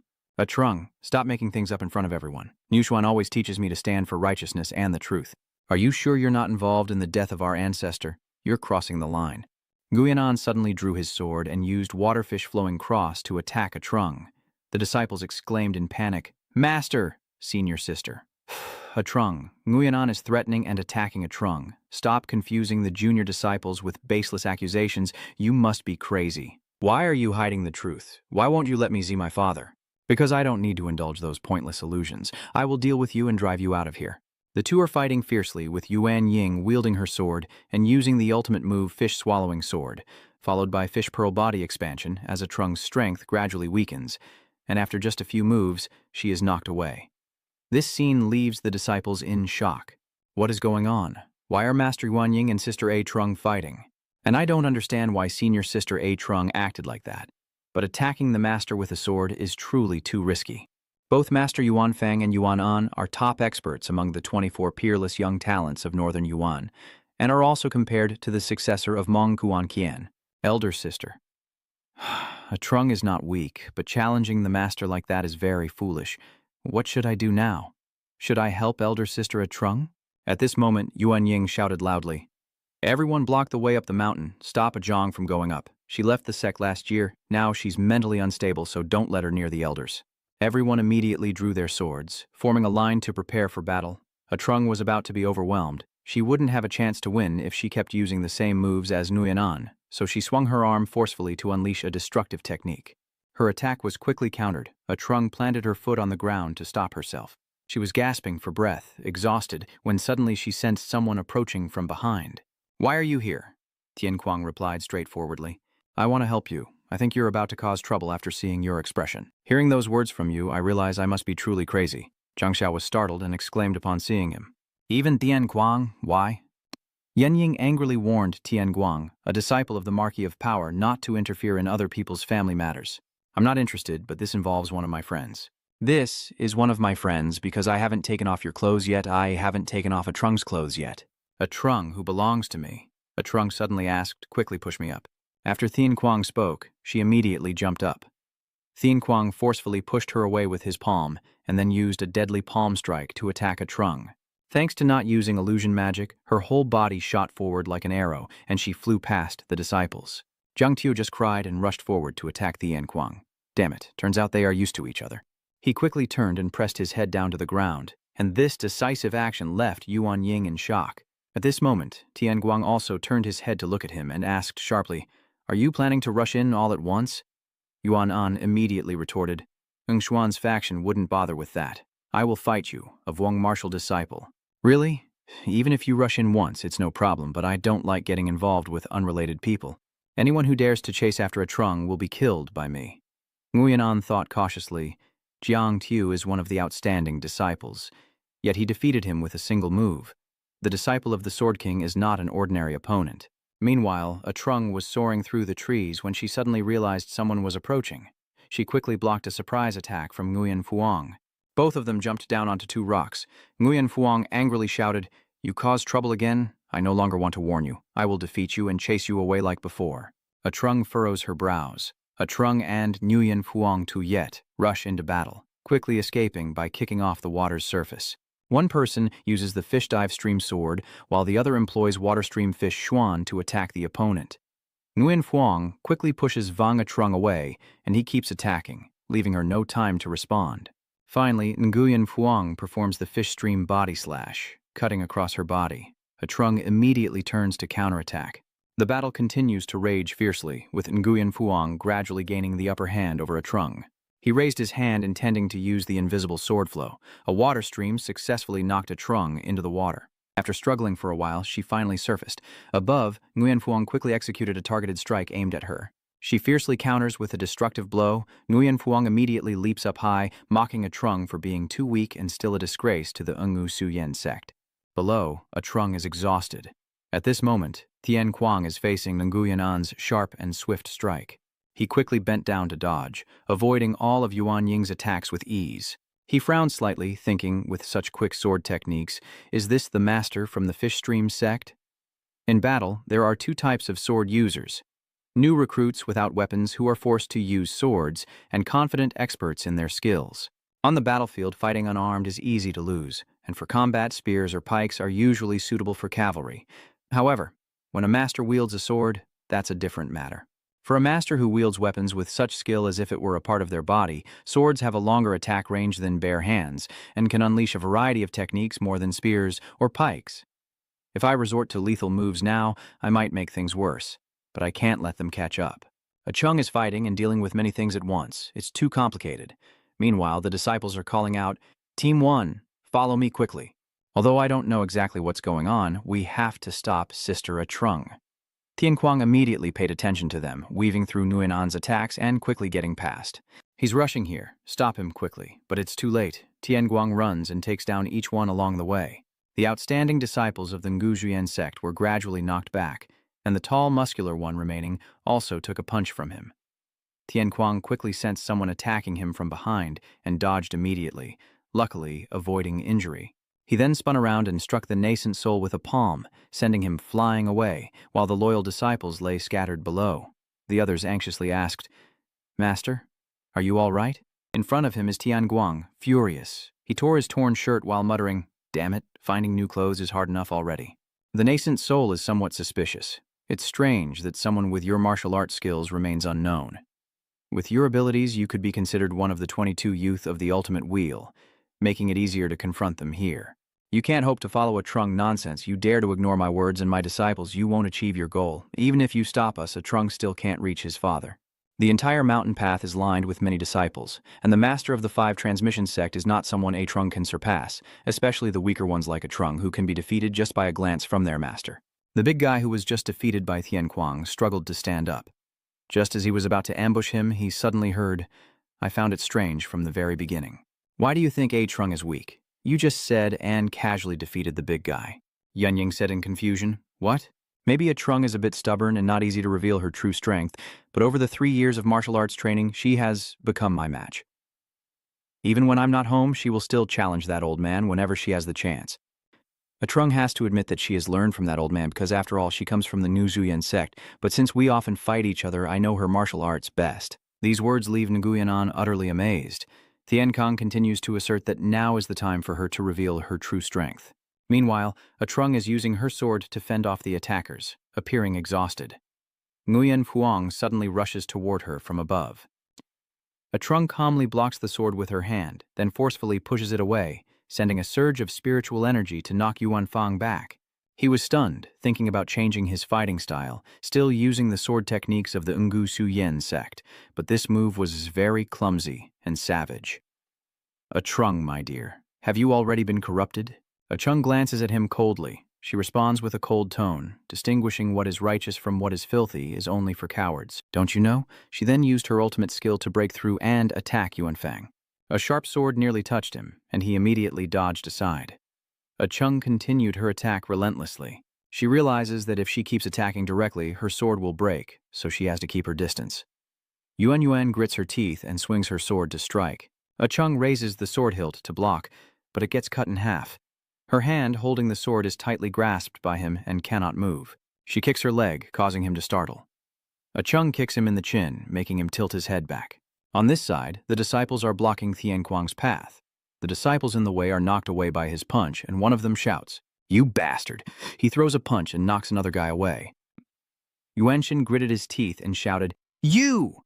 He swung his sword at him and yelled, "Damn you! I told you I am your opponent. That's your business." "Is that so?" The man quickly stepped back and shouted to the surrounding disciples, "Everyone get into a formation of 8 and surround him." The disciples shout orders. Tianguang tenses up, glancing around and saying, "You call justice and integrity the way of Ngu Zuyen, but have you changed your mind?" He glanced at him and admitted, "You're very strong. It's your own wish, so I go along with it." Tianguang was a bit worried, thinking to himself, "These guys are more stubborn than I thought. None of them have fallen yet. Even to the bald is standing up again." He glanced and assessed, "This is going to be tricky. A Trung on this side is sweating bullets." Nguyen Fuang was hit together, and he angrily said, "There are no secret techniques in the Nu Zhuyen sect." Then he used the Truong Vung sword technique to attack a Trung. She quickly dodged and responded, but his conservative mindset would only hold her back. She swung her sword down forcefully, pressing down his momentum. This isn't a match in the martial arts hall. That mindset prevents you from unleashing your full strength. Nguyen Fuang dismissively blocks her sword. "You are the shame of the Ngu Zhuyen sect. Even your thoughts are tainted." A Trung pressed his sword and retorted, "That rigid mindset is better than not achieving what you desire." He shouted nonsense as the two swords clashed with a loud explosion, and they tumbled on the water, continuously exchanging moves. A Trung used water stream fish crossing, while Yuan Fang would counter with reverse flow sword techniques. He glided over the water, thinking that the Niu Xuan sword is characterized by its fluidity like flowing water, with techniques that are not suitable for brute force, requiring deep internal strength and endurance to continuously unleash and strengthen attacks. That's why this style of swordsmanship isn't suitable for someone weak and light like a Trung. He swung his sword powerfully, but A Trung dodged, and A Chung also swung her sword to counter. He evaluates her sword moves, but each of A Chung's strikes now carries real power. One of her arms was almost touching his neck. He grabbed her hand tightly, and although his movements were slow, each attack was very powerful. like a river transforming into a fierce torrent. Nguyen Phuong strikes with a powerful sword, causing a Trung to retreat. This type of swordsmanship is making a Trung stronger. He also had to retreat. He wondered to himself, what am I thinking? He is just someone who has lost his way. The man breaks out in a cold sweat and makes up his mind. I must straighten him out right away. A Chung also gasped for breath, realizing her swordsmanship could match her brother's, and she had to admit that her New Shuyan sword style had changed. She remembered Han Luong's words, "Don't fear change," and the two of them clashed swords again. A Trung comforts himself. As long as he's heading in the right direction, he's still himself. Luckily, this is a one-on-one fight. He's not confident enough to use this move against many opponents yet. Recalling that moment, Tian Quang stood behind her and whispered, "I want to help you." A Trung swung her sword. A Trung recalled every move Tian Quang showed him.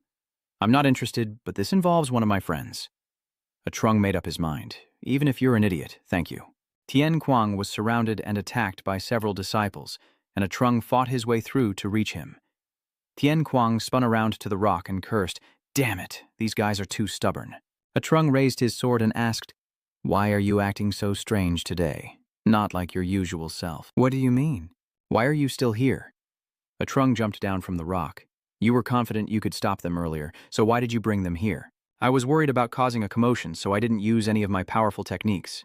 I'm just thinking about your sect." A Trung also hit those people and scolded him for overthinking. "You just need to guide them here. A Trung, hold your sword and remind them to do their best and not kill them." Tian Quang also fights back confusingly. "What nonsense are you talking about? Why are you doing your best not to kill them?" A Trung Ho, charge at Tian Quang now. She uses a combined technique. You raise your fist and use it. Defang Road's two techniques combine into a water current that sweeps away the crowd. Yuan Ying is startled. It's too dangerous.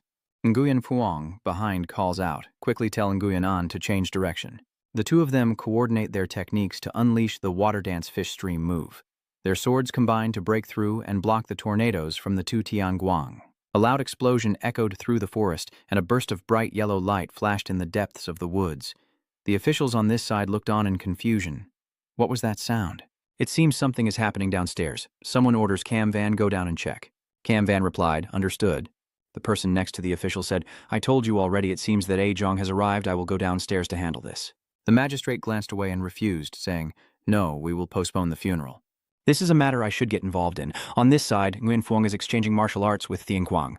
Nguyen An was about to ambush when a Trung quickly blocked his move. He threw a punch while Nguyen Phuong swung his sword. Nguyen An also swung his sword at a Trung, but both a Trung and the other two dodged their attacks. In the blink of an eye, the positions changed to Nguyen An fighting Tian Quang and a Trung fighting Nguyen Phuong. The interweaving blue and yellow lights created a loud explosion. The disciples outside could only stand there in shock. One disciple stammered that it was too terrifying to find any opening to intervene, and another disciple continued. "Both senior sister A Trung and disciple Quan Vuong are too strong. They could even fight against both their masters." Jiang Tu, confused, drew his sword and thought that senior sister A Trung had become so strong she could fight the master. He was stunned. "Wow, she's amazing," he secretly praised. A Trung, while among Min Nguyet's group watching the situation, she sighed as if she knew it all along. Indeed, a Trung had come here. But Hu Xuan continued, "That's right. I didn't expect Tian Quang to go with her and cause chaos there." Min Nguyet narrowed her eyes, unable to say anything.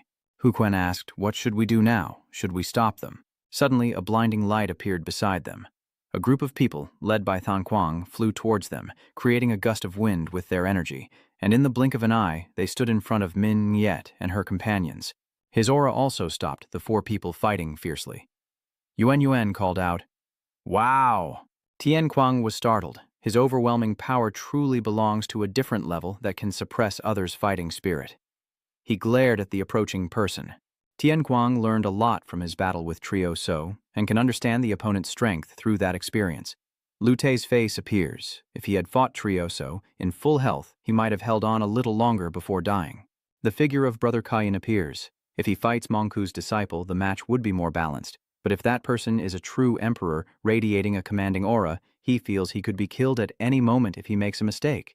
Chengguan glared at everyone and said in a stern voice, "Everyone stop now. This person is the sect master of the Fish Xuan sect." He declared, "All of this is my responsibility." A Trung opened his mouth in shock as Than Quan uttered a mind-blowing revelation. I am the one who killed your father, the cause of this chaos. 5 years ago at the Fish Stream sect, blood-stained bodies lay around as the city official looked at the stunned corpses. The two brothers, Yuan Feng and Yuan Ying, stood behind in silence as voices echoed. This unbelievable event happened right within the Fish Stream sect. Nguyen Phuong said as he walked, it wasn't Tan Han but the murderer himself. Nguyen An, walking beside him, reminded him, calm down, brother, your voice is too loud. Mak Nguyen Phuong, Yi. Right now the elders are on the front line. We must handle this ourselves. Nguyen An agreed. Yes, we won't go to the battlefield for a while. We need to focus on finding the culprit during the disciples' training.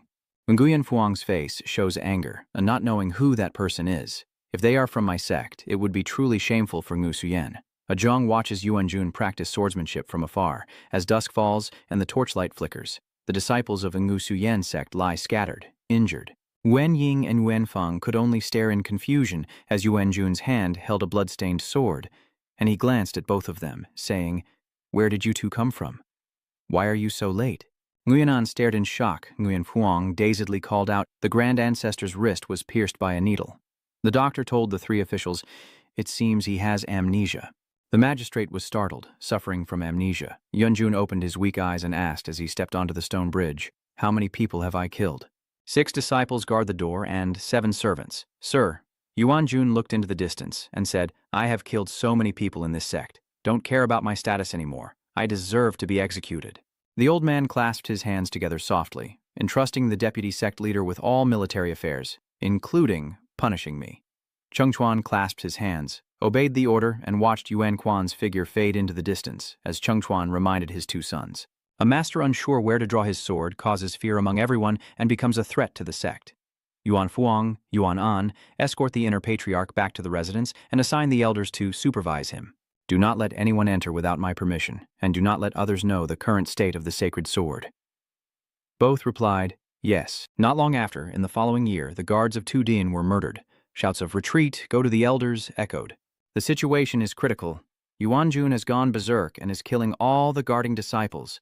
The old man roared, Commander, where is the enemy? Nguyen Phuong looked at Nguyen An bleeding, worried. Nguyen An, are you okay? Nguyen An covered his wound, thinking this really is the power of a 90-year-old man. He can't even control his own bowel movements. The illness has completely taken over the ancestral patriarch. This dark energy must be the presence of an evil spirit. General Yuan radiated a powerful aura, causing almost everything around to be destroyed. The officials and elders hurriedly rushed to Yuan Lu, who was stunned. What's going on? Yuan Dan calls for his father. The city gate official advised, Yuan Dan's disciple, please keep the situation under control here. He draws his sword as the sect leader of the Fish Stream sect.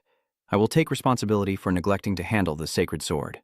Behind the mountain gate, the sword's light flashes, then disappears. It flickers again, growing brighter and more intense, accompanied by a loud explosion. A part of the mountain cracked open, trees fell, and the sword pierced Yuan Quan's chest as his heavy breathing echoed with his hand gripping the sword. He shouted, Father, I am sorry. Yuan Jun gasped weakly. The old man softly said, I am very tired. Before retreating, I want to rest for a while. Tears welled up in Chung Jun's eyes as he heard him speak. The old man spoke as usual, mentioning home made me think. I remember my niece at home. The old man closed his eyes, thinking that the girl must be grown up now. I haven't seen her since she was a child. I want to go home and see her. Nguyen Quan closes his eyes, lying as if asleep. The disciples on both sides hold torches. The 100 flames of respect bow their heads and tears of sorrow are heard. Father, I bid you farewell. Nguyen Phuong brothers bow their heads in silence as Min Nguyet comforts a Trung beside them. A Chung, if you think it through a bit more, there wouldn't be any wounds at all. The people in front bow respectfully. Min Nagayet analyzes, none of the people here gain anything from your great-grandfather's death. Everyone here has lost something, right? Min Nguyet looked straight ahead, thinking that this commotion gave her a chance to talk to the emperor and gain his trust. A Trung stared blankly at the crying sounds. Dad, the ancestor. A Trung opens her eyes wide. A Trung, a swordsman shouldn't cry. The old man's face smiled gently as he said, a swordsman of Ingu Zuyen shouldn't show emotion so easily. He held little A Trung crying in his arms, as such intense feelings would lead a swordsman astray. Tears fall from A Trung's eyes as she looks at the burned body in the fire. Chung Chua remained silent, recalling the moment in the room when the family head decided to step down from the position of Ngu Shuyen sect leader, because no one who kills their father deserves that title regardless of the circumstances. Nguyen An and Nguyen Phuong try to stop him. You can't do this, father, because now you are the head of Ngu Suyen. Nguyen Lo also advised, I think the same. If you collapse now, the sects loyal to Ngu Zuyen will be shaken. If you are no longer the sect leader, external enemies will invade and allies will be destroyed. Yuan Dan also comforted me, saying luckily only a few people witnessed our father's final moments. We will remain silent with the masters and servants and hold a funeral for father, not a formal ceremony, to understand how you feel right now, but you must think about your position. You are not only the son of Nguyen Quan, but also the symbol and the sect leader of Ngu Suyen. If the leader falls, those who rely on him will fall too. The group respectfully bows with clasped hands. We will handle the internal family affairs and absolutely will not forgive those who dare to tarnish our father's honor. No matter who they are or at any cost, the old man's body was burned in the flames among the smoky forest. Han Liang observes from afar. What a grand farewell. Han Liang chews on dried rations and asks, Isn't this perfect? Primordial Lord, many people have gathered here at your final moment. Han Luang assessed, So you have lived a life not in vain all this time. Old man crouched, but why does he seem like he's just swallowed a firefly? The spirit of Yuan Jun looked at him silently. Han Liang asked, Why did you come to see me? Someone who was never close to you when you died should leave peacefully now that you're gone. Han Long casually remarked, I am walking a different path from you. After Han Liang finished speaking, the primordial soul also vanished. A few days later, at the Marquis's residence, a servant hurriedly reported to the Marquis that there was an urgent matter in Bingcheng. Luan Koi flicked his fan and glanced over, annoyed as he asked, What? The servant reported that someone is there. The figure of Madame wielding a weapon wildly appeared, suddenly under attack. Tsu Madame has invaded Pingcheng, and the evil in his eyes flickered. Ngu Shuyen's envoy, a cup of tea placed before him. A Trung sat silently. The three generals walked past the window. A Trung glanced at their shadows. Lan pushes the door open and says, I've told you hundreds of times to visit home, but you only come back now. A Zhang calls Mother Lan a little reproachful, and then you even fought with your brothers at the ancestral funeral site. Is she a Trung's mother? Lan waved her hand and said, Do you mean you're upset about missing your own wedding? A Trung retorted, It's not like that. Your father and brothers became officials and went outside, and the tea was poured into cups. Lan took a sip of tea, huffing. The problem with the people from the main family is their excessive discipline. My father, my brother, none of them show their feelings. Even I am like that. A Trung closed her eyes. I don't agree that I am like my brothers. Lan looked at her. They look exactly the same. You left without saying a word. Moreover, lately he hasn't even been writing letters home. A Trung admits his mistake. I apologize. She changed the subject. Do you know why they discussed your marriage at that time? A Trung was confused. Why? Lan rested her chin on her hand. And the biggest concern for your father and me is that your grandmother's illness is worsening day by day. We must find a way to keep her away from him. If I tell her the truth about his illness, she will definitely refuse to leave. At that time, everyone discussed, and Nguyen Phuong said, A Trung's marriage is the best solution. He claimed this was the most effective way to keep him away from the ancestor. Nguyen An continued, If a Trung finds out about the old master's illness, many people will lose their lives. Lan said, Wait, are you suggesting we send the young girl far away without even explaining anything to her? Nguyen Phuong turned around, though a bit unreasonable, but given the current situation of the old ancestor, this is the safest way. Many disciples admire a Trung, and if he finds out the truth, he will definitely want to take care of the old ancestor. If the disciples find out that the Saint Sword has lost its memory and is killing people, the rumors will spread quickly. Nguyen An also said that marrying it off is the best solution, and if they don't want to marry, they must find it an official position in the court. But for the people of the Vo family, the only way to become an official is to charge into the battlefield. He explained that on the battlefield no one cares about justice or evil, only the strong and the weak. We have no kinship with a Trung or his mother. On the battlefield only the sounds of fighting and stealing remain, killing women, killing everyone, even killing children. He is straightforward, but we feel sending her to the battlefield is not a good idea. Even if a Trung resents us for this decision, we will endure it for the honor of Ngu Zhuye. Lan fell silent. The prefect sighed. Do not be too harsh on the girl. He pondered and said, Yes, a Trung is of marriageable age, and the Prince of Binthan is also interested in her. I have met their eldest son. He is a decent person. I will inform a Trung about the marriage proposal. He asked Yilan to consider meeting Tai Bok's son. If she agrees, I will talk to A Chung. Lan said that although the marriage was complicated, in the end I left, and that was exactly what they wanted. If I knew where you were, I wouldn't have begged you to come back. A Chung is angry, but I can't forgive them for hiding our grandfather's illness. Lan pointed out that most of the elders didn't know about this until today. If you stayed with the old ancestor, the rumor would spread among the disciples who admire you. Lan drinks tea. They absolutely had to hide his illness. Ngu Zuyen really is a strange family. By the way, the guy who might become your fiancé is quite handsome. Chung Guan sighed. I should probably resign as sect leader. The two Yuanfang people both clasped their hands.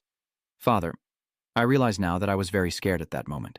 I am afraid that the fortress built by our ancestors of Nu Suyen over thousands of years will be destroyed, and that the admirers of Nu Suyen will be disappointed.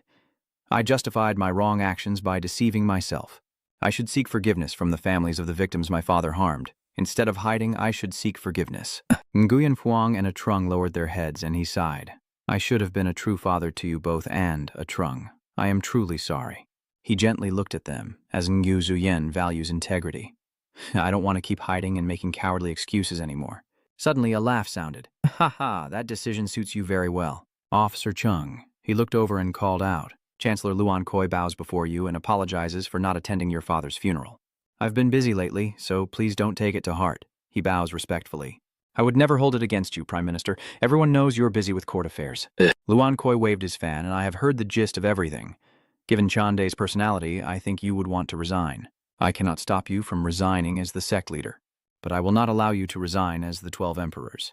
He looked at him and said, Please continue as the true emperor for the sake of those who support the fish-crossing sect. Thanks to the encouragement from leader Ming Guyet, the elders of the fish-passing sect have taken action and expressed their condolences to the families of the victims killed by the former sect leader. Once the rumors start spreading, the truth gets distorted, so they are clarifying the matter.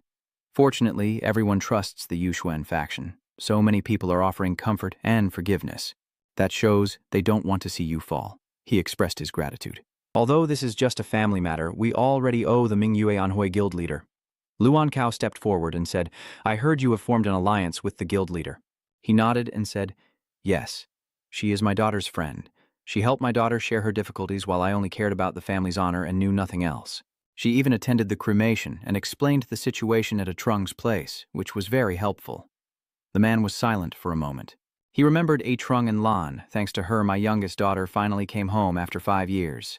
Luan Koi smiled softly, so that's why you felt relieved.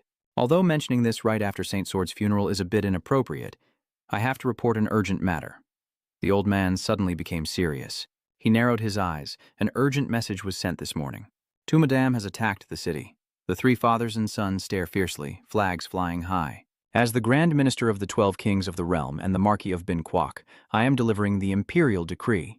You must immediately lead 40,000 soldiers to defend Binthan and prevent the mercenaries sent by Tu Madame from attacking. 3 days later, the troops from Zuyen will cease their advance. 40,000 imperial cavalry from the Chanda army set out for Binthan, their horses' hooves pounding on the rocky ground. The leader of the reinforcement army in the city's defense strategy is the Chanda city official. He led the group ahead with 3,000 disciples from Nusuyan faction and their followers marching behind, waving banners. 600 supply wagons loaded with food and supplies, led by Min Nguyet's logistics captain, battalion commander Bong Ngu Truong, with Ma Truong Kai, Min Nguyet's aide, escorting the convoy. Kai boasted to Tien Quang, Look at this, brother, the leader gave me this axe. Tien Quang was assigned as a guard. In Ma Truong Kai's memory, Min Nguyet hugged his arm and whispered, You are the savior, Ma Truong Kai. He blushed and said, She noticed that my axe was broken in the last battle. I'm so touched. He snorted coldly, recalling when she introduced Ngu Truong. Maybe everyone already knew each other. These people are the transport team leaders. Mrs. Wu Truong, who manages the logistics for Binthan, so remember to support her. He raised his hand, happy to meet everyone. We will do our best, guards. At that moment, Min Nguyet looked at him affectionately and said, I hope you will take care of us. Ms. Wu Zhang, he replied. This is something I should say, Commander. After the battle at Yaotian City, I am no longer a soldier, but since you hired me, I will do my best. She shouted, All right, we don't have much time left, so the supply team should get ready. He raised his hand to ask her, So what? Tran Tru, could you ask me if I can't go there? Is she tall? Tien Guang explains. Oh no. I meant, isn't it better for you to go instead? You're smarter, and Min Nguyet isn't looking at you. Quan needs to stay here to protect me and take on the deputy leader's duties. She reads the documents reminding him that the guild hired him, so just follow the orders. It's just assigning tasks to the right person. Stop rambling and go help with the relief effort. He's lowering his eyes and wants to speak, but she rolled up the paper. Isn't it safer for me to stay here than go to the battlefield? He finds it hard to understand. Yeah, Her voice was calm, so don't argue with everyone anymore. Just go there and then come back. There are many things you need to do when you return. He looked confused. Yeah, go back. Han Liang pulls his collar and asks, what's wrong? When do we leave? Are you surprised? What is this, old man? Old Ung Dung says, I stopped by because our weak little dog is about to go to the battlefield again. If I don't care about you, you'll be upset. I'm not sulking. Han Liang pouted, so what? I was planning to go with you. He asked again, why don't you want me to come? The old man opened his mouth and said, I'm not worried about you or anything, but lately the Yuan army keeps visiting me, so I feel a bit uncomfortable. He asked again, who visits you? The old man deflected, saying he was just visiting some old friends to see how they were doing, and he wouldn't stop anyone from going along. He lay on the supply cart enjoying himself, saying from now until they arrive, they should try some of Bin Kwok's specialties. Truong Kai was showing off, look at how sharp his sword is, he got angry. Yeah. After the army departs at the Min Nguyet trade fair, Thuy Lon pouted. Commander Quan? Seeing her, Hu Quan smiled and greeted her. Thuy Lon, you just arrived, huh? Hey, do you know what Min Nguyet told me? She said I shouldn't come to the meeting anymore. Min Nguyet replied, it's just another problem for me. Mrs. Wu Truong is here, so you don't need to take on the vice committee role anymore. Thuy Lon sniffled. So what's the difference anyway? Why did you take advantage of me and then abandon me like this? Min Nguyet's father asked. So, do you even know what it really means to be abandoned? The Kai told me not to steal people from the brothel anymore. After hearing that, Thuy Lon also sighed. Stop whining already. You can still come here to sell weapons to the army camp, so you should give me 5%. My share is 3, no more, no less. Such a miser.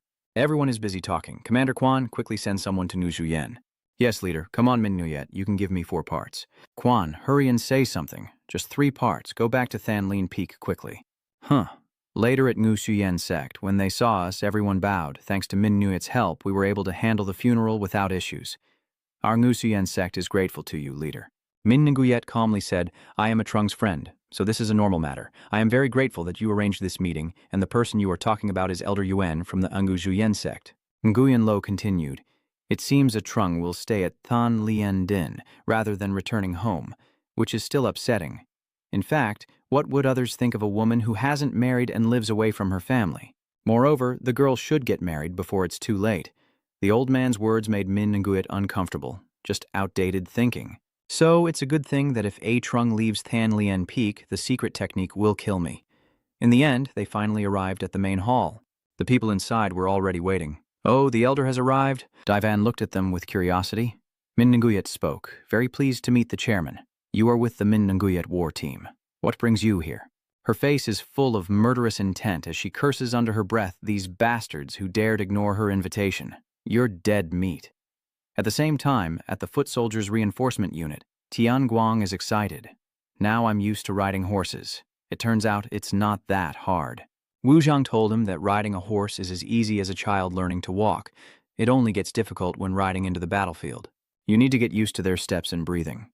Squeeze the reins with your thighs? Truong Kai wondered. What's that? Are you pretending to know how to ride a horse? I was honest. Because I didn't know how to ride a horse, I almost died in the last battle. If you knew how to ride a horse, you could run back faster, he sneered. Huh. A real man should walk on his own legs. Riding a horse is only for the weak. Take a look at yourself, Tian Quang, because you've fallen off a horse so many times before. Wu Zhang said, it seems the army has arrived. Pingcheng is on the other side and Hu City is ahead. Trung Kai lamented, finally arriving after 15 days. Tian Quang asked, is there smoke at the city gate?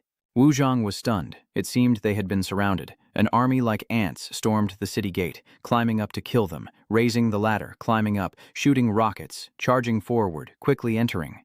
A fierce battle raged on with the fallen lying like ivory, the defenders inside the city struggling to hold back the relentless invaders, until suddenly everyone was flung straight into the sky, and a man wielding a sword shot up into the air, laughing with satisfaction. Ha ha, you weaklings, die you fools of the peaceful nation. Oh, are those 2 people from Beihai?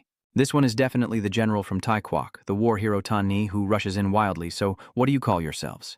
She spins her sword like Nobita's quick shield, and directly defeats her opponent. She is the general from Taikwok, Tu Ma Mai, who seems to have arrived to reinforce Ba Kwang, while the chaos above makes the reinforcements rush to the battlefield in a panic. Wenfang is worried. The enemies are climbing over the city walls. We must stop them so I can analyze the situation. Our soldiers' fighting spirit is very low. I will go first. say, and do. He leapt off his horse and soared into the sky, startling the two men below, as if something was rushing toward him. Mamai then launched a powerful attack straight into the city wall. Mamai and Tani hurriedly rushed out. I was panicked. Who is this person? His power is no joke. As he finished speaking, the city guard was behind them, immediately launching his move. The shark glare burst forth, the ground shattered, and everyone on the wall was thrown into chaos. That is the Yuan Chengguan, and all the cheering is from the true emperor. Reinforcements from the north have arrived. We are saved. Prime Minister Yuan. He raises his sword high, standing tall before the heroes of the nation. Raise your swords. After those words, everyone was inspired. The dragon god has come to save us. The dragon god has arrived to save the world. The city lord declares that he will stand with you to win glory, even if it costs his life. All the soldiers regain their spirits, and the battle has now changed. Mamai and Tani are furious. Damn it, the Binkwak fools, just because of an old man they revived their spirit. The spirit of the Binkwak people has been revived in a terrifying way. Now I understand how much they trust the true emperor. Tani ordered the army to surround and retreat quickly, warning that reinforcements arriving would be dangerous. Before he finished speaking, he was already knocked away. This old man, they keep their eyes on him. Each of his swords strikes, sending 8 men flying. The number of ascended souls grows each day, and the survivors must quickly defend. With Chengguan alone inside the enemy's heart, he cuts down anyone who dares approach. Suddenly he saw something and a move that sent people flying in all directions. The ground was shattered. Only the city gate remained steady. Then immediately a strike aimed straight at him appeared. Another one suddenly charged at him, but was quickly stopped, and with the next move the ground around shattered. He looked pleased. Who is this? Isn't he Nguyen Quan's little kid? This person is the general of Taikwak, king of War to Madame, and I came here because I was so happy. He asked how Yuanjun has been lately, and Chengguang replied that he just passed away, causing Ma Dan's face to furrow slightly. Oh, right. I think I heard that old man went crazy and turned into a sword demon, didn't he?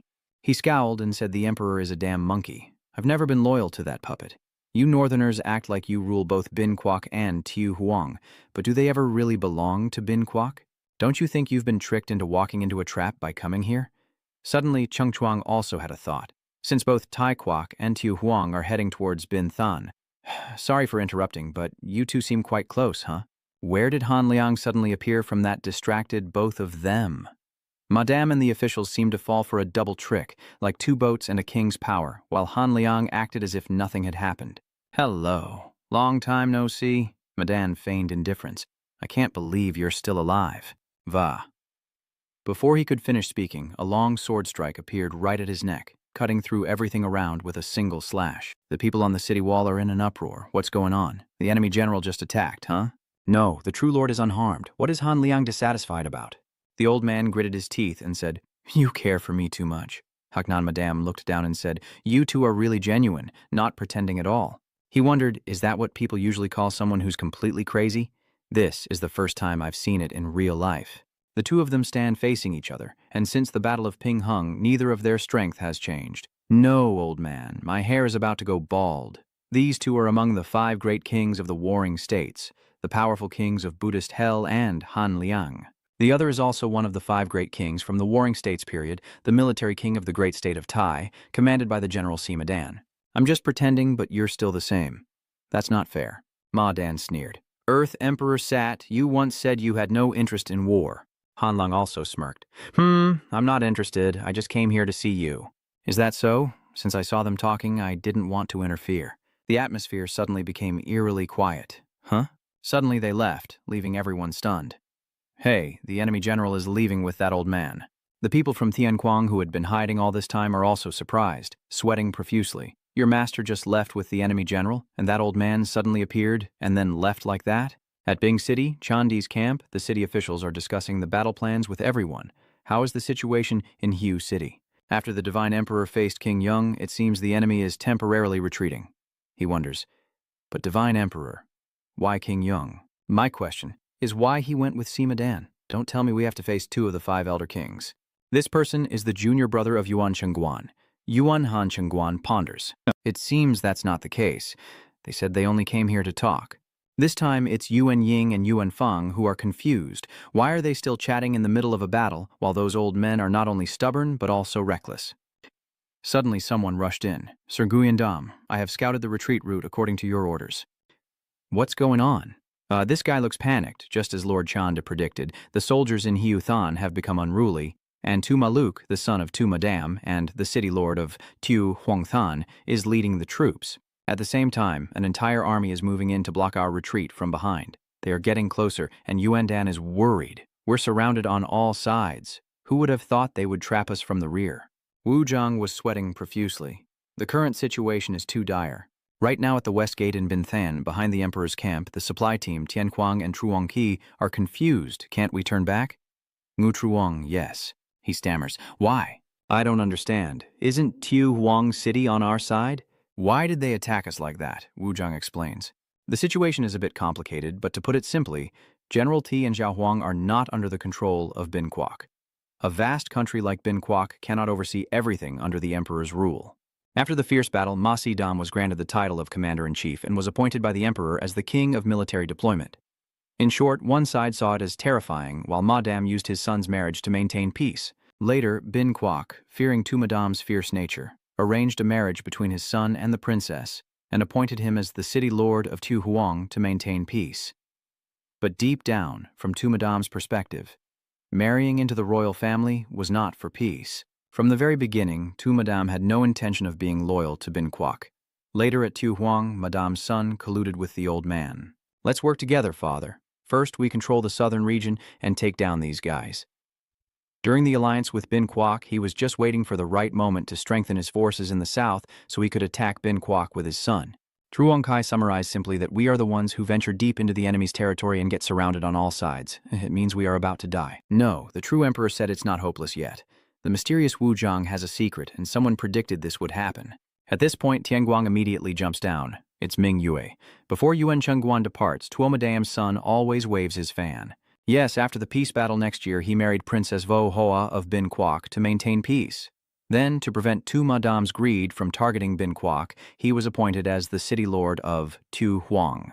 The city lord pondered and remembered that his name was Tu Maluk, who was in Tu Huang as the city lord. He was once recognized by the 12 emperors, but I had forgotten. That's true. Back then, we were busy fighting against Hoan Tran in the west. Meanwhile, the general had no grudge against us and was an ally of Ba Kwang, appearing as a nation similar to Bin Kwok. Whenever Tu Madam attacked south, Tu Maluk would also show up to help.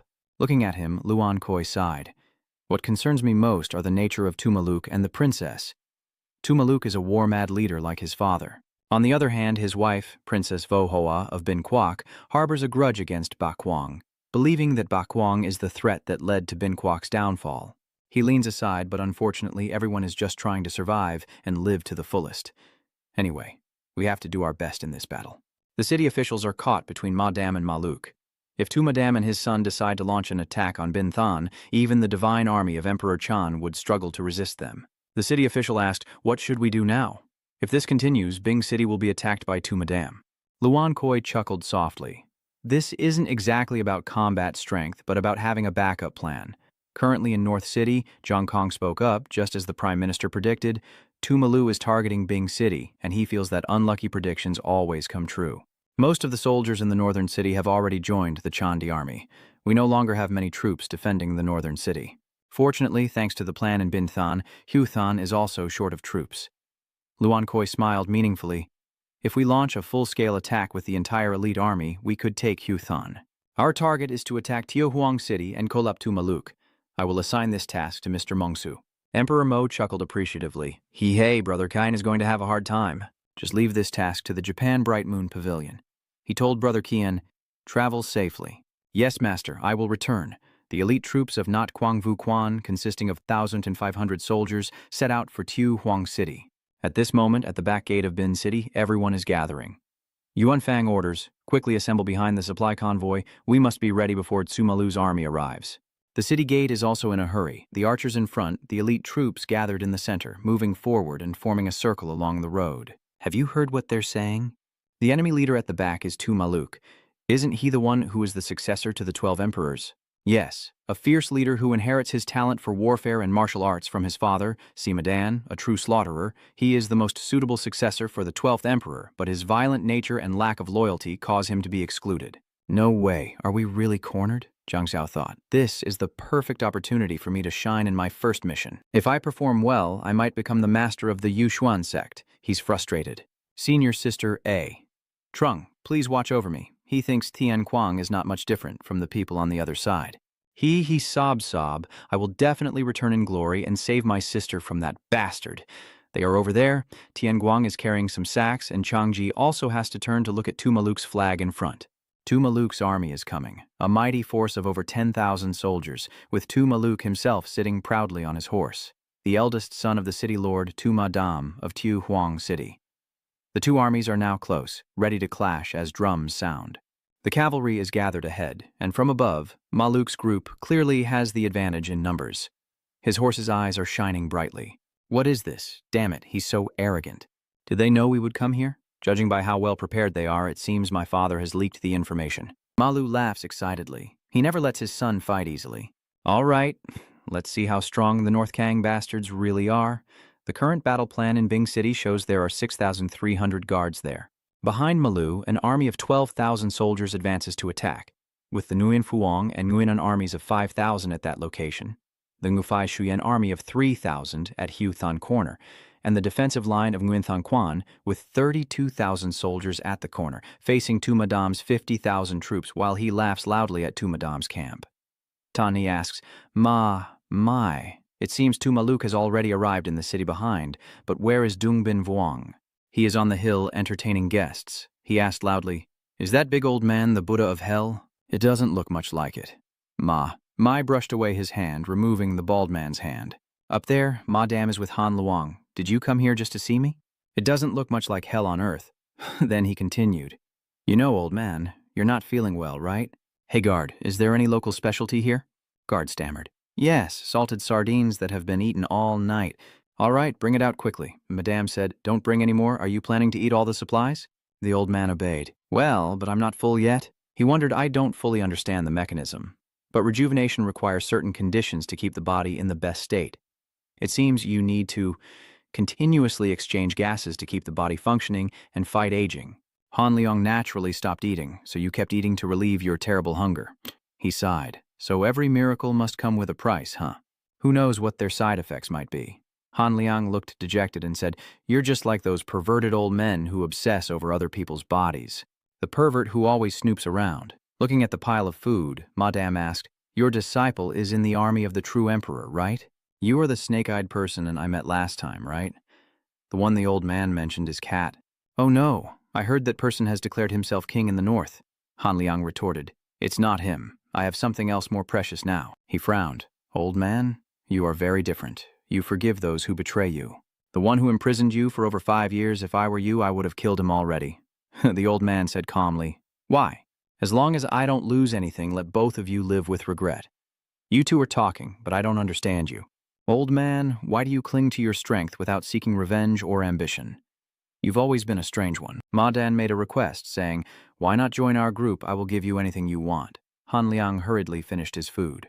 I'm not interested. If I join you, you'll make me fight to the death. I'm choosing a different path from yours, old man, and you won't even feed me enough. Listening to the old man's words, the two guys fell silent, with nothing to eat. They were so deprived. After filling their stomachs, the old man put his hand on Madame's shoulder and said, Even though I was pretending, you're still very greedy. We're not suited for each other at all. The old man clenched his fist and said, Thanks for the meal. I'll keep watching you, so don't worry about me and just live your life well. If our side wins this battle, I'll come back for the local delicacies. After speaking, Han Liang jumped straight down. Goodbye. Crazy. Looking at that cliff, these people are speechless. Mame asked, Could he possibly be an insider of the true emperor? King of War, it's possible that someone is plotting to keep him here to devour all my supplies, Madan sneered. Ha ha. Tuma? You're joking too lightly. The Buddha's hell is an insider, it doesn't suit him at all. The hell of Buddha, I know isn't the complicated type of person like that. I swear you're not joking. He's silencing them. He doesn't bother listening to others. So we should proceed with the plan. His eyes are sharper now. Now let's get back to the main story. It seems Tu Maluk has arrived to see what my son has learned after all this time. At the east gate of Binthan, the supply convoy and Tu Maluk's army of 12,000 face off against the Yuan Phuong Yuanan army of 8,000. They are both worried about Tu Maluk, who was supposed to have become the 12th emperor. Maluk loudly asked. Are those two the ones from New Suyen faction who have gained fame recently? Yes, sir, what is this? They're just a bunch of kids. He started drawing his sword and said, Well then, we might as well become bullies. The soldiers prepared to fight fiercely, and Yang teacher stepped up. At most, they would just cause trouble for Tumamai. He shouted, Let's see what those kids can do. Yanfeng and Yuan Nang didn't want to lose either. They just arrived and are already fighting. Quickly split up and block them, big brother. Yuan rushes forward to hold them off. We must keep them busy until the supply team leaves. Nguyen An responded, launching an attack and forming a crescent shape. The battle map has been updated with movements, accompanied by shouts. All fall into the attack, creating chaos, kill them all, surround them, you support troops. At the same time, in Bin City, a soldier reported to the emperor that two Maluk's troops had attacked Nguyen An and Nguyen Phuong's forces from behind. An attack? Since the ambush failed, should we attack directly to destroy them? The number of soldiers isn't enough to break the rear line. Do they plan to sacrifice themselves in an attack? The city lord sighed, thinking they must have another plan or believe their side is stronger. Two Maluk's martial arts are definitely strong. We must support him. Suddenly, they noticed something ahead of the city gate. Your Majesty, Tu Madame's army has arrived at the front gate, a powerful force including Ma Mai and Tani. He asked, Where are you planning to go? The two of them broke out in sweat. Wan Dan said, I can't leave here. The Battle of Pingcheng West Gate is raging fiercely. Jiang Tio is fighting off two enemies at once, damn it, spinning around to cut both sides, then stabbing through their bodies. Let them die. Teammates remind him not to let them advance.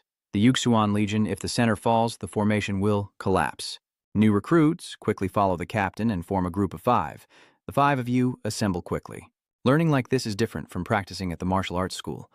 Even now, I still can't regulate my QI or perform techniques.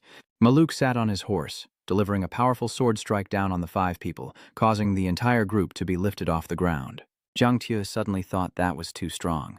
He sneered and said, Ha ha ha, can you stop me? The man in the middle is no amateur anymore. Yuan Ying is already wielding his sword to strike from behind him. Niushuan's brilliance is fierce, but this move is blocked by Malu with one hand.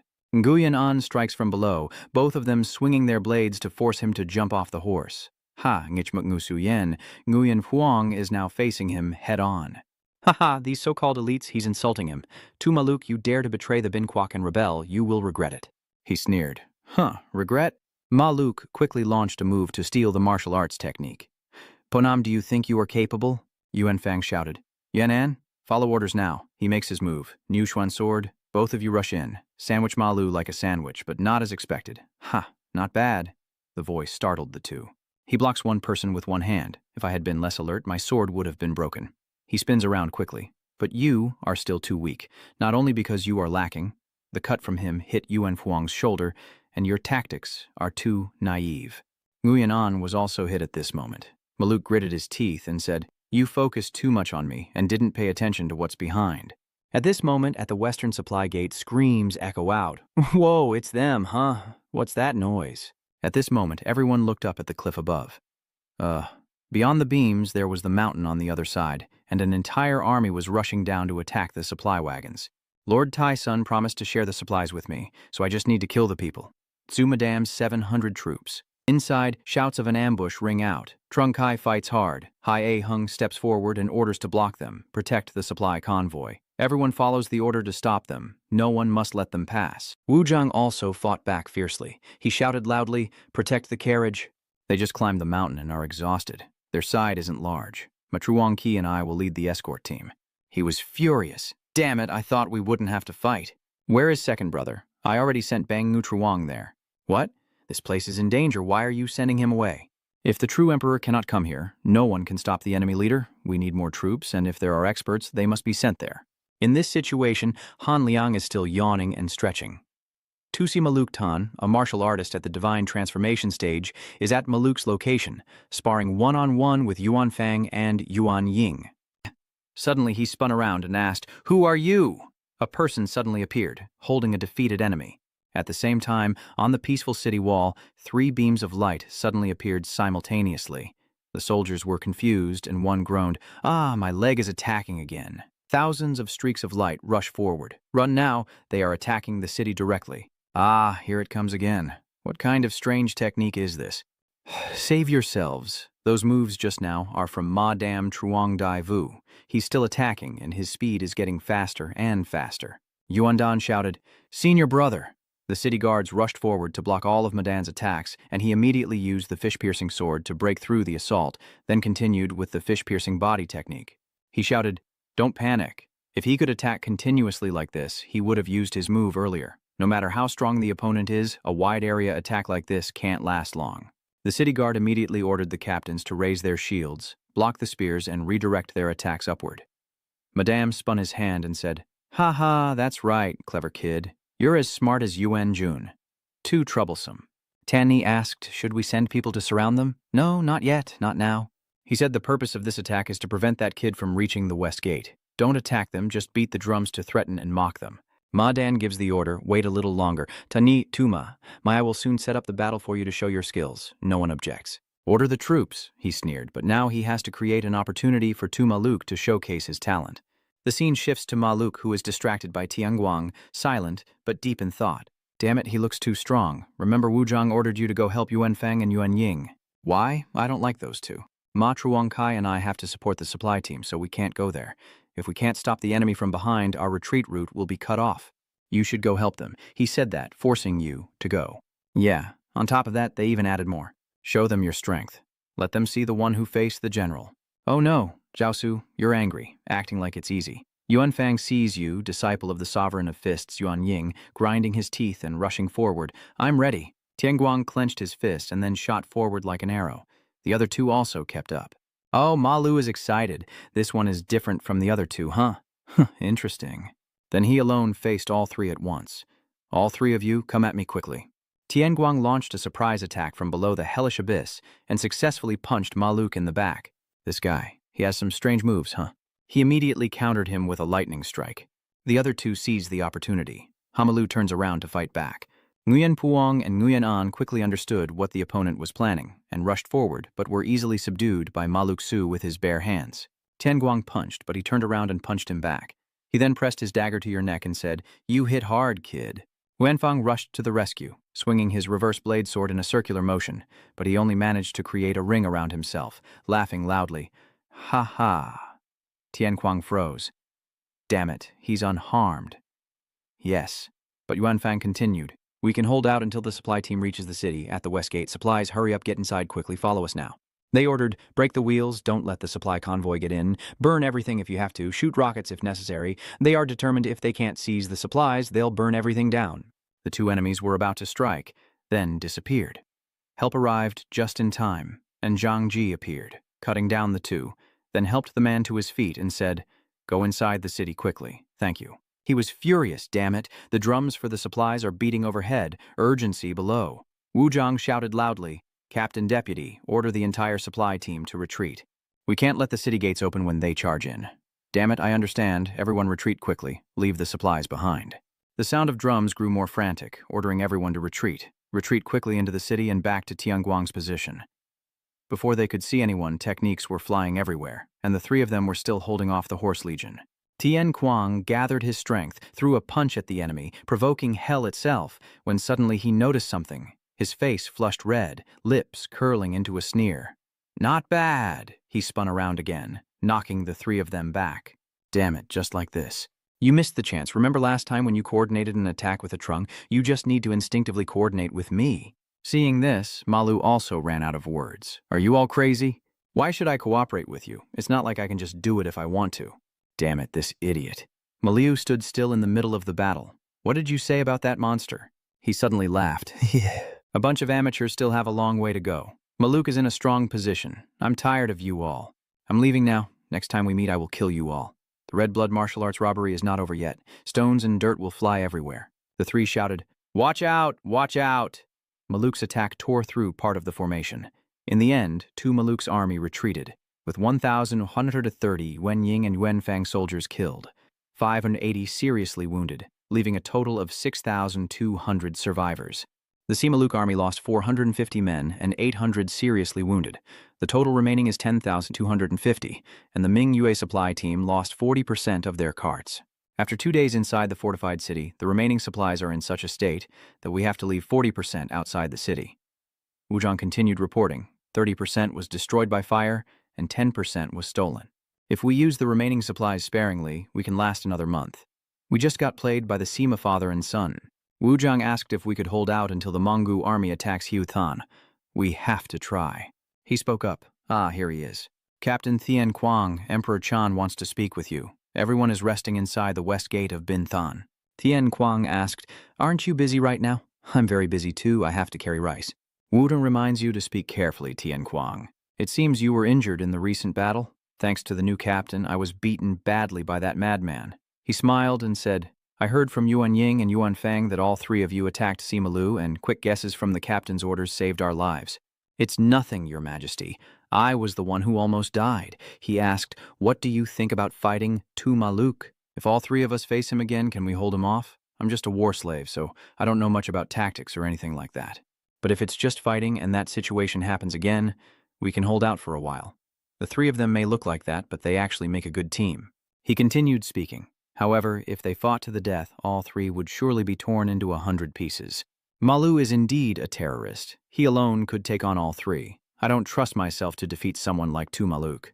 Do you really think you can beat him? Be careful with your words, Thien Quang. I don't know. I've never fought him before, so, Nguyen Dam said. That's why I came here to see you. The current forces of both sides are equal, and we are still in a defensive position. The current situation in Binthan involves 38,000 soldiers from the Nguyen Quan army and 6,300 guards of Binthan. Behind are 10,250 soldiers of Tu Maluk, in front are 50,000 troops of Tu Madam and 10,250 soldiers of Tu Maluk. An elite army from Ngu Shuyan cannot match the strength of those generals. But the main issue is the divine transformation experts, Tu Madam and Tu Maluk, the father and son of the Tuma family. However, winning cannot rely solely on those experts. No one wins alone. That's right, recruiting me is very powerful, so follow me. However, it backfires. What are you saying, you idiot? What can you do alone? I will show you the strength of my teammates. That is a type of rule commonly applied in all situations like armies, strategy, astrology, and territories. But for a tame warrior, it's different. He alone has the strength of 10,000 soldiers, and they are masters far beyond ordinary limits. Than Quang is caught between Madam and Maluk. Our top priority is to protect Binthan and everyone inside. Our second priority is to hold out as long as possible until we seize the town of Tu Huang. Binthan is resisting against Tuma's father and son. In order for Qian's side to capture the city of Tu Huang, we need to deal with Tu Madam and Tu Maluk, two masters of the divine transformation realm. After speaking, the city officials focused on the matter. But I can't handle both of them alone. Suddenly there's a chase. That old man is stealing rice again. Catch him. This crazy old man plans to starve us to death. Catch him and hang him up by the chest. He continued, forget Han Luong devouring a sack of rice, so I need the strength of the King of Power. After the peace battle, no one saw the hell of Buddha on the battlefield anymore. When talking to Tu Madam, he said that he himself was not interested in war. Than Quan suggests I should ask you directly, disciple of the King of Power, how can the King of Power fight alongside us? Teng Guang was stunned and said, I have no idea. Everyone was speechless, but he continued, saying only that he had seen him fight twice, once against Ma Kai and once against Hong Toa, both times initiated by them, not him pretending to attack first. In the end, he only dodged their attacks. Chengguan asked, so basically, you don't know the right way? Yes, he trains and eats every day as if there's no tomorrow, but I ultimately don't understand what he wants. At this moment, the old man was still happily eating rice, despite being hugged and having his hair pulled, when Tian Guang suddenly said loudly, could it be that he's just playing a game with me? Yuan Dan responded, so we should discuss a plan without the king or seek help from neighboring countries. At this point, he suggested that if only strong people are needed, then using the 12 emperors would be enough. But there are 12 of them, or maybe now only 11? Hearing him speak, both of them were surprised. Chengguan laughed, ha ha, you're right. If it were that simple, then it would be easy. Yuan Dan told him, senior brother is a sound learned from Hu Thun. That's enough. Don't forget to thank him. Thank you for taking the time for us, captain and disciple of King Quan. Yes, Emperor Tran. After saying that, they both sped off. What the heck is going on? Are they just going to leave like that? Wu Zhang sighed and said, I don't know if you're stubborn or naive, or maybe you're just stupid. Your arrogant attitude gives them a headache. What did you say? He raised the issue. The question you asked earlier? The 12 emperors rarely gather together for a battle. In Bin Kwok, there are many gathering points, spread all over, and they protect various regions within Bin Kwok. They are fighting in different places, so it's hard to gather everyone together. He told you, but the main issue is forming factions. I don't understand. Forming alliances simply means choosing a side and fighting for what? Each of the 12 emperors has different goals. Even if they are loyal to the king of Bin Kwok, follow the powerful family of Bak Kwang, or cooperate with the prime minister, their masters are different people. Tianguang wondered. So what if they are on the same side? They just fight each other. Bin Kwok and Bak Swang are the same.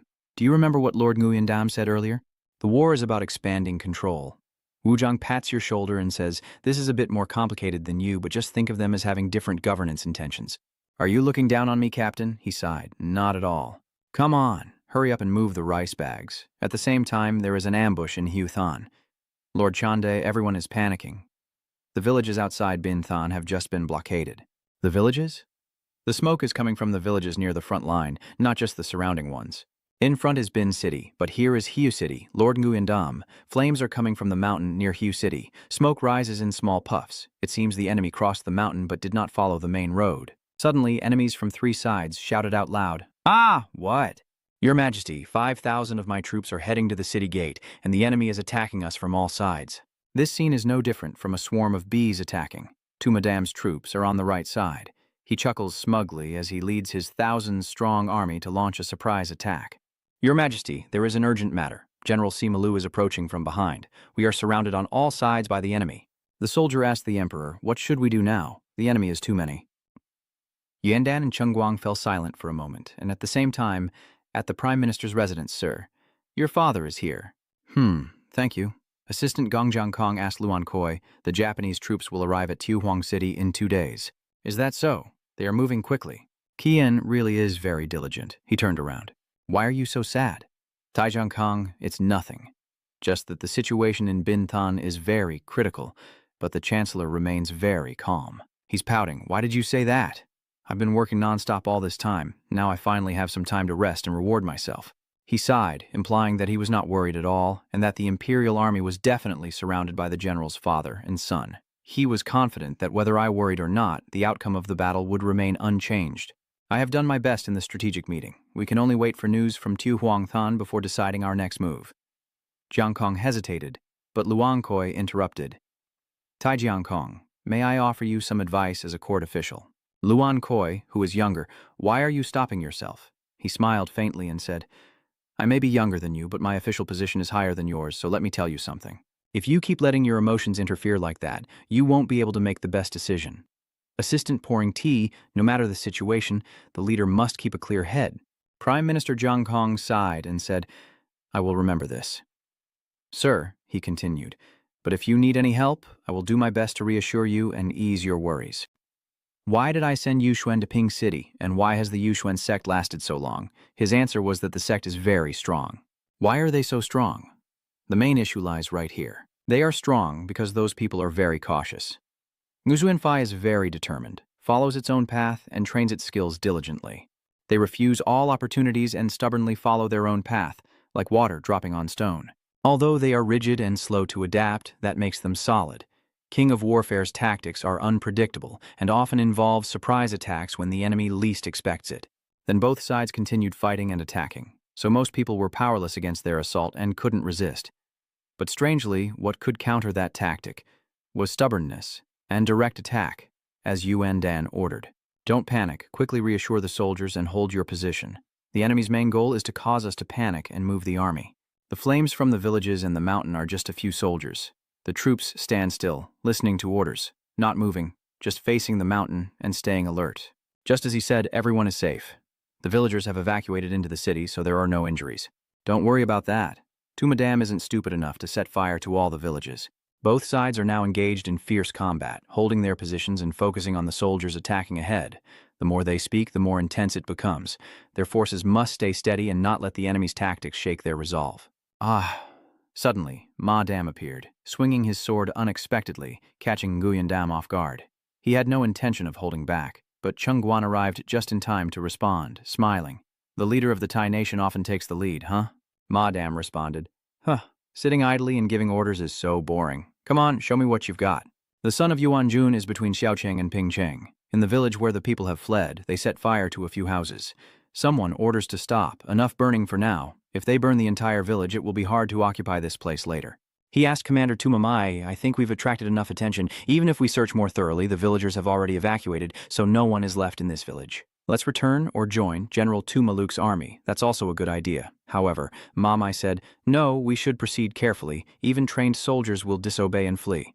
Everyone has their own reasons, so we can't conclude that all the villagers have evacuated into the city. Then she looked at the people burning houses with a pensive expression as she searched through the piles of debris. After searching for a while, they found someone still hiding in the village. Mamai smiled. This is the rule of the martial arts tournament. At the eastern gate of Binthan, the battle continues fiercely, with tremors and ground-shaking strikes happening constantly. Everyone is in a rush. The enemy cavalry is approaching. Cavalry, move to the right quickly. The spear soldiers up front are complaining. With this chaos, how can we move? The formation is in chaos. Quickly fall back. Maluk is watching from above. The guy next to him asked, aren't you going to fight today? Deputy commander of the Tumaluk Fantu Battalion. Today, only the two brothers from the Nguyen family are here, so it's pretty boring. The two of them are fighting fiercely, just a little more of our soldiers, and it will be enough to deal with them. He speaks Fantu. Yes, sir. Becoming strong is very lonely and boring.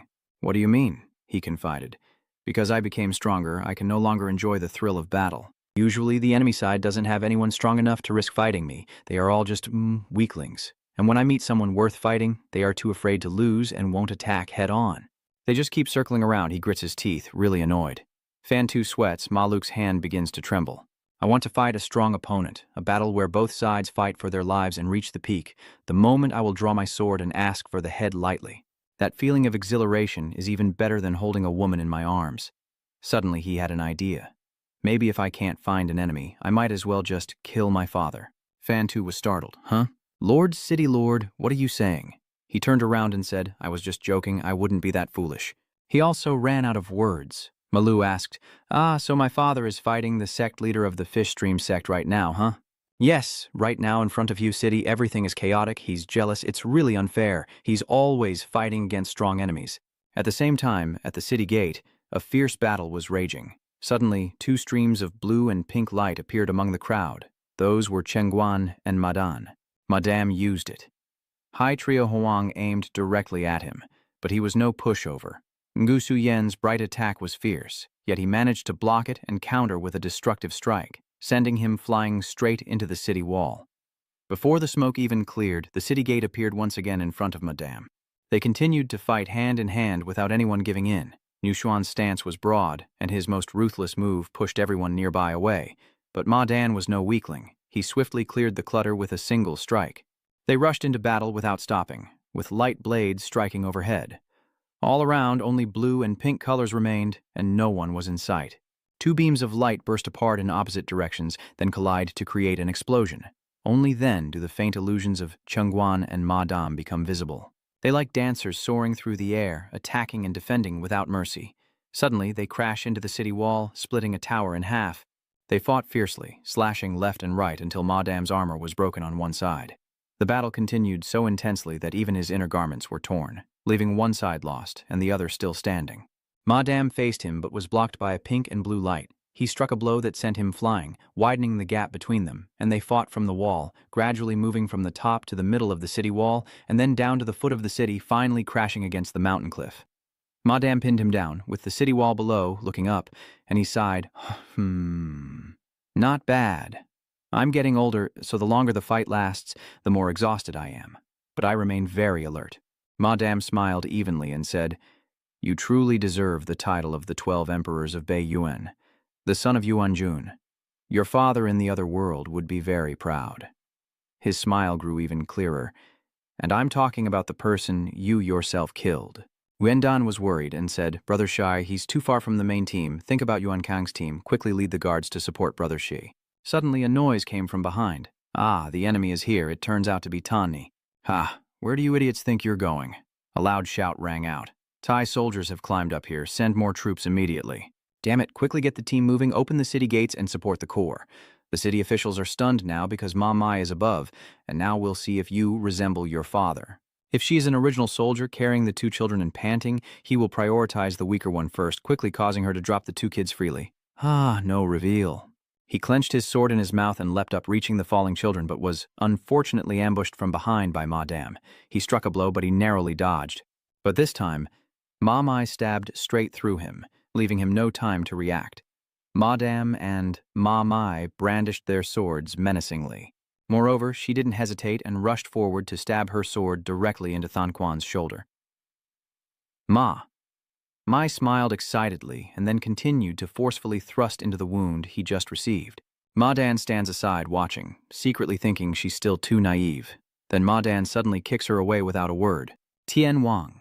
The American team saw this and hurriedly rushed over from afar. Emperor Yuan Kong also hurriedly chased after him, accompanied by the loud shouts of the American group. Protect the Prime Emperor. A group of soldiers nearby laughed loudly. Finally, the cowardly ones showed up. The soldiers kept advancing, growing more numerous like an ant colony in chaos, but those troops immediately formed a line to follow closely, cut off their retreat, and kill them to hold them back. A commanding voice echoes as archers fire. Despite the continuous barrage of arrows, the city commander struggles to reach his rescue team, closely pursued by Ma Mai and Ma Dam. Fortunately, you managed to quickly get on your horse. Are you all right, Lord Emperor? Sorry, everyone. Head back to the city immediately. What's the situation in Hue City now? His face suddenly tense, he replied, Things are not looking good. A battle is currently raging on the city walls. It seems chaos has taken over Z City, with soldiers lying scattered everywhere, blood staining the entire section of the wall. With the city gates open, it's hard to defend Hue Thun. Miss Doan anxiously asked him, Emperor Chan, what should we do now? The city gate official hesitated before speaking, and this bold decision immediately made him exclaim in surprise, What is it? Quickly evacuate the residents inside the city, leave Hue Than behind, and gather everyone at Bin Than, assembling all the soldiers at the southern and eastern city gates. He instructed carefully not to let them pursue the villagers. What is the situation like at Tuhuang City? Yes, indeed, their soldiers are very few. It seems they didn't expect our troops to arrive here.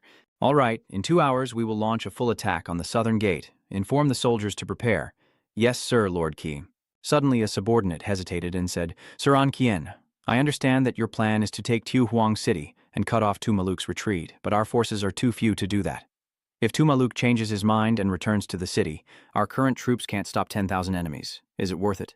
Qian replied simply, Taking Xiaohuang City is for negotiation. Hearing that, his subordinate asked in surprise, Negotiation? He explained that there are 2 territories under Tumaluk's command, Vuduangthan and Lovanthan, whose leaders are always subservient to his power and strength. So naturally they do not like to be subdued and pay tribute to Tumaluk's army. And even in this battle, they were forced to supply troops to his army, which made them very uncomfortable. As soon as our army set out, the Chancellor sent envoys to those 2 cities. The agreement is that we will take over Xiaohuang City, and the remaining troops from Vuduang and Lovan City will be mobilized against Tuma Dam. At that point, Xiaohuang City will be handed over to those 2 city lords after Tumaluk is defeated.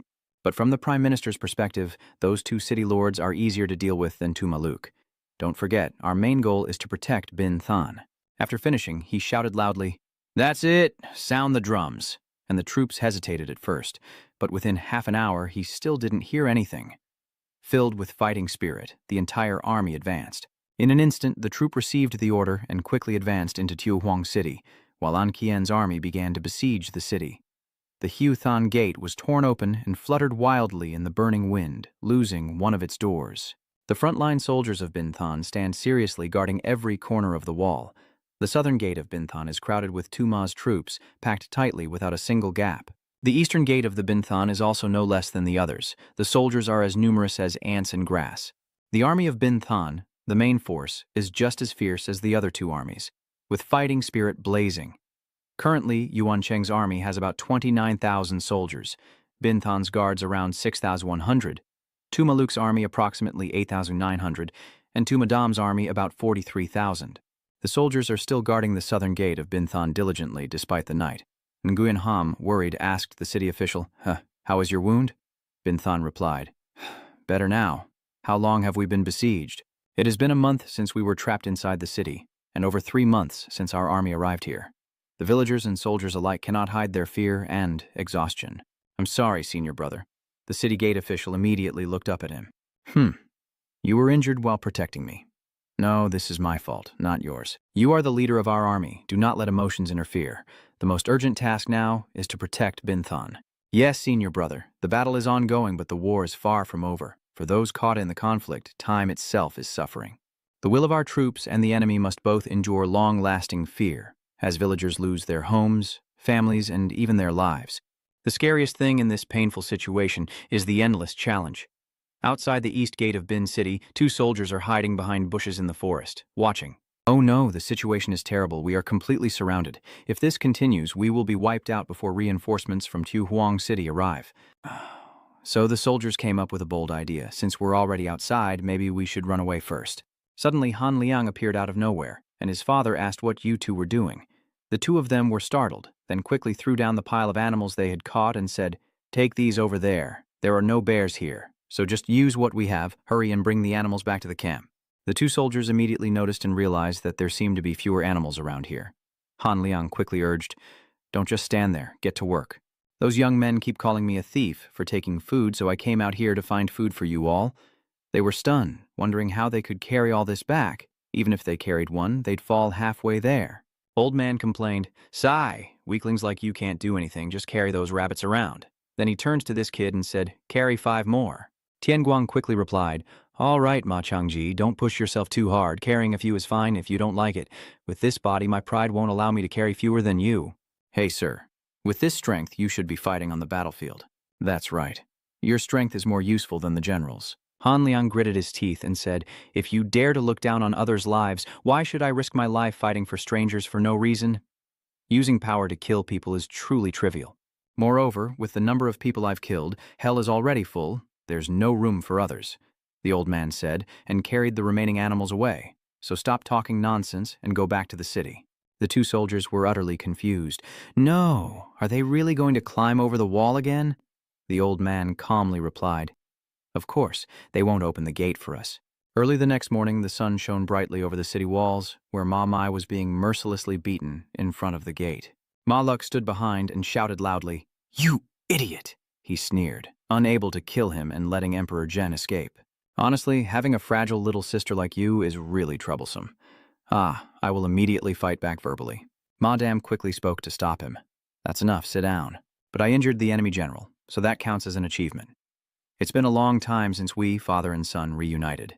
So are we now on equal footing?" Maluk immediately mocked. "You don't have to be so delicate, Dad. After you forced me to marry that stupid royal family, I'm so sick of it. You enjoy all the battles on the battlefield while I'm stuck in that tiny city. What am I supposed to do?" He simply said calmly that everything was for the greater good and to be patient. "As long as we gradually take over Binquok and Bakwang, you'll find thousands of enemies suitable for you." Madame offered to negotiate, saying he would give you Yuan Quan's son. "No need. He's injured, so what's there to enjoy? Since the soldiers have rested enough, shall we end this battle now?" He agreed immediately upon hearing that. Because of that kid, it took longer than expected. With that, Madame stood up to prepare and quickly end this battle. "All right, Madame, draw your long sword. Our first step is to advance to the plains. Once we get there, I will personally eliminate the remaining 12 kings, father." The soldiers responded with a loud, commanding shout. Then they lined up neatly when suddenly another army advanced in front of them, led by the city lord who solemnly declared the final battle. The 2 armies stood silently facing each other, their banners fluttering in the wind. In that moment, time seemed to stand still. The soldiers guarding the city walls are also curious and whispering, "Damn it, it's Mr. Law. I haven't seen him lately, so I thought he had escaped from Hayothan. Oh my God, I heard he still has an elderly mother at home." Those 2 innocent people are kneeling on the ground, covered in wounds and looking very pitiful, while soldiers surround and guard them. Madame mercilessly ordered to kill them. Immediately, the soldiers received the command and executed them brutally. The villagers behind them grew even more panicked, as he was still not satisfied and continued to order the remaining villagers to be released into the western forest. Madame mysteriously smiled and said, "I will show mercy to those who are unarmed." The people rejoiced and said thank you. He never thought like that. The war strategist only wanted to weaken the morale of the divine army. In fact, the strength of the city gate army and Tu Madame's forces is not that different. Although Tu Madame's side is larger, the martial skills of the Yuan Chengguan army are superior. But Si Madan's strategy is to deceive the enemy. His troops vanish like ghosts and suddenly appear somewhere else.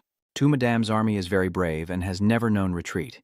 Facing such an enemy, the opposing side will feel fear and realize that Tu Madame's army is actually stronger than them. The soldiers will become discouraged and easily influenced by the enemy. So I will also die like that. Wait, do they spare the lives of those who are not soldiers? Should I take off my armor and leave like this? The battle has remained unchanged so far, with the army still standing there without any decrease. Thang Quang and the other three are standing solemnly, observing everything. Suddenly he called out to Nguyen and Nguyen Phuong, and they responded in unison. Yes, you two will lead the army to face Tu Madame's forces at the East Gate. Nguyen Dam, please recount the strategy to them. Nguyen Dam immediately understood the order clearly. It didn't take long before the strategy was briefly summarized for both of them. Are they all shocked? Dad wants us to do that? Is that a plan?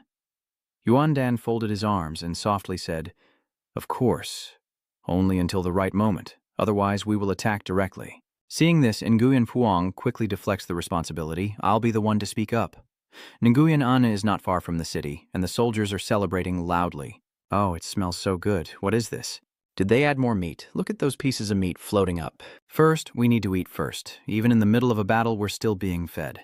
I wonder if they still have food over there. They mockingly said, Today we are treated to a feast, feeling so refreshed now, and I am full of energy. 4 victories in the peace battle. Malu is sleepy up top and keeps yawning. General, do you find this boring? He lazily replied, Of course. They shout as if they are about to fight me, but they only provoke us for a month without doing anything. It's not boring, it's just unusual. I know, that's why I'm just sitting here. But an attack order will come soon. According to the scouts, every night many soldiers remove their armor and escape from the city. Just look at the soldiers at the eastern gate and you'll see their morale has already been shaken. With that, he stood and gazed at the city gate before him. Ma Luke, after hearing that, didn't feel interested at all. I know. Therefore, this battle became even more boring. Suddenly, a strange rustling sound echoed from the edge of the forest, as a soldier riding quickly shouted loudly, Hurry up, that person is rushing towards him. General, Commander Simalu is in big trouble. One soldier even had to leap onto a nearby branch. He's panting and says, We're almost there. It turns out he's from the Japanese Light Sword Marshal Hall, the messenger for Brother Keen. He quickly jumped high over the branches. I must reach Huang City before the enemy. After waiting for a while, the mental torment of silence ended, and the first side to raise their weapons was Governor Tran Day of Nguyen Than. The city commander immediately decided, The time has come. All troops prepare to fight. The army instantly roared loudly, Prepare to fight! Prepare to fight! Madame was sitting leisurely when suddenly he heard a loud noise like that. He was a bit confused. Bin Than is not the right fortress for defense when Hu Than is occupied. The Chande army has no choice but to abandon the surroundings and focus all their strength on the battle, leaving behind 6,000 troops led by Yuan An and Yuan Phuong at the east gate along with the supply convoy. They are preparing to face the remaining 30,000 guards to confront Tu Madame's army, with Yuan Chengguan risking everything in this battle against Tu Madame. A soldier suddenly ran to Maluk and reported, General, are they betraying us? No, 1st North Kang has taken Tu Huang City. They are receiving reinforcements from Wuyang City and Luyuan City. They are heading here now. The Anqian army and the allied forces from Vu Duong Than and Lovan Than, totaling 12,000 soldiers. Madame crossed his arms and sneered. They manage quite a few soldiers. Maluk sneers maliciously. Really? Have they caught up with us? He quickly guesses that it seems someone from the northern border anticipated our attack on the fortress. Not bad. If we lose Xiaohuang City, then so be it. Since there's nothing valuable there, it doesn't matter. Malu immediately ordered an attack on Bin Than. There is still time before the enemy reinforcements arrive. Before that, we must eliminate the kids in front and seize the city. Hopefully, this battle will be interesting. The eastern gate of Bin Than, the fight between the Nguyen An, Nguyen Phuong armies and Tu Maluk begins. Madame has been silent all this time. To the south of Bin Than, the army from Madame. Suddenly he summoned Tan Ni. He immediately replied, Yes, warlord, how many soldiers have fled over the past few months? Tan Ni reports that due to the darkness at the time, he couldn't count precisely, but about 500 people escaped each day, totaling around 10,000. He wondered to himself, are there really that many soldiers remaining under Emperor Zhen? Inside the city, the soldiers are still lining up seriously. Zhang Tiao thought to himself, Yu Xuan's disciple wouldn't run away like that. Tan Ni was suspicious. It can't be. I am sure I saw them take off their armor and run into the mountains. He simply said softly, Maybe those fleeing are not soldiers. 2 hours later, inside the ruined city, the scene was desolate and devastated. Malu's troops no longer hesitated and charged straight into the city when suddenly a soldier suspiciously asked him, General, something doesn't seem right. We entered too easily. The enemy's movement pattern is strange too. They are spread out and alert instead of concentrating their defenses at the city. Malu frowns in thought, realizing there are no refugees inside the city. Fancy immediately understands, so that's it. Suddenly, Yuan Ying stood on the city wall and shouted down that all the refugees had fled into the mountains through the western gate you opened. The foundation of a nation is its people. Even if the city is abandoned, I will still save my people. That is the principle of the Yu Xuan sect. So what? I don't understand in the end. Are you letting them escape and burying yourself here? Nguyen An suddenly shouted, the reckless warrior Ma Luke. I may not be able to fight you now, but there is someone here who can suppress your beastly rage. The soldiers below, upon hearing this, hurriedly cleared the way.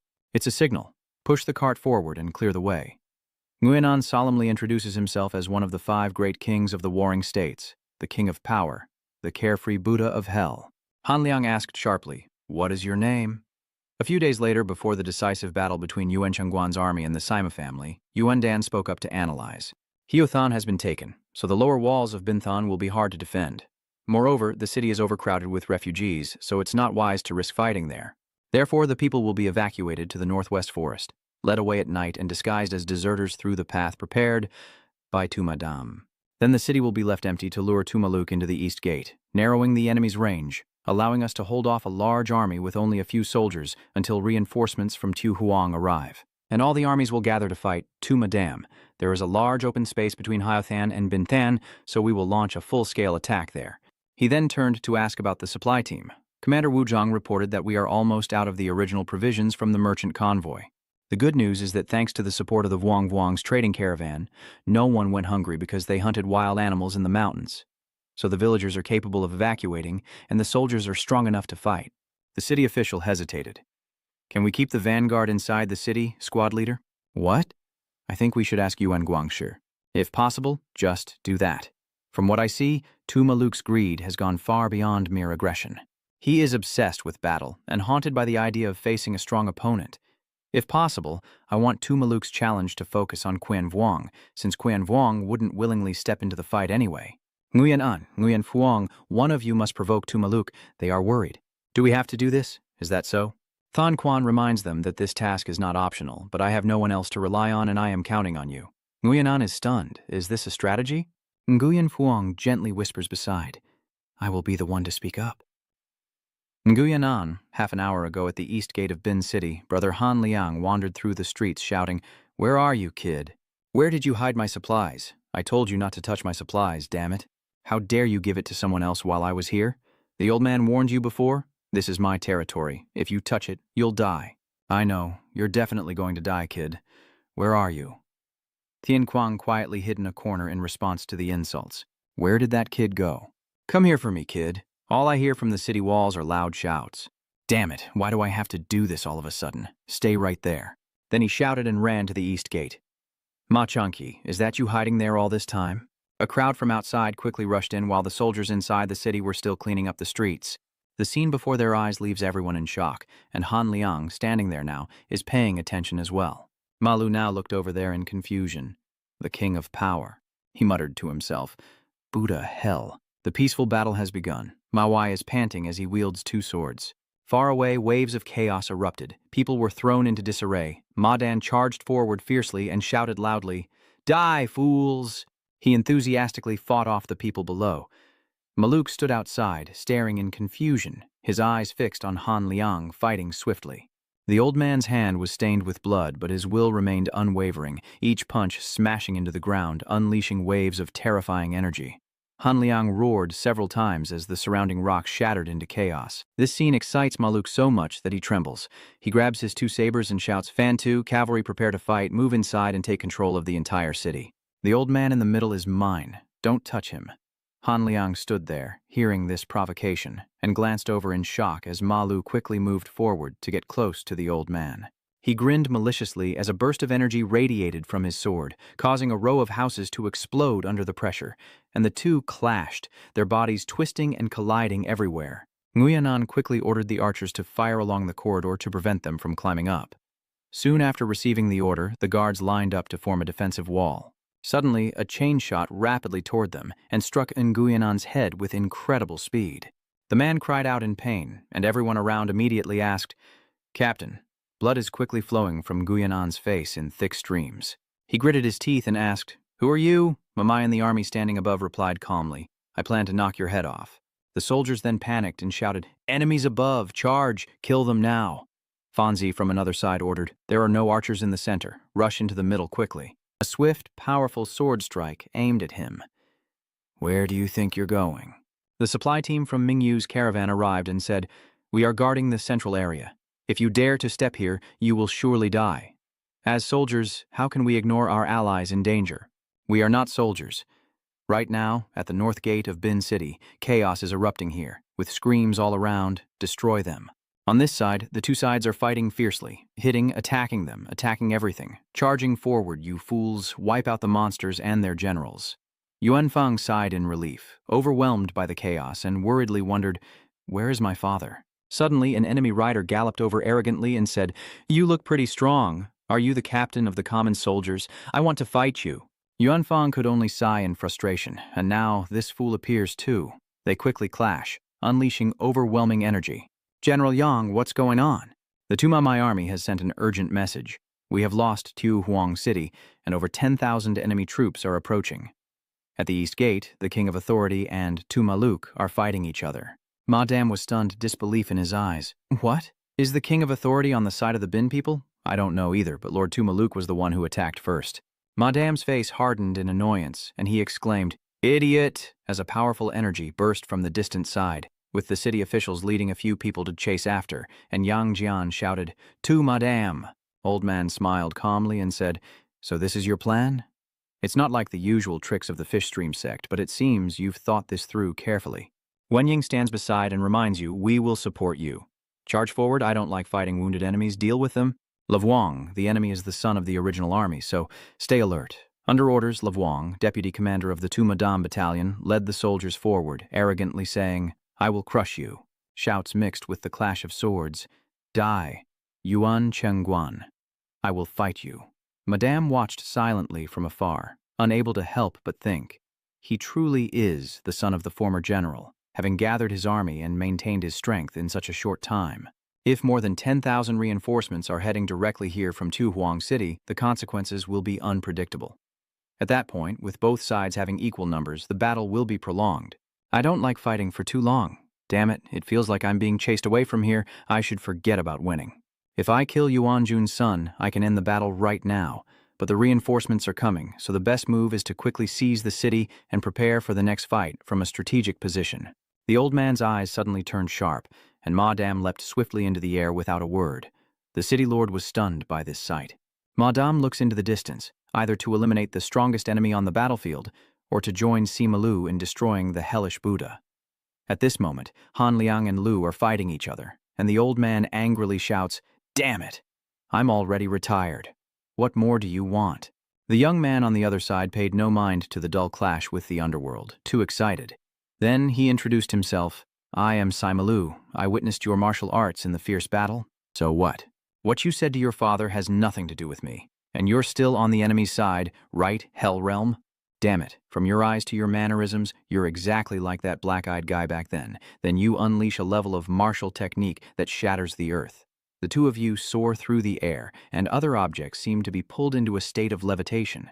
Han Liang's white hair drapes messily over his annoyed face, while Ma Lu remains excited and eager. The two face each other directly, energy colliding and causing shockwaves in the surrounding space. The ground beneath them was pressed down so hard it seemed like it would explode, and from within the forest, strange noises suddenly echoed.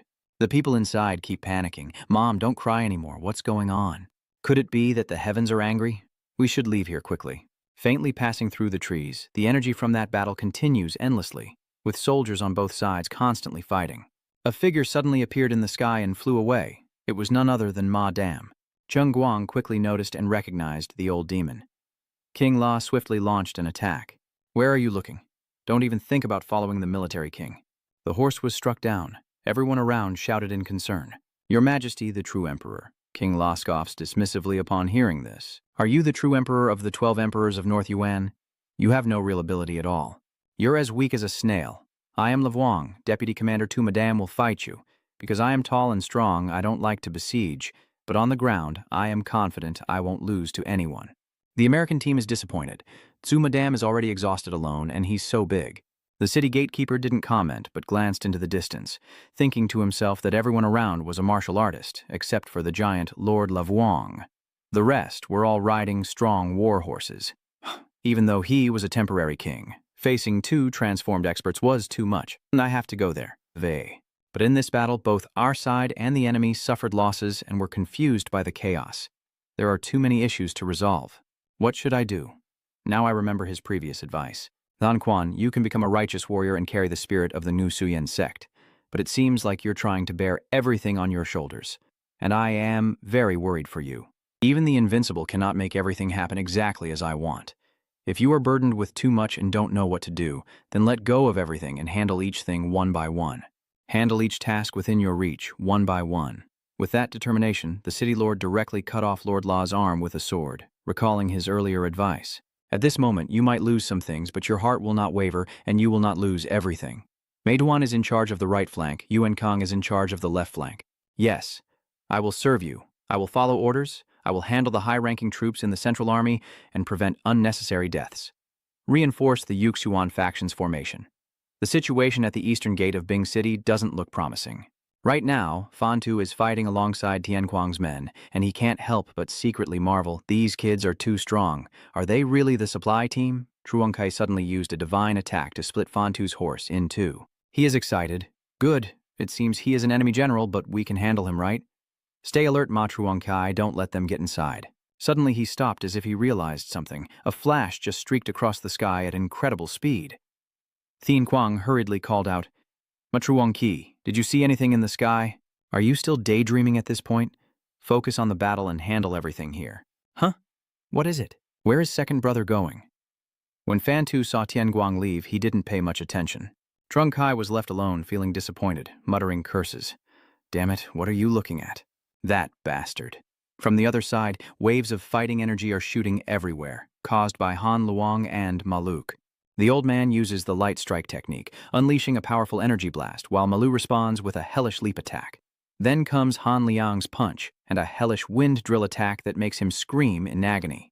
Maluk was thrown back 1,000 zhang, and the old man quickly realized something was wrong with the opponent's technique. The chaos-level energy from below shot up high, leaving several red cuts on his body. At the same time, Malu quickly rushed forward, unleashing a bright slash that sent rocks flying everywhere. Before he could recover, 2 more swords suddenly appeared and flew toward him. He used the Haloi technique. Han Luong hurriedly used a counter-move to block it. The ground beneath them shattered into pieces. The space seemed to freeze. Han Liang's arm was cut by the sword, revealing bright red blood, and Maluk's lips were also stained, yet he remained excited. That's right, this is it, this is real combat. You, Malu, are trembling all over, I really like it. Han Liang punched him hard in the stomach. Are you a pervert? The assassin's deadly move was unleashed and Malu was thrown high into the air, yet he still remained excited. It's too much. It feels like my insides are burning. Suddenly, Maluk Kuang seemed to realize something, and he shouted loudly, damn it, he's yours, father. Where did Madame come from? He then aimed his sword straight at Han Liang. Han Liang calmly turned around, smiled slightly, and unexpectedly, Tian Guang appeared with 2 deadly moves. The Earth Prison Death Fist and the Tiesh Blade aimed directly at Madame. After executing his strike, he glanced down to see Tian Guang's leg caught by Madame. He quickly twisted him around and Han Liang immediately came to the rescue. The warning voice echoes. The old man behind Maluk shouts, "What are you looking at, Buddha of Hell? Are you my opponent?" His sword swung down quickly, but the old man caught it with both hands. Han Liang, struck by the attack, quickly cried out in pain as his powerful earthly death fist and hell slaughter techniques unleashed a massive explosion that lit up the entire space, everything happening in an instant with rocks and debris falling everywhere. At this moment, Han Liang sighed. You're loyal, kid. You think I ran here because I was in danger, right? Damn it, even if he's my father, facing these 2 terrifying guys is going to be tough. But since I'm here now, I just feel regret. What's wrong? I feel like the bond between us is truly deep. The 2 are now facing the terrifying father and son. Ma Dan softly says, I heard something, and since the situation is urgent, we must kill the Hell Buddha first. Dad, can't you let me fight him alone? I can win. Just trust me, and stop being so stupid. We're not fighting each other, we're at war. Are you really just going to live like an animal that only fights to Maluk? After hearing that, he fell silent, too afraid to speak. Finally, Malu roared loudly. I'm not an animal, Dad. Tianguang couldn't help but exclaim. Those 2 seem to like him? My old man is quite famous. What about you? Which one do you like? Are you trying to pair up with him? I don't like any of them. I can't handle them alone. Fine. It's been a while since I had a real fight anyway. Kid, can't you hear me? While I deal with that scruffy guy, you try to keep that black-eyed guy from blocking your view. You also know I can't hold that guy off for long. That fearless kid kept rushing headlong at the enemy and disappeared. Why are you suddenly so cowardly? If you could hold him off for about half an hour, you'd have won, kid. I'll let you go this time for stealing my food. Damn it. Madame on the other side also discussed, I will deal with that brat so you can kill the Hell Buddha. Both sides quickly charged at each other, with Tian Kuang and Han Long's bodies enveloped in a golden energy flow. A powerful Tai Thiet technique is unleashed. Tian Kuang is ready to throw a punch at Madame.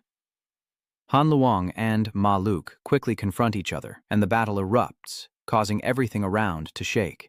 Madame swings his sword with the deadly wind of hell, and Tian Kuang thinks to himself, I must not show any weakness, or he will attack. I need to buy some time. Madame seems to understand my thoughts quickly, launching a horizontal strike that knocks Tian Kuang to the ground.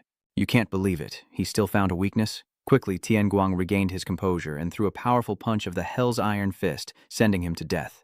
Madame thought to himself, he kept using the strange Hoke technique. Even the previous move was very unusual. He is a disciple of the Buddhist Hell, but it seems he does not follow the orthodox path in martial arts. I usually enjoy fighting against guys like this. Tian Kuang looked at the opponent in surprise. He calmly said, I'm very busy right now. Step aside, then you will be knocked away. On the other side, Han Luong and Ma Luke are still fighting fiercely, both continuously launching attacks.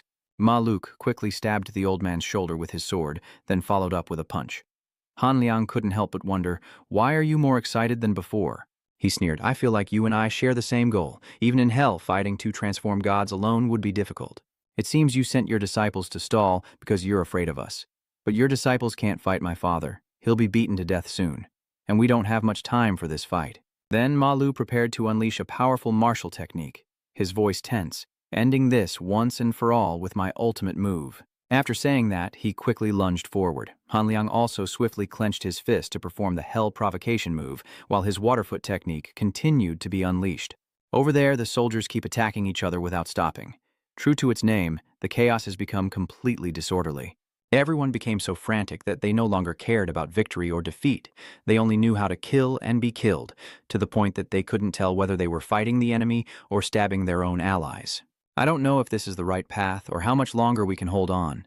They no longer see the banners or hear the drums, only dust and shouts. The only way to stop this hell on earth is to behead the generals. The surrounding earth and rocks are still flying up non-stop. A figure swiftly slipped away. Tian Kuang was battered and exhausted, gasping for breath. He silently marveled, this is too dangerous. I almost lost my life. Madame calmly asked, how long have you been practicing martial arts? Why do you ask all of a sudden? Probably more than 3 years. He was surprised. Only 3 years, his ultimate move is very crude and has never appeared anywhere, but his fighting instinct is very strong. Moreover, he also possesses the destructive power of the Hell Buddha, an unpredictable energy. Tian Kuang is feeling troubled because he can't focus due to the fight behind him. The old man is surprised himself. It's strange. I should eliminate the Hell Buddha to turn the tide, but my intuition tells me that if I let this person live, it will cause trouble later. He is an enemy agent in the northern border, changing plans. Even if it takes time, I must eliminate him for the future. The battle between Han Liang and Ma Lu is still ongoing. Tian Kuang's gaze is full of defensiveness as he looks ahead, while Madame appears calm and untroubled. Suddenly, Tian Kuang rushes forward swiftly, weaving through attacks before closing in on Madame and launching a provocative hell attack. He easily repelled Tian Kuang, dodging his moves gracefully without surrendering, then continued to launch deadly strikes with his spear, followed by using the hellish iron blade before rushing forward to attack. Madame thought to himself, if I observe his aura carefully, I can see that his martial arts are a blend of many different styles. He clearly doesn't follow the orthodox path, but thanks to that, he reached this level in a short time. His powerful and unusual attacks make it difficult for opponents to counter. The first time you face this guy, your opponent will panic, but after a few exchanges, they'll quickly learn how to counter him. If I rank him, I would put him as a new general. After all, there's no need to dodge or try to block his attacks. As soon as the first move is launched, I must block it before he can follow up with a second strike. If I don't wait for the opportunity to counter 2 consecutive moves, he's just an ordinary martial artist who has only trained for 3 years. Tian Kuang cried out in pain after being hit as Ma Dan fought while calculating, but he also had great potential to become a master, a talent that could become a threat in the future. So you must die. Tian Kuang's eyes suddenly widened as if he saw something. He was grabbed by Madame and immediately struck a vital point. But Tian Kuang Van Duong still clenched his fist to fight back. He sighed softly, indeed a disciple of the hellish Buddha. His body is very tough, so just grabbing his neck and killing him will do. Then Madame calmly said, just consider yourself unlucky, disciple of the hellish Buddha. On the battlefield, no one waits for your move. At that moment, his dagger was aimed straight at his face, only a short distance away when suddenly a flash of light appeared in the middle of the scene. Long hair swept across, blocking Tian Kuang's view and leaving him utterly amazed. It was the Guardian coming to the rescue. He swung his sword and shouted, "You fought well, Hero Tian Kuang. Now it's my turn." Madame just smiled and said, "Kid, you must be in a rush to get here, huh? You don't look very well. The soldiers are in chaos right now." "Damn it, Lord Lavuong has been defeated. Don't panic, our side still holds the advantage. Advance." My Don reminds everyone to hold their formation and fight on until the Emperor returns. He will definitely win and come back to me. Everyone hesitated and looked at each other after hearing that. At that moment, Tian Kuang asked Han Than Quan, "Are you all right? You're bleeding all over, so if you can, get up and help me out. Many soldiers' lives depend on this battle, so don't add pressure on me. I'm also bleeding right now." Madame just let out a slight snort as he listened to their conversation. "Hey kid, your spirit is pretty good, but the battle was always in my hands. It's just because of you that time has been delayed, and the gap between our sides is becoming clearer and clearer. The current strength of Yuan Chengguan's army is about 19,000, while Simalu's army has around 32,000 soldiers. It's only a matter of time before we take the city, and even you know that with your current condition, you can't fight me. Even if the Northern Kang reinforcements arrive, their numbers won't be enough to drive us away. You two have a different plan that I don't know about. No, your goal is to survive this life and death battle. With your personality, you would never surrender. Shouldn't you be withdrawing your troops and returning now? If I can defeat you, I can turn the tide. Truly a stubborn and ridiculous family. All right, let me send you off to see your father." At this moment, a powerful energy descends between them, and it is Han Liang and Ma Lu fighting each other. The two of them tumbled and shouted curses, bastards and names, then rolled aside to tear at each other again. Tian Kuang and the city guards, who were on the defensive, were speechless as they heard the shouting, bastards and rudeness. Even Madame froze in place. "You cowardly fool, who gave you the right to grab my hair?" In the end, they finally separated.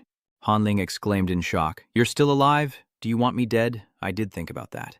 Father, I didn't expect that brat to lure you away like that. You're getting old. Only now do I realize how much I miss being an official. Fortunately, you are still alive, King of Power. We are still alive, so the battle isn't over yet. Let's work together to defeat Tuma's father." Han Liang said nothing, then raised his hand, quickly punching the official in the stomach. He bowed in pain and asked, "What are you doing? You can't even stand properly. What are you fighting for?" "Really? It's already been over half an hour since noon." "Then, that's enough. Help this guy step back. Now it's just Han Liang and the Tsima father and son facing off. Are you really going to fight us alone? Fat Diangus. In the end, it's just as your father wanted. Stop being so cowardly and fight us with all your strength. Do you really think you can take on two transformed gods alone? You keep praising that divine transformation title, so why do you keep comparing me to yourself?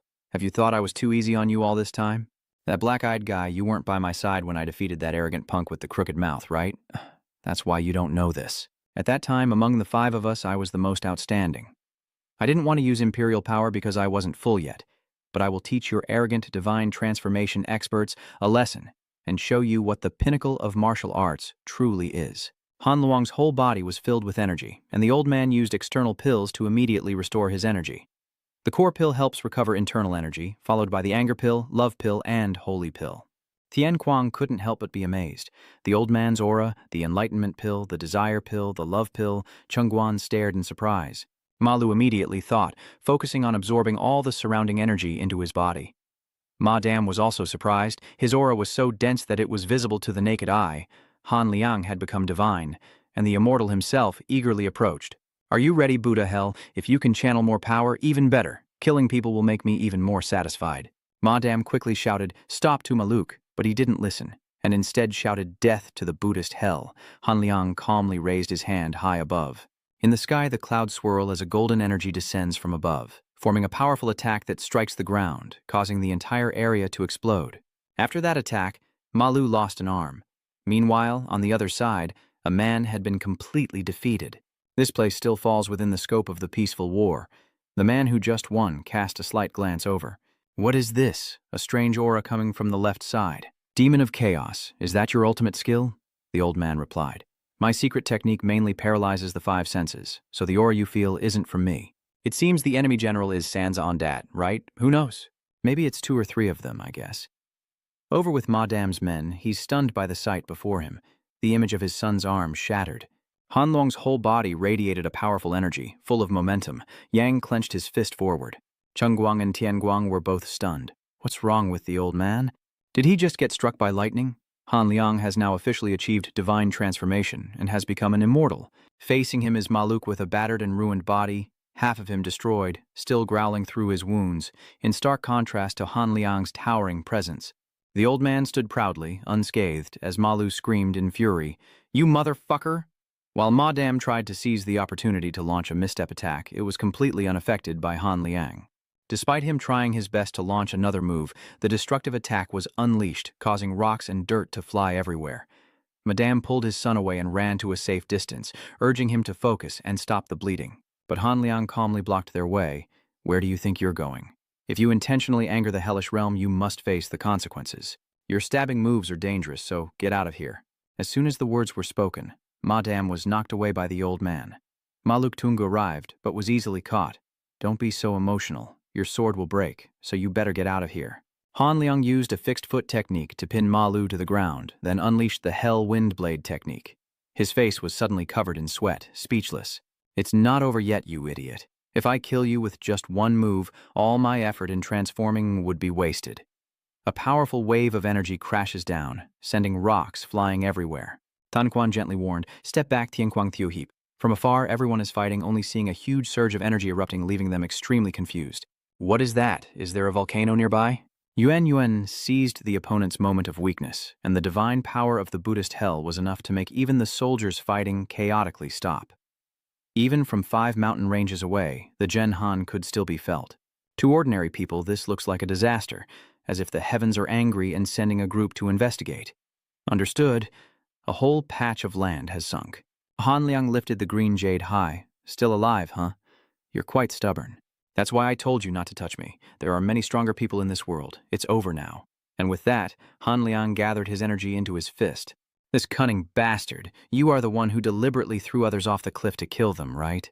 And now, you say you protect him because he's your son?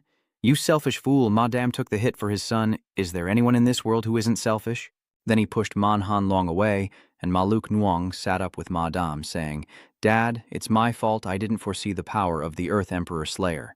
Instead of letting you die, why did Father do that? Because you couldn't hold off the Buddha hell while I fled, so you had to lead the army and retreat to defend the general. Tumaluk, our army is still very strong, so go back and rebuild your forces. Don't confuse Tumaluk. The only reason I saved you is not because you're my son, but because this is the best choice to seize northern border. I am old, and you are young. You can become stronger than the war god king." Madame holds Maluk's hand. "Live on." His whole body trembles as he struggles to call out to his father and fulfill my wish to seize this entire land. In the end, Madame used the Taivu move to throw Maluk far away. He looked back at the old place and shouted loudly, "Wow!" In Bingcheng, Fandu quickly recognized that the figure soaring through the air was none other than Ma Lu from earlier. He immediately realized that the move was executed by Lord Tu Madame. "That is Lord Sima Lu." Fantu's face shows clear concern. "Damn it, all troops retreat to the southern gate to save General Tumaluk." Madoan reminds Su Huing the enemy is pulling back. What happened? The battle has ended, and the snow sacrifice team of Ming Yue has won. Madame half kneeling before Han Liang, he softly said, "Even so, it's not too bad. The fate of the war strategist king must be on the battlefield." He looked at Han Liang, "But I didn't expect him to die at your hands." Madame's battered face sighed heavily. The war minister Tu Madame has fallen, and chaos reigns just as fiercely around Tu Maluk. Fantu is worried. How could Lord Sima Lu not be able to handle this? Quickly, Dr. Zhao, come here and bring him over. Sir Deputy Captain, the enemy is approaching. Quickly bring the spears here. Oh no, use the carts to move them. Malu coughing up blood caused the soldiers to panic. Master Sima Lu. He painfully instructed to return to the base, all troops retreating to the city gate. What? King Dongbin is dead, so these words are like a slap in the face. Fantu shouted to retreat. All troops quickly head to the south gate. Retreat now, retreat now. Hiothan, we must return to the command post. Hearing this order, Tan Ni was very dissatisfied. What? We're about to win. Why are we retreating? Wanfeng suspected something was wrong over there. This is a once-in-a-lifetime opportunity. All troops from Yuxian move forward quickly. Tani rides after Yuanfang feeling ashamed, as if I lost to him and ran away. Damn it, divisional cavalry, split up and hold them off. Buy time for the infantry to retreat. At this moment, the battle at the city gate is also extremely fierce. Mame is covered in wounds and has broken her weapon, while Yuanan is dominating over me. Both of them seemed exhausted, but their eyes still burned with determination. The soldiers quickly rushed in to protect Lord Saimame. Primordial Spirit. Seeing the soldiers rush in, the primordial spirit quickly jumped away, angering them. Damn it, Lord Tu Mamai. This is the retreat signal. Sir, we must return to the base. Mamai is extremely furious. She gritted her teeth and snorted, "You wait and see." They hurriedly ordered each other to retreat. Retreat! Back to the base, and the soldiers of Nu Shuyen also reported, "Lord Yuan Ying, the undead army is retreating." We won. We successfully defended Binthan. It's over. The thunderous cheers echo across the sky and earth. The enemy army is fleeing. An Qian's troops stand atop the high cliff, watching. Sir An Qian, Tu Maluk's army is retreating. What should we do now? Should we pursue them? No need. After all, they still have more troops than us. Their retreat was not caused by our reinforcements arriving here. First, we need to join the Chandi army and assess the situation. An Qian was tense, thinking to himself, and one more thing. I have to tell the Divine Foot the truth. The space fell silent, only the sound of the wind could be heard. Chengguan was stunned. It's over. Malu collapsed in front of Han Liang. Han Long's whole body radiates a brilliant aura. The battle is over. He withdraws his energy, frowning, "Damn it, I'm starving." A cloud of smoke envelops his body, gradually obscuring Han Liang from view. Tianguang realizes that the old man's body seems to be shrinking. Indeed, it is so. Through the misty smoke, Han Liang could be seen gradually shrinking before completely disappearing, and before he left, he said, "Hey kid, I'm starving, so I'm going hunting. Go home first. When I return, I need to eat more. So catch some bears and grill them." Tianguang agreed. A long sigh escaped as Han Liang completely vanished. The Battle of Binthan has ended. The current total troop count of Binthan and Nguyen Thanh Quan is 46,300. 18,000 soldiers died, leaving 28,300 with 13,000 seriously wounded. On the opposing side, General Simalu's current troop count is 62,000, with 2,500 dead and 41,500 remaining, including 8,600 seriously wounded. In the end, the Yuan Chengguan army successfully defended Pingcheng. That night, a few soldiers stood guard lazily on the city wall. Countless wounded soldiers lay scattered, groaning non-stop about the heat and pain, while civilians hurried back to the city with their belongings. Inside the room, Yuanfang and Yuan Ying were being bandaged and treated. "Brother Yuanfang, I heard you spared the enemy general's life. Can you still do that after losing one eye?" "Are you alive or what?" Nguyenan replied slowly. At that moment, I suddenly thought of a Trung. Although she's not like my younger sister, every time I think of her, I can't raise my sword. Nguyen Puang was speechless. Only then did he realize that the younger brother had to die once to see the truth clearly. "I understand now." Brother Keen quickly went to inform the city officials. He was surprised and said, "I see Tiu Huang Than had that incident. I apologize, although I already saw it." "No problem. I believe you did your best. May I report this after we return? Please inform him that our troops will stay here and reinforce Bin City until stability is restored. Just a gentle reminder from the doctor. Stay calm and don't move anymore. He is treating Tian Quang. It's done now. I have bandaged him carefully so he won't have many scars. But with so many scars on your body, are you really okay?" Even though your wounds heal quickly, Tian Quang didn't reply, only saying thank you. Chancellor Chung approached to ask, "Are you okay?" "Tian Quang, thank you. This is the first time I've been treated by a doctor, so I'm a bit unfamiliar. I am grateful to you." "Really? I kept getting beaten up by that guy with the black eyes, but in the end, thanks to the old man's strength, everything was resolved. But thanks to you holding them off, our side suffered less damage. No matter how powerful the hellish weapon is, it can't save everyone." Tian Guang fell silent and sighed.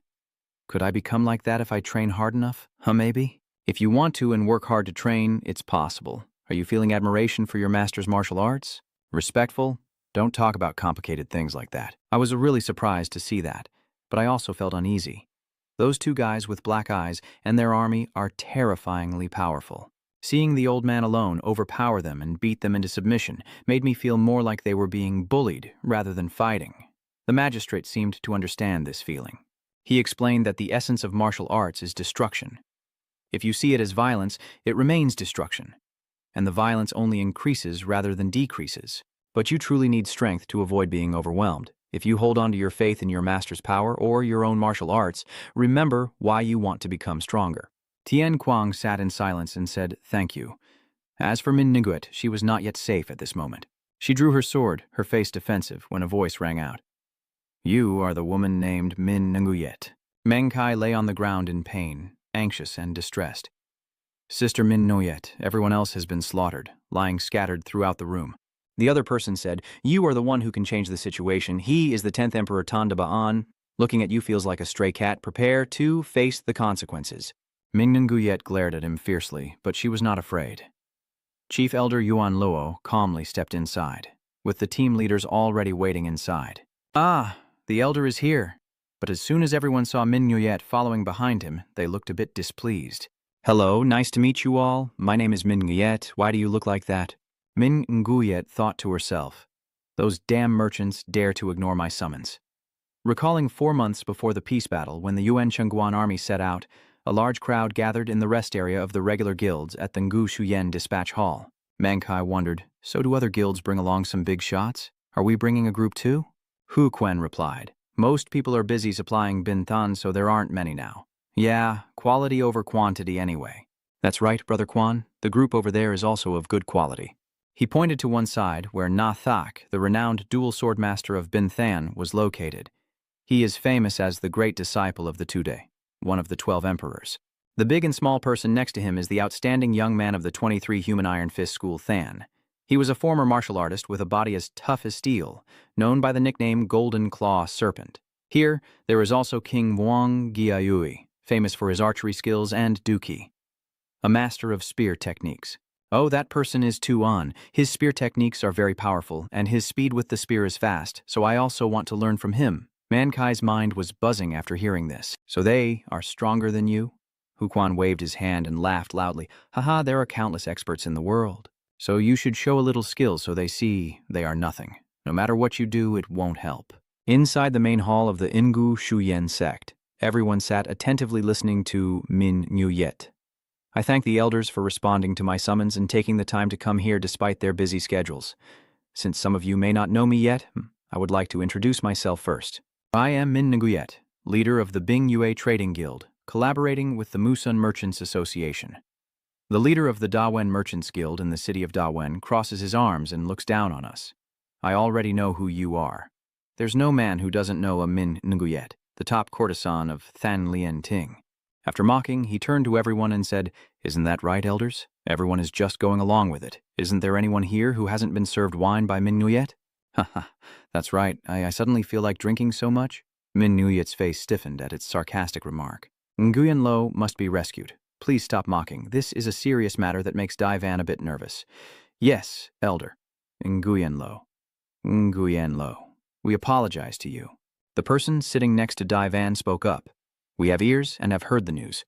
You plan to open a trade route across the entire territory under the command of the marshal. This person is the new leader of the Commerce Guild, Marcus Yuan, from the northern region named Ba Si." He directly commented, "The plan sounds good, but implementing it will be very difficult. In short, we will build the road between Binthan and the northern city where the conflict is happening. Do you know how much time and money it takes just for a supply route? What do you think?" Leader Pham Thiet.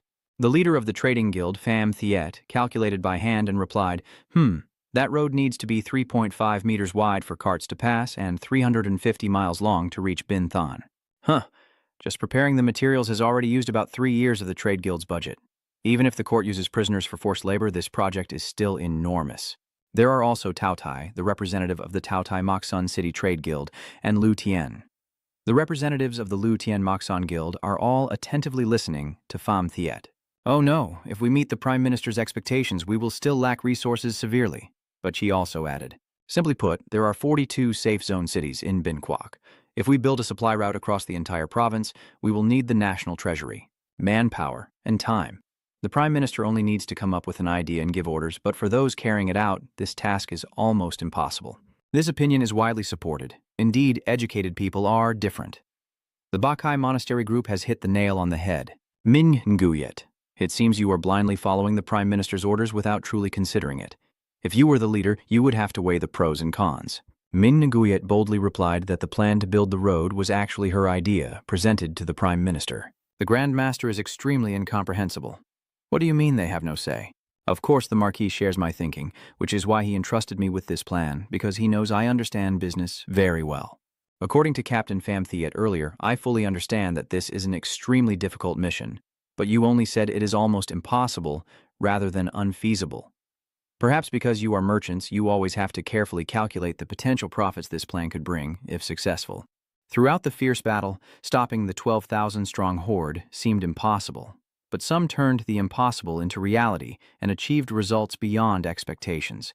When everyone else gave up, those who found a way and took action became the last survivors in this chaotic war. Whether you're a courtesan or not, your way with words is quite impressive. Actually, the cross-country path, if successful, would yield extraordinary results. This plan itself is a temptation, but among everyone here we must see who benefits the most. Therefore, the less certain it becomes, a courtesan who opened a trading guild only 3 years ago and acts as if she is the leader of all the guilds here, both sides would benefit if everyone competed for the top position, making it more fair. Do you think so? However, I have no intention of leaving this key position. Her aura made Daiwen grit her teeth in anger, the proud woman sensing the tense atmosphere, but she quickly stepped in to separate them. It seems everyone is interested in building the road, so who will be responsible for this plan? Or maybe this way. Although the Mingyue team was entrusted with this task by the Prime Minister, we still haven't seen your true talent. Leader of the Great Literature Sect, you surely have the strongest trade caravan here, but you are not assigned any responsibilities. Though it's a bit troublesome, esteemed Elder Yuan of the Fish Stream Sect. Could you conduct a test? Elder Nguyen will set the challenge, and whoever comes up with the most clever solution will become the leader. Everyone will also accept his final decision because he is the most honest and fair elder of the Ngu Zhuyan sect. Yanlu blushed at the compliment and agreed immediately. This old man doesn't mind the trouble at all. If all the leaders agree, this old man will set the exam questions. We will prepare the questions within a week. Anyone who wants to compete for the top position can come here after a week. The meeting will end then. On the way back, Daivan argued with Bakai. At this age, still having to take a test, it's really embarrassing. But Bakai believes that this way is fairer. If we let everyone vote, it's clear that this group will be chosen. But the Mingnanguyat faction won't agree. Let's just see this as a way to make the Mingnanguyat faction lose their heavy responsibility. Although we have driven her away, recently the Mingnanguyat Trading Guild has been growing very strongly. In the next 10 years, that guild could become an organization we cannot ignore. While they are still inexperienced, they must be eliminated first, Dewan replied irritably. Even if you challenge me, I will never lose. I just don't like that woman. That arrogant bitch needs to be taught a lesson. Bakai smiles. So, why do I quite like her? Devan pondered, hearing that most of the team members had been sent to supply at the Binthan battle, and now with the test underway, killing her would be too obvious, so maybe I should scare her a bit before the test. Is the Than Lien Pavilion closed already in the evening? Not yet. Today the officials in Mokson Than will come here. The guard told her she should appear at the party. Today I'm not in the mood. What's wrong? What happened today? Min Nuet grimaced. Such a nuisance. Most of them are people I've met before as guests at Than Lien Pavilion. When they come here as visitors, they're very enthusiastic, but when it comes to work, they stare at me intently. Thuilon quickly held Min Nuyet's arm in agreement. Oh, that sounds so unpleasant. Are those men really petty and discriminatory like that? Suddenly I also feel annoyed using you. I know they are only trying to protect their own interests, but stealing my money is truly unforgivable. I will make them kneel before me. Your fierce aura surprises Thuiloan. Wow, this is a battle between a strong woman and some bad guys. Min Nguyet suggests I don't know what kind of challenge the Ngusuyan sect will set, but we need the strength of the women from Thanlian Din, and since it depends on the situation, I also need your help. Tuilon, the clever one, replied. Then you have to share a lot of the money with me. They don't know that deep in the forest the Nathak group is secretly watching them. A troublemaker. I don't like this. Do we really have to wear masks just to scare a woman? It's the customer's order, so what can we do now? But we're not a bunch of robbers. Tell Nathak to say something already. What if your master sees us like this? What would he think? Nguyen Phuong and Nguyen Un and Ngu Shuyen are fighting over the credit for the Binthan battle. Nathak snapped. Enough. I'm also very angry, but just thinking about the money the leader of the Great Literature pays us makes those 3 guys shut up. They agreed, realizing Nathak was right. How could you earn that much money just by doing what you like? All right, I just need to scare that courtesan. Damn it, finish this and get out of here. But before they could act, one of them was struck straight in the stomach, prompting the remaining 3 to quickly draw their swords. You didn't even finish asking your question or make a move before each of them was cut down with a single strike from the Hong Tran technique, which is owned by Hu Quan. Hu Quan's fighting style is very relaxed and confident. He spins around, striking each opponent with precise blows. They quickly collapsed to the ground. Another group jumped down from the tall trees, and they charged forward angrily. What the hell are you? Hu Quan confidently confronts them. So you're assassins, right? Shouldn't I be the one asking that question?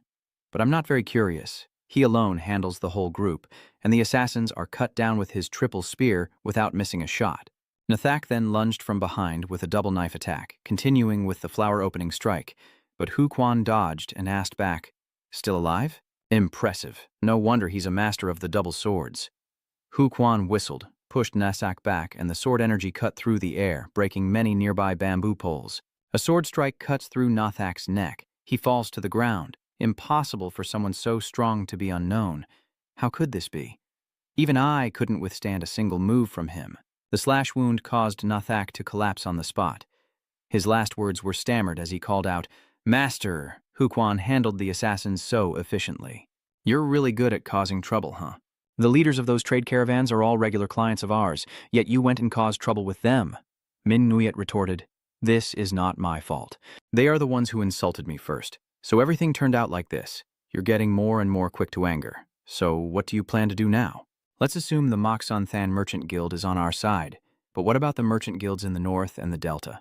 How do you plan to fight back against them?" Min Nguyet honestly replied. "That's why I came here to ask for your help." The skills, she looks pathetic, doesn't she? Min Nguyet analyzed. Anyone who controls a trade caravan shares a common trait. Merchants always prioritize their own Li Yi.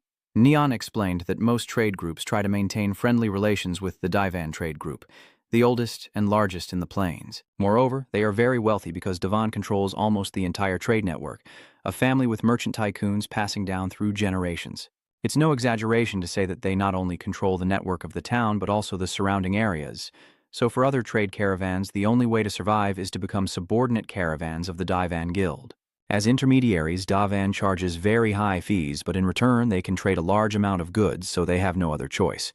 Indeed, Divan wielding their power takes a 30% cut, and merchants still have to obey. "We will pay you, please give us more time." Nai agrees with these arguments. "That's right, even though the fee is high, selling more goods is better than struggling alone. So what do you plan to do?" Min and Guyet said they are willing to accept being at a disadvantage to gain more profit by siding with Divan. "That land fee is what I am targeting," referring to the relationship. Who here is inferior to the Divan Trading Guild? The top strategist of Moxon City, the master diplomat, is none other than the owner of Than Lian Pavilion, the elder sister strategist. "With ties, connections, and the support of the Prime Minister for my trade group, if we play our cards right, within 2 years our trade group can compete with Divan and become the biggest intermediary. In this competitive landscape, Divan will have no choice but to lower costs to retain their business partners." Min Hanguyet can imagine the scene where her trade caravan only charges 18%, forcing the Divan trade caravan to cut down to 20%. The partners will choose the side that offers the most reasonable costs. "This is my plan to shake up the leading factions. First, we need to meet them and spread this rumor. I don't know what kind of testing Usuyan faction will give, but we need to recruit as many people as possible, so we can prepare well for the test and have other options if we fail." "So you mean we need to pass the test and become the owners of the transportation plan? That's right, or we'll lose everything."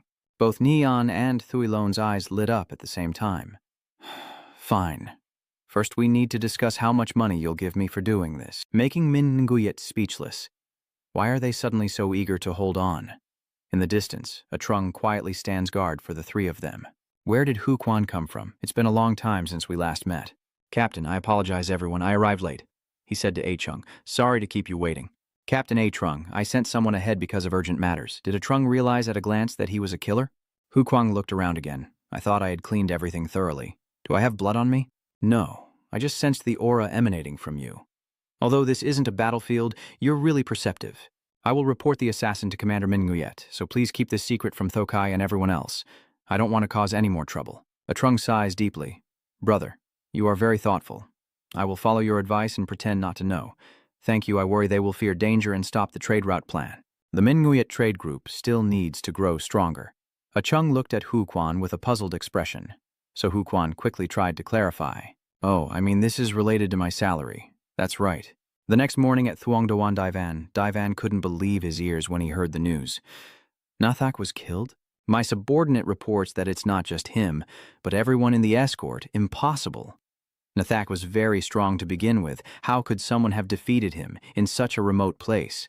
Is it the escort team of Thuong Doan Min Nguyeti who did it?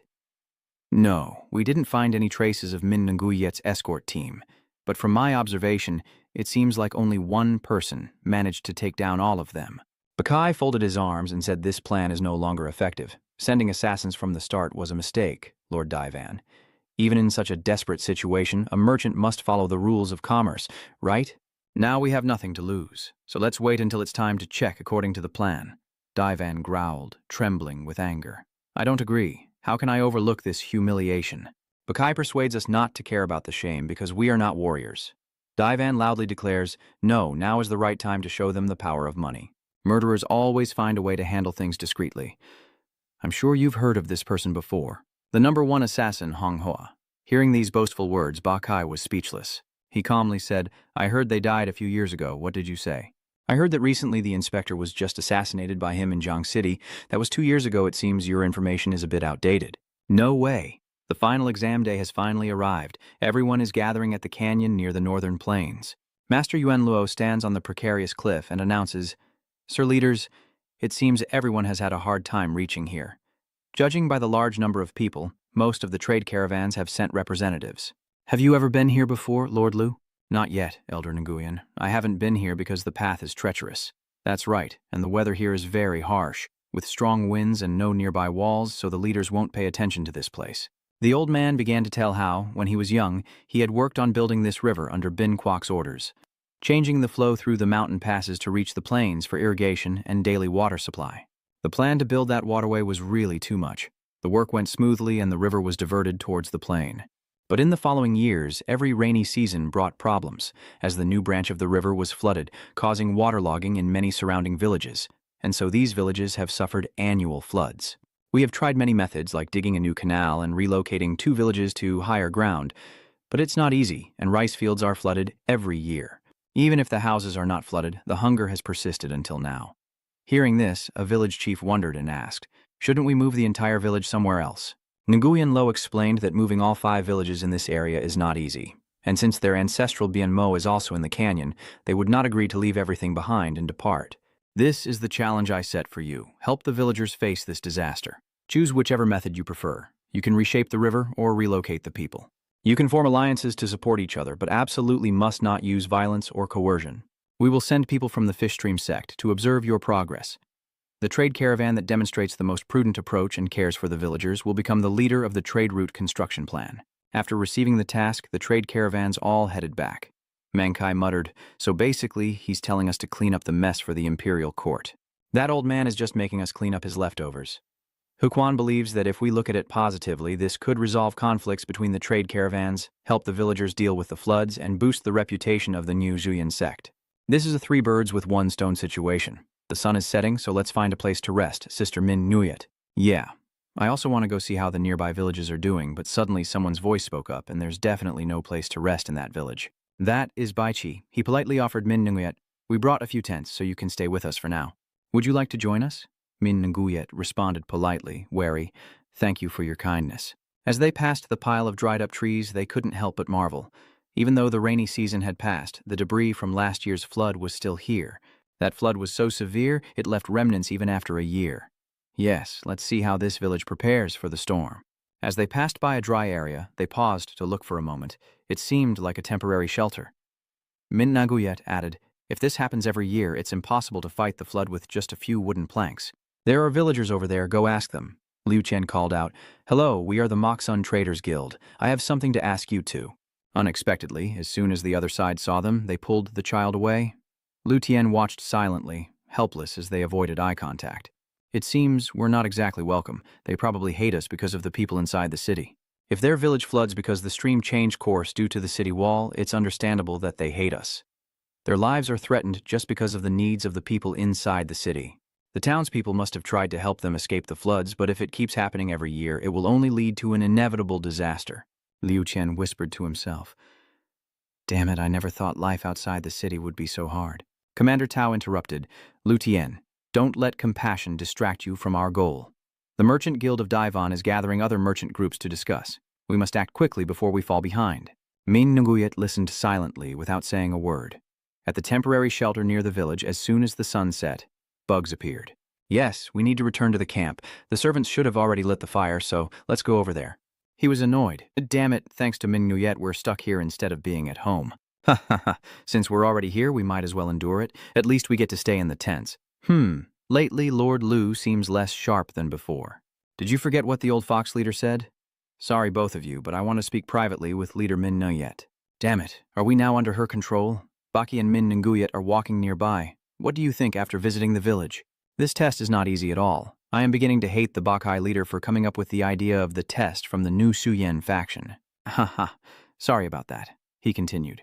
But you're a smart woman, so I think you'll understand me too. Most of the merchant groups here are under the command of the Grand Minister, but they are not loyal like soldiers and only think about profit. So my trust from the Grand Minister doesn't mean other merchant groups feel the same. That's right, I knew you would understand. So what do you plan to do with this test? There are only two options. One is to rebuild the waterways and prevent future floods. The second option is to relocate the villagers to areas outside the flood zone, which is obviously the best approach. Of course, relocating is still the most suitable option, Min Nguyet added, as a merchant would think. The main question is how much this will cost. The villagers have been fighting floods for decades. In recent years, they have been unable to fight the floods, indicating a major problem has occurred that left them helpless, and the cost of relocation will definitely be very high. On the other hand, the amount of money needed depends on how we carry out the migration. Even if we force them, we still need to rely on the appropriate method that allows us to migrate without spending a dime. Min Nguyet replied, yes, but these matters aren't suitable for private discussion, right? Bakwai slowed down for a moment. Recently, I met the chief technician of Than Lien Pavilion. Actually, I interrupted her conversation with the leader Famthi while she was trying to persuade him. But in the end, it turned out she was talking to me. I realized that Lord Min Nguyet has a very clever idea. That was my first impression, so I want to learn more. Most of the trade caravans have allied with the Great Wen trade caravan to handle the problem. It's an alliance that no one dares to challenge. But if I can persuade the merchant groups in Moxon City and convince one person, I might not be very strong, but I would be quite capable, she wondered. Is that all? Saying it openly, that's really how it is. Being open like that is correct, he said with a knowing look. I personally find Mingyu to be an attractive woman, a strong woman among the leaders, someone who never gives up her will and always fights for what she believes in. How could I not be impressed? I see then. If you want to cooperate, that would also be beneficial for my side. And this conversation has been watched from afar by Hu Quan and Man Ki. That evening at Min Nguyet's camp, Hu Quan wondered how strange it was that recruiting them to our side was so easy. Brother Quan, is that what you think? The Yuan Marquis Trading Guild has existed for a long time and has always had a close relationship with the Great Wen Trading Guild, but now they suddenly switch sides and ally with us. That guy has something about him that makes you feel uncomfortable. He looks very reputable. Maybe we should investigate him and find out what's really going on. You mean acting on your own without orders from the leader, Min Nguyet? Munkai insisted that even if Sister didn't give the order, we must take the initiative so that the Min Nguyet mercenary group can grow stronger, be recognized, and advance. You think it's right? Well, I prefer working less and earning more. You secretly thought remembering Tian Quang and Matruong Qi. My brother is too dull, not fun at all. Mang Qi looked downcast, gazing into the distance. An hour later, in the northern plains at the Marquis Thuong Doan Nguyen Hao's residence, a tuft of hair peeked over the roof. It turns out Mang Qi had truly sneaked in here. Luckily, Thuong Doan Nguyen Hao isn't too far from the tent, so if he goes alone, he can get back before dawn. That officer is so stupid. That's why his eyes are always dull. How can such a lazy attitude help support Sister Min Nguyet? She's not the type to settle for just being the leader. If you want to become a trusted confidant and hold a good position in the future, you must act now. Just like always, a secret guard is always behind a distinguished leader, calculating carefully. If I discover something suspicious about that bastard before Mingyue wakes up, who knows? I might get a big reward. Suddenly, a red eye appeared from the darkness, and I immediately felt a chill down my spine. Right now, there was a rustling sound coming from Mingyue's tent. Quan, where is Mankai? Are you still awake? I thought you had gone to sleep, so I told him to go back to the tent. If you want to see him, let me call him over. If he's already asleep, then that's fine. I'm just worried it might do something pointless again. Hu Quan Kai, I told you that kid Bakai looks very suspicious, but we have to wait until we receive orders. As expected. You did well, my lord. If it sneaks into someone else's house again, I will be at my wit's end. Yes, but these kinds of matters should be handled carefully. The Yuan Marquis Trading Guild's new leader is Ba Shi. adopted son but trusted by the former leader, now managing the guild. Thanks to his charisma, he was able to take over the legacy of the former leader and maintain the reputation of the UN Marquee Trading Guild, becoming one of the top guilds in the Northern Plains and keeping ties with the leading guild in the city. The great cultural merchant is famous for mediating conflicts between trade groups. Min Nguyet interjected. Actually, the Nguyen Hao trade group is the most formidable rival to the great cultural trade group. That's right. But isn't it true that the former leader of the UN Marquee Merchant Guild cares about people? Guild leader Min Nguyet. Sometimes I find it hard to believe that the guild leader isn't from here. You know a lot of things. My ears are sharp, so I overhear a lot. She paused for a moment, then whispered, the former leader of the Thuong Doan, Marquis Nguyen Hao, was a very notorious figure back then, with rumors that when he was young, he was a famous thief who stole from the wealthy. There are rumors that he is a former soldier who fought alongside Ba Kuang in the Bin Hung battle, and that his wealth comes from slave trading before he had a mercenary group, like now. Then he was returned to North Kang by Zhao to become one of the 12 emperors, Emperor Tan, Nighthound, Great Dao Ba'an. At the same time, Mankey sensed the killing intent and immediately turned back, but was still caught by the opponent. And that person is none other than Ba'an. He is the first guest to visit my house tonight. You prepared everything before coming here, right? Min Nguyen shivered, feeling strangely anxious all of a sudden. You feel the same way? An hour ago, while Mankey and Hu Huan were guarding outside the tent, you were inside, brushing your hair with a thoughtful expression. Something feels strange, like I've seen them before, but I can't remember. My head hurts too much. Maybe I've just been overthinking it because I've been working too hard these days. How can I remember all the faces of people I've met before? I shouldn't overthink anymore. I need to focus on the test. Just the exams alone are enough to give me a headache. Closing her eyes for a moment, Min Nguyet continued to ponder silently. She did nothing, just sat there staring at the candle. After a while, half of the candle had burned down. Min Nguyet sat curled up in the corner, clutching her pillow to her chest. After a while, she raised her head, paused thoughtfully, then slowly peeked out. Quan, where's Makai? Oh, you're still awake? The boy thought she was asleep, so we returned to the camp first, and another night passed like that. The next morning, at the village by the cliff, Lu Qian and his people went around giving gifts to the children. At the negotiation table, a man shouted, Kids, our ancestors' graves are here. Are you just going to ignore them and leave? Huh, you city folks are just a bunch of foxes in disguise. Am I alone? His wife turned to speak to Min Nguyet. I'm sorry. My husband really hates the people in the city. It's okay. I understand. Moving away? It would be great if we could move to an area without floods, but in this country, everywhere has thieves and bandits. There's no place without war. Where should we go now? Even if we find a place to live, how will we make a living? Even if we migrate to the rice fields, we won't have enough resources to grow rice or enough food to survive until next harvest. Thank you for your concern, but we prefer to stay here rather than migrate without a clear plan. If we leave and end up dead or starving, it's all the same. Better to die where my parents are buried. Lu Tian sighed. Migration is going to be difficult.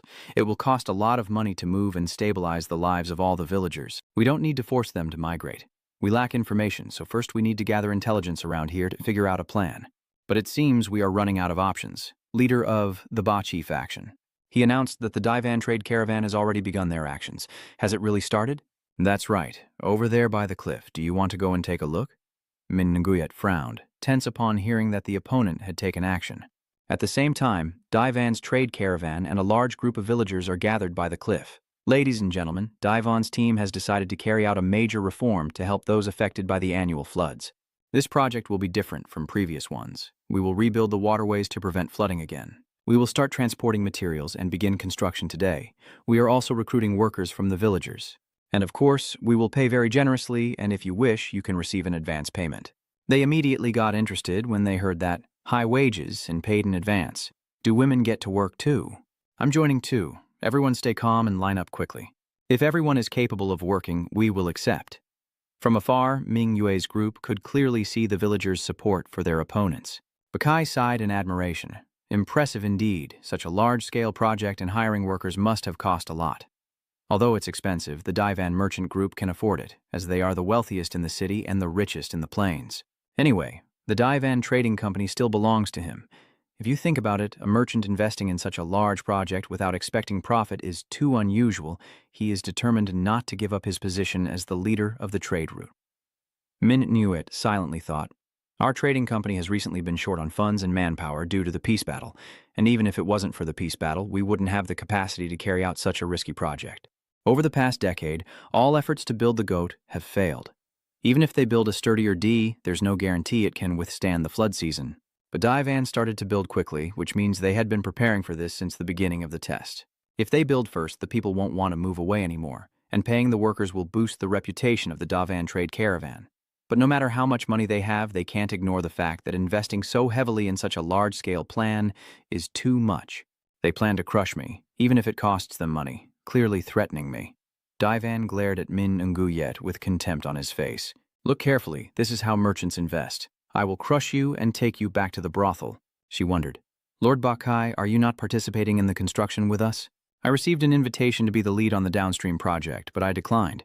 Why is that? He smiled blankly. Didn't I already say I was interested in you? Leader Min Nguyet, I'm curious to see what you'll do. If you have a suitable plan, I will decide to side with you from now on. She remained silent for a moment before turning away. So that's how it is. Min Nguyet thought to herself, I heard Vovine men say they like me, but something doesn't seem right. Even if he is the son of the 12th Emperor, I can't blindly trust him. I need to investigate further. Where has Mankai gone, heavens? At the same time, in Yuanho's caravan at Ba'an's residence, where Mankai is being held captive, I didn't expect a guest to visit so soon after returning from the Northwest Front. That's strange. The Merchants Guild of Back Kwang City must have heard I was coming back, but where did this kid come from? He tilted his head, holding a glass of red wine. Mankai hesitated for a moment before Ba'an realized his intention. As the gag was removed, he sighed in relief and said, Damn it, I should have investigated thoroughly before rushing here. I can't believe this is Lord Bayan's 12th Emperor's house. Why is a member of the 12th Emperor managing the trade guild? Mankai Trantru asked, Sorry, Your Excellency, why do you seem so excited? Do I look that excited to you? Suddenly seeing a tiny thief like this reminded me of the old days, so I couldn't help but laugh. Were you young back then? Is he surprised? Do kids these days not know? When I was young, I was a notorious bandit in the East. Because I was too hungry, I stole from the rich and accidentally became a notorious bandit. Then I met Qian Vu Khan in northern border and ended up caught in a battle. Then I followed him into the Battle of Bin Hung and accidentally became the 12 Emperors, which allowed me to spend the rest of my life on the battlefield. I returned home after a long day and was looking forward to being welcomed by my family, but ended up meeting you. Mankai softly said, I'm sorry, sir. I know you live in Bakwang City, but I didn't expect Thuongdon Nguyen Hao to be your home. You don't know this is my house and sneak in? The trading guild is called Marquis Yuan. Ba'an glanced and said, If you didn't know, are you here to steal from the merchant guild? Then you are my son's guest. Ba Kwai, I heard that the trading company has been taking some tests these days. Are you a spy hired by another trading company? You didn't answer right away and looked terrified, sweating profusely. He laughed loudly. You're clearly caught, kid. Your intentions are written all over your face. Damn it, it's over. Everything's been exposed. So what's going to happen to me now? Ba'an stared fiercely and threatened. What do you think? I was going to sell you as a war slave, and you would die fighting. He paused for a moment, watching 2 tears stream down the face of the cursed one with amusement. I was just joking. Slavery is banned in Bin Kwok, so members of the 12 Emperors can't sell slaves. Honestly, I'm quite angry about Vu Khan's decision on that. Think about it. Even in the northern territories, when facing difficulties, they conscript the people and exploit them, but they don't allow me to do the same. Of course, I never considered human trafficking, but the truth is they do it when in trouble, and I don't. That's why I was very angry. Do you think the same? Mankai glanced sideways, thinking to himself why he talked so much. Ba'an then said, I'm just bored right now, so I talk like this. Kid, talk to me for a moment before I hand you over to the superior. He sighed in relief, so he plans to hand me over to someone else. As night fell, a village boy ran outside to pee, relieving himself while thinking about his hunger, when suddenly someone appeared beside him, and then the boy mysteriously vanished into the night without anyone noticing. Later, Min Nguyet went to the Mokson City Magistrate's office of Dai Tu Nong. Sorry for coming at this hour. You are the only one I can ask, so I will. Come on. Of course I can help you for our Min Nguyet. But I haven't seen you at Thonlin Peak these past few days. Min Nguyet, you must be very busy, right? She looked tired. Managing a trading caravan is never easy. Business is always like that. My cousin also runs a trade delegation in Nam Theny. I think we've arrived. Dai Tu Nong hurriedly follows. Oh yes, all the documents about Bin Thian and Mokson Thian are stored here. Perfect. He entered the dimly lit room with Min Nguyet, his face flushing. You can start searching from the shelf near the door. All the books are organized by year. From the perspective of the Grand Farmer, Min Nguyen appeared very intellectual, and her half-open top only made him lose control. Min Nguyen, seeing you so passionate, makes me feel... Before he could finish his sentence, a spear was pointed directly at his face, causing him to step back. She spoke up, "Thank you for guiding us. It's getting dark now, so the guards will escort him back." "Yes, Miss Min Nguyen." Min Nguyen pretended to wave goodbye while Hu Quan forcibly dragged the wealthy landowner away. She pulled out a bunch of books and laid them on the table. Under the faint glow of the candle, Min Nguyen carefully studied each word. I spent 2 days listening to the villagers' opinions. Most people are hesitant about relocating because they are still concerned about the ancestral tomb area and their livelihood. Moreover, the Divan caravan has already started rebuilding the dam. This is an enormous plan, but whether it succeeds or not will only be known when the rainy season comes. The leader of the Divan caravan has gained the villagers' trust with this plan, and even paid them for their work. They have already beaten me in this aspect. I am determined to pass this test at all costs to become the leader. The next morning, the villagers and workers began rebuilding the goat, but after 15 days they had made little progress, planning to build a dam and raise the land. Hu Quan chuckled to himself. This was as difficult as moving a mountain, requiring a large workforce and money. At that moment, a chubby man, panting heavily, was observing him. What kind of guard leaves their post to wander alone like this? You? Do you know who I am? Of course, you are Duong Than, one of the 10 young men of Tuyet Luanni. Yes, but I don't know who you are. Hu Quan suddenly looked confused. Oh, right, why is it like that? I still can't believe Nathak is dead. He's not the type to be easily killed. I heard rumors from nearby merchant caravans that his last mission involved the Mingyue merchant group, but it's strange. Mingyue merchant group suffered no losses at all. And I also heard a rumor that he was ambushed by someone. But who could have killed Nathak? Seeing the opponent emanate a heavy killing intent, Hu Quan chuckled and said, I don't really know either. My escort team hasn't been involved in any battles lately, so you're probably quite close to Nathak, huh? Duanthan covers his face. He's a good person. Even someone like me who caused him trouble. He still treats me very well. I'm just here to confirm a few things, so I'm leaving now. We are both busy with work, so after the exam we will have a proper talk. He watched the large figure of Duangthan struggling to leave. Oh, no wonder he looked so exhausted coming up here. I should stay quiet for a while. In the flood prevention dam construction area, Davan was stunned and furious. What do you mean? Why aren't the workers coming to work? They should come to work if they're getting paid. I don't really know what's going on, but the children in the village have gone missing, so everyone is busy searching for them. What? A tense look appeared on his face. How did this happen? It's been a week since this started. Children suddenly disappeared, and now the number has reached 20. But then, Da Wen suddenly turned on Mingyue. No way. Could that kid be messing with me? Not far from there, what do you think? The fake leader of the group, just as you predicted.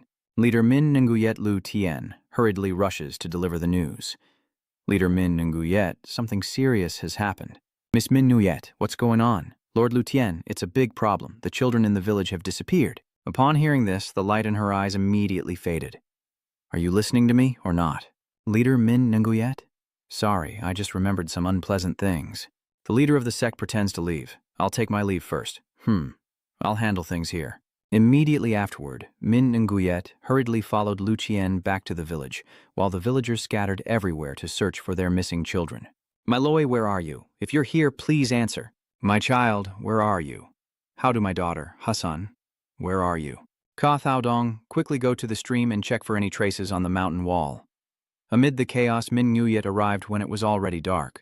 Clan leader Min Nguyet Quan, have you heard the news? I have heard it. Other trade caravans in Davan are also shouting loudly on this side, that one. As soon as Min Nguyet turned around, he instinctively slapped her hard across the face. Hu Quan immediately stepped in to stop him. Damn it, I was trying to keep quiet. Immediately after, Daivan's bodyguards also rushed over, pressing their blades to his neck. Quan, stop. Commander Min Nunchuyet, everyone put down your weapons and don't disturb the villagers. What are you doing? Leader Daivan, why are you suddenly rushing here, swearing and hitting people like an uneducated fool? Daivan immediately retorted. You despicable woman, lower than a beast like you deserves this. You kidnapped children from the village to hinder my plans. Do you think I don't know? On what basis do you claim that person is me? Proof. I will find the evidence soon. He frowned, grinding his teeth as he argued. Why would dozens of children suddenly go missing in such a deserted place? Isn't it true that our trade caravan will suffer the most damage? You're falsely accusing us, and besides you, who else benefits from this? Even if you want to pass the test, your methods have gone too far. Meanwhile, at Lord Thuong Doan, Nguyen House residence, he is now so drunk he's about to pass out. I told you, you know my son. At this point, Ba'an collapses. Mankai carefully stands up. This old man is quite something. He drinks and talks all week without ever taking a break. You're about to start bleeding from your ears. You thought to yourself as you bit through the rope, I've never seen anyone talk more than me. I wonder how this lazy old man became the 12th emperor. While he's still drunk, I have to escape. Mankai climbs back onto the roof, already gathering information to tell Min Nguyet. Suddenly, he heard a piercing noise coming from a mountain of the Marquis of Thuong Doan Nguyen. Seeing how suspicious it was, Mankai narrowed his eyes and listened carefully. Over there, the village children being kidnapped by a group of masked red-clad people kept crying out for help. Some even fainted. Out of curiosity, you followed them all the way here, hiding in the high branches, tense and watching every move of the mysterious group. And on this side, Bakai coincidentally appeared right in the middle of Min Nguyet and Dai Van's argument. Come on, you both seem a bit too excited. Let's calm down and discuss together first. When Ba'an recalled the first time he met Ba Kai, about 15 or 16 years ago before becoming the 12th emperor, that was the first time I met that child. I found the child during a punishment in the West. He was among the children who had lost their parents.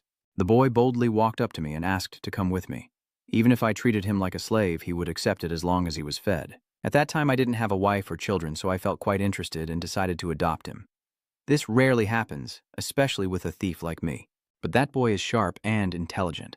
Since then, Bakai has always been the one managing and developing the trade caravan. I am just a representative. He gently shakes his cup of wine and continues softly, the boy is my lucky charm. It earns money and takes care of my reputation itself. Now that Bachi is grown up, I just need to find a suitable wife for him. I no longer need to worry about anything. All I want now is to drink the wine poured by my daughter-in-law and watch my grandchild. Mankai had no choice but to listen as he explained everything. When I was a thief, I never thought I could live a happy life like this. Then suddenly remembering something, he asked, So I hear you also work as a thief to support the orphaned children and the elderly. He swayed and chuckled. I really dislike bad guys, but I like you, kid.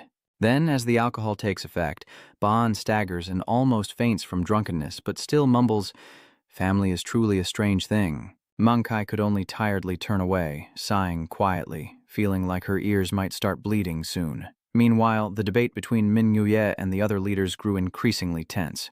Bakwai immediately stepped forward to advise, Let's stay calm first and discuss together. The sudden disappearance of the children means we need to pause the investigation and join them in searching for the kids. Min Nguyet remained silent, only staring intently at Bakai, and an angry faction leader retorted, The mastermind is right in front of us. You've gone too far, Min Nguyet, faction leader. Even if you're doing this to compete with us, it's unacceptable. Bakai still maintained a calm attitude, reminding everyone that there is no evidence proving that Commander Min Nguyet is behind this. But his words only stirred up more anger among the crowd. Besides her, is there anyone else who would want to kidnap the children from this small village? Hearing this, Bakai also looked hesitant. The situation is indeed strange, but we can't conclude that the children have been kidnapped. Everyone, don't jump to conclusions before hearing what Commander Min Nguyet has to say. He turned and asked softly, Dojo Master Min Nguyet, do you have anything to say about this kidnapping case? Min Nguyet replied firmly, I would never do such a thing. Bakai looked at her and said in a lower voice, So what now? Everyone is suspicious of you, Leader Min Nguyet. Do you have any proof of your innocence? Hearing that, Min Nguyet coldly retorted, I don't understand why I have to prove I didn't do anything. If I kidnapped the children as the leader of Doen said, wouldn't you be the one looking for evidence to prove I did it? Immediately, the group from Dai Van's side became angry, shouting and condemning her as shameless, insisting she only wanted to win the test at any cost. Faced with this situation, Min Nguyet quietly tensed up. This is trouble. I need to find a way to win over the merchant groups, but now I am being falsely accused without any evidence. Even the villagers are starting to doubt me because they believe in the leader of the Dai Van faction. Now the parents can't think clearly because they are busy searching for their children. Her eyes stopped on Bachi. The one always trying to stay in the middle would be the most likely to be hated. Leader Bakai stepped back and shifted the situation to favor me and the other leaders. This bastard is indeed very suspicious. Min Nguyet clenched her teeth and cursed silently. I also suspect him but have no concrete evidence. Meanwhile, in the forest where Mangki is hiding, the frantic screams of the children echo loudly. Mankai is stunned. What is this? What's going on? He quickly guessed the children. Were they kidnapped? They are the guards of the UN Marquis caravan. Manhwa quickly thought that even in the northern border, when faced with difficulties, they would force the people to join the army and exploit them. Without war slaves, how could they have such a large army? Everyone knew about it, but they turned a blind eye and continued to exploit war slaves. Could it be that Emperor Tan is behind this? Just as Manqi was deep in thought, Duongthan suddenly appeared and launched a surprise attack with a wolf tactic. Manqi was startled and terrified as the enemy's siege chariot sped like lightning straight at the tree where he was hiding. In that perilous moment, Mankai cast a smokescreen, slipped away from the attack, and quickly fled. Duongthan's men looked at each other in confusion. "Big brother, what's going on?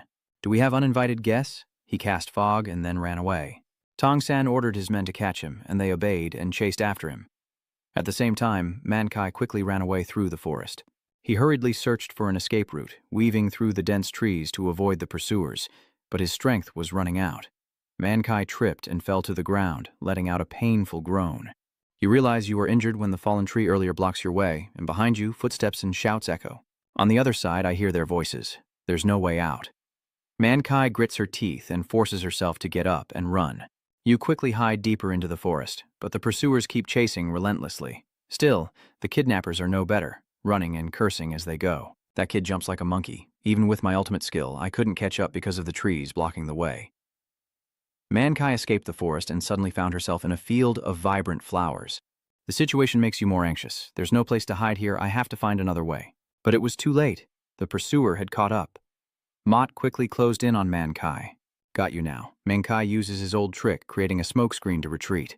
The corner squad is furious and shouting, "Is this another pointless stunt?" It's right in front. Catch it quickly. Everyone fought desperately, their screams echoing across the flower field. In the end, Manqi was subdued by one of them who pushed him to the ground, swearing at this kid for suddenly messing everything up. "Dressing like that, you're clearly here on purpose. Don't risk your entire life going back now," Mankai muttered to herself, instinctively calling Min Nguyet's name as a flash of swords suddenly struck, swiftly taking down a kidnapper. The remaining ones are startled and look at each other warily. Who are they? Everyone be careful. But before they could regain their composure, one by one, they fell down. The crowd hurriedly turned toward the source of the noise. Too fast, it's coming from above. From the shadows, a mysterious figure appears, speaking softly but coldly, wearing a mask and sneaking around at midnight. "You are the assassins who do shady deeds." Mankai stared in shock at the person who just spoke. "It's a Trung." She stepped forward and said coldly, "I can't ignore that the person you're oppressing is my friend." The kidnappers cursed and glared at her suspiciously. "A Trung's ultimatum, if you put down your weapons, I will spare your lives. I will only hand you over to the authorities above." The kidnappers whispered secretly to each other. "No, if they find out about the cave, we're doomed. We have the numbers, so we'll take the kid hostage and then kill both of them." As the idea just flickered, another sword strike immediately rushed in, disrupting the plan, with Niu Xuan wielding his sword to attack repeatedly. A Trung darted in like lightning, saving Manqi with her body movement technique. She slowly sheathed her sword. "Your tricks are too obvious." Mankai, still stunned, asked, "Big sister Trung, why are you here?" Trung replied simply, "I'm on a mission. Can you get more seeds?" The leader pretends to be surprised, but actually sending from the west here is easy. I already paid the courier and they sent the goods yesterday. Min Nguyet glanced over and remarked, "Looks like they're growing well. Does Lord Lu want to take a look? Do you think it's easy to grow these plants?" Min Nguyet explained that this is a staple food called potatoes, which come from the west. At first, this type of plant only grew far away from us, and its roots could grow from the soil itself. We only tried planting one kind of plant, not like rice. This plant can be grown on soil like vegetables and fruits. Even in drought or flood conditions, it still grows well and can be harvested in 3 months. Lu Tian was surprised. "How come such a plant is not found in this area?" Min Nguyet replied. "Because it doesn't taste as good as rice. Actually, in foreign countries, they usually use them as livestock feed, so traders see this root vegetable as worthless and don't bring it here to sell." Lu Tian incredulously asked, "Feeding livestock and giving it to humans to eat? Why can't humans eat the food meant for livestock when pigs do?" In other places, this kind of food is very important, especially during wartime. Depending on how it's cooked, the flavor can also be quite good. Even if we can't use spices, we can come up with recipes using strong-smelling vegetables or herbs for our meals. With the amount of seeds just delivered, we can try planting in the mountains. The leader pretends to agree. "I want the Tao Tai Trading Guild to oversee farming. After the harvest, everything will depend on your guild." Once the recipe is found and the spices are purchased, the other party agrees. All right, Min Nguyet continues. Leader Lu Xian. I want you to continue monitoring everything here and discuss with the villagers, but Lu Xian still couldn't hide his worry. But is that enough? Compared to the Davan trading caravan, this is hardly anything. Our trading caravan is still too small to compete with the Great Merchant Guild. Currently, most of our manpower has been sent to the Binthan battlefield. Ming Nuyet reassures them, but the main purpose of this test is to foster empathy for the difficult situation of the people. Preventing floods isn't the only solution. Empowering people to withstand storms and finding ways to live with the floods is the right approach. At that moment, a Trung suddenly appeared carrying Man Kai.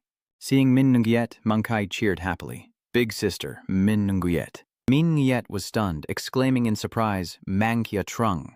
Man Kai still happily called out her name at Min Nguyet's trade guild, but because of her reckless actions, she had to be punished. After hearing the full story, Min Nguyet frowned slightly. So it was all the Yuan Marquis trade guild's doing. Then it's clear that my enemy is him. It seems that the Yuan Marquis caravan has been involved in slave trading for a long time. They trade slaves at low prices, but with high profits, a Trung added. But in Bakwang City, slave trading has been completely banned, so they operate very cautiously to avoid detection, and coincidentally, a society has appeared that can be blamed. A trading caravan is envied by many others. Min Nanguyet, caravan is you. So from the start of the test, he approached me and observed. As expected, my aggressive personality made me a target of dislike. A Trung asks, so what do you plan to do? Are you going to eliminate Marquis Yuan? Of course, that's the right thing to do, but without the support of the 12 emperors. If Man Kai is right, this illegal trade group is backed by the 12 emperors, a former bandit. Acting hastily will only make things worse. Whether we are right or wrong, our merchant guild, the Ngu Shuyan sect, and almost all of Bakwang are tied to Bin Than, lacking power and yet arrogant. If we confront them without strength, only we will suffer. After a moment of silence, a Trung slowly spoke. But we can't just stand by and do nothing. The Yuxuan sect does not allow evil to prevail. I'm sure you don't want to be falsely accused either. At least we should rescue the kidnapped children as quickly as possible. Min Nguyet looked at her with a surprised expression. It seems you really want to help, huh? Even though this has nothing to do with Than Lian Ding. I'm not someone eager to help either. If you feel the same, then whether she wants to or not, they just want to help. Before their conversation, Man Kai and Hu Quan just watched silently with puzzled looks as the desperate cries of children echoed from the cave behind Marquis Thuongdoan Yuyen. The kidnappers are shouting and trying to control the situation, but the crying only gets louder. At this moment, Ba Kai appears, and Duangtan nervously reports from behind, it's not enough to catch them all, he will be disappointed. That's the problem. As the children's cries continued, Bai Chi's hand appeared with a long whip, cracking loudly in the air before he ruthlessly flung the loudest crying child out. Bai Chi, furious, shouted, "Shut your mouths or I'll make you regret crying and making me so angry." After venting his anger, Bai Chi coldly asked, "You said there was a spy, right?" "Yes, I sent people to chase him, but those 6 were killed." Looking at the ragged children on the floor, Ba Kai clicked his tongue. "This business is big, so I need to catch more people. Tie them up and take them somewhere else for me." The subordinates obeyed orders and shouted for the kids to stand up. The next day, at that very hideout, a Trung and Man Kai quietly approached. A Trung softly asked, "Is this the cave?" Yes, they took the children inside there. Both of them remained silent, observing as the inside was unnaturally quiet. A Trung frowns and whispers, "The children have been kidnapped. It's too quiet. Something's not right." They sneak inside, but as soon as they step into the cave mouth, the scene before them leaves both stunned. Completely empty. No sign of anyone. Man Kai was panicked. "There's no one here, but yesterday you saw them go inside." At that moment, a cold voice sounded from behind. "They haven't gone anywhere. I've been waiting for you for a very long time." Duan Shan stepped out, his eyes full of sarcasm. "I knew you would come back here." As expected, you are Min Nguyet's henchman, meddling in matters you shouldn't have gotten involved in. A Zhang quickly called Man Kai, saying, "I will deal with this guy. Go inside and find the children." Man Kai nodded and said, "Okay," but before they could escape, they were surrounded by enemies. "You won't go anywhere. Both of you must die here." "Wow, coming here so late at night like this?" "Sorry, sir, we came in such a hurry because of an urgent matter. If he is sleeping, we can wait until he wakes up." Min Nguyet quietly calculated. "A Trung and Man Ki will go rescue the children in the cave. We must find a way to get them out. I will lead the other leaders to Thuongdoan and Nguyen Hao. If negotiations fail, we must force a confrontation with Bakai." Actually, when she came up with this plan, the guard commander tried to stop her, saying it was too dangerous for you to go alone to the enemy's place, but Min Nuit still refused to change her mind. We are short-staffed, so we have to accept it. I don't know how the Thuong Doan Nguyen Hao is involved in the kidnapping, but we need to investigate thoroughly to eliminate them. While we advance inside, Quan, I need someone to patrol around. They might have taken the children elsewhere after Mankai discovered them. Our top priority is to rescue the children and return to the confrontation between Duong Than and A. Trung. Both sides are fighting fiercely, with Lang Lan Thuk, not yet using her ultimate move, continuously pushed back by the opponent. She secretly laments that his external skills are too strong, and normal techniques are useless against him. A Trung instantly shifts stance, counterattacking with the reverse wood fish cross, the sword flashing like lightning aimed straight at Duong Than, who is running away beside Mang Ki. The boy dashes forward, behind him the shouted question, "Where do you think you're running off to, kid?" Mankai desperately shouted, "Don't chase anymore!" Just then, he yelled loudly, "Everyone's here! Save us!" As soon as he finished speaking, a group of people in purple suddenly appeared to rescue them. The two sides clashed with weapons, fighting fiercely, while Mang Ki took the opportunity to slip away and run. The scene shifts back half an hour, revealing the situation outside the cave entrance with a crowd waiting, until one impatient person makes a snide remark. Duong Than is keeping everyone there just to catch those two kids. What a waste of effort. The leader replied, "But this is easier than taking the kids to the meeting point, so it's fine. Once we catch them, we'll be treated to a feast." Hearing about drinking, that guy grinned widely. Not bad. They were just bragging when suddenly two guys were startled as another group appeared from behind and started criticizing them. Such irresponsible people calling themselves bodyguards. Leader Daivan's team leader said, "Team leader, it's very dangerous over there, you should fall back." However, Daivan still insisted on moving forward. "No, Min Nuyet is entering the tiger's den. I can't hide behind. That would be too shameful. Once I save the children, I must be the one to step forward so the villagers will remember me, and then I can teach that bitch Min Nuyet a lesson." When they realize his identity, everyone surrounding the cave mouth suddenly panic and hurriedly draw their weapons. "Leader Daivan, why are you here?" "No need to waste words with them." Daivan coldly ordered, "They've drawn their swords. You all get to work." Immediately, his followers charged forward. Daivan shouted, "Kill them all." Then the two groups of guards clashed fiercely. "Damn it, we've been attacked. Everyone prepare to fight."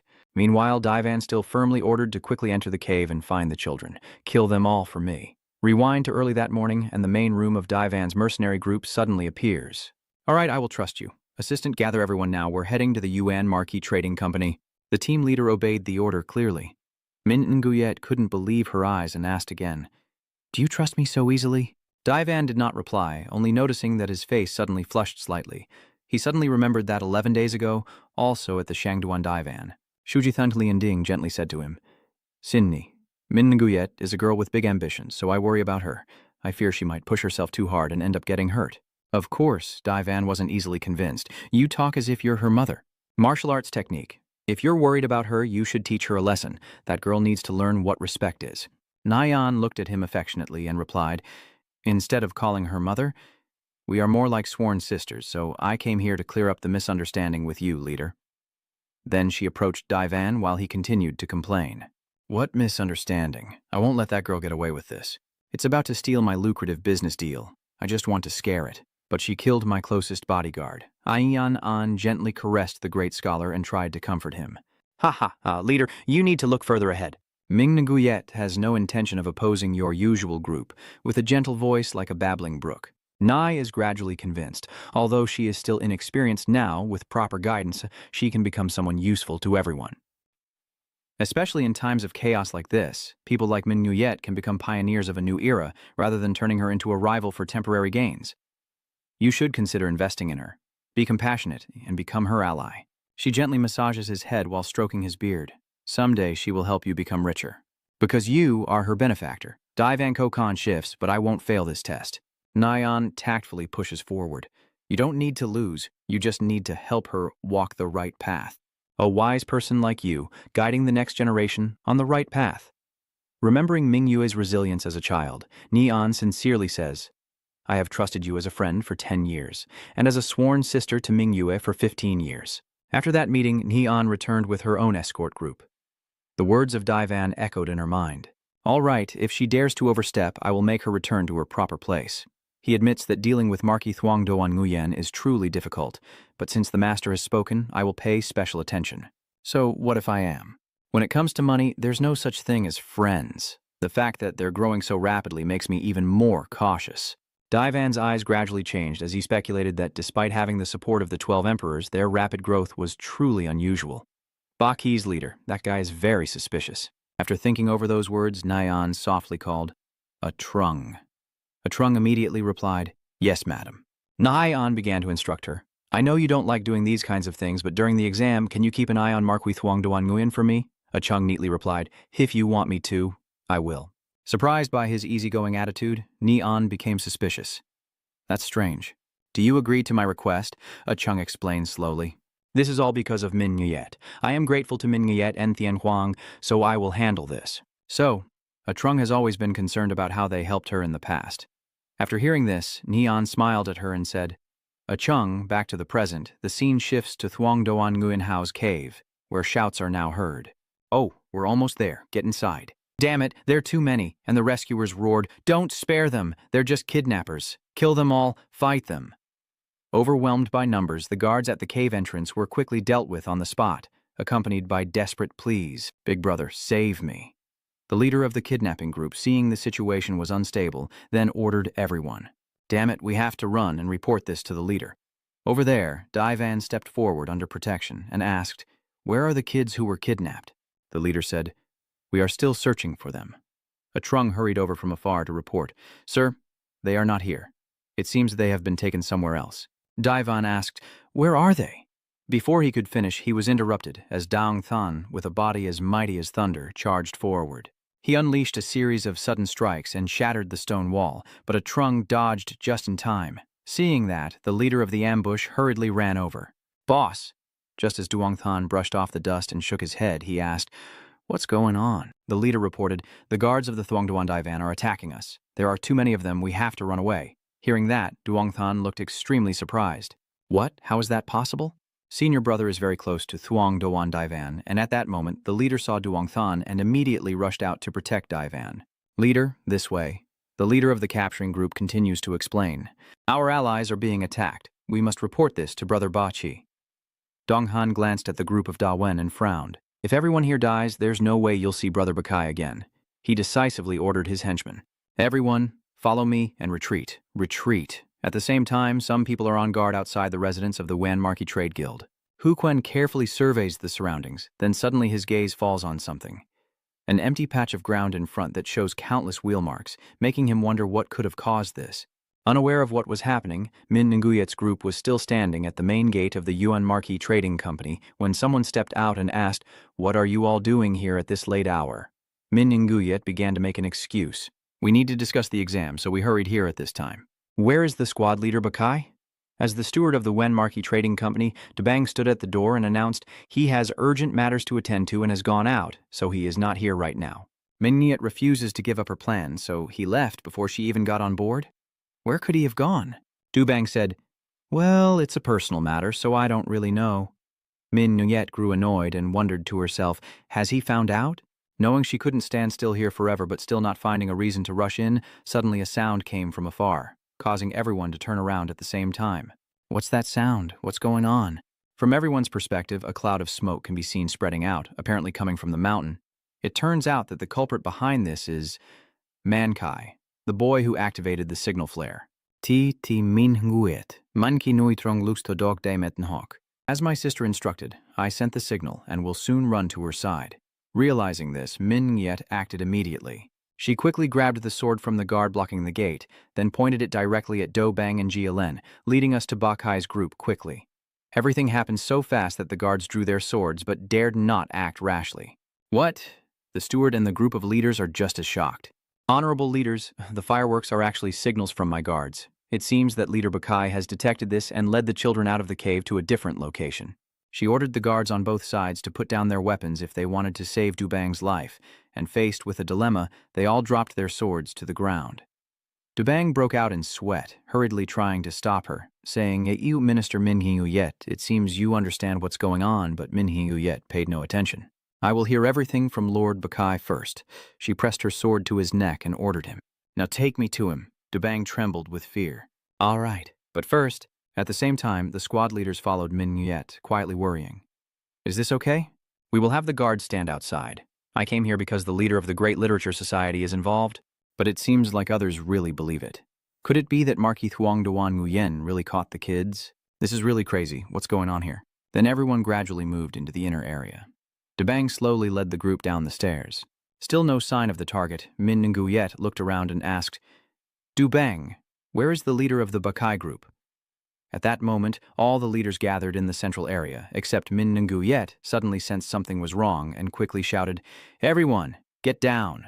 Before she could finish her sentence, red streaks suddenly appeared from all sides, sweeping through the leader's group and causing everyone to bleed and cry out in agony. Seizing the opportunity, Dubang immediately fled. Suddenly, something rushed to attack Min Nguyet, but luckily, Man Kai quickly jumped in and pushed her out of the way. Sister Min Nguyet, be careful. The little boy is rolling around on the ground.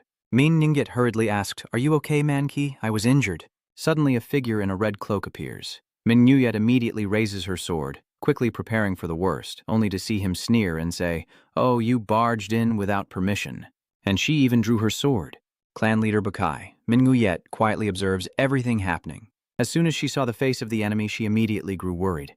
It was Tanda Ba'an who asked in a deep voice, Are you the famous Min Nguyet? Is Kai still alive now? Hick, big sister Min Nguyet. You have the talent to accomplish great things, huh?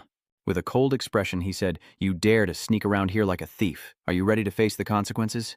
Although his face remained unchanged, Ba'an's aura grew more and more terrifying.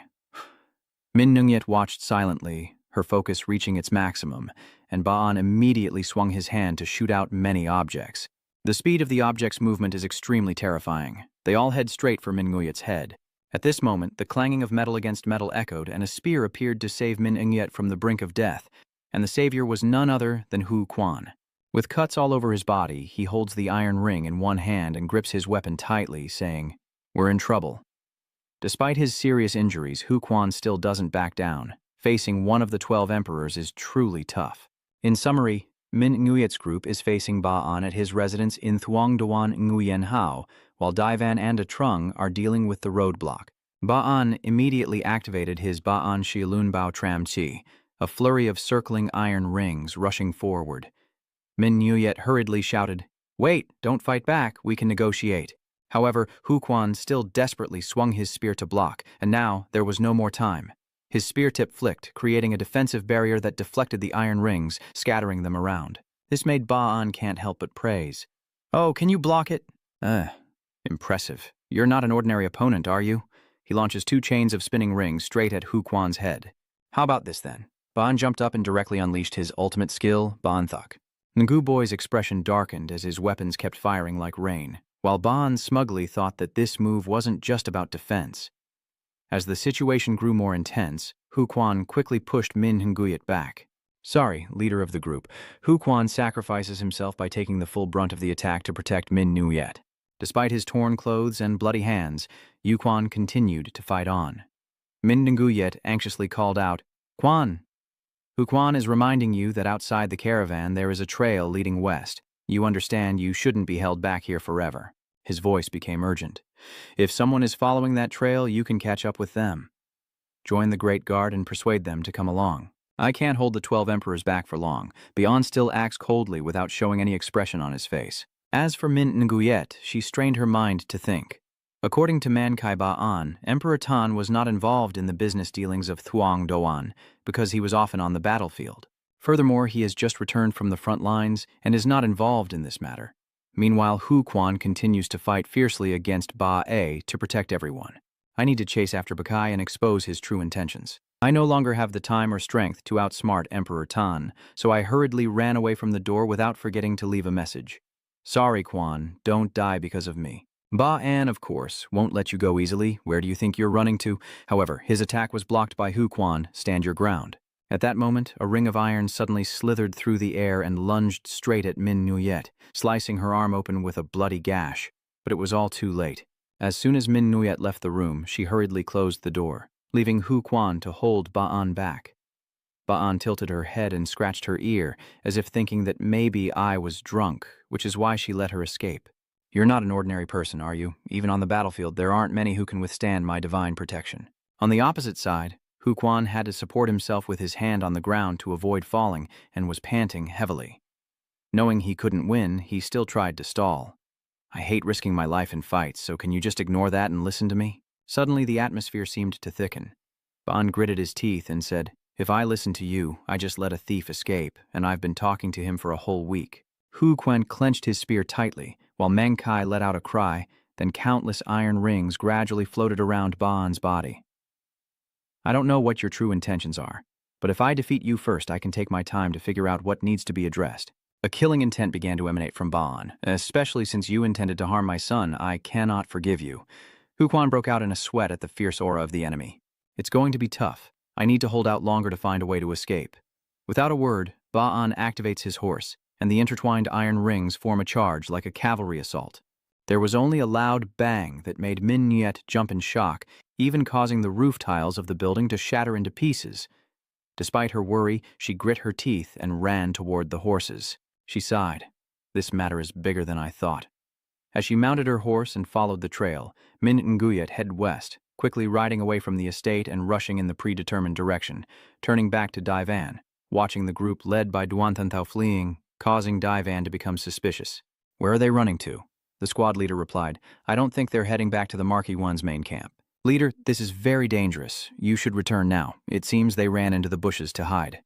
Just then, Min Nguyet arrived just in time to inform. "Commander Daivan, it seems they have already taken the children away from here."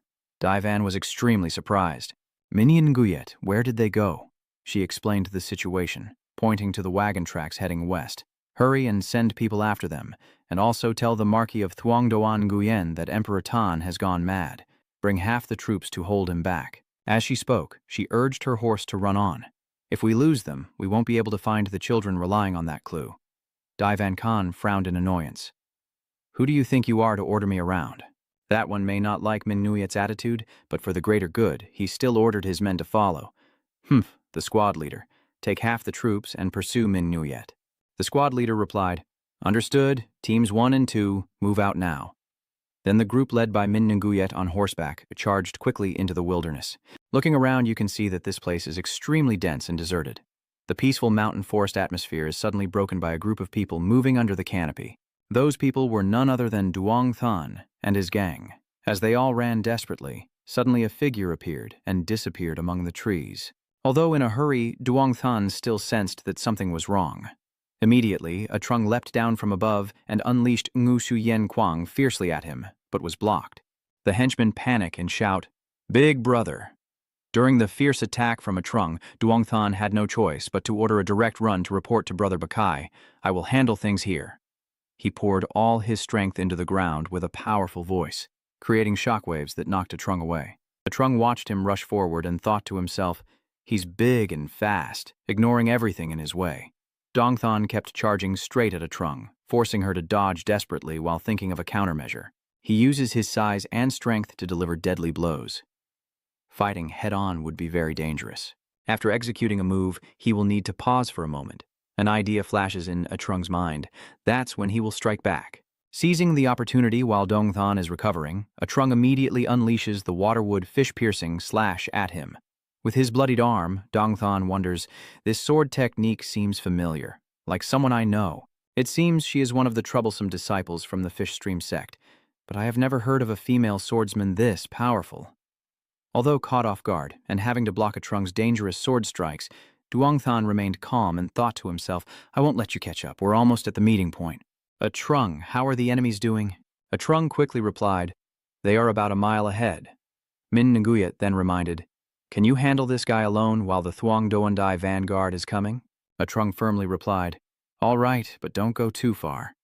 A Chung shouted loudly, swinging his weapon to block him and prevent him from affecting Min Nguyet's movement. The sky gradually darkened with thick clouds, and amidst the deserted mountains and forests, only the sound of horses neighing could be heard. Suddenly, a drop of water fell on the leaves, signaling the rain was starting, but regardless of the storm, Min Nguyet continued riding forward. Suddenly, Min Nguyet's eyes widened as if she had just discovered something.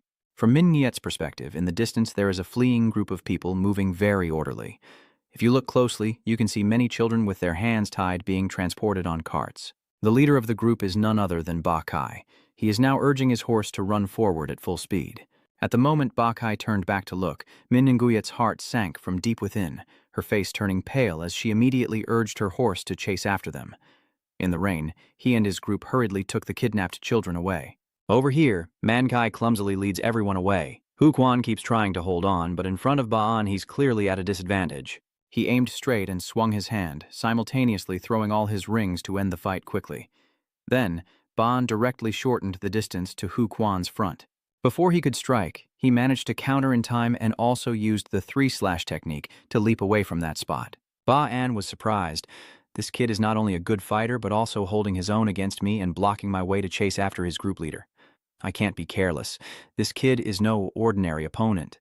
Hu Quan breathes heavily, feeling tense. I think I've held on long enough. Then he unleashes a continuous spear attack using the Than Tuyen Thuong technique towards Bainan. Not surprisingly, he easily dodged. But before the opponent could touch him, Hu Quan once again escaped by using his spear as a lever to propel himself away. He just wants to quickly find a way to escape now. Down below, Ba'an quickly realized that intention and immediately moved. He praised him, saying you fought Lak Huang twice and appeared to block Hu Quan's path. He struck with a palm, sending him flying backward despite his quick counterattack. Ba'an surprisingly managed to counterattack just in time. He's still young, but his martial skills are truly formidable. I wonder how he's been living all this time. Hu Quan managed to land safely despite falling. This fight has really gotten my adrenaline going, but I can't keep staring at such a dangerous opponent on the battlefield. Should I kill him now? Seeing him about to make a move again, Hu Quan was sure he would be killed. Although I don't want to, it seems there's no other choice. I have to die here. He assumed his stance, pointing the spear forward, and a second later it emitted a blue light. Ba'an, sensing his opponent's resolve, grew even more intrigued. Hu Quan was ready, either to survive or to die here. Just then, Dai Van and his men burst through the door. Wait, what? My mind went blank. Why is the door like this? It's broken. Ba'an tilted his head. Dai Van. Your Majesty Emperor Tan, I heard you just returned from the battlefield. Yes, my drinking buddy, what are you doing here so late? Is it raining outside? Actually, we can't discuss this over drinks. Please listen carefully. Is something wrong? Hu Quan sighed in relief, finally saved. At the same time, it was still pouring rain outside as Min Nguyet sat on her horse, trying to ride as fast as she could. Soon after, the others also caught up, and at that moment, 2 mysterious figures appeared, watching them from afar. They hurriedly called us out at this hour. Turns out he's being followed. What should we do now? We need to get the goods. Just stand here and watch to see how he handles it. Then they turn around and leave. I'm so sleepy, just hold on a little longer. At this moment, Min Nguyet has caught up with Bakai's group. Master Min Nguyet out there is very dangerous. Step back. Bakai also turned around, facing each other. On the old carriages, the sound of crying children still hadn't stopped. It's all over. Leader Bakai releases the children. What a bother. Big brother, what should we do now? What else is there to do? Once we've been discovered, they won't let us live. Kill them all. When the enemies make their move, Min Nguyet's troops quickly advance. Draw your weapons, we will rescue the children. You better find a hiding spot. Clan leader, the order has been given, everyone immediately fights back fiercely, absolutely not letting a single one of them escape. Bakai slowly approached the children, then directly grabbed a child by the collar and pulled him up. The child cried out loudly. Bakai turned to look at Min Nguyet with a dark expression. She frowned, immediately realizing she needed to act. Min Nguyet quickly rode forward, ignoring the crowd caught up in the chaos, and chased Bakai into the mountain pass in the heavy rain. At first I planned to blame you and take over the trade union, but now you've dug too deep, so I have no choice but to kill you. That's right, you are exactly like that. When cornered, you will turn around and bite your master just to survive. I still remember when I met you at the trade union meeting. At first you looked very different from before, so I almost didn't recognize you. But seeing your behavior and expressions, I remembered who you are. Min Nguyet, confused. What are you talking about? He quietly leans down and wipes some blood with his hand. Next, Bachi takes off his glasses and smears that blood on his face. Do you remember me? The first time we met, we were very close. We hugged, cried, and fell asleep from exhaustion. Since that day, we both have changed a lot. Hearing this, her face darkened, and sometimes the master also recalls that day. The day you set the entire estate on fire and tried to escape with those children. Because of you, many people lost their lives, but thanks to that, I gained the trust of the master. Following the master's orders, I established a trading caravan in Baiyuan City to serve him as I do now. He smiled eerily. I am sure the master is eager to see you again here. Do you think you can escape from me? I am everywhere, Even in your dreams and after you die, you will never escape me. Come on, Sinni, let's meet the master again." At Huquan, Daivan recounted everything to Ba'an, then fell silent for a long time before immediately denying it. "Lying, Emperor Tan, everyone's lives are in danger. We must find leader Bakai to uncover the truth behind this kidnapping," Kai interjected. "I also witnessed it myself." The bodyguard of Marquis Yuan's trade caravan had kidnapped the children and locked them in the nearby cave. Yu tried to say more, but he was no longer listening.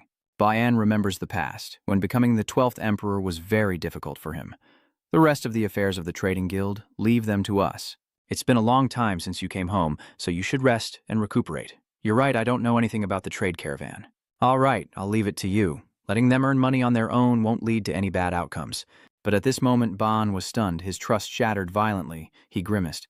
"Stay here and wait for me. I will go check myself. If you dare to deceive me, I will kill all of you." With that, Ba'an kicked off and jumped upward, piercing through the roof and disappearing in an instant.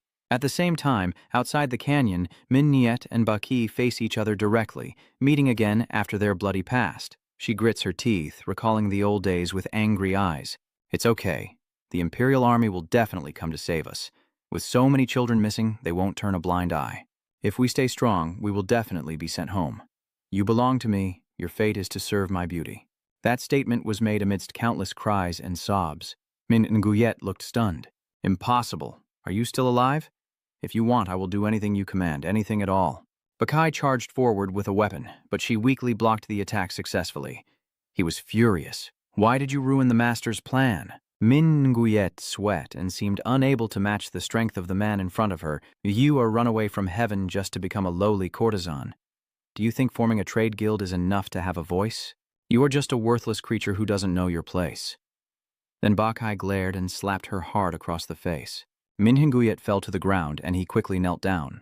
Bakai pressed her beneath him to attack, holding her wrist tightly and declaring, "I will teach you a lesson on behalf of my master." Min Nguyet raised her remaining hand, firmly grabbing a lock of Bakai's hair, then yanked it sharply and directly struck his eye with a headbutt, refusing to let go. Bakai cursed, "Let go, you bastard." Next, Min Nguyet uses her remaining hand to grab his hair. "I already know my true identity." Then she pressed her nose against Bakai's and kept hitting it until he was dizzy. "You bastard, let me go. If you let go, he will kill me." When Bakai pressed her down with his hand, Min Nguyet immediately bit into his hand. He cried out in pain to the sky. Taking the opportunity, Min Nguyet rolled over and pushed Bakai to the ground. "You are the one causing trouble for the wrong person. Do you know what they call me? You vicious woman." Confirming that nickname, Min Nguyet grabbed Bakai by the hair with one hand and delivered a knee to his face while the battle with A Chung continued, the opponent showing no signs of stopping, each strike met with a punch from Duong Than. After another clash, both of them retreat to defend themselves at the same time.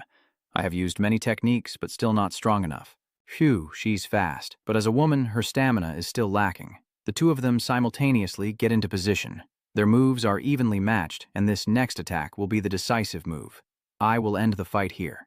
A moment of silence passed, and both of them stared fiercely at each other for a while before rushing toward each other simultaneously. But before a trunk could strike, a streak of orange light shot across, wrapping around Duong Than. She looked in the direction of the shout and was confused. "What is that, girl?" In the sky, as he was pulled up higher, he kept screaming in fear. Ba'an recalled many years ago, "Sir, you are the famous general of the northern border, right? Even if we become your slaves, we accept it, so can you take us? We're starving." "Your Majesty Emperor Tan, while you were away, Duong Than has become a 20-year-old young man of remarkable talent." Oh my, I feel so embarrassed. At the same time, those fighting below also wondered where Duan Shan had appeared from in the sky, especially as Bayan's eyes had already glanced over the kidnapped children, their heads covered, their limbs bound, sitting on the cart. "Please leave that to us. We'll handle the trade caravan's affairs ourselves. We've prepared a feast for you, so go inside and enjoy it. It's been a long time since you returned home from the battlefield." Remembering these memories, Bayan ruthlessly killed all the members of his trade team below. In another corner, Bakai turned the tables on Min Nguyet, leaving her battered and collapsed on the ground. He gasped for breath as he cursed, "You are just a fragile woman, your lowly kind." So, Bakai cursed and kept kicking Min Nguyet, saying, "You ruined my business, so I will pay you back. I will take you and those kids with me, tormenting you until you wish for death. You will beg me to kill you, and I will bring you and those children to the master." At this moment, the shabby horse turns its eyes toward the newcomer, who remains unaware and continues on. Surely the master will be very pleased. What do you think? You really want to see the master again, don't you? Only when Baan spoke did Bakai turn around in shock, stunned. Father. Father looks at the scum in front of him, and his perception of him has also changed. So father has become the 12th emperor. You're very talented, but having a past as a general isn't very good. So let's establish a trading guild under the name of Emperor Qin. Just leave the management to me. I will strengthen our reputation and wealth to help you. Anyway, we are family. Only then did Baan realize that in that child's eyes, there was never the innocence typical of a child. A few minutes ago, while Mrs. Anne was busy slaughtering her mercenaries, she was being watched from afar by the fat man and the skinny man. It's raining now. Let's head back. So, what about the goods? The boss doesn't want us to cause trouble with the 12 emperors, so we no longer have any goods in the northern realm. You idiots are going to get everyone killed. It's just a waste of time. Let's go back to heaven. Returning to the present, Bayan had brought Duongthan to stand before Bakai. He opened his eyes wide and stared at the opponent. Bakai was stunned, stammering as he called out father, still unable to believe the truth. Bayan remembered old memories again. Dad, you are a bandit general, but why don't you take over your own territory? Call me big brother. Dad personally named you, so I want to call you Dad. Answer me, Dad. After the war, other gangs went out to loot to supply food for the army. But what about our gang? We are originally a gang of robbers who exploit others. Because we don't loot, that's why we are poor. Bayan affirms that our original gang does not steal from the poor. Was your father a righteous thief? No, I do it not for that reputation. I only steal from those who have more than enough, so they suffer no loss. If we robbed the poor during wartime, they would starve to death. If we are in great need, we can ask for alms from the northern border. Actually, I don't really like killing people. So now you're mocking me because I am a thief pretending to be a saint? No, father. Your ideals are very admirable. Do I respect you? He. Then that's a relief. It turns out Bakai had a plan in mind back then. A fool. He is very suitable for me to hide my identity, but now he has completely revealed himself as a bloodthirsty killer. No, Dad. You have misunderstood. Listen to me. Before he could finish his sentence, Baan struck him with a slap. Bakai fell to the ground and immediately fainted. Min Nyet's group was stunned, and she slowly sat up. My son, no, this criminal will hand him over to the authorities. If I take him away, I will do what the 12 emperors should not do. I will obey the order, take responsibility, and hand him over to the authorities. Everyone began to clear the battlefield and take Bakai and Duongthan away. Leader Min Nyet, are you all right? Hurry and check on the child over there. It looks like it got hit on the head. Oh my God, it's still alive. Damn it, it's badly injured. We need to treat it first. At the same time, someone hurriedly rode in on a horse. Min Nguyet, leader of Min Nguyet, where are you? I'm here. What's going on? Here they are. I am the messenger from the Nguzuyen faction. The elder sent me here. The current situation is very bad. You need to go to the test site immediately. Other sect leaders are also gathering there. Due to heavy rain, the river water is rising, causing flooding. The flood hit suddenly and fiercely, destroying all the houses in the lower areas. People and livestock were all swept away by the flood. Some, who were lucky enough not to be caught in the current, quickly moved to higher ground. The group of Daivan stood there in shock. Damn it, I invested everything here and it was destroyed in an instant. Leader Min Nguyet, the leader of the Lutian group, is panicking. The river's water level is rising. Not only that, but the flood damage is also severe. The village is flooding and the situation is very dangerous. Ming Nguyet said, we need to evacuate the villagers first. The great literature leader recently has a tent from the Yuan Marquis trade team. We can evacuate the people there. Huh. Min Nguyet, don't order me around anymore. We'll evacuate the people in the lower reaches. Moksun and Bak Kuang, you handle the upstream areas.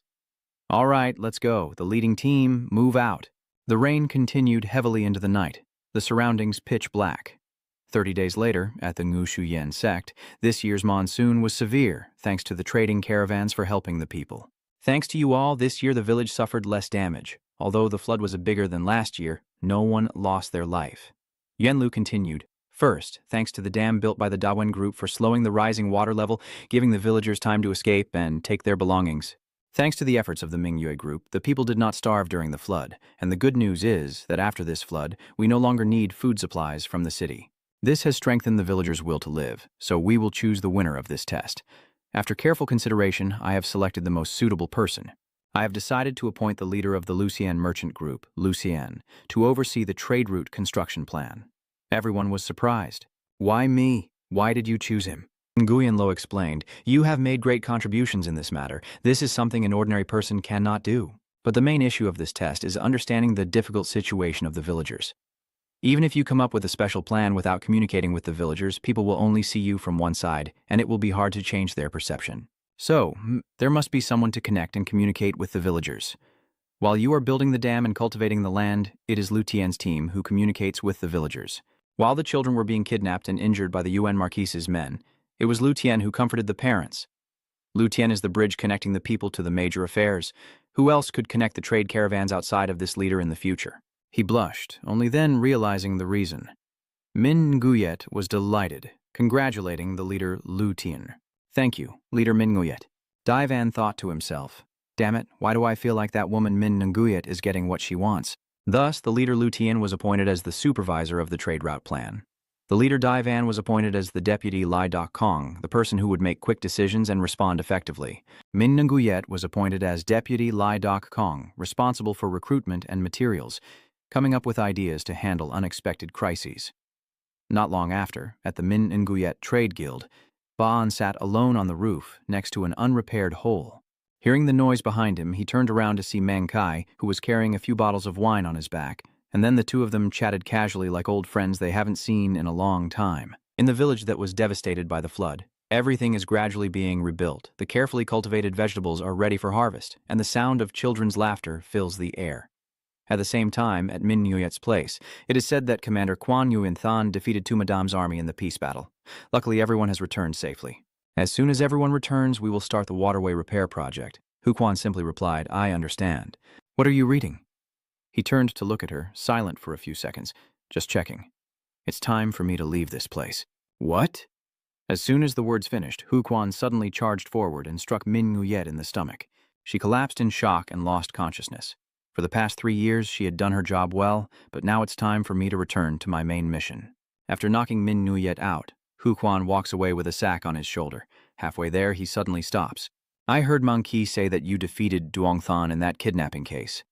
Duong then realized that the kidnapper seemed to want revenge for his friend, but he wasn't quite sure. Thank you, Atrung. Only then did Atrung slowly emerge from behind a tree. Why are you here? I've suspected you for a long time.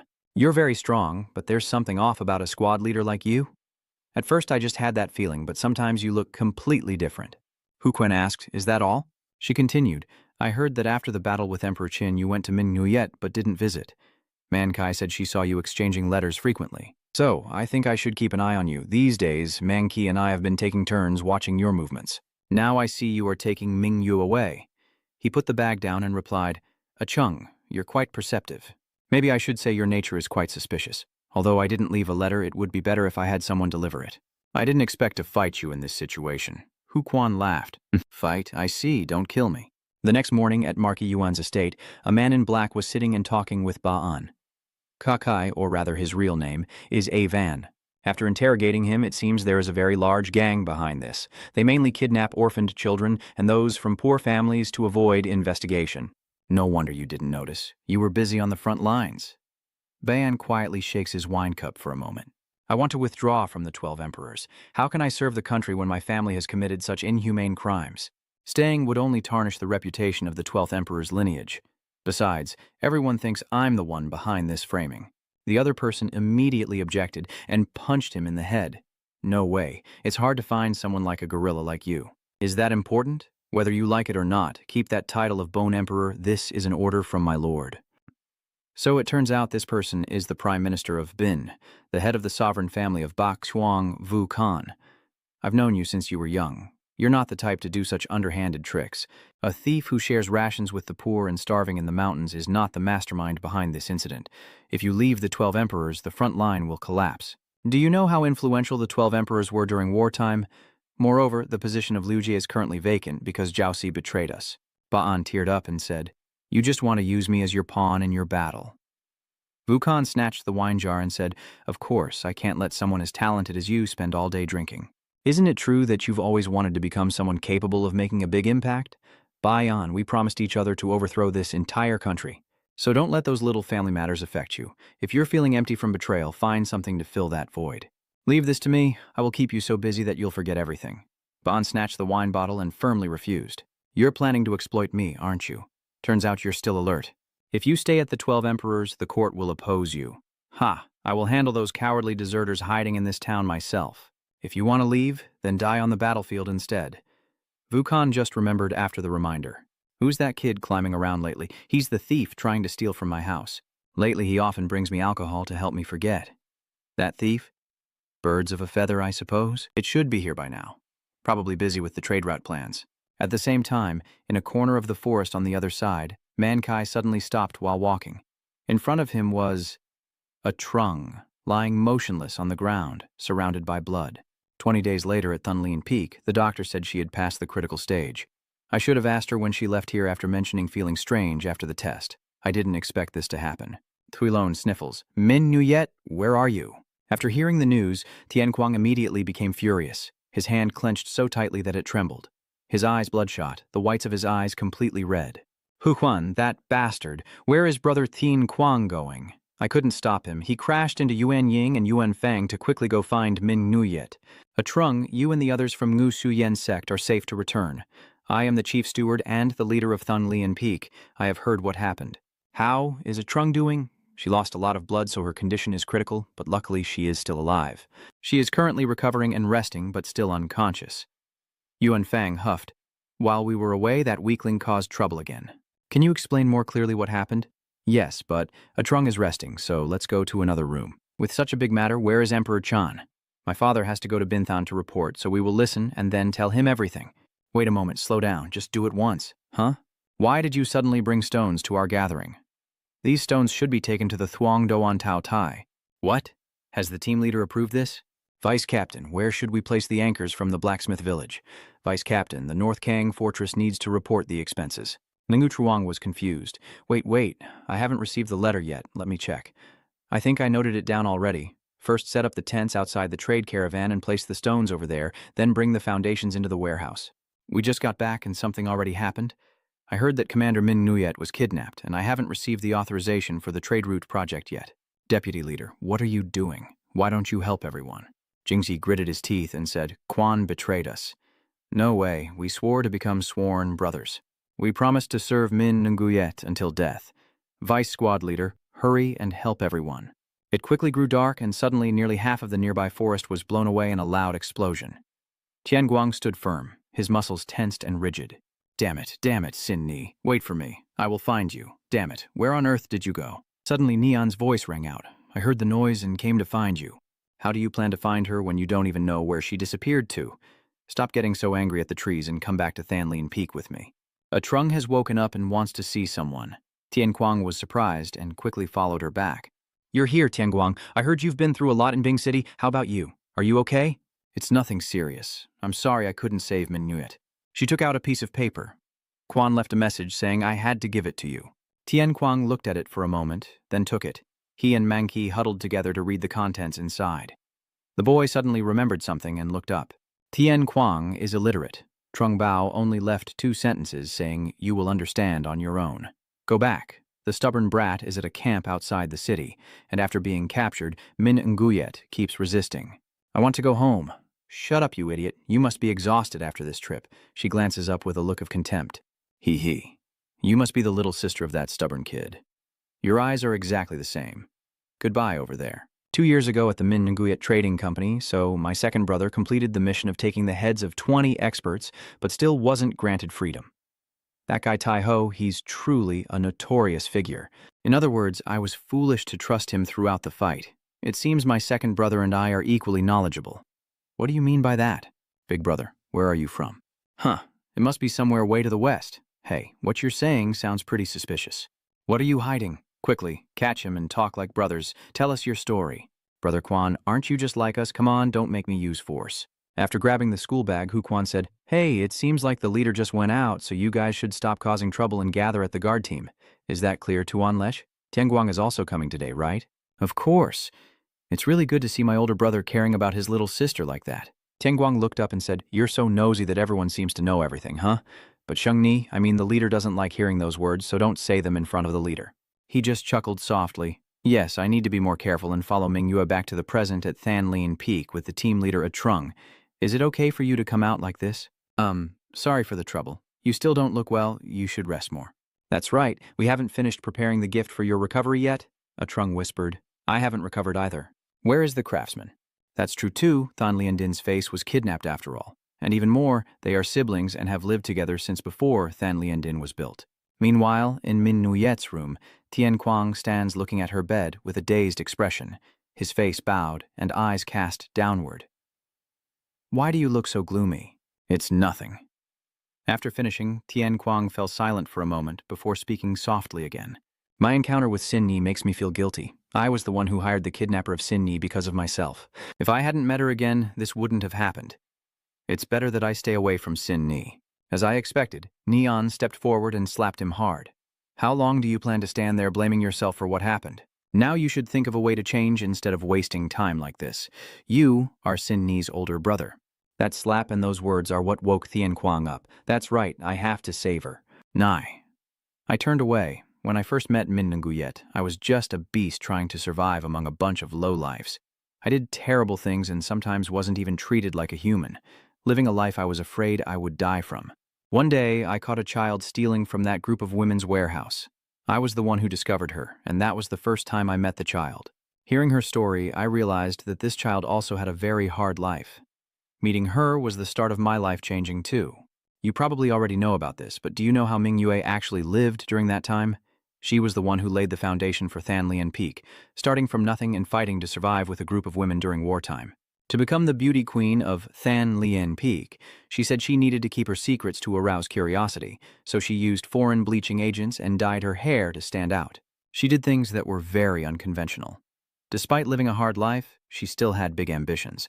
On nights when the Peak Youth Society closed its doors, we would sit and drink tea until dawn. During those times, Sin Ni always talked about her future. She said that one day she would establish her own country with a city wall and live there. Within that fortress, we will all live happily like a family. A city where no one is allowed to force us to do anything. Even Min Nuyet is like a child when talking about it, but deep inside, she is also very afraid to do it. She was afraid that everything she had built up until now would be shaken and harm us. Saying that, she pointed her finger at Tian Kang. But one day, you appeared and called out Sin Ni's name. The person she thought was dead suddenly reappeared, and Sin Ni's frozen future was shaken once again. Her dreams, the things she was afraid to pursue, come back to life. Hearing that, his expression immediately changed, and the sternness and gloom from earlier disappeared. At this moment, Meng Ho opened the door and entered. Sir Steward, Min Nguet's belongings have been delivered. The items seemed to be the belongings she brought with her for the exam. These items were found in the tent of the Marquise's caravan. Because of the child kidnapping case, they couldn't send the items here, but the guards from Min Nguet's caravan went there to retrieve everything. He gently placed the belongings on the ground. So that's it. Thank you. I will take my leave now. At this moment, Tian Kuang still stood there in a daze. After a while, he glanced at the pile of items on the floor. Then, under Neon's watchful eye, he approached and began rummaging through them. Tuilon couldn't stop him. This isn't trash. That's Min Nguet's favorite doll. She had it before she met me. Maybe Min Nguyet didn't notice, but I saw that she always kept this with her wherever she went, and whenever she felt scared, overwhelmed, or uneasy, she would hold this doll tightly when no one was around. It was broken, so she had to replace it with something else, but Min Nguyet still tried to keep the original look of the doll. Hearing this, Tian Kuang's tears kept welling up, as if he no longer heard Tuilon speaking. The memories of the past resurfaced vividly. Happy 5th birthday, little sister. Sin Ni, your brother made this gift for you. Does it look strange? No, I think it's very beautiful. Although it's not perfect, I like it very much. Thank you, Senior. Knowing that the doll from years ago is still with Min Nguyet now, the warm feeling like her smile back then makes Tian Kuang's tears flow freely. Tuilon worried as she saw him stay silent for so long, trembling all over. Are you crying? At that time, at Marquis Thuongduan Nguyen, Ba'an asked curiously, Do you plan to go rescue the kidnapped master? Yes, I already know where she was taken, so I will go right away. So, while I am away, please don't be sad. I will return soon, so take care of the elders in my group. He turned away silently, tears welling up in his eyes. Not again, crying before anything even happens. Are you the 12th Emperor? Don't cry anymore, I understand now. He pointed at the horses. I also want to go and help you, but Quan Vu Khan told me I have to stay here and not cause trouble. It's not much, but take these horses with you. They've been standing around here for days. Oh, thank you. Not long after, on the outskirts of Muangsan City, a Trung went to meet Nguyen Phuong. What do you want? I heard you're about to leave to find that courtesan named Min Nguyet or something like that. So what? Huh. I'm just worried that a weakling like you will once again cause trouble for the Nguzu Yen sect when you're out and about. Is that all? He suddenly rushed forward and handed over a sword along with a bag of items. What is this? This is my sword and your clothes. I heard your sword was broken in the last battle. Next time you face him, use this to prove that the swords of the New Suyen sect will never break again. A Trung was amazed. Big brother Nguyen Fuang, but the guards have prepared a special sword for you as a gift to celebrate your recovery. He blushed and quickly pulled his hand back.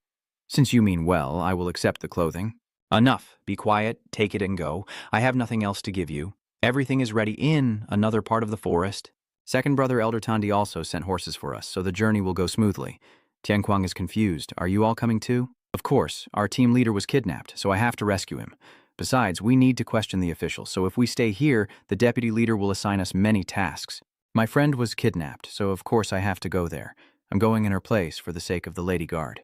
Tuilon is excited. Let's go. Together we will rescue Min Nguyet. I'm not here for sightseeing. I'm coming to see you now. Sin Ni was in the forest, still very hungry, while nearby in the city, the people were rushing to welcome the hero who had returned. After defeating the traitorous army and repelling the foreign invaders led by Tu Madame, saving Bin Than from Tai Quoc's threat, the sect leader from Nu Shuyen, 12, returned to Dainhan, Nguyen Than Quan, walking leisurely among the vibrant banners before heading straight to the imperial palace. Inside the palace, incense smoke billows. The 36th Emperor of Bin Quoc, Von Nguyen Ho, happily praises. I hear that your group from Nuzuyen defeated Sima's father and son. Well done. The city official. The official humbly replied, I only fulfilled my duty as a subject. Many soldiers were injured, so I ordered the troops to retreat first. We were divided due to urgent messages, and all of it is my fault. Your Majesty, please don't say that. You are a hero, and thanks to you and the Ngu Zuyen faction, countless common people have been saved. I know the Emperor relies heavily on you. Your Majesty, is there an urgent message you need to report to me? The city magistrate hesitated for a long time, and after the city lord of Xiaohuang City, Sima Lu, betrayed, Princess Wu Hoa has committed suicide. This statement shocked Wu Yuan, who widened his eyes. Previously, during the peace battle at Xiaohuang City, the soldiers shouted to each other, Take the city without harming civilians. Don't worry about them, just focus on capturing the city. Vo Hoa stood above, overhearing the desperate cries below. Please have mercy. Mom, where are you? At this moment, An Qian threw open her room door and looked up at the figure ahead. Princess Vo Hoa, I am An Qian, a disciple of the Nhat Quang sword sect from Baikuan City. I am here to escort Princess Vo Hoa. Are you trying to attack me with your sword and seize my city? Are you planning to escort me to the afterlife? I apologize, but the situation is very urgent. Tuma's army and Bin Quoc's army are currently fighting in Bin Than. We plan to isolate Tumaluk by capturing Tu Huang City, so please allow us to escort you. Princess Vo Hoa, they sold me to that monster before and forced me to leave Bin Quoc. Now you want to take this place away from me. Vo Hoa turned around to reveal the bruises on her face. Do you know how that monster has treated me ever since I was sold here? When I begged and cried for help, all of you turned a blind eye. Don't you think you're being too unreasonable? When my country needs me, they sell me to that monster. But when I need help, they ignore me. I'm too exhausted now. I can't survive this endless battle without doing what I want anymore. Qianan saw Vo Hua Jiao walking towards the railing and shouted in panic, No, I am so tired now. She left such a message and then threw herself down. After learning the truth, Vun Guyen covered her face and cried out loud, Sister, why did you leave me behind and go away like that? Chengguan quietly listens to his mournful sighs. At this moment, someone burst in and said, receiving both good news and bad news at the same time. Prime Minister Qian Vukan suggested that we should prepare for the national mourning right away. A sudden protest echoed. No, because the princess did not leave peacefully, so this is not a national mourning. Instead, let's hold the funeral at the imperial tomb. Prime Minister Luan Koi smiled and added, We should also do our duty properly, right? Vukan and Chengguan both looked at him, then knelt down and shouted, Long live the emperor, each hiding their own schemes in their eyes. On the throne, Wu Yuan clenched his fists tightly, trembling. General, Prime Minister, you are excused. Meanwhile, somewhere in the western forest of Bin Quoc, a Trung is being bandaged by Thuy Lone. Thank you for helping me. Your bandage is too big. What did you say? Oh, it's nothing. I just have some hurt pride. Thuy Lone asked with concern. Your wound still hasn't fully healed. Is it okay to travel such a long distance?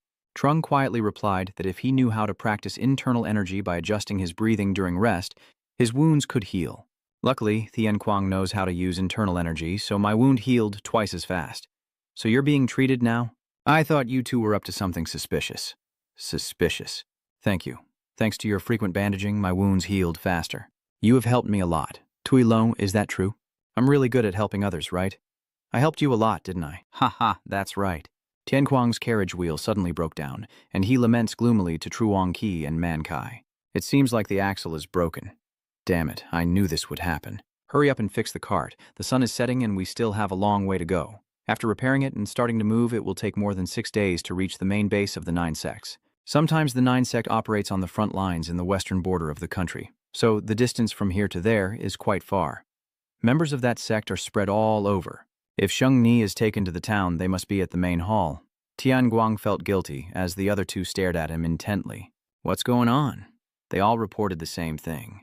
This role doesn't suit you at all. Stop pretending you know everything. That's right. You fit better with a more impulsive personality. You acting like that doesn't suit you at all. What's going on, heavens? Of course I worry about Sheng Ni, and I'm angry too, but if that person is the tiger I know, he wouldn't act so recklessly. What are you talking about? You always said he was a bad person before. He is a bad person, a bastard, a rotten fox. But he doesn't do bad things just for fun. Meanwhile, many people gather at the headquarters of the 9 Sect Alliance. Tai Ho excitedly shows Min Nguyet the official list of the 9 Sect headquarters. After that foolish kid set fire and ran away, we made an even bigger one. We still have the old one. When do you think that stupid kid will come back? I will punish him. Punishing that kid makes me feel very pleased. Do you want to see the camp where that kid used to stay? But it's really dirty and smelly there. That place is for war slaves, Min Nguyet asked coldly. What are you doing? Tai Ho replied seriously. Introducing the house. That's not it. Why did you suddenly corner someone like that? Tai Ho was left speechless by Min Nguyet's words. She continued to question her. From the looks of it, Hu Quan seems to be your subordinate. And all this time he has been hiding me inside. So you kidnapped me to use me against Tian Kuang, but why are you taking me on a tour of the sect with my hands tied like this? Your younger sister is indeed different from that kid. You are treated so well but still disrespectful. First, the associate is not my subordinate. We only cooperate with each other for a common goal. Secondly, I didn't hire Hu Quan just because of that kid. The reason I sent Hu Quan there is because of the Hell Buddha. Former sect leader, you escaped with him. He was one of the previous sect leaders of the 9 sects. Third, I didn't kidnap you because of Tian Guang. My initial plan was to kidnap Tian Guang, so your thinking is partly correct. But after observing you for over 3 years through the guard, I have a different opinion. If I could intervene a little, the trade caravan could grow even bigger. Besides weapons, I could solve the slave issue or even establish relations with the evil sects. This could be useful for the actions of the 9 sects on the front lines during battle. In other words, capturing you is much more beneficial than taking that kid. Don't you see? That's why I ordered him to bring you here right after the test ended. The reason I kidnapped you was to seize the Mingyue trading caravan. Tai Hu approached Mingyue while teasing. You are the one I have always desired. Become mine. At this moment, Luan Koi behind suddenly spoke. Staring at me like that, you're probably planning to protest during the awarding ceremony, right? You must be thinking we're just colluding with the enemy. Vu Kan jumped down, sarcastically retorting, his words as venomous as a snake, but moving as timid as a rabbit. As a servant of the Emperor, how could I become an enemy? We understand each other well enough now, there's no need to pretend anymore, right? Wu Zhuyan's faction is the solid strength of the Emperor, so it's normal for you to be cautious. Vu Kan bluntly questioned, so shouldn't I be more wary of you? General Bin, you are one of the most treacherous among those who follow the 12 emperors, and you are the most cunning, never revealing your true intentions to others. Luan Koi turned away and asked, why do you say that? I just want this country to be at peace. The peace you talk about isn't peace for Bin Kwok, and you're just beating around the bush. Grand Marshal, you are opposing the Chancellor. You are betraying him, claiming to bring peace to Bin Kwok, but it sounds like Bin Kwok belongs to you alone. Vu Kan angrily shouted, be careful with your words. Luan Koi Vonguyen is a better king than the previous emperor. He is a compassionate person who cares for his people, but compassion alone is not enough to rule a peaceful nation, especially when foreign factions are eyeing this land. What we need now is a strong force and a powerful emperor. A strong emperor can rule over a chaotic continent. After hearing these words, Luan Koi felt deeply sarcastic. You talk around in circles but act quite straightforwardly. Why don't you just say you want to become an emperor right away? Vu Kan immediately retorted, you're the one who only knows how to hide behind others and gossip. But I agree with you. We need a strong emperor. I would love to stay and talk with you, but I have other matters to attend to, so I must take my leave. Cowardly and already running away before the fight even starts. You're not even as old as my child, yet your attitude is so arrogant. Speaking of pupils, I just remembered, if you get the chance, send my regards to Pham. Ask about him? I haven't even seen him in over 3 years myself. I really don't understand what kids these days are thinking. That's why I like Pham. Only strange people truly understand each other. After Luan Koi left, Wukong fell into deep thought. In the end, he sighed softly. I don't understand Luan Koi and Pham at all. Back with Min Nuyet, is she confused by my strange attitude? I'm inviting you to join me, so what strange thoughts are you having? Your way of speaking is really weird. You're right, I admit it. If I talk about this secretly, I might change my mind later.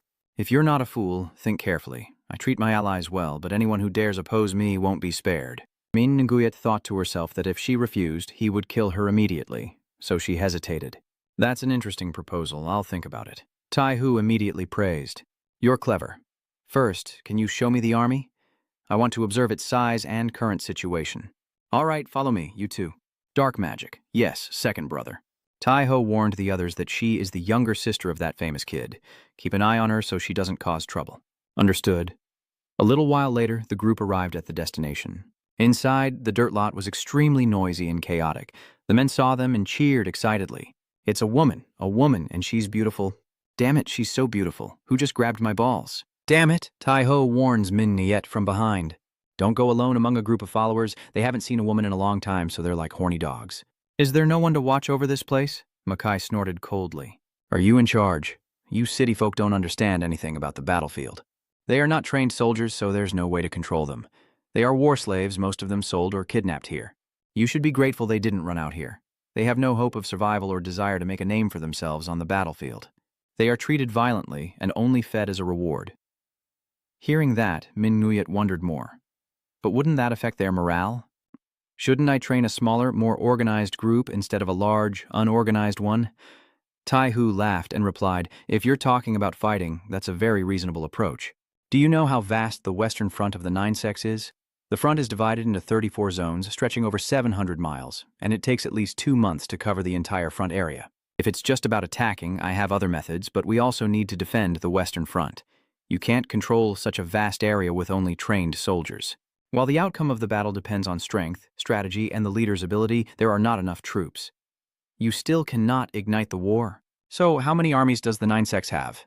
Who knows? They keep dying every day, but if you count all the trained soldiers, there are at least over 100,000, and including war slaves, more than 200,000. 200,000, yeah.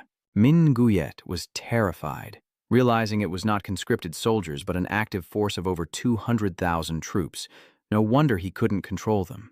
I have heard of the Hanku sect at the military camp before. I heard the western front of Bin Thun is the most brutal battlefield.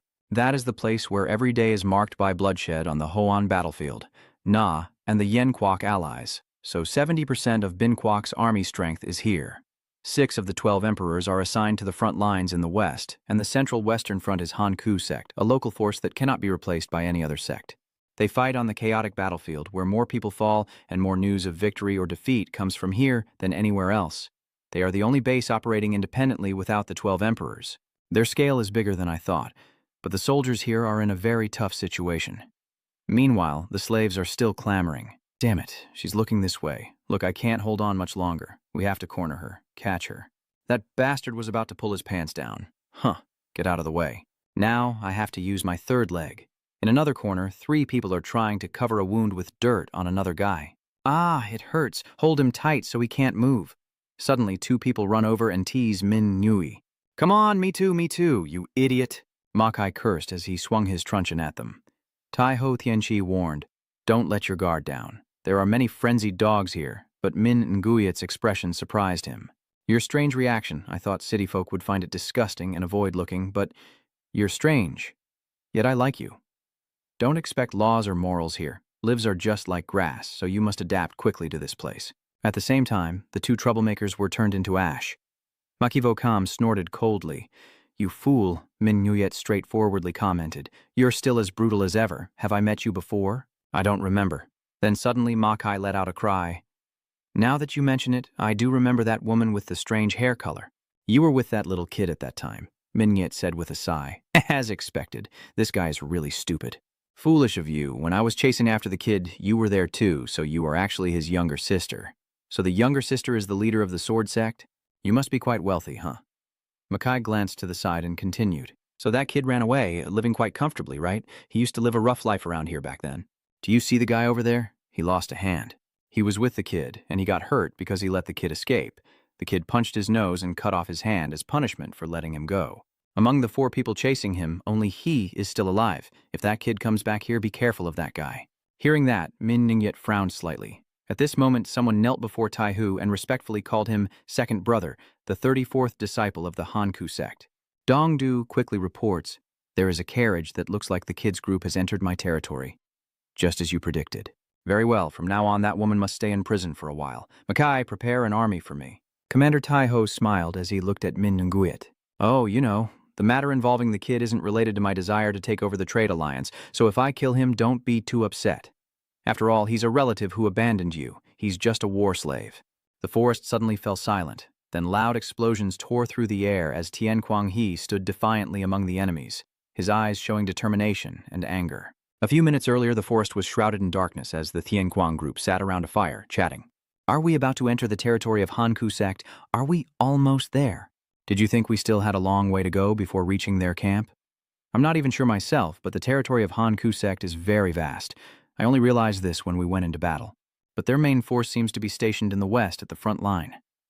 No, if Min Ninguyet's kidnappers were targeting you, they would have known I was coming here already. Are you saying the enemy is hiding and waiting for us? Then we shouldn't take the main road. Since we have fewer people, it's best to hide and attack individually. If necessary, I can split up to distract them. You don't want to be the bait. Tian Guang suddenly spoke up. I will be the bait. Meng Kai nodded in agreement. Then you do it. Even if you prepare in advance, it won't be easy. Tai-ho! That bastard definitely predicted my moves. Chung doesn't think so. You overestimate him. Tian Guang retorted immediately. He is a cunning strategist. When I was still a war slave and knew nothing about martial arts, the only reason I was able to take the heads of experts was because I followed Tai-ho's orders. Truong Kai was amazed and asked, just following orders can defeat an entire martial arts master? Of course, the task he gave me was almost impossible. Besides, the martial artists I killed were not great masters. For example, enduring back wounds for 8 days alongside a pile of corpses, or climbing a mountain to set fire to the enemy's camp, or hiding inside a cow's belly and being thrown into the enemy's side. Menki sighed softly. The person who came up with those plans had already gone crazy, and the one daring to do them was even more insane. You two really make a good team. A trunk suddenly interrupted, but I don't agree with attacking there without a plan. At this moment, a sudden voice rang out, startling everyone. You don't need to worry about that. Second brother Taiho already knew you would become a burden. You are indeed second brother Tianquang's war slave, right? The Tianquang group stood up in panic. What? Since when did we get trapped? Are we surrounded? These people know how to hide. 5th disciple of the 9th sect. A Quang coldly spoke. It seems that the fierce-looking man is actually the 9th disciple of the 9 schools. Tian Guang. Tutuvan nodded. He looked very familiar, as if he had seen him beside second brother in previous battles. 29th disciple of the 9th sect. Fan Doan looked around for a moment, then said, sighing, Senior brother, I don't see our master around here. 23rd disciple of the 9th sect, Chi-Chi, whispered sharply, Be careful with your words. Pan group. The hell of Buddha is just a deserter. But shouldn't the master also be here? If he's not here, what's the point of bringing the army? Looking at his figure, the one with red hair is definitely him, but he doesn't seem quite right. A Quang frowned and added, If the Buddhist hell isn't here, then our mission is basically over. You were slave of darkness. Stop wasting your strength and surrender quietly. And one more thing, where is the Buddha hell? Tian Quang cautiously looked at him and quietly reminded his teammate behind. We will proceed exactly as planned, Mankey asked in confusion. Do we have a plan? I'll serve as the bait. Everyone, run away and find Shungni. Then he used the Hell Wind Blade to wipe out a group of enemies. The remaining men hurriedly shouted to prepare for battle. Ajong's group took the opportunity to disperse. On the opposite side, Tuvan exclaimed in surprise, Senior brother, that kid. A Kuang nodded. I know. He's the disciple of our master, the Chi-Chi Fan sect. Lead people to chase after them. Understood. To Tuvan, stay alert. The Buddha hell might be hiding nearby. Okay? Meanwhile, Tian Quang spun around to perform the earthly hell stance, releasing streams of spiritual energy that knocked back the surrounding henchmen. They shouted in panic, This guy knows martial arts. Quickly retreat and block his escape route. Leave the rest to the experts. Tien Kuang continued to take down 4 or 5 more fools. A Kuang, cursing as he leaps forward to attack with the Earth Fist, successfully lands a punch on Tien Kuang. Then, riding the momentum, continues to strike with fierce martial kicks one after another. He sneered, "So I heard you became a disciple of the hellish Buddha, but do you think you can defeat us with that outdated martial arts?" Tien Kuang began to adopt a stance. And what about this move? He suddenly threw a deadly strike, smashing a Kuang to pieces. And finally, Tien Kuang fiercely punched him in the face. A Kuang angrily questions him, "You really know martial arts, huh?" As soon as he finished speaking, he grabbed Tien Kuang's head and smashed it repeatedly. He clenched his pain and thought to himself, "This guy is too strong. It seems we both use similar moves, but my attack didn't hit him. But even if I defeat him, can I escape this encirclement?" The Lao La around suddenly raised their weapons. "Now catch him, subdue him. Only one of you needs to bring him alive." So Tien Kuang suddenly broke free, unleashing a hellish attack that shattered the encirclement, shocking everyone. Damn, how is this guy so tough? A Kuang quickly stepped forward, using a deadly kick to strike at Tien Kuang. As he shouted for the others to retreat, he kicked him away and knocked him against the beam. Suddenly, a ring of light flashes through the fog, and Tien Kuang launches a powerful punch into a Kuang's stomach, pushing both of them back several meters. Next, they continued to clash fiercely. Tien Kuang was panting, realizing that a Kuang was not a rival he could fight back against. His internal strength was insufficient to win. At that moment, the opponent suddenly shouted loudly and leapt into the air. A flash of light suddenly appeared in the darkness. The very next second, a Kuang rushed to attack Tien Kuang, who quickly countered, and the pressure caused everything around them to explode. Chiao Fong Demon Sword nearly swept away half the forest, leaving Tuvan in shock. A Kuang and the others were thrown into the air, while Tien Kuang realized the moment had come. Now you have to escape from the forest. Suddenly, countless streams of spiritual energy descend from above onto your location. From the 16th disciple of the 9th sect, Tra Huang, and the 47th disciple of the 9th sect, Tra Nan, appear with a bow in hand. "Oh, I'm surprised. Are you the kid I know?" Tai Ho also slowly stepped forward. "You've become much stronger." Tai Ho let out a soft, Impressive. In front of him is Tien Kuang fighting fiercely amidst the encirclement of enemies. "Are you a kid? What do you think?" "If I tell you to catch him, can you do it?" Mackay replied confidently. "Is my second brother joking? Just give the order and I'll bring him to you right away." "No need. Just stay here." Seeing a Kuang's fate, he let out a soft breath. While observing, Tai Ho silently thought that when it comes to one-on-one combat, he is one of the top 3 strongest in the 9 sects, and the only person who can fight him is the gang leader. I shouldn't underestimate that kid anymore. If we want to catch him, we need to plan carefully. Tai Ho immediately ordered, "Tra Huang, tea servants, get ready. After all, it's been 4 years, and no one can predict what will happen." Tien Kuang must face his formidable army, while behind him a noisy crowd of followers is demanding to encircle him. At this moment, Fan Don appeared and called out, "Brother Tai Ho, Fan Don, what's the situation?" "We lost a small group, they ran pretty fast, and that big guy and the woman are now surrounded. They have fallen into my hands. In short, you didn't catch the person." "I'm sorry, second brother, it's okay. It's been a long time since we last met." "Hey, kid, are you still in good shape? Since we last met, it seems you've become more useful. Get straight to the point. Where is Sin Ni? Still as prickly as always, huh?" Tai Ho can see that he's trying to hide it, but he can clearly see his heavy breathing, as if he didn't use much energy earlier. He's 7 feet away from Tien Kuang, and with that speed, if he recovers, he could reach him in just 4 or 5 breaths. The move just now made him breathe about 60 times. While I was thinking of how to take him down, Tien Kuang angrily shouted, "You little punk, I have nothing to say to you, and at this point you still want to be my senior brother? Quickly tell me where Sin Ni is, or I'll find out myself." Tai Ho's face suddenly turned strange, and seeing that, a sense of unease filled Tien Kuang's heart. I hear Tai Ho laughing maniacally, "Sin Nai, or should I say your little sister? As soon as I saw her, I assaulted her and threw her to the war slaves." He roared in fury, "You son of a bitch." Tien Kuang rushed quickly towards him, punching Tai Ho while having just knocked out the 2 tea-girls. A Kuang suddenly rushed over and shoved him away. Tu Van Nan took the opportunity to punch him repeatedly. Tai Ho lets out a faint sigh of relief. "I was worried you wouldn't make it in time." A Kuang's move earlier was too powerful, so I took a moment to recover. Tu Van pressed the heavenly light down and threatened, "If I hadn't broken your neck back then, you'd still be as foolish as ever, kid. This is not a place where strength alone wins. Stay still so I can teach you a lesson." Then, from the bed, Mankai softly called out to Trung, who was carrying her. Trung sister, please stop. It seems they are no longer chasing me. She immediately told you to hide in the high tree branch. Mankai slightly admired and praised. Your lightness skill is really fast. Can I learn that move? This place might not be safe, so conserve your strength so we can keep running. I hope everyone stays safe. Now we can only hope. The ambush earlier made us careless. What should we do now? I don't know anymore. This is my first time in battle, so I'll just do my best. They are gathering around Thien Quang, so if we keep following them, we might sneak into their camp and find Min Nguyet and the others there. If Thien Quang and the Longstaff group get captured, we won't be able to save Min Nguyet. Everything is for nothing. We have to conserve our strength and keep moving forward. Yes, now I can walk on my own. Trung silently prays, you must stay safe. Outside the prison, Thien Quang and the Nine Sects are watching the war slaves who are spying on the prison gate and whispering to each other. This is the place. I heard that the woman is inside here. Beautiful lady, Dongdo shouted angrily. Get out, you filthy slaves. These filthy ones only just saw a woman and already went wild like beasts. Tai Ho said he must protect you until your brother returns, so just sit and wait peacefully. There used to be a dungeon under the main hall, but your brother set it on fire, and in the end, Min Nguyet finally found peace.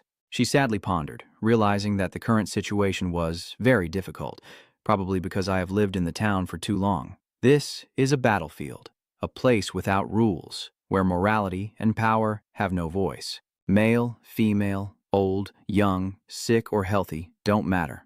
Everyone can die here. If you want to live, I need power. That tiger guy needs the Min Nguyet Trading Guild. He needs my business skills because he requires a trustworthy merchant to supply materials during wartime. I really dislike how I look right now, but this suggestion isn't too bad. However, the Kufai organization seems just to be a gang of thugs, because they are too large to control entirely. Considering their scale and the current situation, they are gaining control in the West. They seize a large number of war prisoners for the frontline defense in the West, but they lack enough supplies for all of them. So many die from starvation in combat. Soldiers equipped with weapons and armor would look more unified. Food supplies and equipment will help this place become more stable, reducing deaths and disappearances. Once the trade route is completed, I will have a steady transportation line. The Nine Sects will become a stronger army than they are now. In some aspects, Tai Ho is right. And for Min Nguyet's trading caravan, how much we gain depends on our position. If I listen too much to him, the profit shared will be very small. But if we have a mutually beneficial relationship, I will get a larger share, and if I hold a position of influence, I can control a force of troops no caravan can match. At this moment, Min Nguyet suddenly heard a cry outside. Hold him tight, the wound is about to open. Come on, old man, you don't want to die here, right? I beg you, I don't want to die. Damn it, he's dead already? Suddenly, I was covered in blood. I'll take his arm armor, then I'll take his chest armor. I've been watching this armor for a long time. Damn it, his sword is completely chipped. Stupid old man. If you're about to die, you should bleed less instead. I'll tear your shirt to make a rope. Min Nguyet's eyes suddenly darkened. She suddenly remembered Thien Quang's protective look. Back then, she cried a lot. The scars on his body looked even more glaring. Min Nguyet clenched her fist around the corner of her shirt, and memories flooded back instantly. Back then, she could only helplessly cry and hide, wondering where her brother was. Thien Quang once promised, Sin Ni, wait for me. I will definitely find you. Min Nguyet lowered her head, and at that moment, a voice suddenly called out from the opposite cell. Sorry, miss, your hair color indicates you're not from here. Do you have any food? On the western front of Binthan, the scene is extremely desolate, with corpses scattered everywhere. On the fortress walls, soldiers are still tirelessly guarding. The army responded that after the suggestion to attack, the front line seemed to be reinforced more quickly than expected. Even the Antran family's side appeared to have retreated to the rear. Hearing that, Kat immediately deduced that with this situation, the Chande only needs half a year to rebuild his forces and concentrate his strength. The western front is now quiet, but it seems to be a harbinger of an upcoming storm. Master, Batna City was taken over 6 months ago, so it seems we now control all the surrounding villages. Currently, Tai Hu is in control of that area, so there should be no problem, Kat asked in a low voice. These words sound just like what I heard half a year ago. Yes, it's still the same now. Nothing has changed. It seems they are pausing their attack to reinforce the front line, probably due to Chande's strategy. The guild was a bit surprised and exclaimed, is that greedy kid delaying the attack? 2 months ago, the Chande's plan was sent to the Legion leaders, yet it was postponed again like half a year ago, which is unlike its usual behavior, very suspicious. Clan, you must discipline your disciple. Tai Hu is plotting something, so you need to make him reveal it to me. Yes, master. Nacha, seeing the gang's intimidating aura, broke out in cold sweat. Outside the nine-sect prison, an old, crippled man carried a tray and handed it to Dongdo. "Here's your meal, sir. Why are you so slow, you fool?" Dongdu just entered the prison and sighed. "You eat too much. This is the 5th meal of the day." Now in front of Min Nguyet are a few handfuls of finished rice. She quickly explains, "People of Than City always eat a lot." Dongdu snorted in frustration and said, "Taiho didn't say anything, so I just brought the food. Here, after you're done, clean this up and remember to close the door." The war slaves kept glancing over here. Dongdo quickly went outside. Inside the prison, the two people facing Min Nguyet are devouring the handfuls of rice just handed to them. She wondered curiously, what are foreigners doing in this war zone? This is not a place they should be going. The mysterious tourist Maikon nodded and gratefully said, "Thank you, miss. You just saved our lives." "What is that?"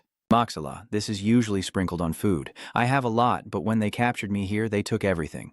And this one I've hidden in my sleeve. Give me some too, because you are my savior, so I'm giving you a special share." Min Nguyet carefully observed the spice in her palm. She realized it wasn't a local spice. Its aroma was too strong. "I have never tasted this flavor before. This is a foreign spice. I have read about this spice at the Muoshan City Magistrate's office before.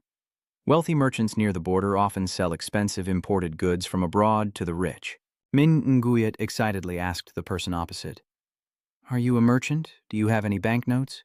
Do you have any agreements?" "That's too many questions. Just ask me one at a time. And I'm not a local, so it's hard to understand. I'm just a tourist."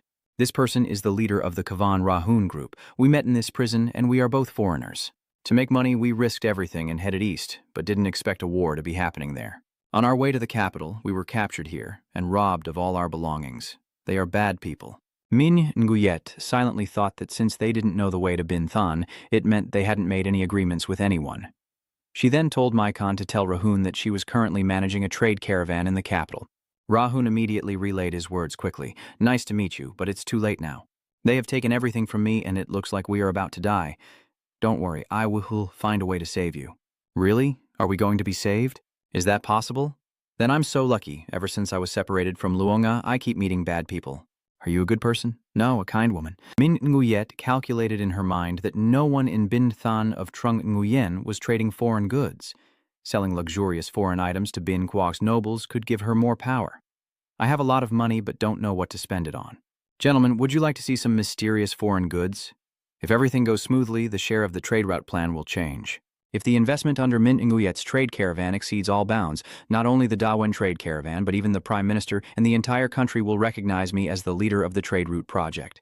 If I become the owner of the trade route, something this country desperately needs, the country will grant me power. A power that money cannot buy, the military strength of the 9 schools and the authority of Bin Than. In short, I should seize power and territory." Thinking of this, Min Nguyet felt a bit embarrassed. It still seemed too early, so she needed to deal with the Han Ku Fai first. At this moment, the forest was bustling with activity, with Taiho's soldiers running everywhere, searching for people. They angrily complain, "Damn it, the sun is up. We've been chasing them all night. I'm stuck with the patrol team. Damn it, if this keeps up, the captain will scold me." They suddenly spot a piece of clothing on a tree, and one man shouts loudly that someone is over there. Seeing the person there, they immediately shout, "Don't stay still, you are under arrest." Tuilone just returned, tears in her eyes, begging, "Please, heroes, that beast left me here and ran away. Please have mercy on me, I don't know anything, I was just following orders." The 2 embarrassed soldiers said, "Get up, just surrender obediently." At that moment, Truong Ki suddenly jumped out right behind them.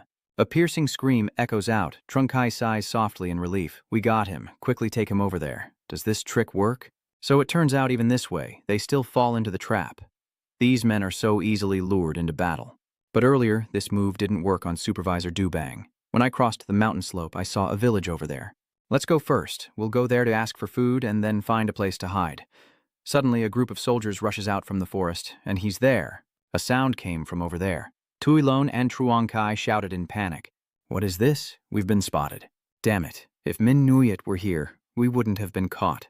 They've found us, so run quickly. Tuilone, first you should run straight to the village and hide there." Trung Kai quickly uses his axe and Lang Troy to attack the enemy soldiers. They scream in horror, "Damn it, this guy is hard to kill. Call the captain to come help." Trunk Kai continues to break through the enemy's encirclement, shouting, "If you're so brave, come at me, you bastards, I'll tear you apart." Chi-Chi suddenly swoops down from above, pinning Truong Kai to the ground with his death sword, finally capturing you. Surrender now. Trunk Kai suddenly swung his sword and cut him down. The opponent exclaimed in shock, "Captain, second brother Taihu ordered us to capture him alive, I understand. Surround him now." Zhang Ji, panting heavily, shouted, "Do you think I will let you catch me like this? There's no way prisoners are released freely." Chi-Chi guessed that he was stalling to let that woman escape. "You're too stupid, fat guy. There are only two of you, but we have tens of thousands of people around this forest." Hearing that, Truong Kai was extremely angry. "I already sent someone to chase after her." The soldiers, eager to chase after Tuilone, laughed with satisfaction as they caught her. Catching a girl is as easy as flipping a hand. They seized her, and she cried out, "Isn't it safe since the village is deserted? There is no one here at all. The village is truly very quiet and desolate. Don't save me." Then I heard the sound of wind tearing through and waves of groaning echoing non-stop. Tuilone collapses completely, and when she lifts her head, she sees a young man standing in front of her, shielding her. Immediately, the remaining headless horsemen are struck down and stand still, unable to resist. Just when she thought she had fallen into a wolf's den, she was unexpectedly saved, leaving Tuilone utterly stunned as she stared intently at the figure who had come to her rescue. The one-armed man took care of the whole gang while carrying a basket of herbs in his other hand. Tuilone quickly realized that it was none other than Hu Quan. Hu Quan finished his task and turned around, while Tuilone still couldn't believe what she was seeing, calling his name in amazement. Hu Quan calmly started a conversation. "Tuilone, why are you here? Could it be that you came to find Min Nguyet, who was tearfully staring at Hu Quan with pity?" Seeing her pitiful appearance, he had no choice but to bend down and suggest, "First, you should stand up." Suddenly, Tuilone recalls images from the group's past, and the more she thinks about it, the angrier she becomes. She weakly waves her hand wildly, as if trying to vent her frustration, leaving Hu Quan completely confused. Nevertheless, Tuilone managed to regain her composure and begged, "Please save Ma Truong Kai, who is in danger in the forest now. You're his sworn brother. Please save him and bring Min Ningyat back." Hu Quan sighed, shrugged casually, and said, "I don't like it. The surprise she feels right now is overwhelming." At the same time, in the forest where the battle was extremely fierce, Truong Kai was now dueling Chi-Tri. Truong Kai activates the Mighty Slash, causing the surrounding crowd to echo loudly, then responds with hellish provocation. Then Truong Kai shouts loudly and swings his axe to perform the bird pursuit. "Die, you bald-headed idiot." But Chi-Tri managed to dodge just in time. Stubborn kid, his moves aren't anything special, but his stamina is truly formidable. Truong Kai swung his axe in a fierce spinning attack, like a raging tornado, thinking to himself, "I mustn't let them surround me. My brothers keep dying like this." Remembering the scene of holding a teammate's body, he vowed to himself, "I cannot die here. I can't face my lost younger brother." Truong Kai forces himself to strike fiercely at Chi-Tri and screams, "Get out of the way." Still, that's nothing to Chi-Ju, who sneers, "You're just an animal. I'll show you what real martial arts are." Seeing that Truong Ki is using the Dark Hell Strike technique, Chi-Chi hurriedly warns his men to step back. Chi-Chi, who was on the defensive, suddenly counterattacked and caught Yu. He tried to slash upward with his sword, but was blocked by Truong Kai's axe handle. Suddenly, he abandoned his weapon and with both hands grabbed Chi-Chi's head in front of his opponent's surprised eyes. Truong Kai Gong Ko poured all his strength into this deadly strike. He immediately kneeled and drove his knee into Chi-Chi's groin, shouting, "Damn it." The Lao La surrounding him hurriedly rushed to support Chi-Chi, and he kicked him in the vulnerable spot. However, the toughest enemy has fallen, so Truong Kai easily dispatches the Lao La crowd and tells them to get out of the way, "You fools." Only now does Truong Kai get a chance to catch his breath. Here's your chance to escape. Suddenly, Fandone teleported right next to him. Fandone immediately tilted Tong Mang forward, causing Zhengji to scream in pain. Zhengji then fell to the ground. The Lulas nearby quickly ran over, shouting for him to stop. "Captain Fandone is calling for support." Senior brother Chi-Chi didn't respond, so Fandone had to turn back and ask, "Are you dead?" Chi-Chi replied, trembling, "I'm not dead yet. You owe me a life." Second brother Tai-Ho ordered us to retreat. "Everyone fall back. We've caught that slave. I must return quickly before the sect master finds out and reoccupies the position." Hearing this, Zhengji worriedly wondered, "So second brother has been captured. That's the place?" "That place is in the territory of that mysterious teacher. He has already made an agreement with second brother Tai-Ho, so we shouldn't provoke him. He probably went back there after finishing the mission. Second brother Tai-Ho said losing a few men was okay, so there's no need to cause more trouble. If we can't capture them alive, just kill them all." Hearing that, everyone looked at each other in sweat, knowing there was no way out. Truong Kai immediately raised his hand high. Then I surrender. Fearing that others might not believe, he hurriedly said, "Please have mercy on me." After a while, the 9-guard army can be seen retreating from the forest. Only Tai Ho is sitting relaxed, joking around, finally meeting again like this. It's so nostalgic. You're still acting as foolish as ever. That stupid face of yours, too. Currently, Tian Kuang has failed and is tied up with his hands bound. Tai Ho observes and comments, "You haven't changed at all." Suddenly his tone changed as if he had discovered something interesting. "It seems your eyes have changed." You still stare at Tai Ho without saying a word. Tai Ho continues, "If it were before, your eyes would be like a dagger. But it seems living in the city for so long has made you much calmer. Getting so easily provoked like that, you quickly regained your composure. You're probably more useful now. It was your provocation that made me lose my temper earlier, but now I believe you wouldn't dare do such a thing. Oh, really? You are indeed a bit smarter." "That's right, I won't bother your clever little sister just to torment you."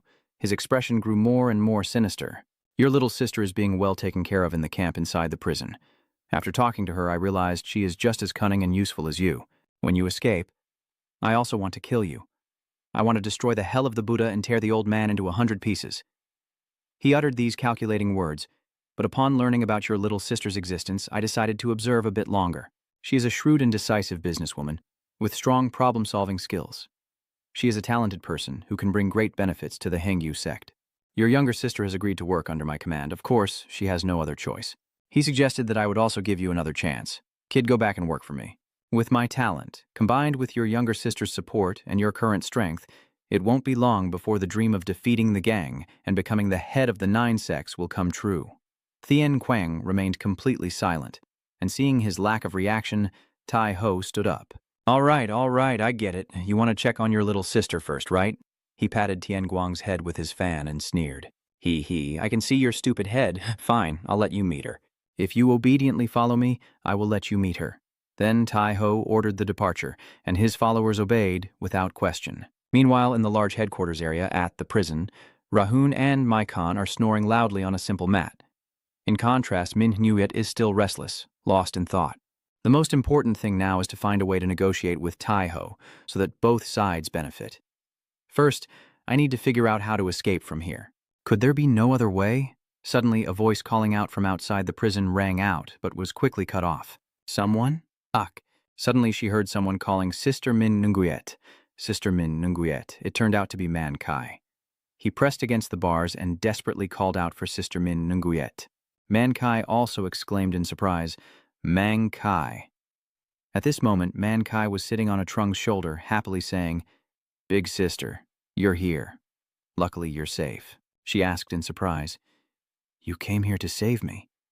Manki quickly announced that Tian Guang was also here. Then a Trung explained, "But we just encountered the 9 action sects, so the situation isn't looking good." Mininguyet immediately suggested, "Let's escape from here first and then figure out what to do.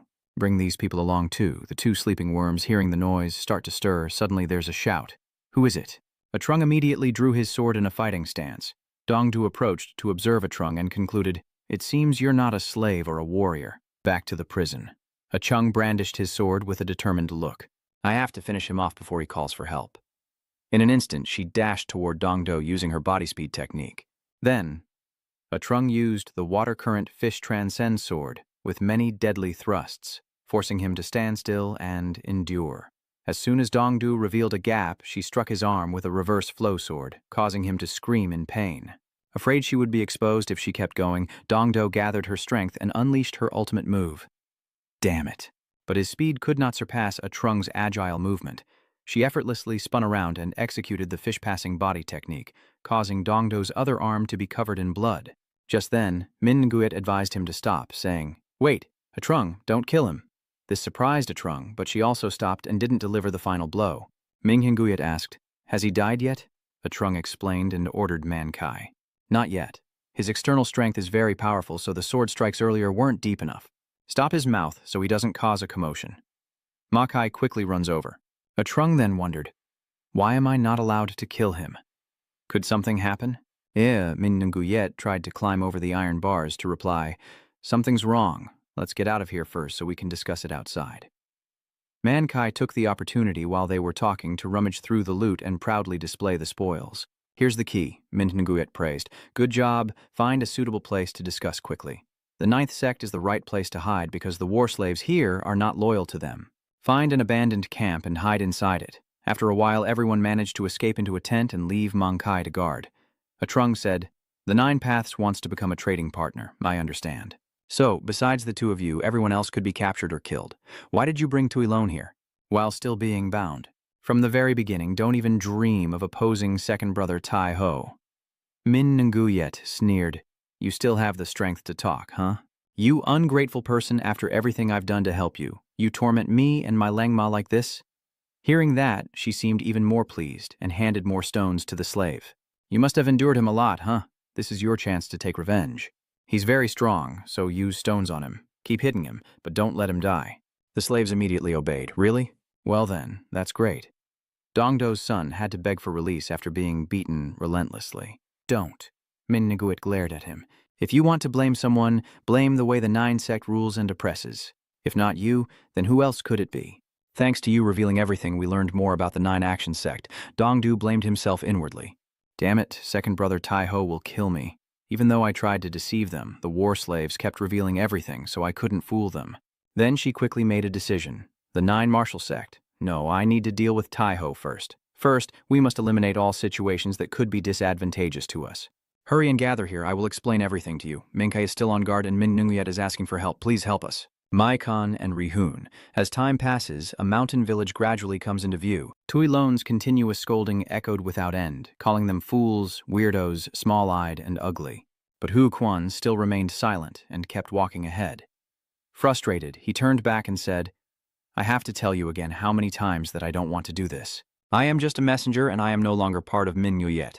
If you want to save Matrinkai, go and do it yourself." Tuilone, flushed and exhausted, still raised her voice and said, "I can't possibly have the strength to save Ma Truanqi. I don't know how to fight, but my brother is very good at fighting, so I asked him for help." Hu Quan was not moved by those words at all. Saving others is not about strength, but about willpower. "Why do you keep forcing me to do things I don't want to do?" Then he turns away and declares, "I'm no longer interested. Go find Mint Nguyen and save Ma Truanqi yourself." Tuiloan was stunned, unable to believe Hu Quan's actions and words just now. The atmosphere between them was extremely tense, and no one spoke another word. Seeing Hu Quan's back gradually disappearing, she wondered, what's wrong with him?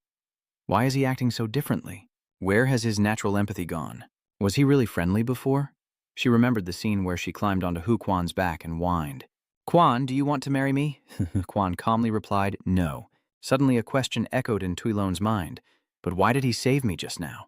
The image of him stepping forward to protect Tuilone in danger is still vivid in her mind. Feeling helpless, Tuilone could only cry silently, not knowing what to do in this desolate place. "Min Noet, what should I do now I have to cling to the least frightening thing? If you keep rambling beside him, he will agree to help me find Min Nguyen." Tuilone lifted her dress and stepped forward to call. "Quan, no, you evil thing, at least tell me where Min Nguyen is." As she was speaking, her voice suddenly choked. What caught Tuilone's eye now was a multitude of graves in the garden in front of her, and she screamed in horror. "Huh? A grave?" Hu Quan sat in front of a grave and asked, "Why did she startle? Is this the first time you've seen a grave?" He calmly explained, "This place used to be a righteous sect but was destroyed and left no trace." Then Hu Quan pointed and introduced, "This is the sect leader's grave, over there is his family's grave, and this one is the successor's grave." His voice grew deeper as he clasped his hands in front of the grave. "This one here. It doesn't matter. There's nothing to tell about this grave." Tuilone, still extremely frightened, honestly asked, "Why did all of them die?" Hu Quan only then stood up, still holding a sickle, and calmly delivered a chilling answer, "Because I killed them all, I don't like them." Hearing that, she froze completely. Tuilone's tears couldn't be held back and started flowing like a stream. Turns out he's the most terrifying person. Why did he suddenly become so frightening? Not caring about her reaction, Hu Quan asked, "If you want to stay for dinner, I will prepare it for you." The more Tuilone listened, the more terrified she became, and since he was kind-hearted, it made him even more frightening. 2 days later, in the forest where Taiho's soldiers are stationed, a Kwang clasped his hands in front of his chest and said, "Second brother Taiho, we request permission to return to our positions." Tu Van saluted. "Me too." Taiho nodded in agreement. "All right then, since there is no Buddha hell here, you don't need to stay. After everything is settled, I will come back." Fandon said that if we stay here, the sect leader will notice, so we should go back. Tai-ho casually replied, "It's okay. You all can take your time." Tu-van asked again to be sure. "Take it easy?" Ho nodded affirmatively. "Yeah." Kwang then felt reassured and said, "Yes, second brother. Things are really complicated, second brother." He showed clear concern, saying, "Could we be forced into being war slaves if we get captured like this? Are war slaves easy to live as?" Because of his experience, Tian Quan calmly explained, "It's usually half dead and half dying." He said calmly, "Things are not over yet. Man Kai and Trung are not here." After meeting Min Nguyet again, I will decide what to do next based on her advice, Trung Kai asked in surprise. What can only Man Kai, second brother, and sister Ajong do? Given the current situation, what can the leader do to save me? Determination is clearly visible on Tian Guang's face. I can defeat others with strength, but I cannot overcome an opponent's will just with power. Keep waiting. The opportunity will come. Trung Kai couldn't help but be startled, and remarked that these wise and calm words didn't seem like something he would say at all. Second brother, have you maybe been beaten so much that your head is not quite right? As the whole group was setting off, Makai suddenly paused for a moment. His eyes turn in one direction, and surprise gradually becomes evident. He quickly called Tai-ho. "Second brother Tai-ho. Over there." "What is that?" "What is that?" At this moment, a subordinate on horseback came to report. "Brother second Tai-ho, sir," he asked what's going on. Fellow disciple Tayat Hien, ranked 66th in the 9th sect, quickly responded. "The main camp. No, the entire camp is on fire. All the prisoners in the prison have escaped and set the fire. It seems the foreigners we captured and that woman from the sect leader fled into the eastern forest. Senior brother Dongdo is missing. There's a fire there, so the camp is in chaos, and the war slaves have also revolted." At the camp, countless people hurriedly poured water to suppress the slaves, when suddenly a flood of urgent news arrived, causing Makai and Tai-ho to change color. Tai-ho quickly ordered Kai's followers, the tea servants and the tea fragrants, to lead the soldiers and suppress the rebels, then put out the fire at the main camp. The named individuals immediately obeyed. "Order issued," the tea servants shouted. The entire tea troop set out, while Tra Huang just pointed to signal, preparing to depart. Tianguang witnesses everything and says, "Ma Trungkai, get ready to fight when I give the signal." Trungkai looks surprised. "How can I fight like this when I'm tied up?" "There's no other way, so I have to remind him to use force to break the chains. If you can't do it, I'll help you." Truongkai was stunned, unable to believe what he just heard. "You know how to remove the shackles, but you've just been sitting there the whole time. Why don't you run away?" Tianguang replied, "The situation has changed now." Truongkai was even more astonished. "I told you not to act so wise. It doesn't suit you at all." He still calmly stared outside and said, "My opportunity will definitely come." Outside, Tai-ho was desperately thinking of a countermeasure, beginning to wonder if it was his little sister who was behind these actions. "I have no time for my two brothers to cause trouble.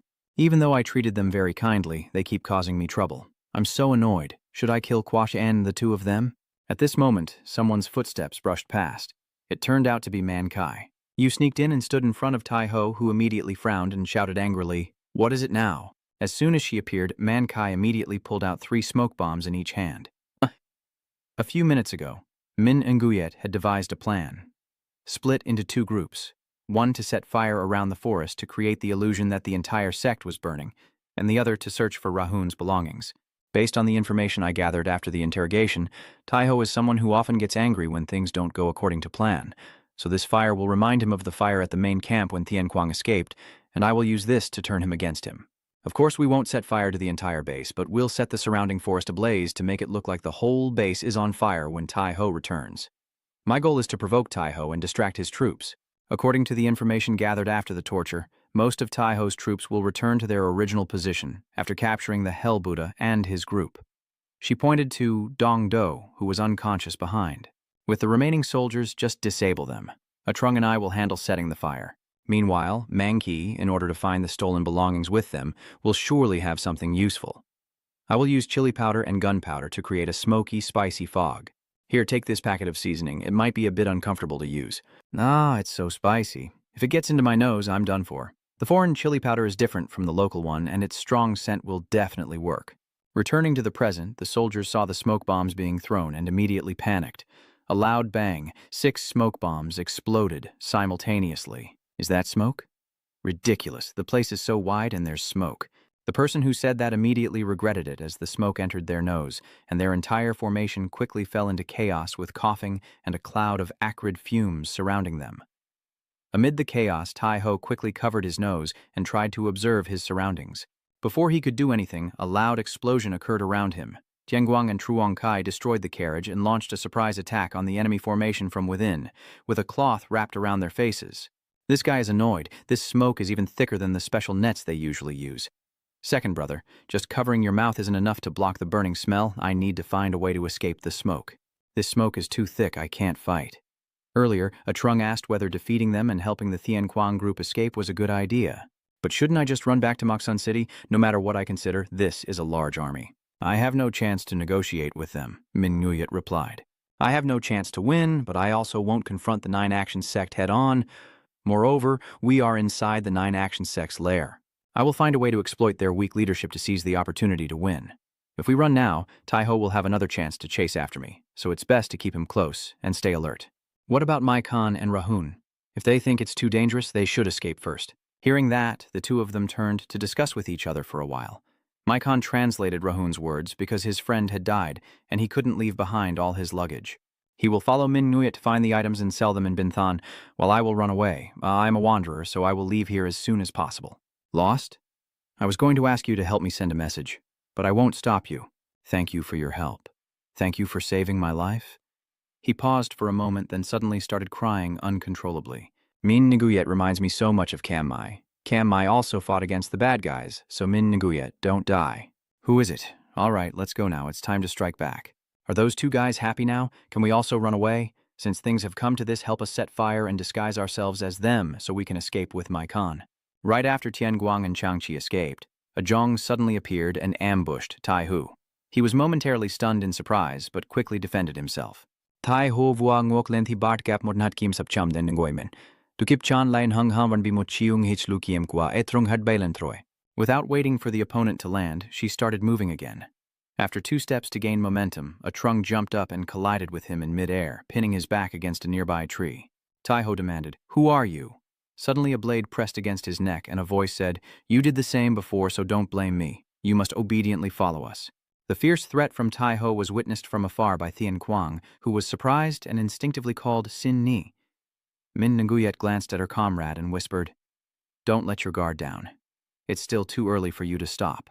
Man Kai quickly tied Taiho up, led him to the carriage, and they moved out. 2 hours later, night had fallen, and they brought Taiho to a cliff where he was forced to sit on the ground with his hands bound together. "You look pathetic. It seems the situation has changed for Taiho, doesn't it? Do you see it that way? You said you would cooperate with me earlier, but then you set the main hall on fire. Do you really understand the situation before provoking me?" "Oh, when did I agree to become your subordinate?" Min Nguyet smiled lewdly. "Ah, I did say I was interested in your proposal. Who said that as long as you speak unclearly, you can back out later?" "Clever. Not like that kid. That personality doesn't suit being a subordinate," she continued, "and forcing others into submission by cornering them isn't normal. Now, I will reconsider everything." Tiger Ho looked annoyed. Min Nguyet directly said, "I have heard your younger brother report the current situation of the Hanku sect." "Oh, your younger brother is still alive and in the tent, and the main camp hasn't been burned down. I agree with you that facilitating the trade of Hanku sect through my caravan is a good idea, but given the current situation, I want to discuss again the benefits our side will receive." He tilted his head and said, "Now that you're not under pressure, you want to see what you can get. Of course, both sides need to benefit for it to be fair. All right, make your conditions. It's best to pay with banknotes. You have over 200,000 soldiers, all fighters and war slaves, and there's no way you have enough money to support all of them. So let's get straight to the point. I have 2 conditions. First, military support. Although we are an arms trading caravan, we lack combat skills when delivering on the battlefield. In the future, we will need a powerful army to facilitate reinforcements across Bin Kwok through trade routes. The Han Qiu faction is the strongest force in Bin Kwok, so you can provide us with the necessary army. The second condition is that I be allowed to rule over the war slaves, some of whom were kidnapped, sold, and forced here." Hearing this, Tianguang was stunned and turned to look at her with a dazed expression. They were forced to fight without understanding why, and because they weren't paid, their fighting skills were very poor. You can't refuse this offer and think it's normal during the Warring States period. You also know that an army built through kidnapping and violence cannot fight well. They are forced to leave their families and have no chance to return to their loved ones. None of our merchant groups want to send aid to a ragtag bunch like that." He looked at Min Nguyet with a disappointed expression, feeling helpless. He raised his hand high and said, "I know you are a woman full of ambition, desire, and willpower, but you are unrealistic about war. I am a bit disappointed." After saying that, Taiho used his strength to break the chains. catching Mankai and Truongkai off guard, then immediately stood up to strike.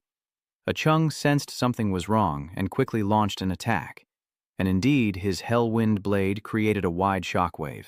If Tianguang and Trung hadn't protected her, Min would have definitely been hit. In an instant, Tai Hu had escaped from his original position. Manki, Matruongkai, we are fine, leader of the group. He spoke from another corner. By the way, let me tell you two truths you've overlooked. First, I don't like to fight personally. Those things are very troublesome and make me look like I'm trying to do something I dislike. But that doesn't mean I'm weak, Tai Hu continued. The second is that the Ming Yue group leader, although unrelated to you, I have a second plan to capture everyone who's fleeing. A group of people rushing here to save the sect leader shows your disgusting loyalty. I think if I give you a chance, these people will just do something stupid, like rushing here to rescue you. Come out. As soon as the command was given, 2 others appeared, followed by 2 more arriving. Everyone was stunned. No way. I saw them moving with the army.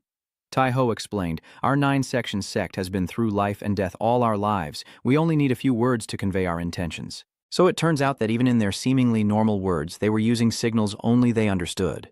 Now let's discuss our next move. Tai Ho sneered confidently. The Fan Duan, Zi Wen, Akwang, and Chizhi teams are all now by his side. Seeing the situation become tense, Zheng Ji spoke up. The numbers are even, but it seems we are at a disadvantage.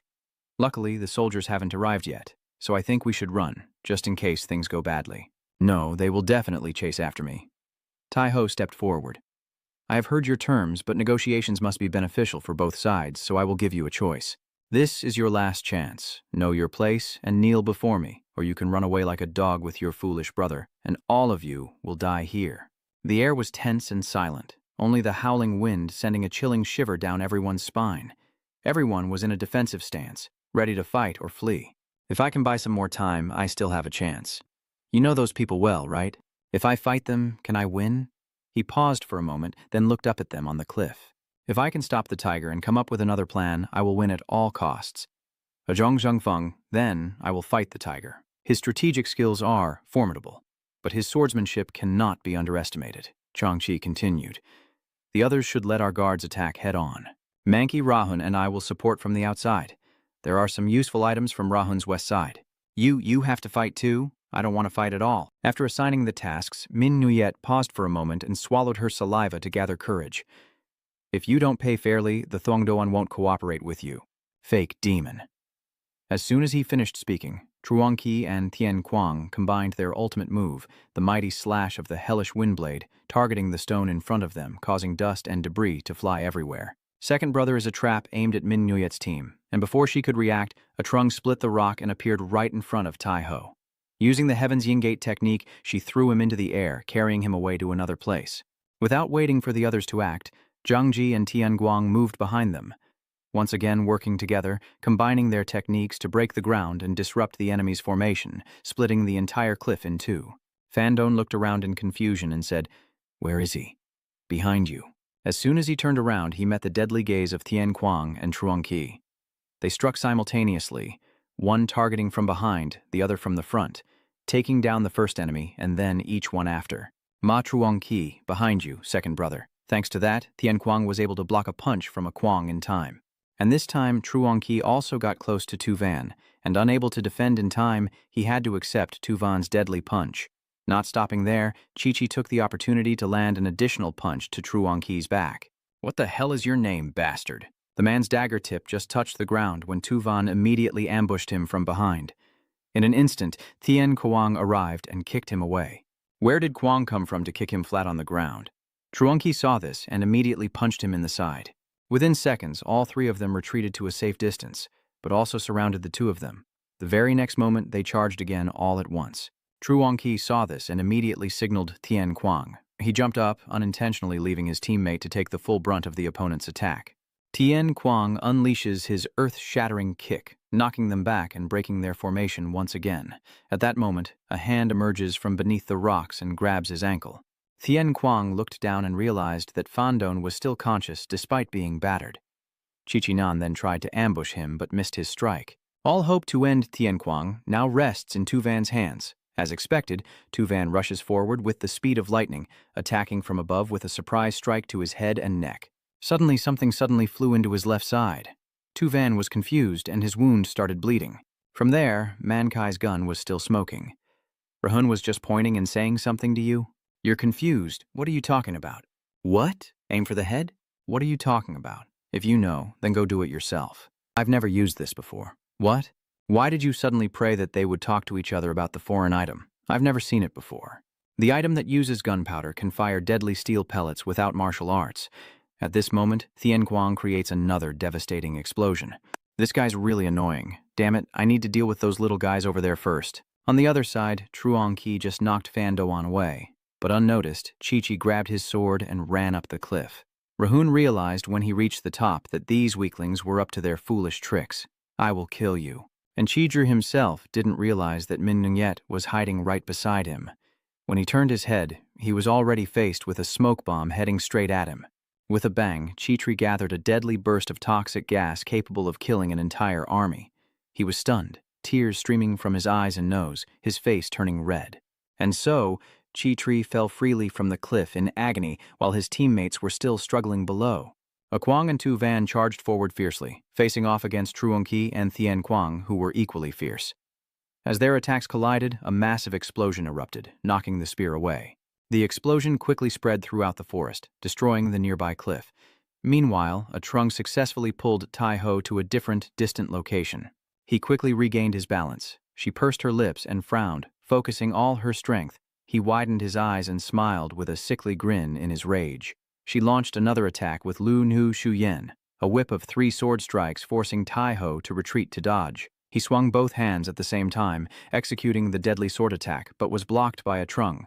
Immediately, she cut across in a circular motion within Chiu Nu Suyen's body, forcing him to dodge out of the way, then continued to press him further. Thanks to his extensive combat experience, Tai Hu easily dodged her deadly and precise strikes. He tends to avoid direct confrontation to prevent his swords from breaking, and his moves are more flexible than just powerful or fast attacks. If the opponent has been fighting like that, I need to press harder to gain the advantage.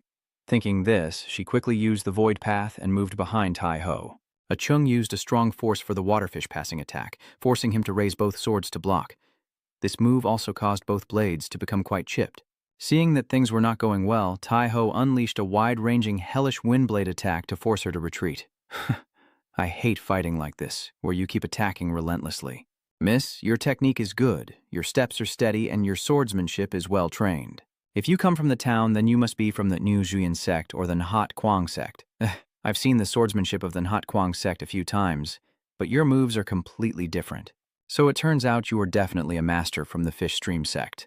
Now I understand you must be one of the famous heroes from the Fish Stream sect, Yuan Ying and Yuan Fang. Zhang shouted loudly, "It's not me." Tai Hu paused. Huh, isn't that right?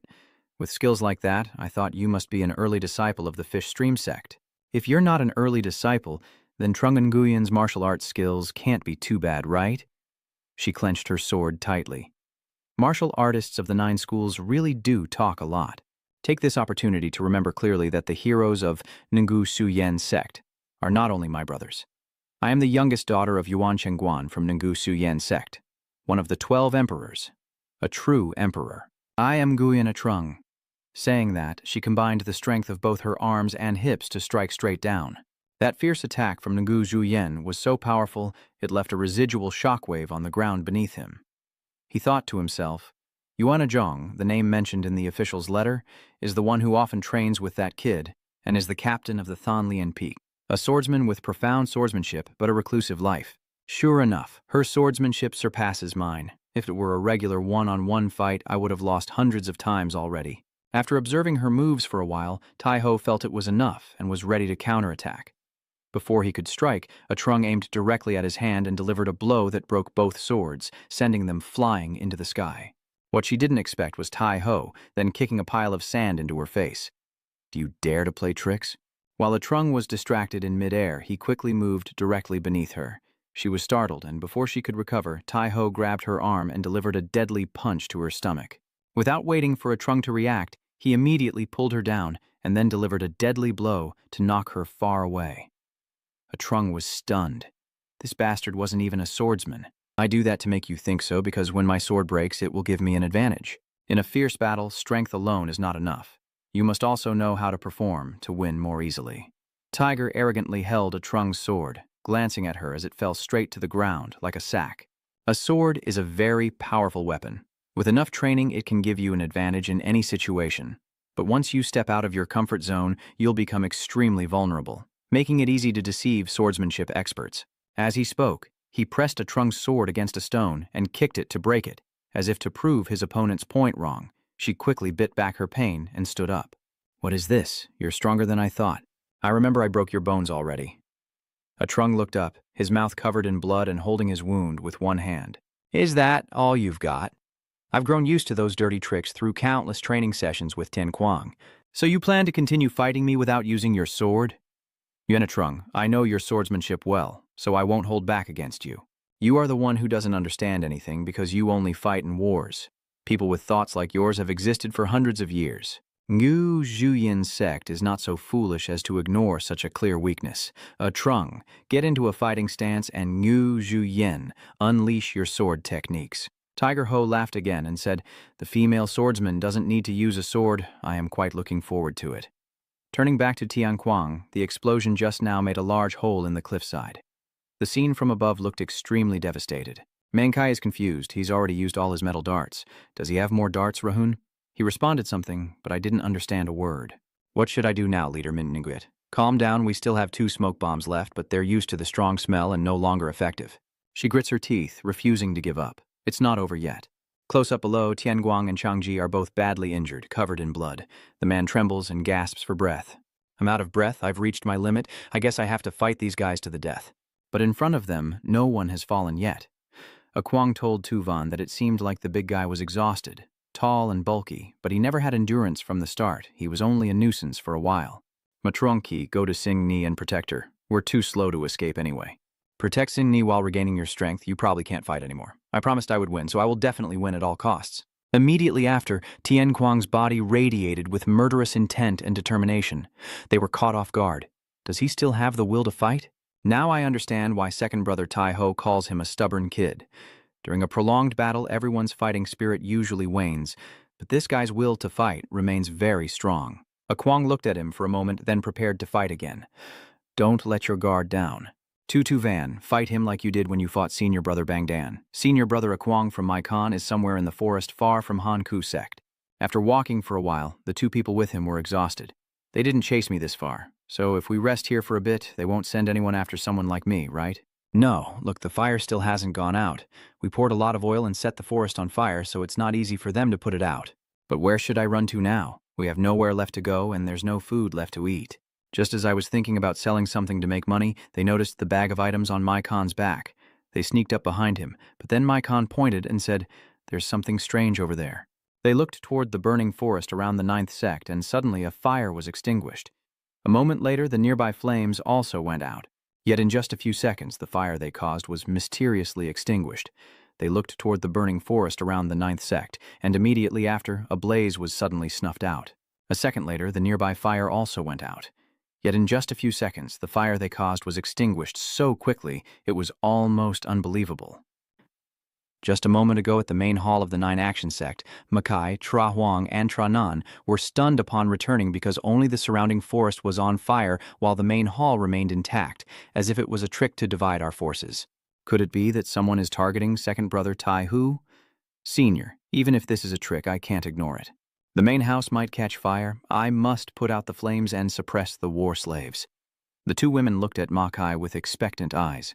"What should I do now, senior brother? What am I supposed to do?" Just as they were unsure what to do, a burst of wind suddenly came from behind, and they turned around in surprise to see someone extinguishing the fire. The strong gust of wind was too much, and at that moment, the other person appeared, ordering Ma Kai to report the situation. The man and the twins immediately knelt down, their faces serious. Ma Kai hesitated, afraid to speak. The gang leader frowned. "Where is that bastard Tai Ho?"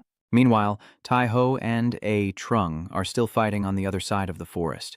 He turns around thinking he has successfully countered her attack, but A Chung immediately raises his other hand. She grits her teeth and executes the Wu Swordflow's Lac Teach point, again grazing Tai Ho's face. Seeing the danger, he lifts his leg to kick and successfully keeps his distance from his opponent. After spinning around to retreat, she charged forward again. In the blink of an eye, their techniques clashed multiple times, with neither side giving way in offense or defense. When a Trung left a scratch on his face, Taiho thought of moving smoothly and channeling his inner strength into his arm instead of the sword. True to the name Vo Kiem Lu, Ngu Su Yen sect is indeed different, but it's still not as dangerous as a real sword. As soon as he grabbed her arm again, he slapped a Trung across the face. In one hit, she glared at him with fiery eyes. Then the two of them started moving again. Taiho thought as long as he wasn't slower than her, there was no way he would lose this one-on-one fight.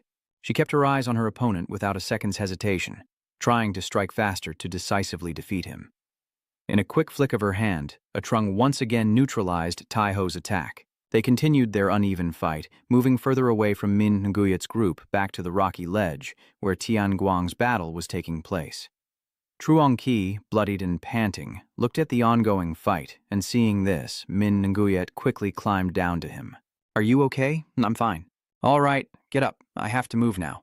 Seeing her try to help him up, Trung Kai quietly admitted, "Actually, I'm not doing well. Our side has already suffered losses. Get up quickly and help me go. Circle around the forest and attack them from behind." These siblings are really stubborn. But then he immediately fought back, and before Tu Van could even reach him, he was knocked to the ground. Just then, another one from Tong Ku charged at him. Tian Kuang, surprised, looked up just in time to block a Kuang's blow like a sky strike. Chi-Chi stepped forward with his sword, saying, "Senior brother, I will charge in at the same time." He just jumped up to behead Tian Kuang, but he quickly countered with a hellish sword wave to push him away. In an instant, Chi-Chi saw himself being choked by the opponent and then receiving a punch to the face. Kuang tried to seize the opportunity to strike, but unexpectedly Tian Kuang managed to defend himself once again. He thought to himself, he must also have his limits. His strength and skill in his moves are gradually diminishing, yet he keeps fighting back fiercely. He gasps for breath, glaring at his opponent with a fierce look. Then, Kuang quickly launches a deadly strike and is suddenly hit with a powerful kick to the stomach. Not willing to give up, he grabbed Tian Kuang's leg and stomped on his shin. Kuang, the fifth disciple of the 9 schools, is not someone easy to defeat. After saying that, he launched a thunderous attack like a gorilla. Kuang, panting heavily, looked ahead with hope. However, Tian Kuang remains unharmed. He glares and says, "I promised I would win, I will never lose." After declaring, he pushed away Kuang's arms. Before he could react, Tian Kuang quickly grabbed his hair and directly kicked him in the face with a hellish blow. Senior brother Huang. After taking that kick, he spat out a lot of blood and collapsed to the ground. Damn it. That kid has his limits too. I can kill him. Just as he was about to move, Tu Van noticed something. Seeing Truong Kai carrying Min Nguyet to behind Fan Don, he immediately shouted a warning. But she quickly threw a smoke bomb into Fan Don's face. Min Nguyet threw another smoke bomb and shouted, "Run to the carriage now." On this side, Man Kai and Rahun pull Tian Kuang up to escape. After her command, the group retreats together, running toward the waiting carriage above. On the cliff above, the battle between A Trung and Tai Ho has come full circle back here. Even now, he is still being pushed to his limit by her. But every time a Trung counterattacked, he managed to block it, though not all strikes were successful. You ran so much you're bent over, but somehow a Trung reached inside the carriage and was rummaging through something. When he heard a clink, Tai Ho also realized, "Do you usually carry a backup sword?" She frowned, drew the sword given by Nguyen Phuong. A Trung gritted his teeth and attacked with the Ngu Su Yen sword, while Tai Ho glanced over with great vigilance. He raised both blades to block her Nu Shu Yen Quang Dao strike. Not stopping there, a Trung kept unleashing water streams of Ngu Shu Yen Hong to overwhelm his opponent. She said it more simply than before, no more games now. Tai Ho seemed unaffected by her provocation and remained focused on fighting. They keep fighting non-stop like that while everyone else lies helplessly in the distance watching. Min Nguyet is extremely worried about a Trung, and Truong Qi helplessly laments, "Oh my God, I'm probably going to die." "Damn it, stay right there." His words immediately drew the attention of a Trung and Tai Ho. Tai Ho quickly shifted his focus to Min Nguyet, causing a Trung to hurriedly shout, "Ma Truong Kai!" Block it again. Truong Kai stands up, grips his weapon tightly, and tells Min Nguyet to retreat to the back. A Chung uses the water flow fish crossing technique to launch a sword energy attack, holding back Tai Ho and Chi-Chi. Tai Ho aimed at Truong Kai and used the Jitai foot technique. A Chung quickly rushed to assist. She also blocked Chi-Chi. Mang Kai anxiously shouted, "Sister Min Nguyet, it's very dangerous." Amid the chaos, a Trung successfully moved behind Chi-Chi and held him tightly. On this side, Tai Ho also grabbed Mang Ki and took her hostage. "He was choking you, grabbing your head tightly, causing pain and fear as you called out for Min Nguyet." Min Nguyet couldn't help but worry. Mankai. A Trung gritted his teeth and said, "These dirty, scheming tricks and Tai-Ho's resistance. It's better to fight to the death. I don't like using violence." Under A Chung's sword, Chidri spoke up. "Second brother, I'm fine. Just do as you think best, but don't listen to A Trung's scolding." Mankai also encouraged, "Tai Min Nguyet, I feel the same. But when Tai-Ho squeezed my head, I had to be honest. You still don't want to die. The situation is extremely tense." At this moment, Tian Kuang suddenly moved from his collapsed position, drawing Tai-Ho's attention with a subtle gesture, while in the distance, the sound of footsteps and the rumble of a large army, led by the fourth disciple of the nine sects, Lo Tai Duong, echoed loudly. A group led by the seventh disciple of the ninth sect, Shen Dun, who are the main force of the ninth sect, including the 12th disciple of the ninth sect, the Nine Heroes group, and the ninth disciple of the ninth sect, Li Miao. One person steps forward, seemingly the leader, and asks, "Leaving your position without reporting and causing a fire at the main hall? What are you doing as the leader of the second troop and the military? Explain quickly." He is the senior disciple of the ninth sect and the leader of the main army of the sect. He directly asked with his fist clenched in his hand.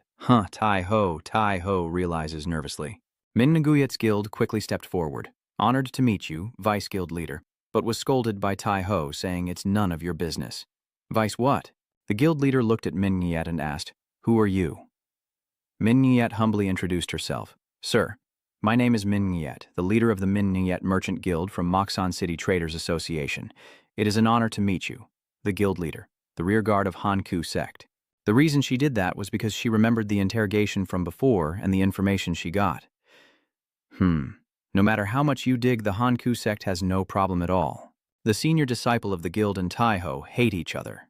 In Hanku sect, they compete for the position of Haoki Chi Tu, and the leader of the army is always the one who leads from the front, gaining the sect master's favor. Moreover, their personalities are completely opposite, so the disciples are divided into two factions. They are like cats and dogs, always ready to tear each other apart. She secretly calculated that the senior disciple of the sect, Tai-Ho's enemy, was here, and Tai-Ho's army needed to return immediately, so Tai-Ho's actions were completely unknown to the main camp. In other words, Tai-Ho doesn't want the main camp to find out about this. If other factions or higher-ups in the Hanku Phi discover it, they might change the negotiator with Hanku Phi. She continues to present in Binthan capital, where Prime Minister Luan Khoi is implementing a trade route plan to ensure stable transportation of goods. The plan aims to connect all regions of Bin Kwok into a single route to strengthen the combat power of the soldiers with supplies and weapons that cannot be found in rural areas. But while discussing with the second disciple of the ninth sect, we were put in a difficult position by their unreasonable demands. They even led an army to attack us and caused us to end up in this situation. We hope that the alliance leader can understand our situation and negotiate this matter again. Chancellor Luan Khoi from Bin Kwok capital wishes to cooperate with Hanku sect. Listening to her explanation, Tai-Ho fell silent and pondered for a moment as the wind howled across the open space. The tense atmosphere was overwhelming. Min Nguyet trembled, silently reassuring herself. "Please, I hope I can act in the name of the Chancellor." Tai-Ho gritted his teeth in frustration. "I should have captured her, but now I'm entangled with this kid because that swordswoman blocked me. They embarrassed me in front of the gang, and suddenly he appeared here. No way, I have to kill them before they speak." Before the gang could respond, Tian Kuang tremblingly stepped forward, blocking Min Nguyet and saying, "Shengni, step back." This action surprised Min Nguyet. "What are you doing? Now is not the time to interfere like that. You should step back." Tian Kuang thought differently. Although they hated each other, those I know are not simple enemies. Even if they dislike each other, it doesn't mean they are allies of our side. They are all bad people. Hearing his judgment, the gang quickly ordered to capture them. Immediately, the nine sect disciples rushed in to surround them. Tian Kuang quickly urged, "Hurry and kneel down, Sin Ni Min Nguyet." Can't believe the situation has turned around like this. A Trung, worried, shouted, taking the opportunity to break free from her embrace and strike her unexpectedly. Tai-Ho also seized the opportunity to attack, secretly thinking, "Hurry up, they're coming." A Trung was in a difficult position. "Damn it, I've been caught." He almost attacked her, but a hand suddenly struck his thigh, hitting his wrist directly and making it bleed. He was pushed back several meters, looking very much like Xiang Tiu. "How come you're here, little brother?" On this side, Tian Guang focused on protecting Ming Yue. A gust of wind swept through, and somehow in the blink of an eye, Shendan's face was torn to pieces, and he collapsed to the ground, while the Nine Heroes group was grabbed by a giant hand around the neck, eyes bulging. Makai sweatily stammers in shock, while the gang calmly asks, "Who are you?" In front of them, Han Liang is gripping the Nine Heroes League's neck tightly. Old man, to explain this appearance, I have to mention that earlier, on the devastated battlefield, everyone was helping each other. Senior brother Tutu Van, are you okay? Fan Doan is unconscious. Tai Duong crossed his arms and looked indifferent. A strong family joins the 2nd Battalion, and now these tricks. Truly like owner and pet. Lai Muir also joined in, of course. He always skips training sessions, that's why he's weaker. Lo Tai Duong is teasing Tu Van, look at you guys. You're really too lazy. Senior brother Lu Tai Duong. Now I don't know how to explain to everyone that he's exhausted, but can't underestimate the disciple of the Buddhist hell. Lu Tai Duong snorted and said, "Humph, you're good at making excuses. A disciple of the hell of Buddha? I see. No wonder 2nd brother Tai Hu is doing this strange thing. He intended to capture the person from Hell Buddha that he let go of a few years ago, right? But it seems that heaven is no longer on 2nd brother Tai Hu's side, as he unilaterally mobilized the entire army and was caught leaving his position. Tavan angrily reminds him, "Be careful with your words, Lemieux. If you're injured, you should know to fall back." Senior brother Tu Van, let this 1st Battalion handle it. They all shouted to charge at once. This is also the moment when the gang calmly ordered to capture them all. Following his command, they all charged forward together. They quickly surrounded the Tianguang group, trapping them in a tight circle. Tianguang nervously told Min and Guyet to crouch down quickly. "Sin Ni, I will bravely charge forward and punch each of them, but they won't back down and will attack the group, pushing Man Kai away. Chung has to face Chi-Chi and Tai Ho alone, directly drawing his sword. Both Trung and Tai Ho are extremely tense. Jiang Tu quickly rushes to shield Trung, his face flushed, and hurriedly says, Chung, sister, I like him. No, he used the Lakich DM to shoot Tai Ho away, while Trung only handles the mental attack. Seeing the tense situation, Tianguang and Ming Yue couldn't help but worry. Han Liang quietly approached from afar to attract everyone's attention, and in an instant he suddenly charged forward to fight the encircling crowd, catching them off guard. One by one, Han Liang threw them into the air. No one understood what was happening, only seeing the murderous aura rising, while Han Liang kept disappearing and reappearing. Everyone witnessing that massacre was stunned. That was how the initial scene began, with the thug beaten to a pulp and lying unconscious. The thug was grabbed tightly by Han Liang, and Tianguang was also stunned. Old man, Han Liang appears like a god to save him from the evil's trap. After dealing with him, the old man hurries towards Tianguang. Without saying a word, Tianguang also stands there in confusion. The old man slapped him, knocking him flat on his back. The old man scolded. This kid I told you already. I told you to cook all the bears I hunted before sea. I told you before, remember to slaughter them for me. Wait a minute, did you chase after me? Just for that. Just because of that? So who will be responsible for me losing my muscles? Look, my arm is so thin now. This old man, I just barely escaped death and he's saying that? What do you mean I look skinny? Huh, it's been a few days and you're this bold? You are punished to buy me 10,000 steamed buns in Tudamoksun City. Despite their struggle, Jiang Xiao tearfully asks Zhong, Sister, Zhong, do you love me? Does sister mean you're okay? The ice group stood frozen, witnessing Han Liang scold Tianguang, mockingly saying, I have no idea where I got that much money from. Eating so much is deadly. Really? So you want to see a real deadly scene? He thought to himself, so that's it. So this is the expert imprisoned in the Divine Transformation Prison, or someone as powerful as that. Tai Hu also had his own thoughts. Too strong, probably at the level of the 12 emperors, but this power exceeds expectations, and considering the current damages, it's still within control. At this moment, Han Liang is gripping the celestial light tightly in his muscular arm. It hurts so much, you arrogant kid. When I get home, I'll have to teach you a lesson.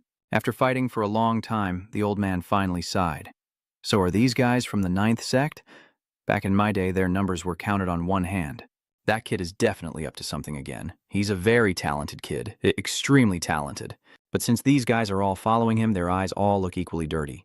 And hey, if you've met the previous sect leader, you should at least bow your head and greet him. Seeing no one respond, the old man twisted his hips to examine the chaos, and quickly his eyes flashed with anger, his whole body emanating a fierce aura. Then he demanded, kneel down now. A surge of energy burst out from the old man's body in all directions at lightning speed, causing the ice sect members to sweat nervously. What is this? Can an ordinary person release energy that much? Tai Ho also gritted his teeth because he faced a formidable opponent. This guy is too strong. It's like the combined strength of 12 emperors, soldiers sitting down with their hearts pounding and legs trembling. What kind of demon is this? It's a demon. A band of them. And Taiho couldn't help but wonder how my master managed to defeat such a powerful expert. If I fought the old man, everyone would die. Han Luang's aura was too strong and overwhelming, as if he were a giant warrior ready to destroy anyone who dared to challenge him. Suddenly, amidst the panicked crowd, a foot quietly stepped forward. You only know how to use brute force. You don't need to threaten your disciples like that. Master, there are a few more soldiers here about to go into battle. Are you really going to crush their spirits like this? He furrowed his brow, wondering how he detected it so early. Han Liang also immediately knew who the newcomer was, and calmly asked, "What's your name? Are you pretending?" That person is none other than the current sect master and grand master of the Nine Actions sect, the ruler of Western Bin Kwok. 12 emperors Sade Sao Mei. Maybe it's because the disciple is getting old, but mainly it's due to the master's reversal of age. Taihu quickly regains his composure to observe the situation. Cat and Han Long face each other, the atmosphere tense. Cat walks straight to Han Long and greets him. "Long time no see, master." Han Long simply crossed his arms and replied, "Your family's reputation. You came here looking for death, right? Thanks to you, over 10 years have passed, and I've been living like a corpse in prison. The golden age of your life is over. You should have perished in that prison. And besides, you're not the type to care about petty revenge." Hearing this, Han Liang pointed at Tianguang and explained, "No, I enjoy petty things like revenge. I came here to save my injured disciple." Tianguang, seeing this, puffed up, "And don't point your finger at me. What are you looking at?" They turned away, surprised that at this age you still have a younger brother. It's like you have a little sister. And Han Liang then asked Tianguang to greet him. "Kid, he's your senior brother." Cat admits that it seems my greedy disciple caused this, resulting in conflict and the current trouble. I don't want to waste troops on a meaningless battle, so let's return to the main camp and discuss how to resolve everything together. What do you think? Master, this statement surprised Ming Yue very much. I will directly tell Han Liang that if he feels petty and wants revenge, I will imprison him in the dungeon. I have betrayed him once before, so I can do it again. Do you want to use the immortal technique again? Master, since that move no longer works on me, I already know its weakness. Of course, most of the disciples and soldiers here will die. This suggestion has angered Han Liang, and he once again unleashes his aura. This kid's way of talking still annoys me, huh? It's been a while since we met, so let me give you a fight. Let's see how skilled you are. As soon as he finished speaking, a burst of aura shot into the ground, causing the earth to crack open. Min Nguyet hurriedly rushed forward, surprising Tianguang, grabbing Han Luang's arm tightly, her eyes showing determination. Even Han Luang couldn't help but be taken aback. Han Ling understood the look and realized the meaning, so he angrily changed the subject. "Is there anything to eat at the headquarters?" "Let's have a meal first and then continue." Ket, who is very sensible, immediately requests Fandone to prepare a feast at the main camp to serve about 200 people. Yes. On the other side, deep in the dark forest, a grand secluded mansion stood, and a shy girl hid behind the wall, her cheeks flushed, quietly thinking to herself that her brother was still sitting there. In front of her is a young man deep in thought, reading a piece of paper. It's Hu Quan, and it looks like an extremely important letter. This is the end of my video. Above is a summary of the story. If you have any comments, please leave them below. Don't forget to like, subscribe, and hit the bell to receive more interesting videos.